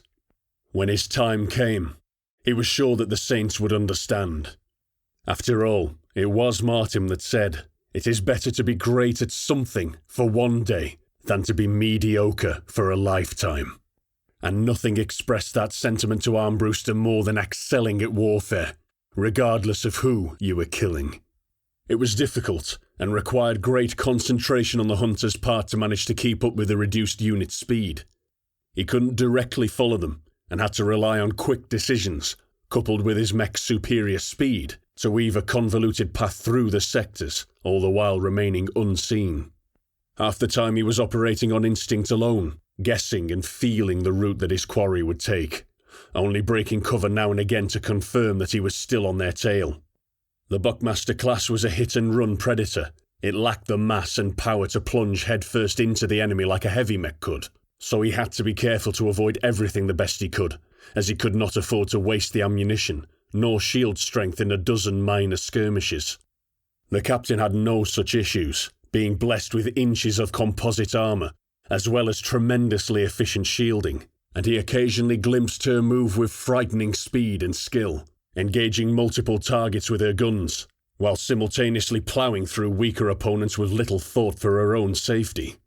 In a way, he thought, as Eddie crushed a cluster of gun trucks that had the misfortune of racing around a street corner and directly into stomping range. In a way, I'm responsible for all their deaths too, as one truck detonated under an irresistible clawed foot, roiling fireballs surrounding the dense plating of the heavy, diverting away as an iridescent blue flicker warded the flames aside. Blake muttered through Armbruster's headset, interrupting her perfect recital of an autoloader's technical characteristics to hurl a threat at him, before switching channels and loudly ordering her troops to keep an eye out for the traitor. As well as concern, he felt a twisted sense of pride at having turned his commander into an unwitting engine of murder. That said, some part of her was driving them surely to their objective. Blake was straight as an arrow, in a way that became quite terrifying to behold the more he thought about it. A lone man stepped from a shanty-like building, constructed from scrap as Armbruster skirted his way through a bombed-out area in order to avoid line of sight with a QRF platoon. They were currently savaging a small unit who had the bad luck to be trying to secure a gate from intrusion. The man stared up in wonder, and then attempted to scream as the hunter slipped from his silent concentration to grind him into a paste. "That's it," he thought, as the rest of the man's companions came out to see what the commotion was about. It was a young family if Armbruster had to guess, judging by their appearance. It's not just focusing a brutal aspect, as a short burst of 8mm chopped them down, and Armbruster cringed at the volume of the sound. A connection to Eddie must be amplifying everything, causing not just her killing urge, but all her desires to be realised to their fullest extent. Armbruster hurried out of the area, lest anything with big guns had heard this little altercation, and emerged back onto the highway as the platoon rampaged away into the next sector. Whatever she was doing heading to Central, it must be important. It sent a chill up Armbruster's spine, causing the hunter to shudder in sympathy. He would have to put an end to this stage of the game in order to drag the war out. It had been fun to stalk his former comrades, but he wasn't ready to stop just yet. They had no part to play in the greater scheme of things, of that he was sure. So, he thought, as Blake unleashed a mumbling diatribe about the detrimental effects of encouraging fungal harvests in impoverished sectors. Whenever the opportunity presents itself, I'll terminate them. "I don't want to go out there," Kinney said firmly, blocking the power suit's path. The sounds of battle had quietened down somewhat in the last few minutes. Either everybody was dead, or the action had moved on, Kinney couldn't tell. But Kroenig's Not-a-Mog had suddenly lurched into action, overlapping sounds of servos and hydraulics causing Kinney to jump in the gloom. The metal-armoured form of Kroenig stood there, looming over Kinney's scrawny frame like an iron golem from legend, illuminated only by weak slivers of light that seeped through the cracks of the ancient crypt door.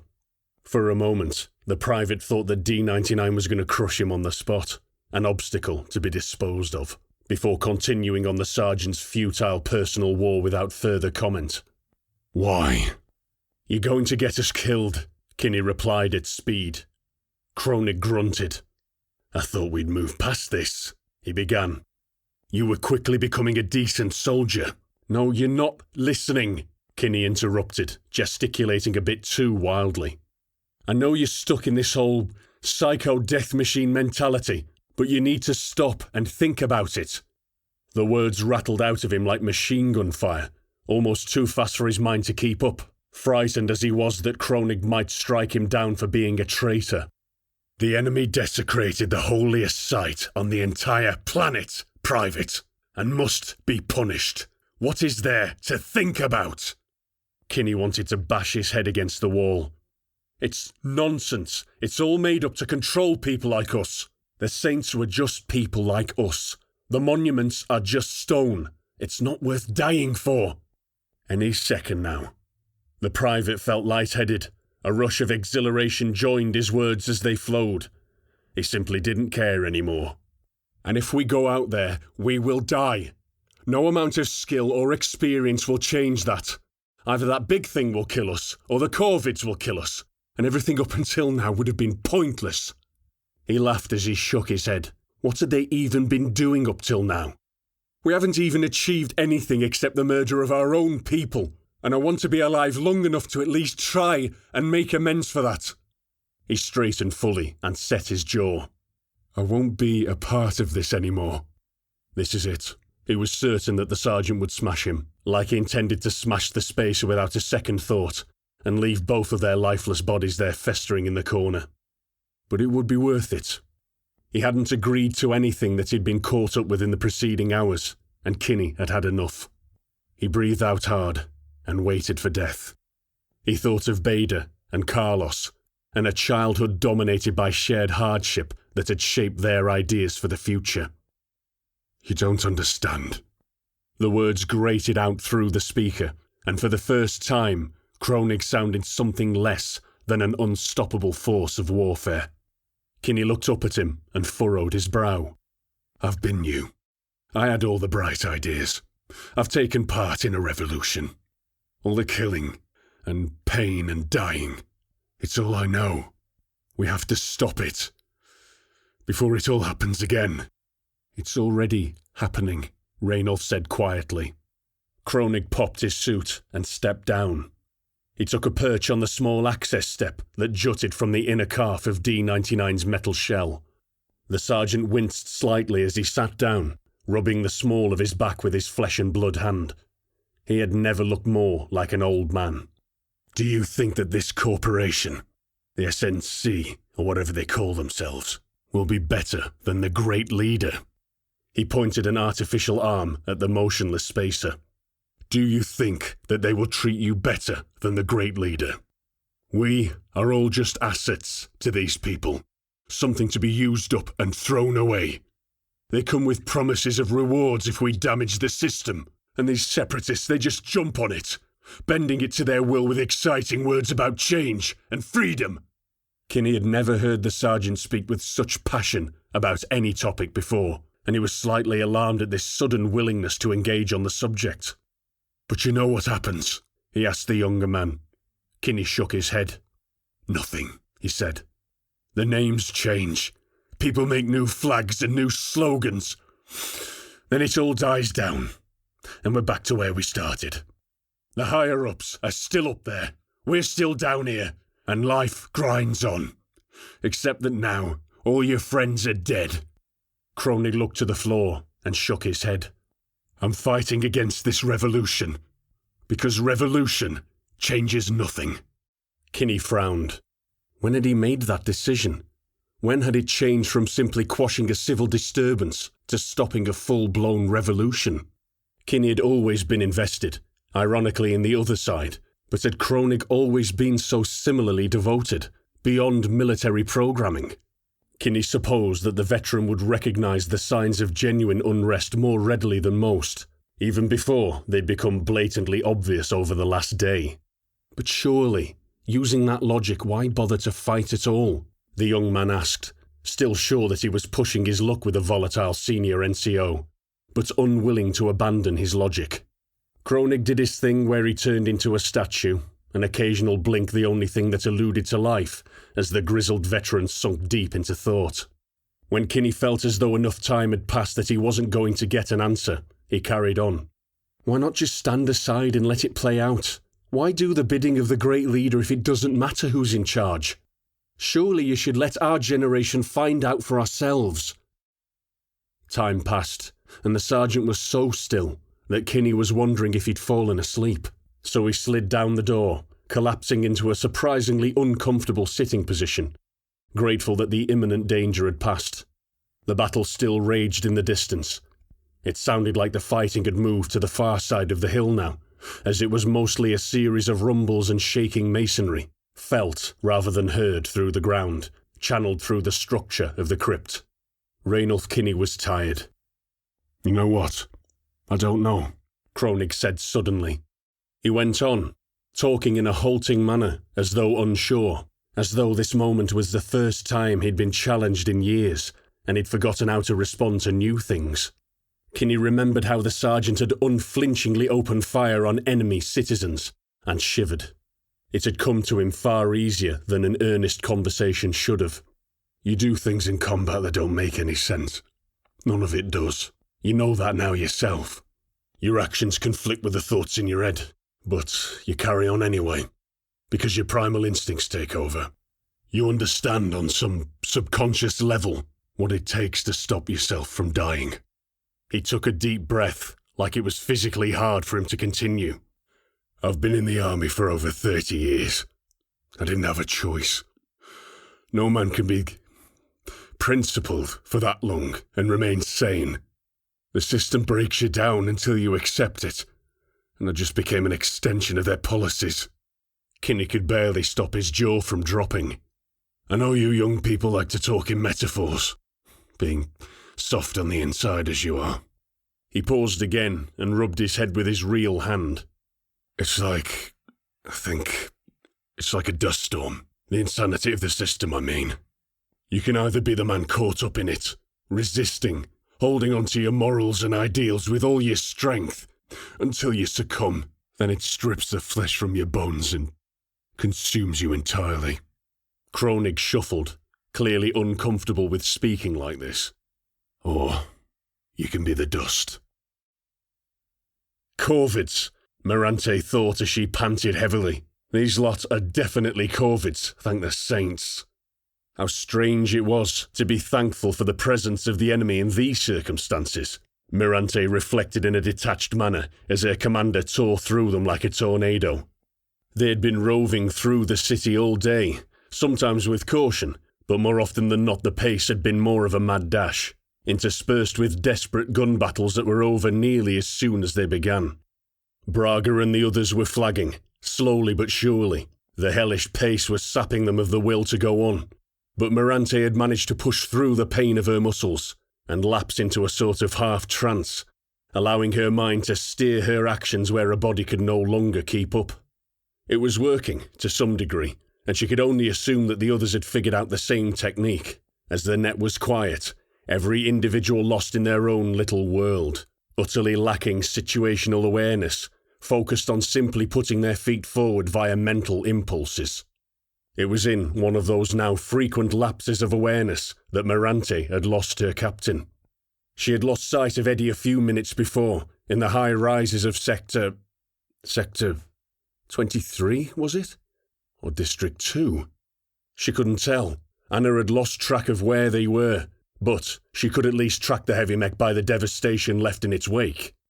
Broken bodies, crushed and burning tanks, gun trucks. Even several sorry-looking Toro substitutes had met a grisly end at the guns and feet of the preternaturally dangerous pilot. "Any central call sign, this is Eddie. Over," Captain Blake said with surprising clarity on the command net from somewhere up ahead. "This is Central Ops. Authenticate, Eddie." The captain reeled off her authentication code perfectly, a unique code assigned to specific units that changed on a daily basis. The codes were only given to sector commanders at their monthly centralized briefs, and usually while separated from other commanders. There was always an element of doubt, especially on today more than any other, but an individual manning the radio inside Central Command could be pretty certain of who they were talking to if they received the correct code of the day. There was a pause on the line, then the voice came back. "Code confirmed. Go ahead, Eddie. My call sign is about 2 miles out of Sector 1, making our final approach." "Roger that, Eddie. Is the package still intact? Over." "I'm looking at it now." A pause. "It's still good to go. Over." The voice on the other end seemed relieved. A tinge of happiness crept into his tone, breaking an air of detached professionalism. "This is Ops. That's good to hear, Eddie. We were beginning to wonder if you were coming." Blake left the line open for several seconds before responding, and Mirante was sure she could hear panting in the background, and a half-mumbled, half-growled command, accompanied by the flat bangs of HMG fire. "We've had several delays en route, but we're still here, Ops." "Roger that, Eddie. Do you have an ETA?" The pause was longer this time, and Mirante increased the gain on her audio to try and triangulate the sound of gunfire outside and find the captain's position. "This is Eddie. ETA 45 minutes approaching from..." Another pause, probably as she consulted her map boards. "Gate 7. Ops, roger all. ETA figures 45, Gate 7. We'll have the welcome party waiting. Out." And the net was silent once more. Anna approached a tight T-junction, hemmed in on both sides by buildings that were overgrown with a multitude of extensions and attachments, such as spider-like antenna arrays and bulky air cooling units that hummed as they dutifully cooled rooms with no occupants, having been deserted in near panic the night before. Suspended walkways crisscrossed the road several stories high, and all manner of additional substructures had fallen to the ground as Eddie stormed through, smashing all and sundry in her path. Right or left? Mirante wondered out loud, and as if in response, the burning wreck of an attack bike sailed through the air from the left junction, only to plough into the second story of a well-to-do-looking apartment building, shattering glass and setting the insides alight. "The enemy here is cleaner," Anna noted, their machines newer, being closer to Central as they were, and better off as a result. It was testament to just how deep the feelings of resentment ran, when even the middle classes had risen up against great leader. Left it is, then. They didn't have any more idea how to use the weapons properly, though, wherever they'd sourced them from. And Mirante figured that District 2 had been spared much of the fighting that swept across Solo Nobre like a plague the night before. That had changed drastically within the last 20 minutes, as Eddie approached the latest gate checkpoint with deliberate caution. She did not respond to hails, and the Corvids showed their lack of experience through their hesitation to fire upon an unknown mech relentlessly marching on their position. By the time they realized that Blake's machine was not friendly, it was too late, and she was upon them, using her bulk more effectively than projectiles, stamping and kicking about her in a brutal melee, firing the occasional cannon shell at dangerously close range. It was a cunning move on Blake's part, and Mirante had to respect the captain's ability to maintain at least some grip on reality as she walked, quite calmly, towards the blockade. This one had been much more heavily armed than the previous sector entrances they'd encountered. As powerful as it was, the Toro probably would have been taken down if Blake had sprinted at it, firing like a lunatic. She had managed to assess the situation, gambled that they wouldn't kill her, and then erupted in a flurry of violence that the enemy were not prepared for. The captain had become frighteningly efficient at killing. Mirante rounded the corner, and there was Eddie, far away, facing them. Why is she looking at us? The thought came, but Mirante recognized her mistake before it had even fully formed, and she froze, feeling of relief immediately replaced by a cold dread that threatened to rigidly root her to the spot. The mech wasn't far away. It was much closer than that, and it was half the size of a Toro. Shit! Take cover! Her words were drowned out by a hypersonic crack that blew out every surviving window within 200 yards, and Mirante blinked hard, bright contrail searing into her vision as her display screen overloaded momentarily. Markovich was reduced to a smear on the road by the tungsten slug before he even had time to register what was going on, and all three surviving Mogs opened up on the hunter with everything they had, tracking it as the light mech loped across the road straight into a side junction. Tracer and cannon fire followed it, too slow to hit the nimble machine, instead chewing up concrete and glass as the combined firepower of three Mogs missed their target. "And Brewster!" Mirante screamed in frustration, a guttural howl of anguish at the death of another of her friends. "Let's kill the fucker!" Braga roared, passing Mirante with thudding steps, weapon barrel smoking. The third triplet followed just on his shoulder, eager to avenge the death of Markovich, confident in the ability of their 84mm cannons to take out the traitor machine. It was sound thinking. The lanky hunter was nowhere near as formidable as a Toro, but then again, Armbruster's strength had never come from unit tonnage, or even his potent railgun. It came from unexpected movement. In combat exercises, he was always where you didn't expect, luring you in, coolly taking advantage of his enemy's bloodlust. "Braga, wait!" But the hunter popped right back around that same corner and fired in the same motion. Braga ceased to exist from the waist up. Upper carapace transformed into a molten spear by the super-dense railgun round, one which fragmented and splattered across the triplet's machine as white-hot spalling, biting deep into his frontal armour. The other Mog instinctively dropped to the ground, a bad idea, as Mog drivers could not rise rapidly when sprawled on their chests, and just lay there, hoping to wait out the incoming attack. Armbruster came towards Mirante slowly, firing a long, continuous burst from his auxiliary machine gun at her, the rapid rate of fire sounding tinny and weak compared to the autocannons and smoothbore gun she'd become accustomed to. It was only an 8mm, designed for taking on infantry, and Mirante heard the cracks and pings of dozens of rounds impacting without effect on her armour. She aimed her weapons quickly, bringing them down, having still been stowed after her flat-out sprint, and squeezed the triggers hard enough to turn her knuckles white. Nothing happened. She blinked, released, and pulled the triggers hard again. Again, nothing.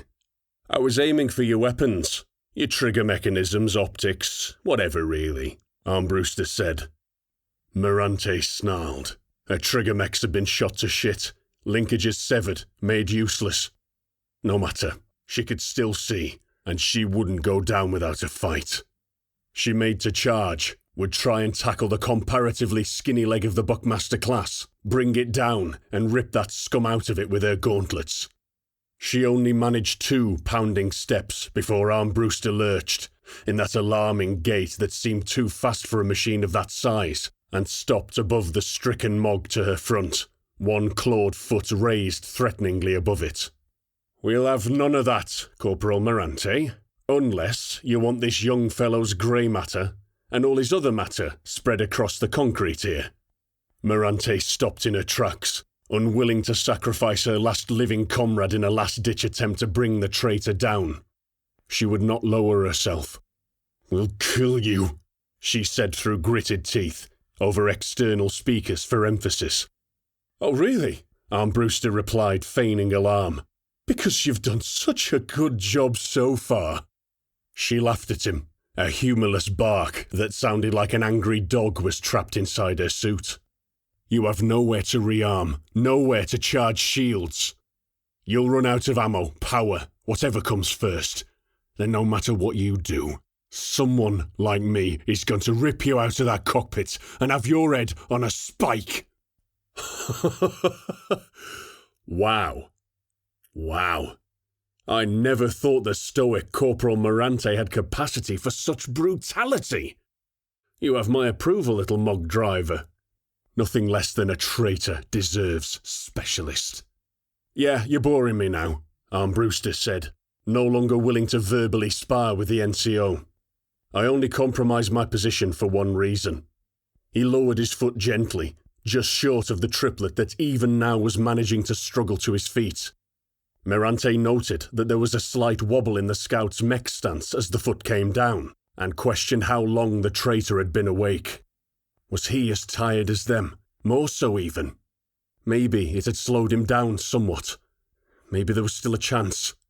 To her, it reeked of desperation to come out of hiding like that. Something she could exploit, if given time. Either way, it would soon become a moot point, as Morante would shortly discover. "So," Armbruster began, sounding almost bored, "where is that commander of ours?" His chassis rotated about erratically, detecting something that Morante couldn't hear with her inferior detection gear. "And what," yelled the traitor, clearly exasperated with being interrupted, "is that damn noise?" Chapter 18. They talked for hours. They talked about growing up. It turned out that Kronig also grew up in the Deads, outside of the influence of the industrial sectors, in abject poverty. He had a similar upbringing, fleeting images of parental figures, and lasting impressions of a small group of tight-knit friends, getting into trouble, and doing what they could to get by. Kinney was surprised, then thought himself stupid to have never connected the dots before. It was strange. If he and the sergeant weren't separated by a couple of generations, they probably would have been friends. They talked about conscription into the army, finding the regime distasteful, full of ideas and hope for the future. The pride of being selected for mongoose training. The soul-crushing reality of routine operations. After a time, Kinney began to wonder how many others in the base, whom he'd just seen as faceless oppressors, were actually individuals with their own stories, and not just mindless slaves to the machine. The hierarchy had all just been faces to him, permanently grim, yet interchangeable fixtures that symbolized the oppressive regime of the leader. Because Kinney refused to call the dead bastard great anymore. He'd never get to know those stories. Those people were all dead. Later, Kronig told him about D-99. The peculiar machine was one of the last of its kind, a true battle machine that came down with the colony ships, not retrofitted from an industrial lifting vehicle. Kinney ran his hand over the pitted armour in the dark, thinking of how many soldiers had driven it over the years, and wondered if their neural links had left any residue of their being behind. The techs and mechanics always said that every mongoose had its own personality. Kinney's own M841 was a malicious beast that he never trusted, despite telling himself that it was just a mechanical suit. running a gloved palm over the old and battered plate of D99, really looking at it for the first time. He realised that it was as important as the monuments that Kronig coveted so dearly, if not more so. He told the sergeant this, to which the older man responded, "You can have it. It's just a weapon." Kinney squinted, trying to make out the older man's face in the receding beam of light that seeped through the door, searching for any sign of mockery. "I'm serious," he continued, when Kinney hadn't replied. "I can't go back. And someone needs to take D99 back into service." Kinney shook his head slightly. "I don't understand what you mean." "Defying orders," Kronig explained. "Deserting my post. I've done it before, during the Troubles." He shifted position, then got up to stretch his legs. "So you see, whoever wins this war, I lose. Corvids win, I'm a war criminal. Loyalists win, I'm a deserter. I'll be executed. I can't go back." "But I deserted with you." Kronig shrugged again. "You were just following your sergeant, backing up a superior. You had no idea what I was doing in the moment. The worst you'll get is a reprimand. Not me. I have a history of pulling this shit." Kinney rubbed his head, then it dawned on him. "That's why you're still a sergeant, isn't it?" He could just make out Kronig nodding his head in the gloom. "You gonna tell me the story then, Sergeant?" Kronig let out a huff, then sat back down. "Okay, but I'm only telling you because I firmly believe we're going to die soon, all right?"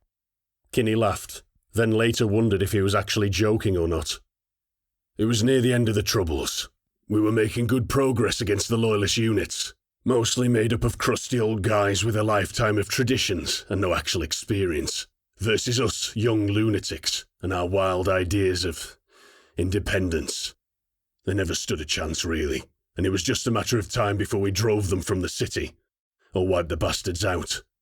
But going back a bit, before I joined the army, I had a girlfriend back in the Deads." Even now, after their frankly disturbing bonding conversations, Kinney still had difficulty imagining the sergeant being kind to another human being. "She left me when I got conscripted. Can't blame her really, but she broke my heart, and I never lost feelings for Emma. We remained in contact via the message system over the years, as friends." He stopped and breathed hard, and it occurred to Kinney that the old soldier had probably never told this story to anybody before. Eventually she got engaged to a factory worker, and she moved to an industrial sector just before the Troubles broke out. Initially it was okay. The fighting didn't really touch where she lived, but as the war dragged on, we shepherded the enemy forces closer and closer to the outer sectors, intending to drive them out entirely. Kinney already felt like he knew how this story would end, but he just nodded his head occasionally and continued to listen. "We were about to launch a major offensive, designed to shatter the cohesion of the Loyalist units in a final push, then split off and mop up the remains and secure victory. Our axis of advance took us through the sector directly next to the one Emma lived in. But I couldn't warn her, because the message system was disabled to enforce operational security." He stopped and swallowed hard. Evidently, this was bringing things to the surface that he had not confronted in a long time. The heavies went in first. They took the first line of resistance and utterly smashed the Loyalists. My MOG unit was to echelon through them and continue the advance, but this was where we learned that the remnants of an enemy mongoose regiment had scattered into the adjacent sector. "Where Emma lived," Kinney said quietly. "Where Emma lived," Kronig confirmed gravely. "I ran. I took D99 and made a beeline for Emma's habitation stack, and found the rogue unit wrecking the whole place, scorching the earth as they went." Kronig went very silent, and Kinney shifted uncomfortably, unsure of what to say. "You couldn't save her." He spoke the words softly, not wanting to upset the sergeant, but wanting to know her fate regardless. "Oh no, I saved her all right," he replied. "It was just how I saved her that did the damage." Kinney had seen the sergeant fight enough to know what he meant, but he explained anyway. "I get angry sometimes, and that was definitely one of those times. I ripped them apart. I smashed their chassis, tore drivers from their harnesses, sawed their heads off, crushed torsos, burned flesh. I wanted to drown the city in their blood that day, and Emma saw all of it. After it was over, I popped my canopy. I wanted to tell her I'd come to save her, but the look she gave me was pure terror. Kronig went still as a statue, before letting out a breath he'd been holding. She didn't even recognize me. I tried to explain, but her fiancé started screaming at me. So I just dropped canopy and left. Most of my squad died in that assault, and I wasn't there with them. Understandably, the army viewed their deaths as my fault. I don't feel guilt, and I don't regret my choice. I willingly traded their lives for hers, and she broke my heart again. Kinney absorbed it all, tried to imagine what it must have looked like, the donkey, that awful claw and saw blade, and what they can do to a man. What happened when you turned yourself in? Kinney asked, though it didn't really matter, as the result was this damaged old relic sat in front of him. The war ended shortly after that assault. The army needed Jack-compatible drivers and couldn't afford to execute me. Instead, I was given a lifetime promotion ban and a social downgrade to zero asset status. Kinney had heard of the term when growing up. Being reduced to a zero asset was effectively the civilian equivalent of execution, as it made it illegal for prospective employers to actually give you work. You were given a life sentence of service. Kronig nodded awkwardly at this, as though he had never thought of it in those terms. So you see, I deserved everything I got, and if I go back, I'm dead. He patted the thigh of D-99 with his metal hand, and it clanged dully. That's why you get to return this. The old beast is army property. Kinney laughed. There probably wouldn't be an army left after another couple of days of this chaos. Whatever came next, whether it was the corporation or a new local government, whoever piloted D-99 in the future would not be a soldier of the MPA. What's he going to do instead? Kinney inquired, wasting no time in climbing up into the confines of his new war machine, as Kronig did a chamber check of his carbine and rolled his shoulders. Well, Raynolf, the former sergeant said, a new levity to his growling voice that Kinney had never heard before. I think I'm going to walk up that hill and kill every fucking thing I find. Kinney nodded and pulled his canopy into place with a clack of metal. Kronig wanted to continue speaking. He was about to tell Kinney that he was proud of his young charge, for not once mentioning the space's offer of a flight off-world. Regardless of whatever side he fell on, the private was invested in his world and would not abandon it, wouldn't take the easy way out. He was about to put all of this into words, when Kinney's voice grated from D-99's external speaker. "Sergeant," he said with an exaggerated point of a gauntlet. "He's awake." Kronig looked to the wall where the intruder sat. This physical embodiment of an invasion from a hostile, almost alien force sat up and regarded him with those cruel blue eyes. "Are you happy now that's out of your system?" he sneered in his unusual accent. "Are you primitives ready to make a deal now?" Kronig moved. The wall exploded. 50 feet of the damn thing, a mixture of concrete, rebar and glass. It was like the habitation block itself had grown sick of Armbruster's nonsense and decided to punch him. To Mirante it looked like a giant claymore going off, the huge directional blast completely engulfing the scout leg unit in tons of masonry and broken furniture, rendered unrecognisable as it mixed in with a grey mess that poured over the traitor, and she just stared in disbelief. The triplet scrambled backwards and narrowly avoided being swept away by the deluge as a wave of dust rolled over him, obscuring the Mog from view. Mirante just stared at the mess as the dust began to settle, open-mouthed, as the triplet ran out of the cloud and promptly collided with her. Metal clashed, and Mirante was nearly tipped off of her feet. She grasped the hysterical young man and yelled into his face, urging that he calm down. The private did so, and the powerful corporal released his chassis and pushed him away with armoured gauntlets as she watched what emerged from the settling debris. There, covered from top to bottom in a thick layer of grey powder, Shedding rubble with every movement like a snake sheds scales, was Eddie. The heavy mech had run through the habitation block. It was brute genius, Morante realised.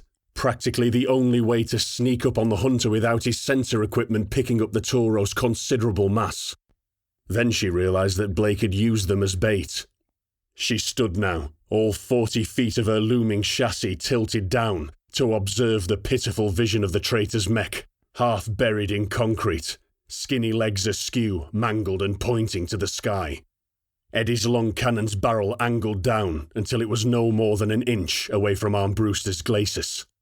Her autoloader clunked loudly as the smaller leg's hard shield flickered out of existence, and the traitor's buckled railgun tried to traverse into a position where he could engage the new threat. Blake broadcast one word over her external speakers, somehow carrying the rage of an entire unit betrayed and murdered by one of their own. "Die!" She fired. The muzzle flash obscured the mech completely and kicked all powder from Eddie's frame in one almighty thump, deafening report cutting out Morante's audio as the concussion shook her guts even inside her suit. The armour-piercing, fin-stabilised, self-discarding Sabo did not even have time to discard its slug casing before it punched through Armbruster's darkened sanctuary, pulping his torso and pushing it straight through the rear armour of his dead machine before embedding his mushed carcass a dozen feet into the ground. When her hearing came back online, Morante realised that Blake was speaking. Her voice came out slowly, deliberately pronouncing every syllable so as to not make any mistakes. "Corporal Morante. Corporal Morante. I'm sorry. Corporal Morante. Yeah, boss. I'm here." There was a long pause before the captain switched from her external speaker to radio. The transmission seemed to be suffering from interference, as though that damn off-world jamming had started up again. I think I'm dying, Corporal. You should see the blood in here. It's everywhere. I must have lost nearly all of it. Anna. I'm sorry.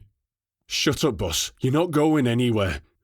We still need to get you to Central Command. Blake did not answer.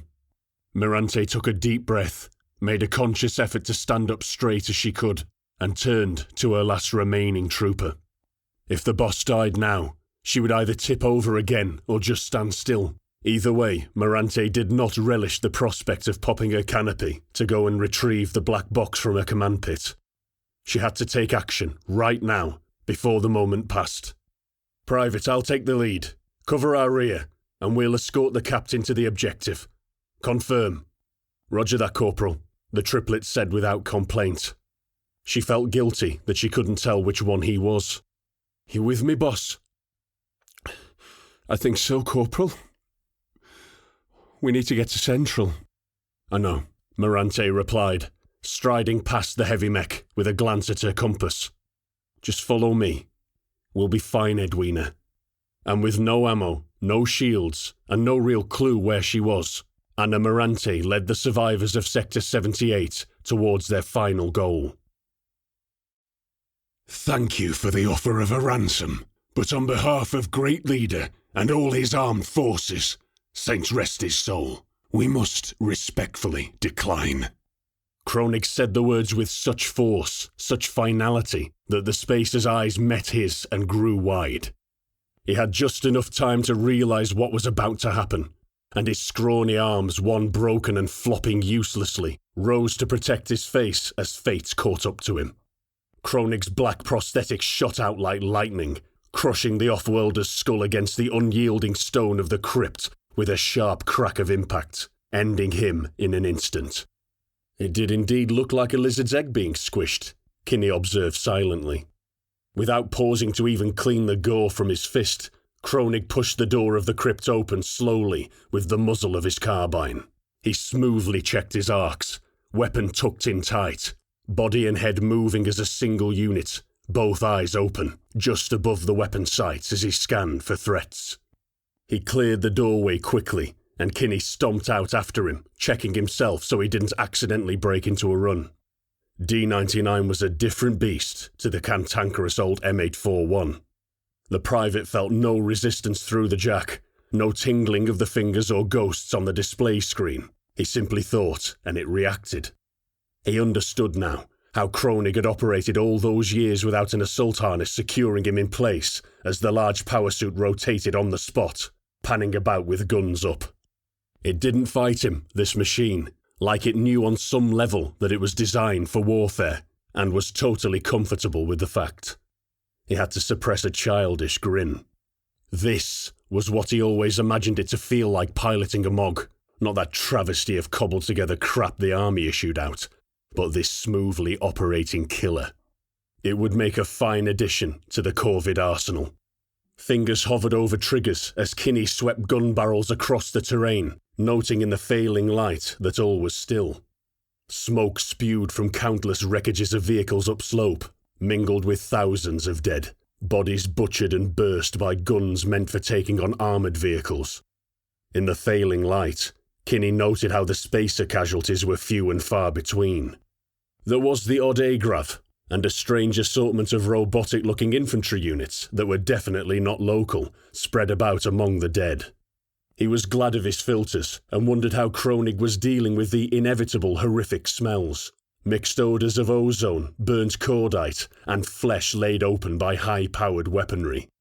He knew that corpses voided their bowels shortly after death, and never wished to experience that particular smell again. Kronig probably didn't even notice. "It looks clear," the former sergeant sub-vocalized, and Kinney's systems picked up the sound, automatically amplifying it perfectly. He increased audio gain as he replied, straining his ears for something, anything that might warn of any enemy out there. It did not seem likely that the two forces had wiped each other out. "There's no rumbling," Kinney said over speakers as quietly as he could. "Maybe the floating fortress has been taken out," Kronig replied, his customary growl in place. "I intend to find out." Kinney shook his head inside the power suit. The old geezer was truly insane. "Are you really going to go up there?" Kronig turned to face him, and a smirk crept onto his face. "Of course. What, you think because we had a nice chat that I can undo 30 years of experience? You separatists are vermin, and I'll kill every one of you if I can." Kinney took a tone of mock offence. "Hey, I never said I was going to run off and join them now." Kronig patted Kinney's carapace and turned back up the hill.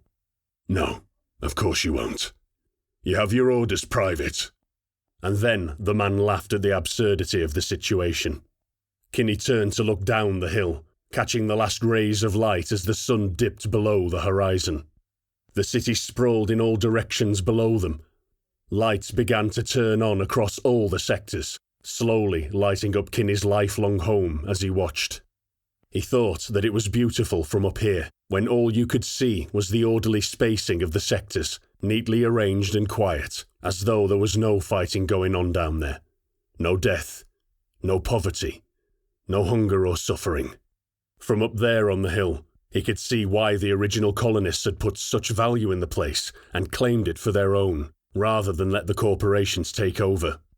But that was then, he told himself, frowning at his mind's attempt to undermine his beliefs with simple sentimentality.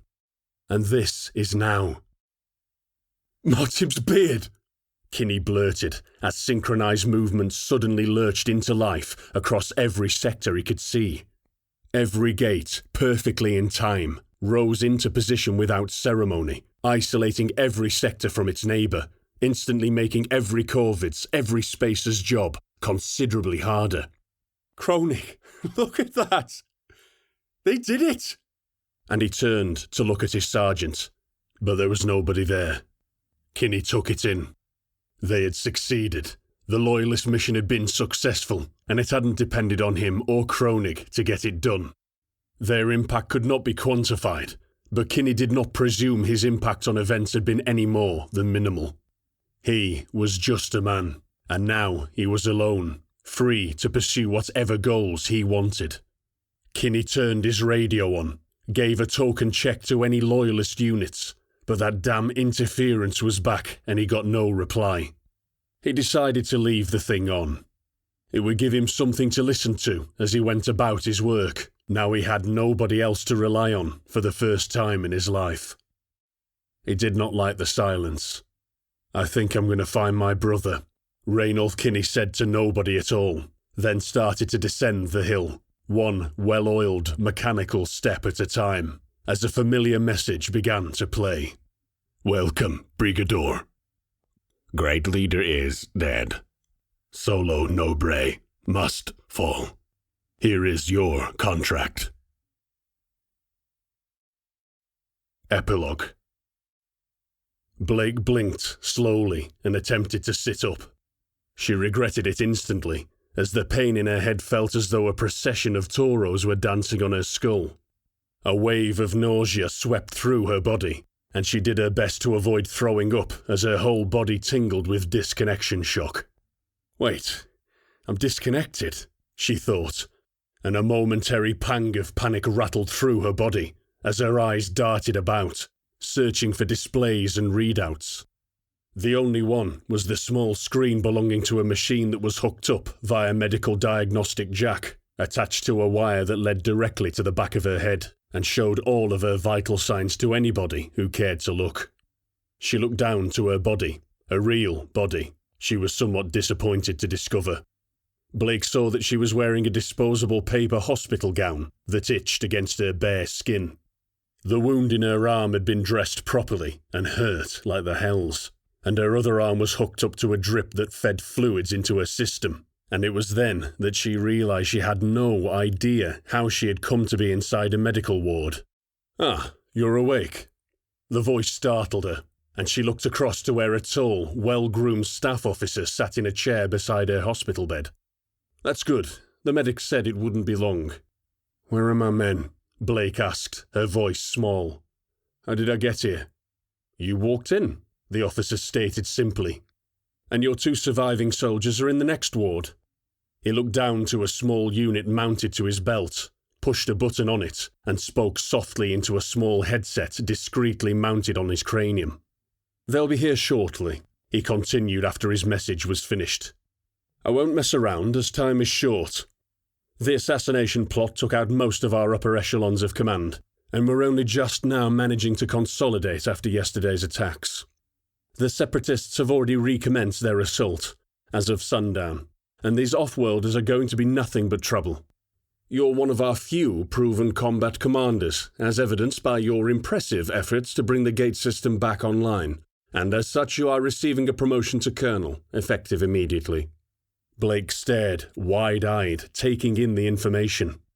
"Acting Leader Dawson will wish to brief you in person, so don't dawdle in here. You will be expected to discharge yourself as soon as it becomes safe to do so. We do have a war to fight after all." Blake didn't know what to say. It was too much. She hadn't even had time to properly process the loss of her unit. All those men and women, and then the frantic battles that came after. The emotions were surely to come crashing down like a tidal wave soon enough. But now, there was no time for that. "Okay," she said. "I'll be out as soon as I can." The officer stood up and leant forward, extending the soft hand of a man who hadn't piloted a mech in years, which Blake gripped numbly with a calloused palm. "Congratulations, Colonel Blake." Then he turned and left without further comment, nodding to the 2 people coming the other way. Corporal Morante and the young private entered. "Collins! His name is Collins!" she thought as she recognised the tired face and stood still next to her bed. The young man looked like he was dead on his feet and swayed slightly in his fresh jacksuit. Morante looked as though the recent events had absolutely no effect on her at all. She looked fresh. Both had showered and changed, probably eaten, and Morante wore a grim expression, but otherwise looked ready to get straight back out there. "Did you drag me out of my command pit?" the colonel asked, addressing Morante without preamble. She nodded. "Yes, boss, as soon as we got here. You were sat in a mess of your own blood and vomit." The formidable NCO paused, and her facade momentarily cracked with her voice. "I thought you were dead." Blake considered this. "I probably would be if not for your efforts, for which you have my thanks." The new colonel sat in silence for a minute, unsure whether to broach the subject of her recent behaviour and the actions that came as a result of it. In the end, Mirante made the decision for her. "You used us as bait," the tall woman stated bluntly. "Yes, I did," Blake replied. "I was weakening, getting reckless. I had to find a way to lure Armbruster out before I lost the ability to kill him." "So you let him think you were going nuts?" Blake nodded. "It was only partially an act. I think a full neural inload does something to your brain. It damages you somehow." She trailed off as she met Mirante's gaze. There was a quiet fury there. "But that's not important now. You got lots of us killed out there," the corporal said sternly, but without menace. "But you're also the reason any of us are still left alive." The woman was experiencing some internal struggle, and Blake was content to let her. But she would not apologise for the deaths she had caused. The mission was more important than any of them. "We can't change anything," Blake assured her, making her stance on the matter clear, unwilling to show weakness at this crucial point. "It's done." "I know," Mirante surprised her by saying. "And I know I couldn't do your job, Colonel." And she left it at that. Blake knew that the NCO was strong, and she would just suck it up like everything else the world had thrown at them recently. "So you heard then," Blake said, "about my promotion." Bought in blood, she wanted to say, but these things were not to be dwelt upon. Not now. "Of course we did," Anna replied matter of fact. "Your new Sergeant Major needs to know everything about you." Blake smiled, but it felt inappropriate. She wanted to congratulate the former corporal, but that didn't seem right either. "I and Corporal Collins will be instrumental in the organisation of your new regiment." She patted the colonel on her uninjured arm. Blake noted the informality and did not mind it at all. "I'll leave you to rest. We need to be ready to deploy within the day, and it's going to be a nightmare organising the veterans of a dozen sectors into an elite leg unit." Blake nodded at the news, acting as though nothing could surprise her now. "I shall be ready in a couple of hours," she said as the two soldiers turned to leave. "And I expect a full brief when I arrive." "Roger that, boss," Mirante said without turning, raising a hand in acknowledgement as Collins held the door open for her. "And don't dawdle," Blake added, her voice confident, one used to being obeyed. "We've got a war to fight."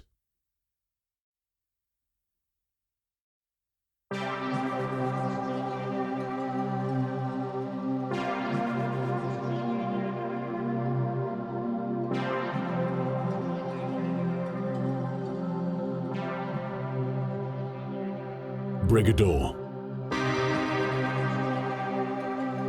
Written by Brad Buckmaster. Read by Ryan Cooper. Based on the world created by Jack and Hugh Monaghan.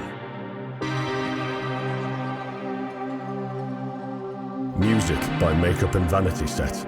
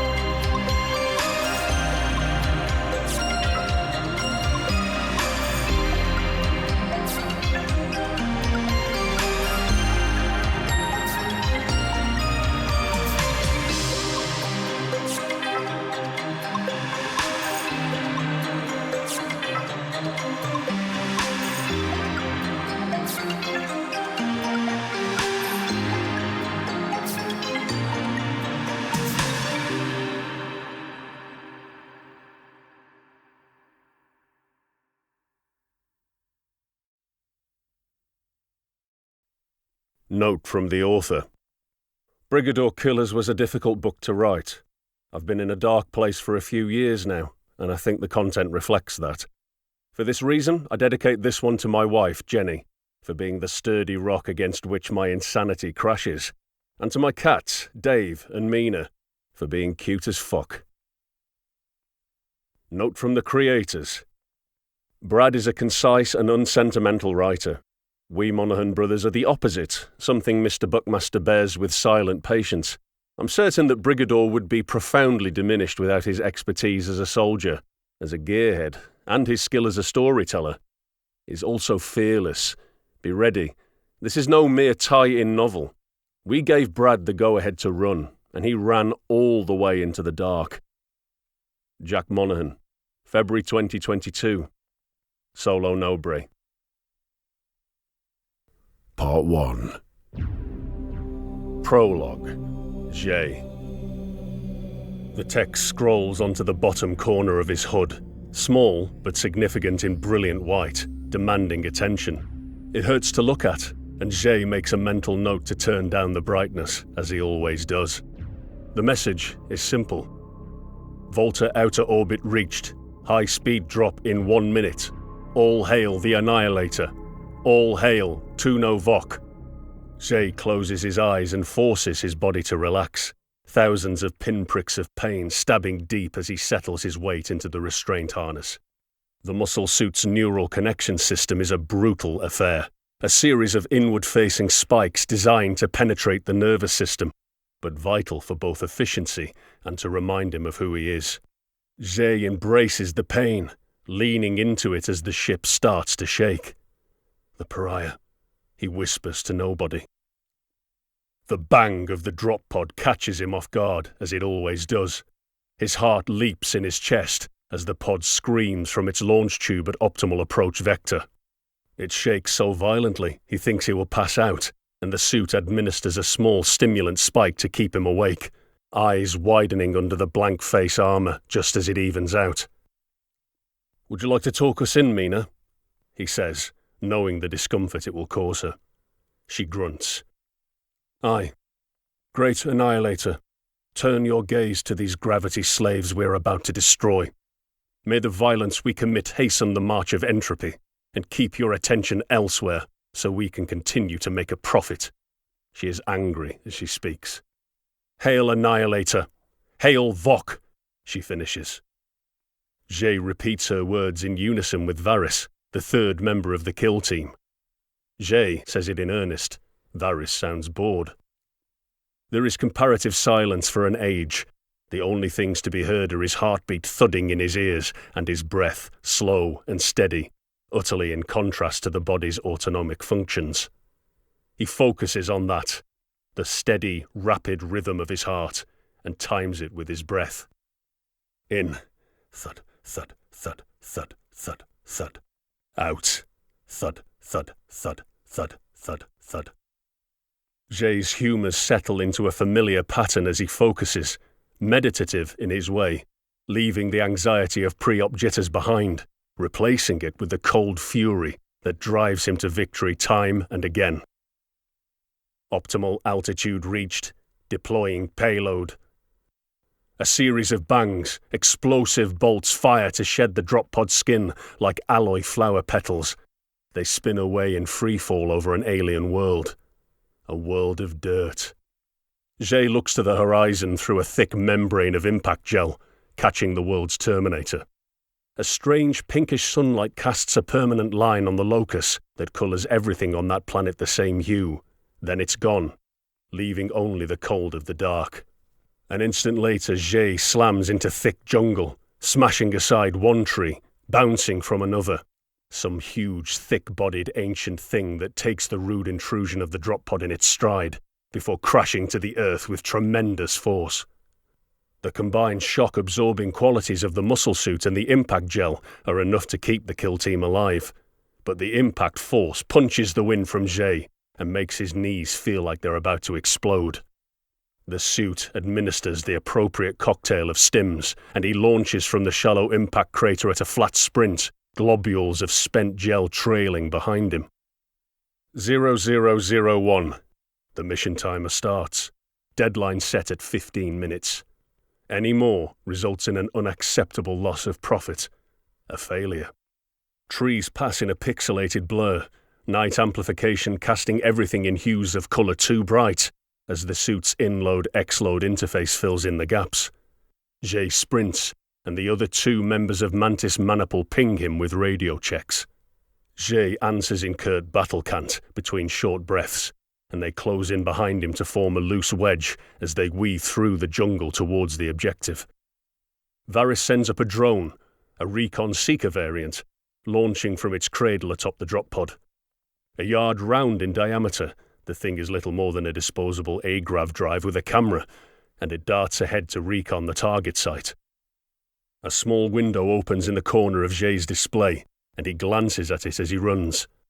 The layout is as the intelligence report suggested, a simple defensive square, concrete walls and fences erected around a cluster of prefabs, typical of these backward efficiency colonies, though the guard force is on alert and more formidable than expected. The intel suggested a quiet entry would be possible, but Jay counts at least 30 armed fighters, 10 in Carmine suits, bulky armoured plates standing out among the throng of fighters, the others in assorted soft attire with those stupid face masks, all armed with an assortment of small arms. The drone link highlights the targets in a convenient white outline. It may add minutes to the timeline to kill these animals, but there is no room for failure. They will just have to fight harder. "They're ready for us," Varys warns. Jay grins inside his helmet. No, they aren't. Varys commands the drone to pick a target and self-destruct, and it does so as the team approaches the blast wall perimeter of the makeshift encampment. The fireball from the explosion plumes above the concrete, and the inhabitants all start shouting. One or two start firing their crude weapons into the sky. Dull, panicky animals. Dirt eaters. Scum. "Engage," Jay commands, and clears the 8-foot barrier with a jump. The others follow. Jay lands directly in front of a Carmine suit. It sprays an archaic assault rifle in his direction, but he's already moving, neatly sidestepping and punching out with his wrist blade into the soft neck armour. The impact vibrates up his arm, and he rips the blade out sideways in order to spill the most blood possible, as per tradition. He notes with dismay that the blood is flung away from his armour as he fires a shot from the belt-fed railgun on his other arm. Crack! A neat hole appears in the cuirass of a second Carmine suit, and it is punched off its feet, exit wound contrasting in an explosion of viscera as the railgun cycles with a high-pitched whine. Jay moves past his first victim. The suit operator falls to the ground clutching at their throat, and the kill team leader glances left and right. Varys has taken the easy route as always, and disembowels a soft-cloved mud-lover, drenching himself in wet entrails. First blood to him, but in truth, it is not the focus here. Mina tears the head clean off a Carmine suit and pitches the helmet with augmented force at another some yards away.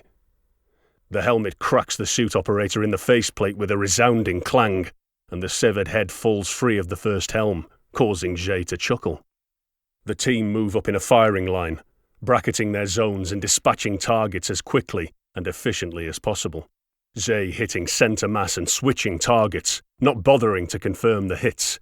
Hypersonic tungsten slugs making short work of the primitive armoured forms.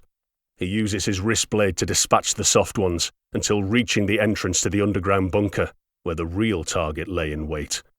Jay motions for the team to halt, and Mina sends up a drone. After a moment, it flies overhead the team into the entrance and down a series of ladders, into a network of rough-poured concrete passages that the uprising leadership had been using to move about freely and avoid death and capture. The drone scans about an ops room, maps adorning the walls, a large hand-built 3D model of the Vok main force battle line dominating the centre of the space. It is surprisingly detailed, and the drone starts to circle, taking pictures for intel to analyse later. This room is also completely devoid of personnel. A deep roar reverberates from underground, and the drone feed cuts out in a wash of orange as the ground heaves beneath their feet. Without a word, the team start to move directly back along the axis of their advance, and are met with a hail of intersecting fire from the perimeter as blast walls collapse from the force of prepared daisy chain charges. Within the space of 2 beats, they are in a kill box. Zay's limited hard shield flickers with the impact of dozens of solid rounds and fragments from explosives raining down from this reasonably competent ambush, and a single moment of terror grips him before the suit adjusts and his superiority asserts itself. There is one way, and one way alone, to deal with an ambush, echoing through the centuries to channel every warrior worth their salt into his voice.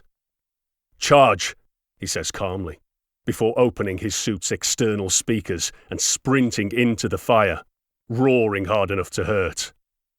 The kill team take their licks. Indeed, Varys's hard shield blows out as the capacitors fail, knocking several assailants off their feet with the pressure wave as he approaches, rounds sparking directly from his suit's tightly armoured form now, but they meet the ambush with impressive speed.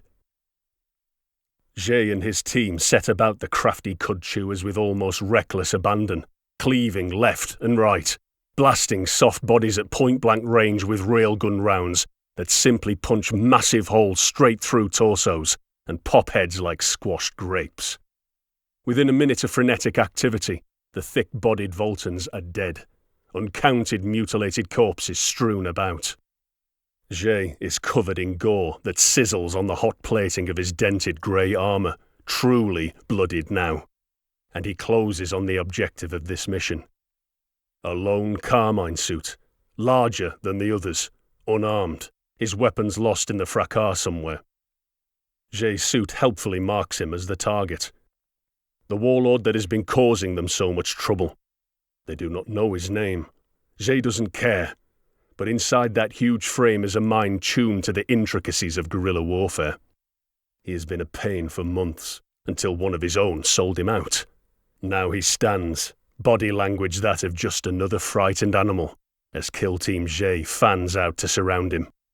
He whirls on the spot, trying in vain to always keep all 3 members in sight, before he settles on Jay, some primal instinct recognizing a fellow alpha.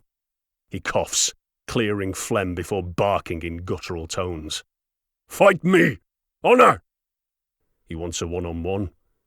Jay considers giving him the chance to die how he wants, then glances at the mission timer. No. Mina and Varys pounce upon him, stabbing him to death, grinding his face into the dirt he died to protect. 14:13. Plenty of time to spare. Jay opens a channel. "Princess, this is Pariah.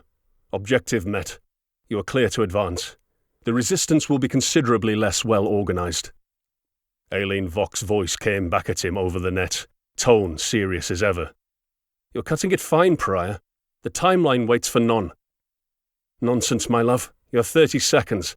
That's an age to prepare." She grunts something at him and signs off, though he hears the carefully concealed mirth in her voice. Jay smiles to himself as the Vok battle line stirs to move beyond the trees, and the ground begins to shake. "Annihilator be praised," he mutters to himself. Chapter 1. Recon Phase. Years later. Team Pilgrim on subject Mar Nosso. Hold on, Joseph. I have something coming in. Breaking news. We have just received word that an anonymous source has come forward with details of the vicious attack that occurred just last night. Going only by the moniker Watchmaker, the source claims to be close to the terrorists involved in the horrific scenes at the premiere of Escape from Solo Nobre, and they warn this studio that more attacks will be coming in the following days. Meanwhile, concerned spokeswoman Maddie Powers gave a press conference an hour ago, assuring the outraged public that security measures would be sufficiently raised to meet the ongoing threat, and that the terrorists and their handlers would be brought to justice. Milton Masada was unavailable for comment. MNNN, Mar Nosso News Network, The Triple, approximately 6 hours after the event. D-Day +2, early hours, several days before the event. Gustavo Gus Mastor scratched at the balaclava where it irritated the skin around his mouth as his battle buddy Louis Valka ghosted past him, weapon in the aim, to cover the opposite side of the door. Gus hated the way his breath condensed into a cold patch around his mouth under the synthetic material, and had to will himself to put his gloved support hand back around the wooden handguard of his weapon. What a ridiculous weapon it was, this old thing of iron and wood. It looked like it was old before he was even born, scratched and chipped into a parody of a rifle, sawn off both at the stock and barrel to create a giant bolt-action pistol with a box magazine. An Obrez, the dealer in Sadie called it, and all they could get at such short notice. "Don't worry," the wretch had wheezed in his thick accent, combat indicator of his status as a member of the lesser colony. "I include some special rounds. Big boom," he added with a wink.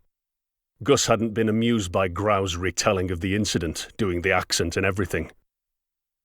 Being savvy enough to clean and test fire the fucking thing before deployment, Gus had to agree with the man.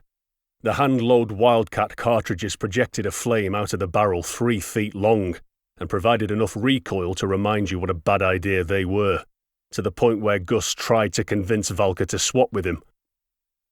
"Get fucked," the big man had replied, cradling his shorty pump shotgun, affectionately named Rhino Stopper, in augmented arms of contoured black alloy. And that was that. Valka held that same shotgun as he covered the doorway opposite Gus, dressed identically in black balaclava, dark work shirt, and trousers with a sturdy pair of boots. Both men had simple canvas grab bags thrown over their weak side shoulder for spare rounds and other accoutrements. It was a shit setup, but needs must. Skulking in the shadow cast by the outer wall of the target compound, some 8 or so feet tall, the 2 recon men were almost invisible once they settled still into positions, muscle memory of countless drills and operations honed to a razor's edge, despite the bizarre circumstances they found themselves in. Volker made eye contact with Gus, both hands remaining on the pistol grips of his weapon, keeping it trained on the doorframe. Gus fished inside the baggy pocket of his work shirt with his offhand and pulled out the improvised flashbang. It looked exactly like what it was, a small metal tube with holes drilled into it. Inside the outer tube was a smaller plastic cylinder connected to a wick, which in turn was attached to some disposable cigarette lighter flint taped into the top with a striker. The cylinder contained the magnesium and reactant crap they managed to buy locally from a shady wholesaler. It was shit, again, but needs must, and they had to roll with it, fast and loose. The line had rapidly become something of a mantra. Upon holding up the device in a deliberate motion, Valka nodded and showed a thumbs up, prompting Gus to brace the striker against the compound wall. Valka counted down in silence, dipping his shotgun muzzle in time to his internal count. 3, 2, 1. Breach. Gus ran the striker along the rough wall, catching a spark first time, as Valka simultaneously rotated at the hips and delivered an augmented mule kick to the door of the compound. His boosted strength ripped the sturdy wooden construct right out of its frame and sent it flying into the unknown beyond, as Gus underarmed the flashbang into the opening. Valka was back in position an instant later, and both men dipped their eyes low as the chemical magic happened. Blinding light burst from the ruined doorway, accompanied by an almighty boom, and the recon men were moving. Valka first followed by Gus, crisscrossing smoothly to cover opposite arcs upon entry. Upon clearing the doorway, Gus was confronted by the sight of a bulky man desperately batting at his burning pants leg with a bit of carpet retrieved from God knows where, tears streaming from blinded eyes. The improvised flashbang had chucked some of its inefficiently burned fuel all over the interior of the compound entrance, evidenced by tiny fires spread about the gravelly ground and truck parked there, and some had seemingly hit this unfortunate mook's security uniform. Without ever knowing what hit him, the night guard went down like a sack of shit hit by a sledgehammer. A fist-sized hole blasted through his chest as the Obrez roared its battle cry. Gus winced as the thing kicked back into his arms, though he rolled with the recoil, smoothly dropping the rear of the stockless weapon to his waist to allow easier racking of the awkward bolt action.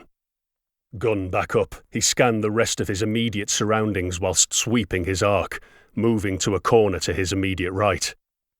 His followed the line of this wall all the way down, some 25 yards to the next right angle of the perimeter wall, harsh light of the sodium street lamps outside, contrasting with the pitch shadows cast by the concrete. Gus let his eyes adjust for a second as he paused, his ears still ringing from the combined blasts of the flash bomb and his outrageously impractical gun. The security guard gurgled a couple of wet breaths before going still. No other targets presented themselves. Volker completed his own sweep and smoothly wheeled on the front door of the target building, a rough but sturdy-looking steel number, no doubt dead-bolted from the inside. Gus followed Valker's line of advance and stacked up behind his comrade, careful to cross the door as far out as the compound would allow. It was clearly of quite robust construction, so nobody expected rounds to come blasting through, but it never hurt to be cautious. Anna and Marco silently filed into the compound behind the assault pair, the former sporting nothing but a knife. Marco had managed to acquire a sawn-off shotgun, which the old veteran held at the hip, twin muzzles tracking everywhere his eyes went like a sentry turret. Gus caught Anna's eyeline. Shit, it still feels weird referring to these guys by their first names, and gestured to the long edge of the target building with his offhand. Anna nodded, leading her partner around the corner out of sight to clear the rest of the compound exterior. Valker reached out and tested the door handle, keeping Rhino's stopper pointed at the entrance as he tensed, putting a considerable amount of force through the black alloy limb. The lock mechanism groaned in protest, but held. Valker assessed the situation in a split second. It would take too long pounding on the door to gain entry. Anyone could just start shooting at them from a window, and they didn't have any elements in place to suppress that kind of pain. Surprise was their only advantage. He stepped back a couple of paces, edging along the bare brick wall, back to back with Gus, as his buddy read the movement and followed suit, covering their rear. Valker paused and took a knee, tapping Gus on the calf to indicate a halt, and his counterpart knelt close, backs touching, still covering their arcs. "Too heavy to breach," he said quietly. They'd already gone loud with gunfire, it was true, but it never paid to advertise your position in such a vulnerable situation as the one they found themselves in now.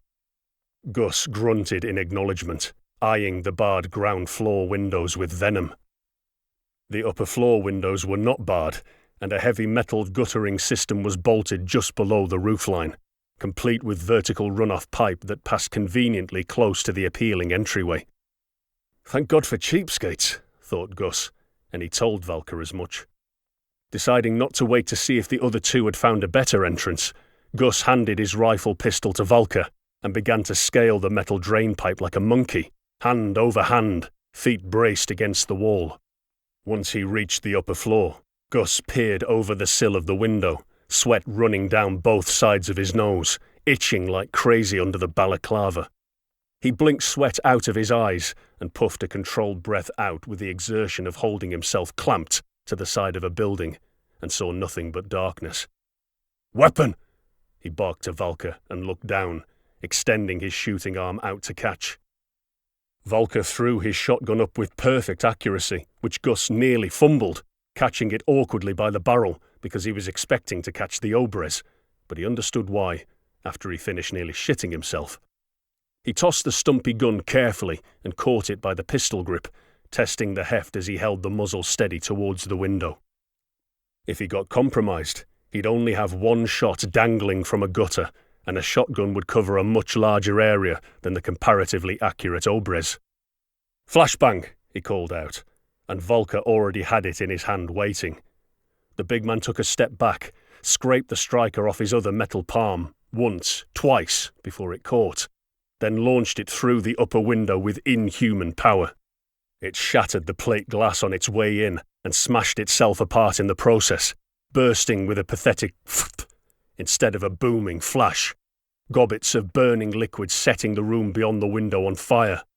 "Fuck!" Gus grunted as he smashed the loose glass away with a shotgun muzzle, then scrambled one-handed through the window.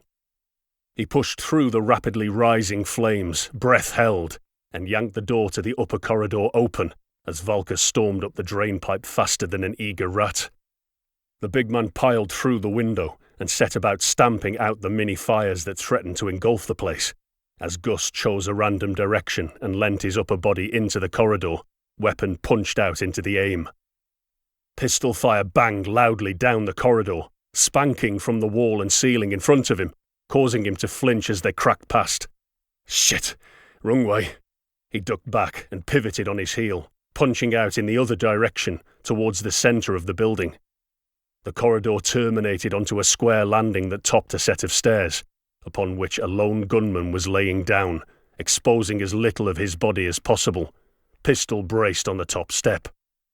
2 more rounds tore by, close enough that Gus could feel the air displaced by them, as Rhino's stopper boomed, muzzle blast casting the corridor in a fitful light that seared itself into Gus's eyes.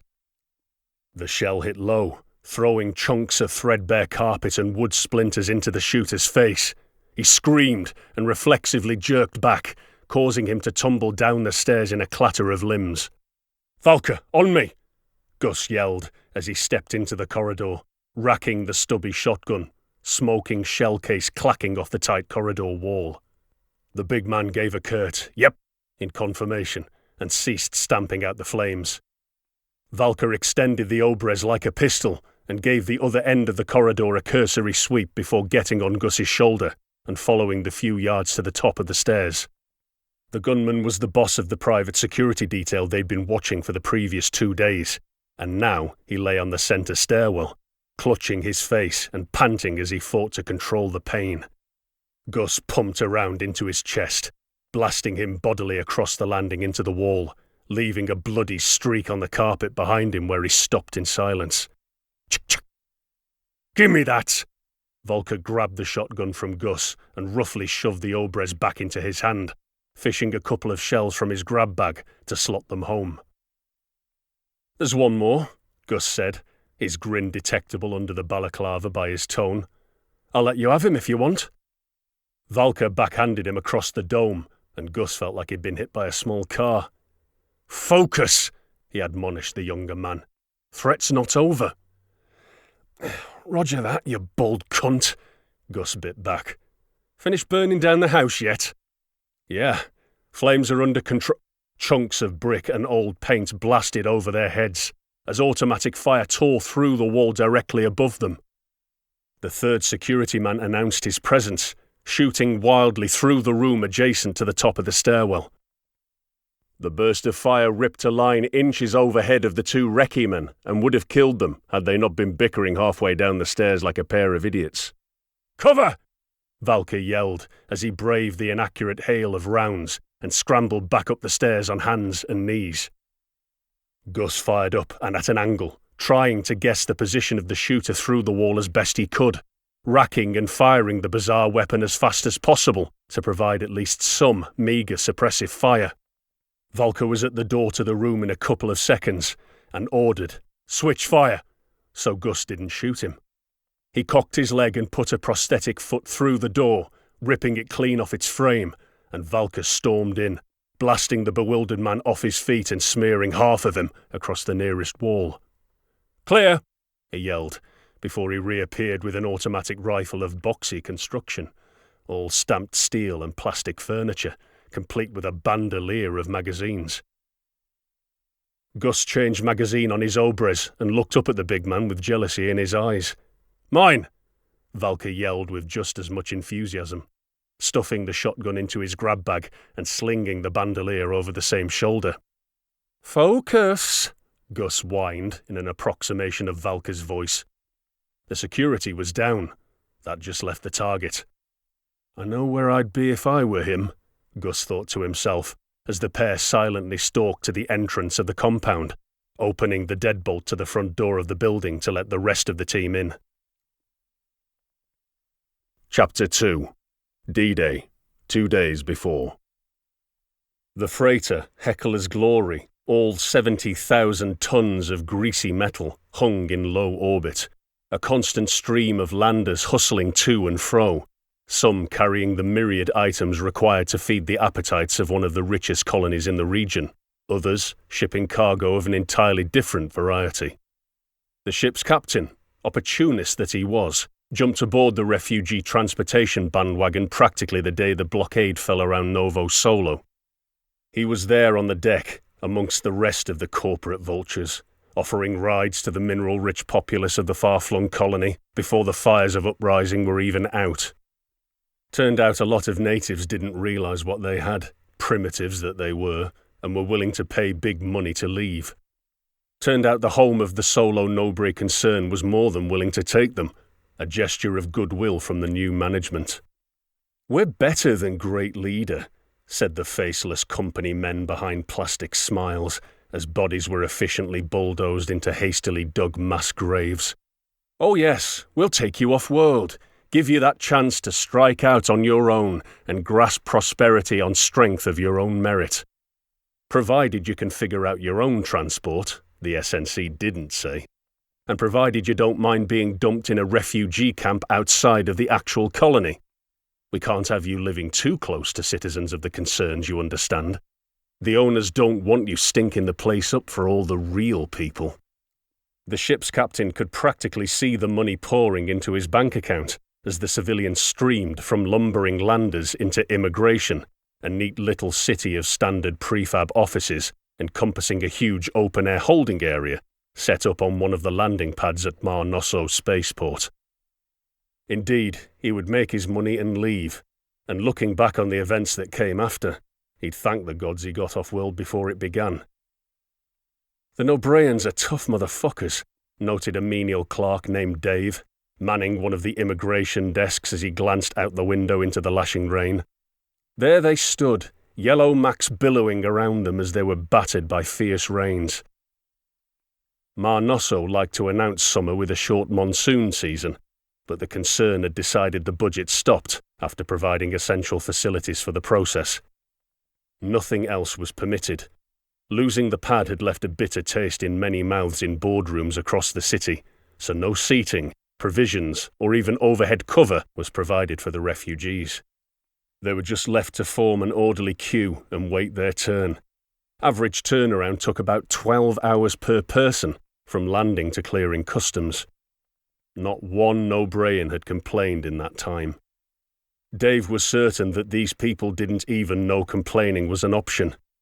A polite cough snapped his attention back to the situation at hand, and he looked up from his brushed steel desk. A striking woman stood before him, tall and strong like something from a fantasy vid. He half expected her to be brandishing a sword, such was the imposing nature of her physique. She pulled her yellow hood back to reveal dark skin and piercing eyes, seemingly at odds with the warm smile that spread across her features. She was flanked by 4 men, 3 of which shared the exact manner and bearing as the woman, seemingly none the worse for wear, as water dripped from their macs onto the grated metal floor of the open-plan office. At her left shoulder stood a huge specimen with a shaved head. Looked like he could bench press a truck. He sported an expression that betrayed a pent-up, nervous energy that was off, contrasting with the rest of his body language. Dave could just make out the unnatural angles of extensive augmetics bulging from his rainmac. Stood at the right of her was another big guy, slightly shorter than the first in height, but still larger than all of Dave's friends. Athletic, lean build with scraggy brown hair and beard, a look in his eye that made him seem he was about to fall asleep. The first 3 all looked around the same age range, late 20s to early 30s, though it was hard to get an accurate read with their leathery skin. It was like nobody from Solo Nobre had ever heard of sunscreen. A pace behind them stood a much shorter man of small stature, salt and pepper hair neatly trimmed to match his moustache. He stood stock still, expression neutral. However old the first 3 were, the grey-haired guy must have been at least 20 years older than that. The last man was fat and haggard-looking, sporting what could only be described as a mullet, and dressed in robust but entirely non-waterproof work clothing that, preposterously, sagged from his rotund physique. Despite the rain, he wore a pair of mirrored shades that, combined with a mullet, had been out of style on Mar Nosso for at least 30 years. Dave couldn't pinpoint his age if you paid him to. The man looked as though he had stepped out of time and reminded Dave of quirky uncles at family dinners as a kid. He had to stifle a laugh. This guy also had an augmetic, an ugly dark right arm that strained against the sleeve it was trapped inside. Dave thought it odd that the exposed hand had the remnants of a teal spray job on it. The crude augmetic bits were a bit of a shock at first, but Dave had soon realised these were relatively common among the Nobraean populace, coming from a world where manual labour formed the majority of occupations. He imagined their safety standards were atrocious on the impoverished backwater. The crazy uncle shivered violently, arms wrapped around his corpulent frame. If the others noticed his suffering, they didn't seem to care. The woman babbled something in the ridiculous Nobraean language, and Dave made no attempt to hide his exasperated sigh. "In basic, please," he said loudly and slow for her benefit. "We don't speak Nobraean here." "Hi," said the woman without missing a beat, altogether too chirpy for Dave's liking. Anyone who had spent the best part of a day stood in the rain after being trapped in the hold of a bulk freighter for months should be a bit more miserable. He couldn't understand why they bothered, spending all that time in transit, but they kept coming, had been arriving for how long? Nearly a month now? It had started with a few foreigners arriving in rapid little leisure ships owned by local entrepreneurs, merely dribs and drabs, easy to manage. But when the big freighter started appearing, the deluge truly began, like the summer rains themselves, a constant stream of yellow raincoats descending on the port via overworked lifters for weeks on end. Had it been that long already? Felt like just yesterday the news came buzzing across the wire. Glorious liberation of a former colony, slaves freed from bondage, eager to join the galaxy at large. God, he was sick of it. Sick of their stupid foreign faces and yellow coats. Sick of telling them the same shit over and over. At least this would look good on his annual report, and the danger pay for uncomfortable working conditions was sweet. "Is it always like this?" she asked, wearing that same dumb, innocent expression Dave had seen on lots of the newcomers. "Like what?" he responded, unable to totally hide the irritation in his voice. "Rainy. We were told this place is a sunny paradise." Dave frowned. "No," he said dismissively. "You've just caught the tail end of monsoon season. It's early summer, should clear up soon." "Oh, good. We'd been hoping to make the most of our stay here with some sun." "Oh, God, she's a talker," thought Dave. "Yeah, all of you but the lady step back, please," Dave said, barely able to keep the crippling boredom out of his voice as he keyed up the start of another application form on his personal work terminal. "Refugees get processed one at a time. You're not a bloody hive mind, so don't act like it," with an irritated swat of the hand. The men stepped back without hesitation, all but Fatty moving with eerie synchronicity, the round man being half a beat behind. "Refugees," said the woman, expression suggesting that she was testing how the word felt, as though unfamiliar. "Yes, that's you people." Dave gestured across the tightly packed lines of Nobraeans waiting silently in front of an orderly row of desks. "I keep hearing this word since we got here. We don't use it much on our world," she continued in her weird rolling accent, "and it doesn't seem right." "Okay, I'll bite," thought the clerk. "Why?" To this she cocked her head slightly and looked into the middle distance, probably trying to remember the words in an unfamiliar dialect. "Refugee means one fleeing from a war, yes?" Dave nodded, silently begging her to get to the point. "Well, the war was over in a couple of days on our world. To be honest, most of us barely noticed it," she said with a chuckle. "We left of our own choice, to make the journey and see the home of those who freed us from tyranny."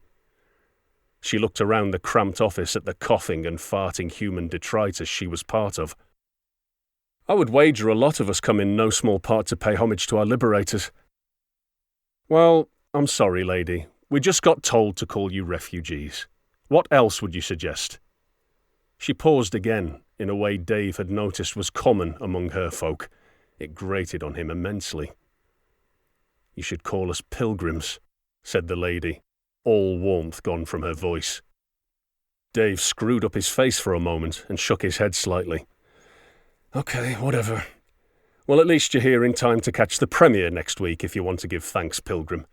I'm sure the execs at the concerns will really appreciate it. She blinked. The sarcasm appeared to be wasted on these people. Shall we get this started? There's a lot of people waiting behind you, Miss Morante, the woman finished for him. Anna Morante. Sorry for holding up the line. She smiled as she spoke. I'd very much like to get this started. Dave smiled back at her. Thank God for that. Chapter 3. A short while later. The yellow-clad group, plus attached personnel numbering one fat traitor, filed silently into the minibus outside of the spaceport terminal building. The building itself was a broad expanse of painted steel and weird glass that looked as if it reacted to light, increasing opacity whenever the sun peeked through the clouds. Whenever the day was at its darkest, the pilgrims would catch a glimpse of the open-plan excess contained within. There were shops and kiosks selling all sorts of useless shite. Luxurious sofas were dotted about the place so patrons didn't have to stand while they waited for their space baggage to be collected by the uniformed staff members that zipped about, piloting odd vertical scooters that swayed in a way Gus found worrisome. He had only ever seen the spaceport in Solo Nobre once when growing up, and it just looked like any other sector of the city. Big walls, orbital guns posted at irregular intervals, lots of security and reinforced concrete. But that sector just happened to have a big landing pad in the middle. This was literally worlds apart. He had to admit it was impressive. Gus climbed aboard the shuttle bus first, then the others with Valka bringing up the rear.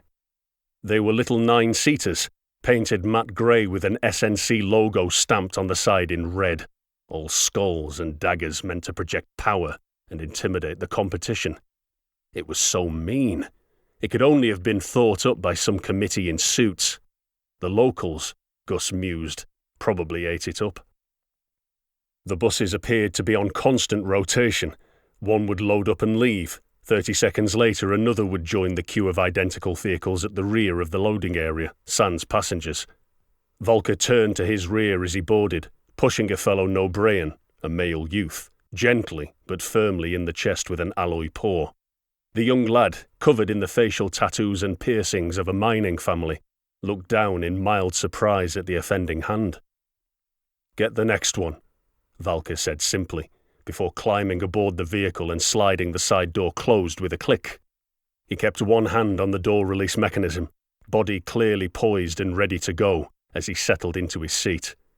Last man in, he mumbled. We're good, driver, Anna said loudly in basic in an authoritative tone. Let's go. The well-groomed young man turned in his seat, causing his grey synthetic uniform to crinkle as he did a head count, a frown forming on his pasty little face. We have to be fully laden before we leave, madam. You need to let a few more in. No, she stated simply, and stared at the man until he awkwardly looked away. Suit yourself, he grumbled with a shrug. You're only inconveniencing your fellow refugees. With that, he put the minibus into drive and pulled out into light traffic. Gus felt an unfamiliar sense of wonder as the bus took them away from the spaceport, following the route of a wide-open highway that threaded between two mountains, gently winding down away from the portal of polished alloy. The roads were clean and well-maintained, the vehicles upon them looked sleek and expensive, and there were few of them enough it made the journey reasonably pleasant. A huge ship blasted from a landing pad as they travelled away, enormous thrusters roaring ferociously as the sleek corporate corvette fought to achieve escape velocity. The rest of the team ignored this and kept eyes on the immediate surroundings, but Gus looked back and stared, mouth agape at the spectacle. It was only the third time he'd ever seen a ship take flight up close. The first was when the battalion were racing back to the city, garbled, panicked messages from Central ordering immediate recall of all units beyond city limits. Those dirty old shuttles had just been pricks of light and chemical trails superimposed over a night sky, underlit by the gentle glow of a distant city gradually being set ablaze. The second was a few days later, after the whirlwind of punching through the city to find Central under siege, then the unexpected demob and reorganization under several special projects under Colonel Commander Blake. It had been a confusing time, and Gus barely acknowledged the shuttle before the one he took, lifting away from the cracked concrete, so consumed was he by the weight of the task at hand. But this time, in this new place, he allowed himself to look. The corporate ship increased in velocity, rays of weak sunshine poking through the clouds, like God was firing some ineffectual beam weapon down to stop this affront to nature. Marco would say that it was a sign the saints were with them, that they approved of this mission and the holy quest for justice. But the corvette was having none of it, and the sleek warship punched into the heavens, whipping up mammoth vortices in its wake through the clouds as it rose to some unknown RV in space. Then Gus considered the spaceport itself. Built up into a mountain range, the engineering effort alone to build it was barely comprehensible, let alone the monetary cost. As they drove away, he got a more complete picture of the complex, and saw that the SNC had literally taken the top of a mountain off and leveled it to create the landing pads, with the surrounding superstructure built upon a precise nest of overlapping supports made of gleaming metal. It was incredible to him. He had to wonder, what could 4 soldiers do to an organization that can scalp a mountain? One way to find out, I guess. Whoa! Gus turned his head at the noise, barely audible over the smooth rumbling of the bus engine. It was Louis Valka who had spoken, and Gus saw why as the bus rounded a curve and the mountainous terrain opened before them. The road swept down from the high ground, following the gentle curves of the rolling countryside as it got less steep, less jagged, and rolled into the colony proper.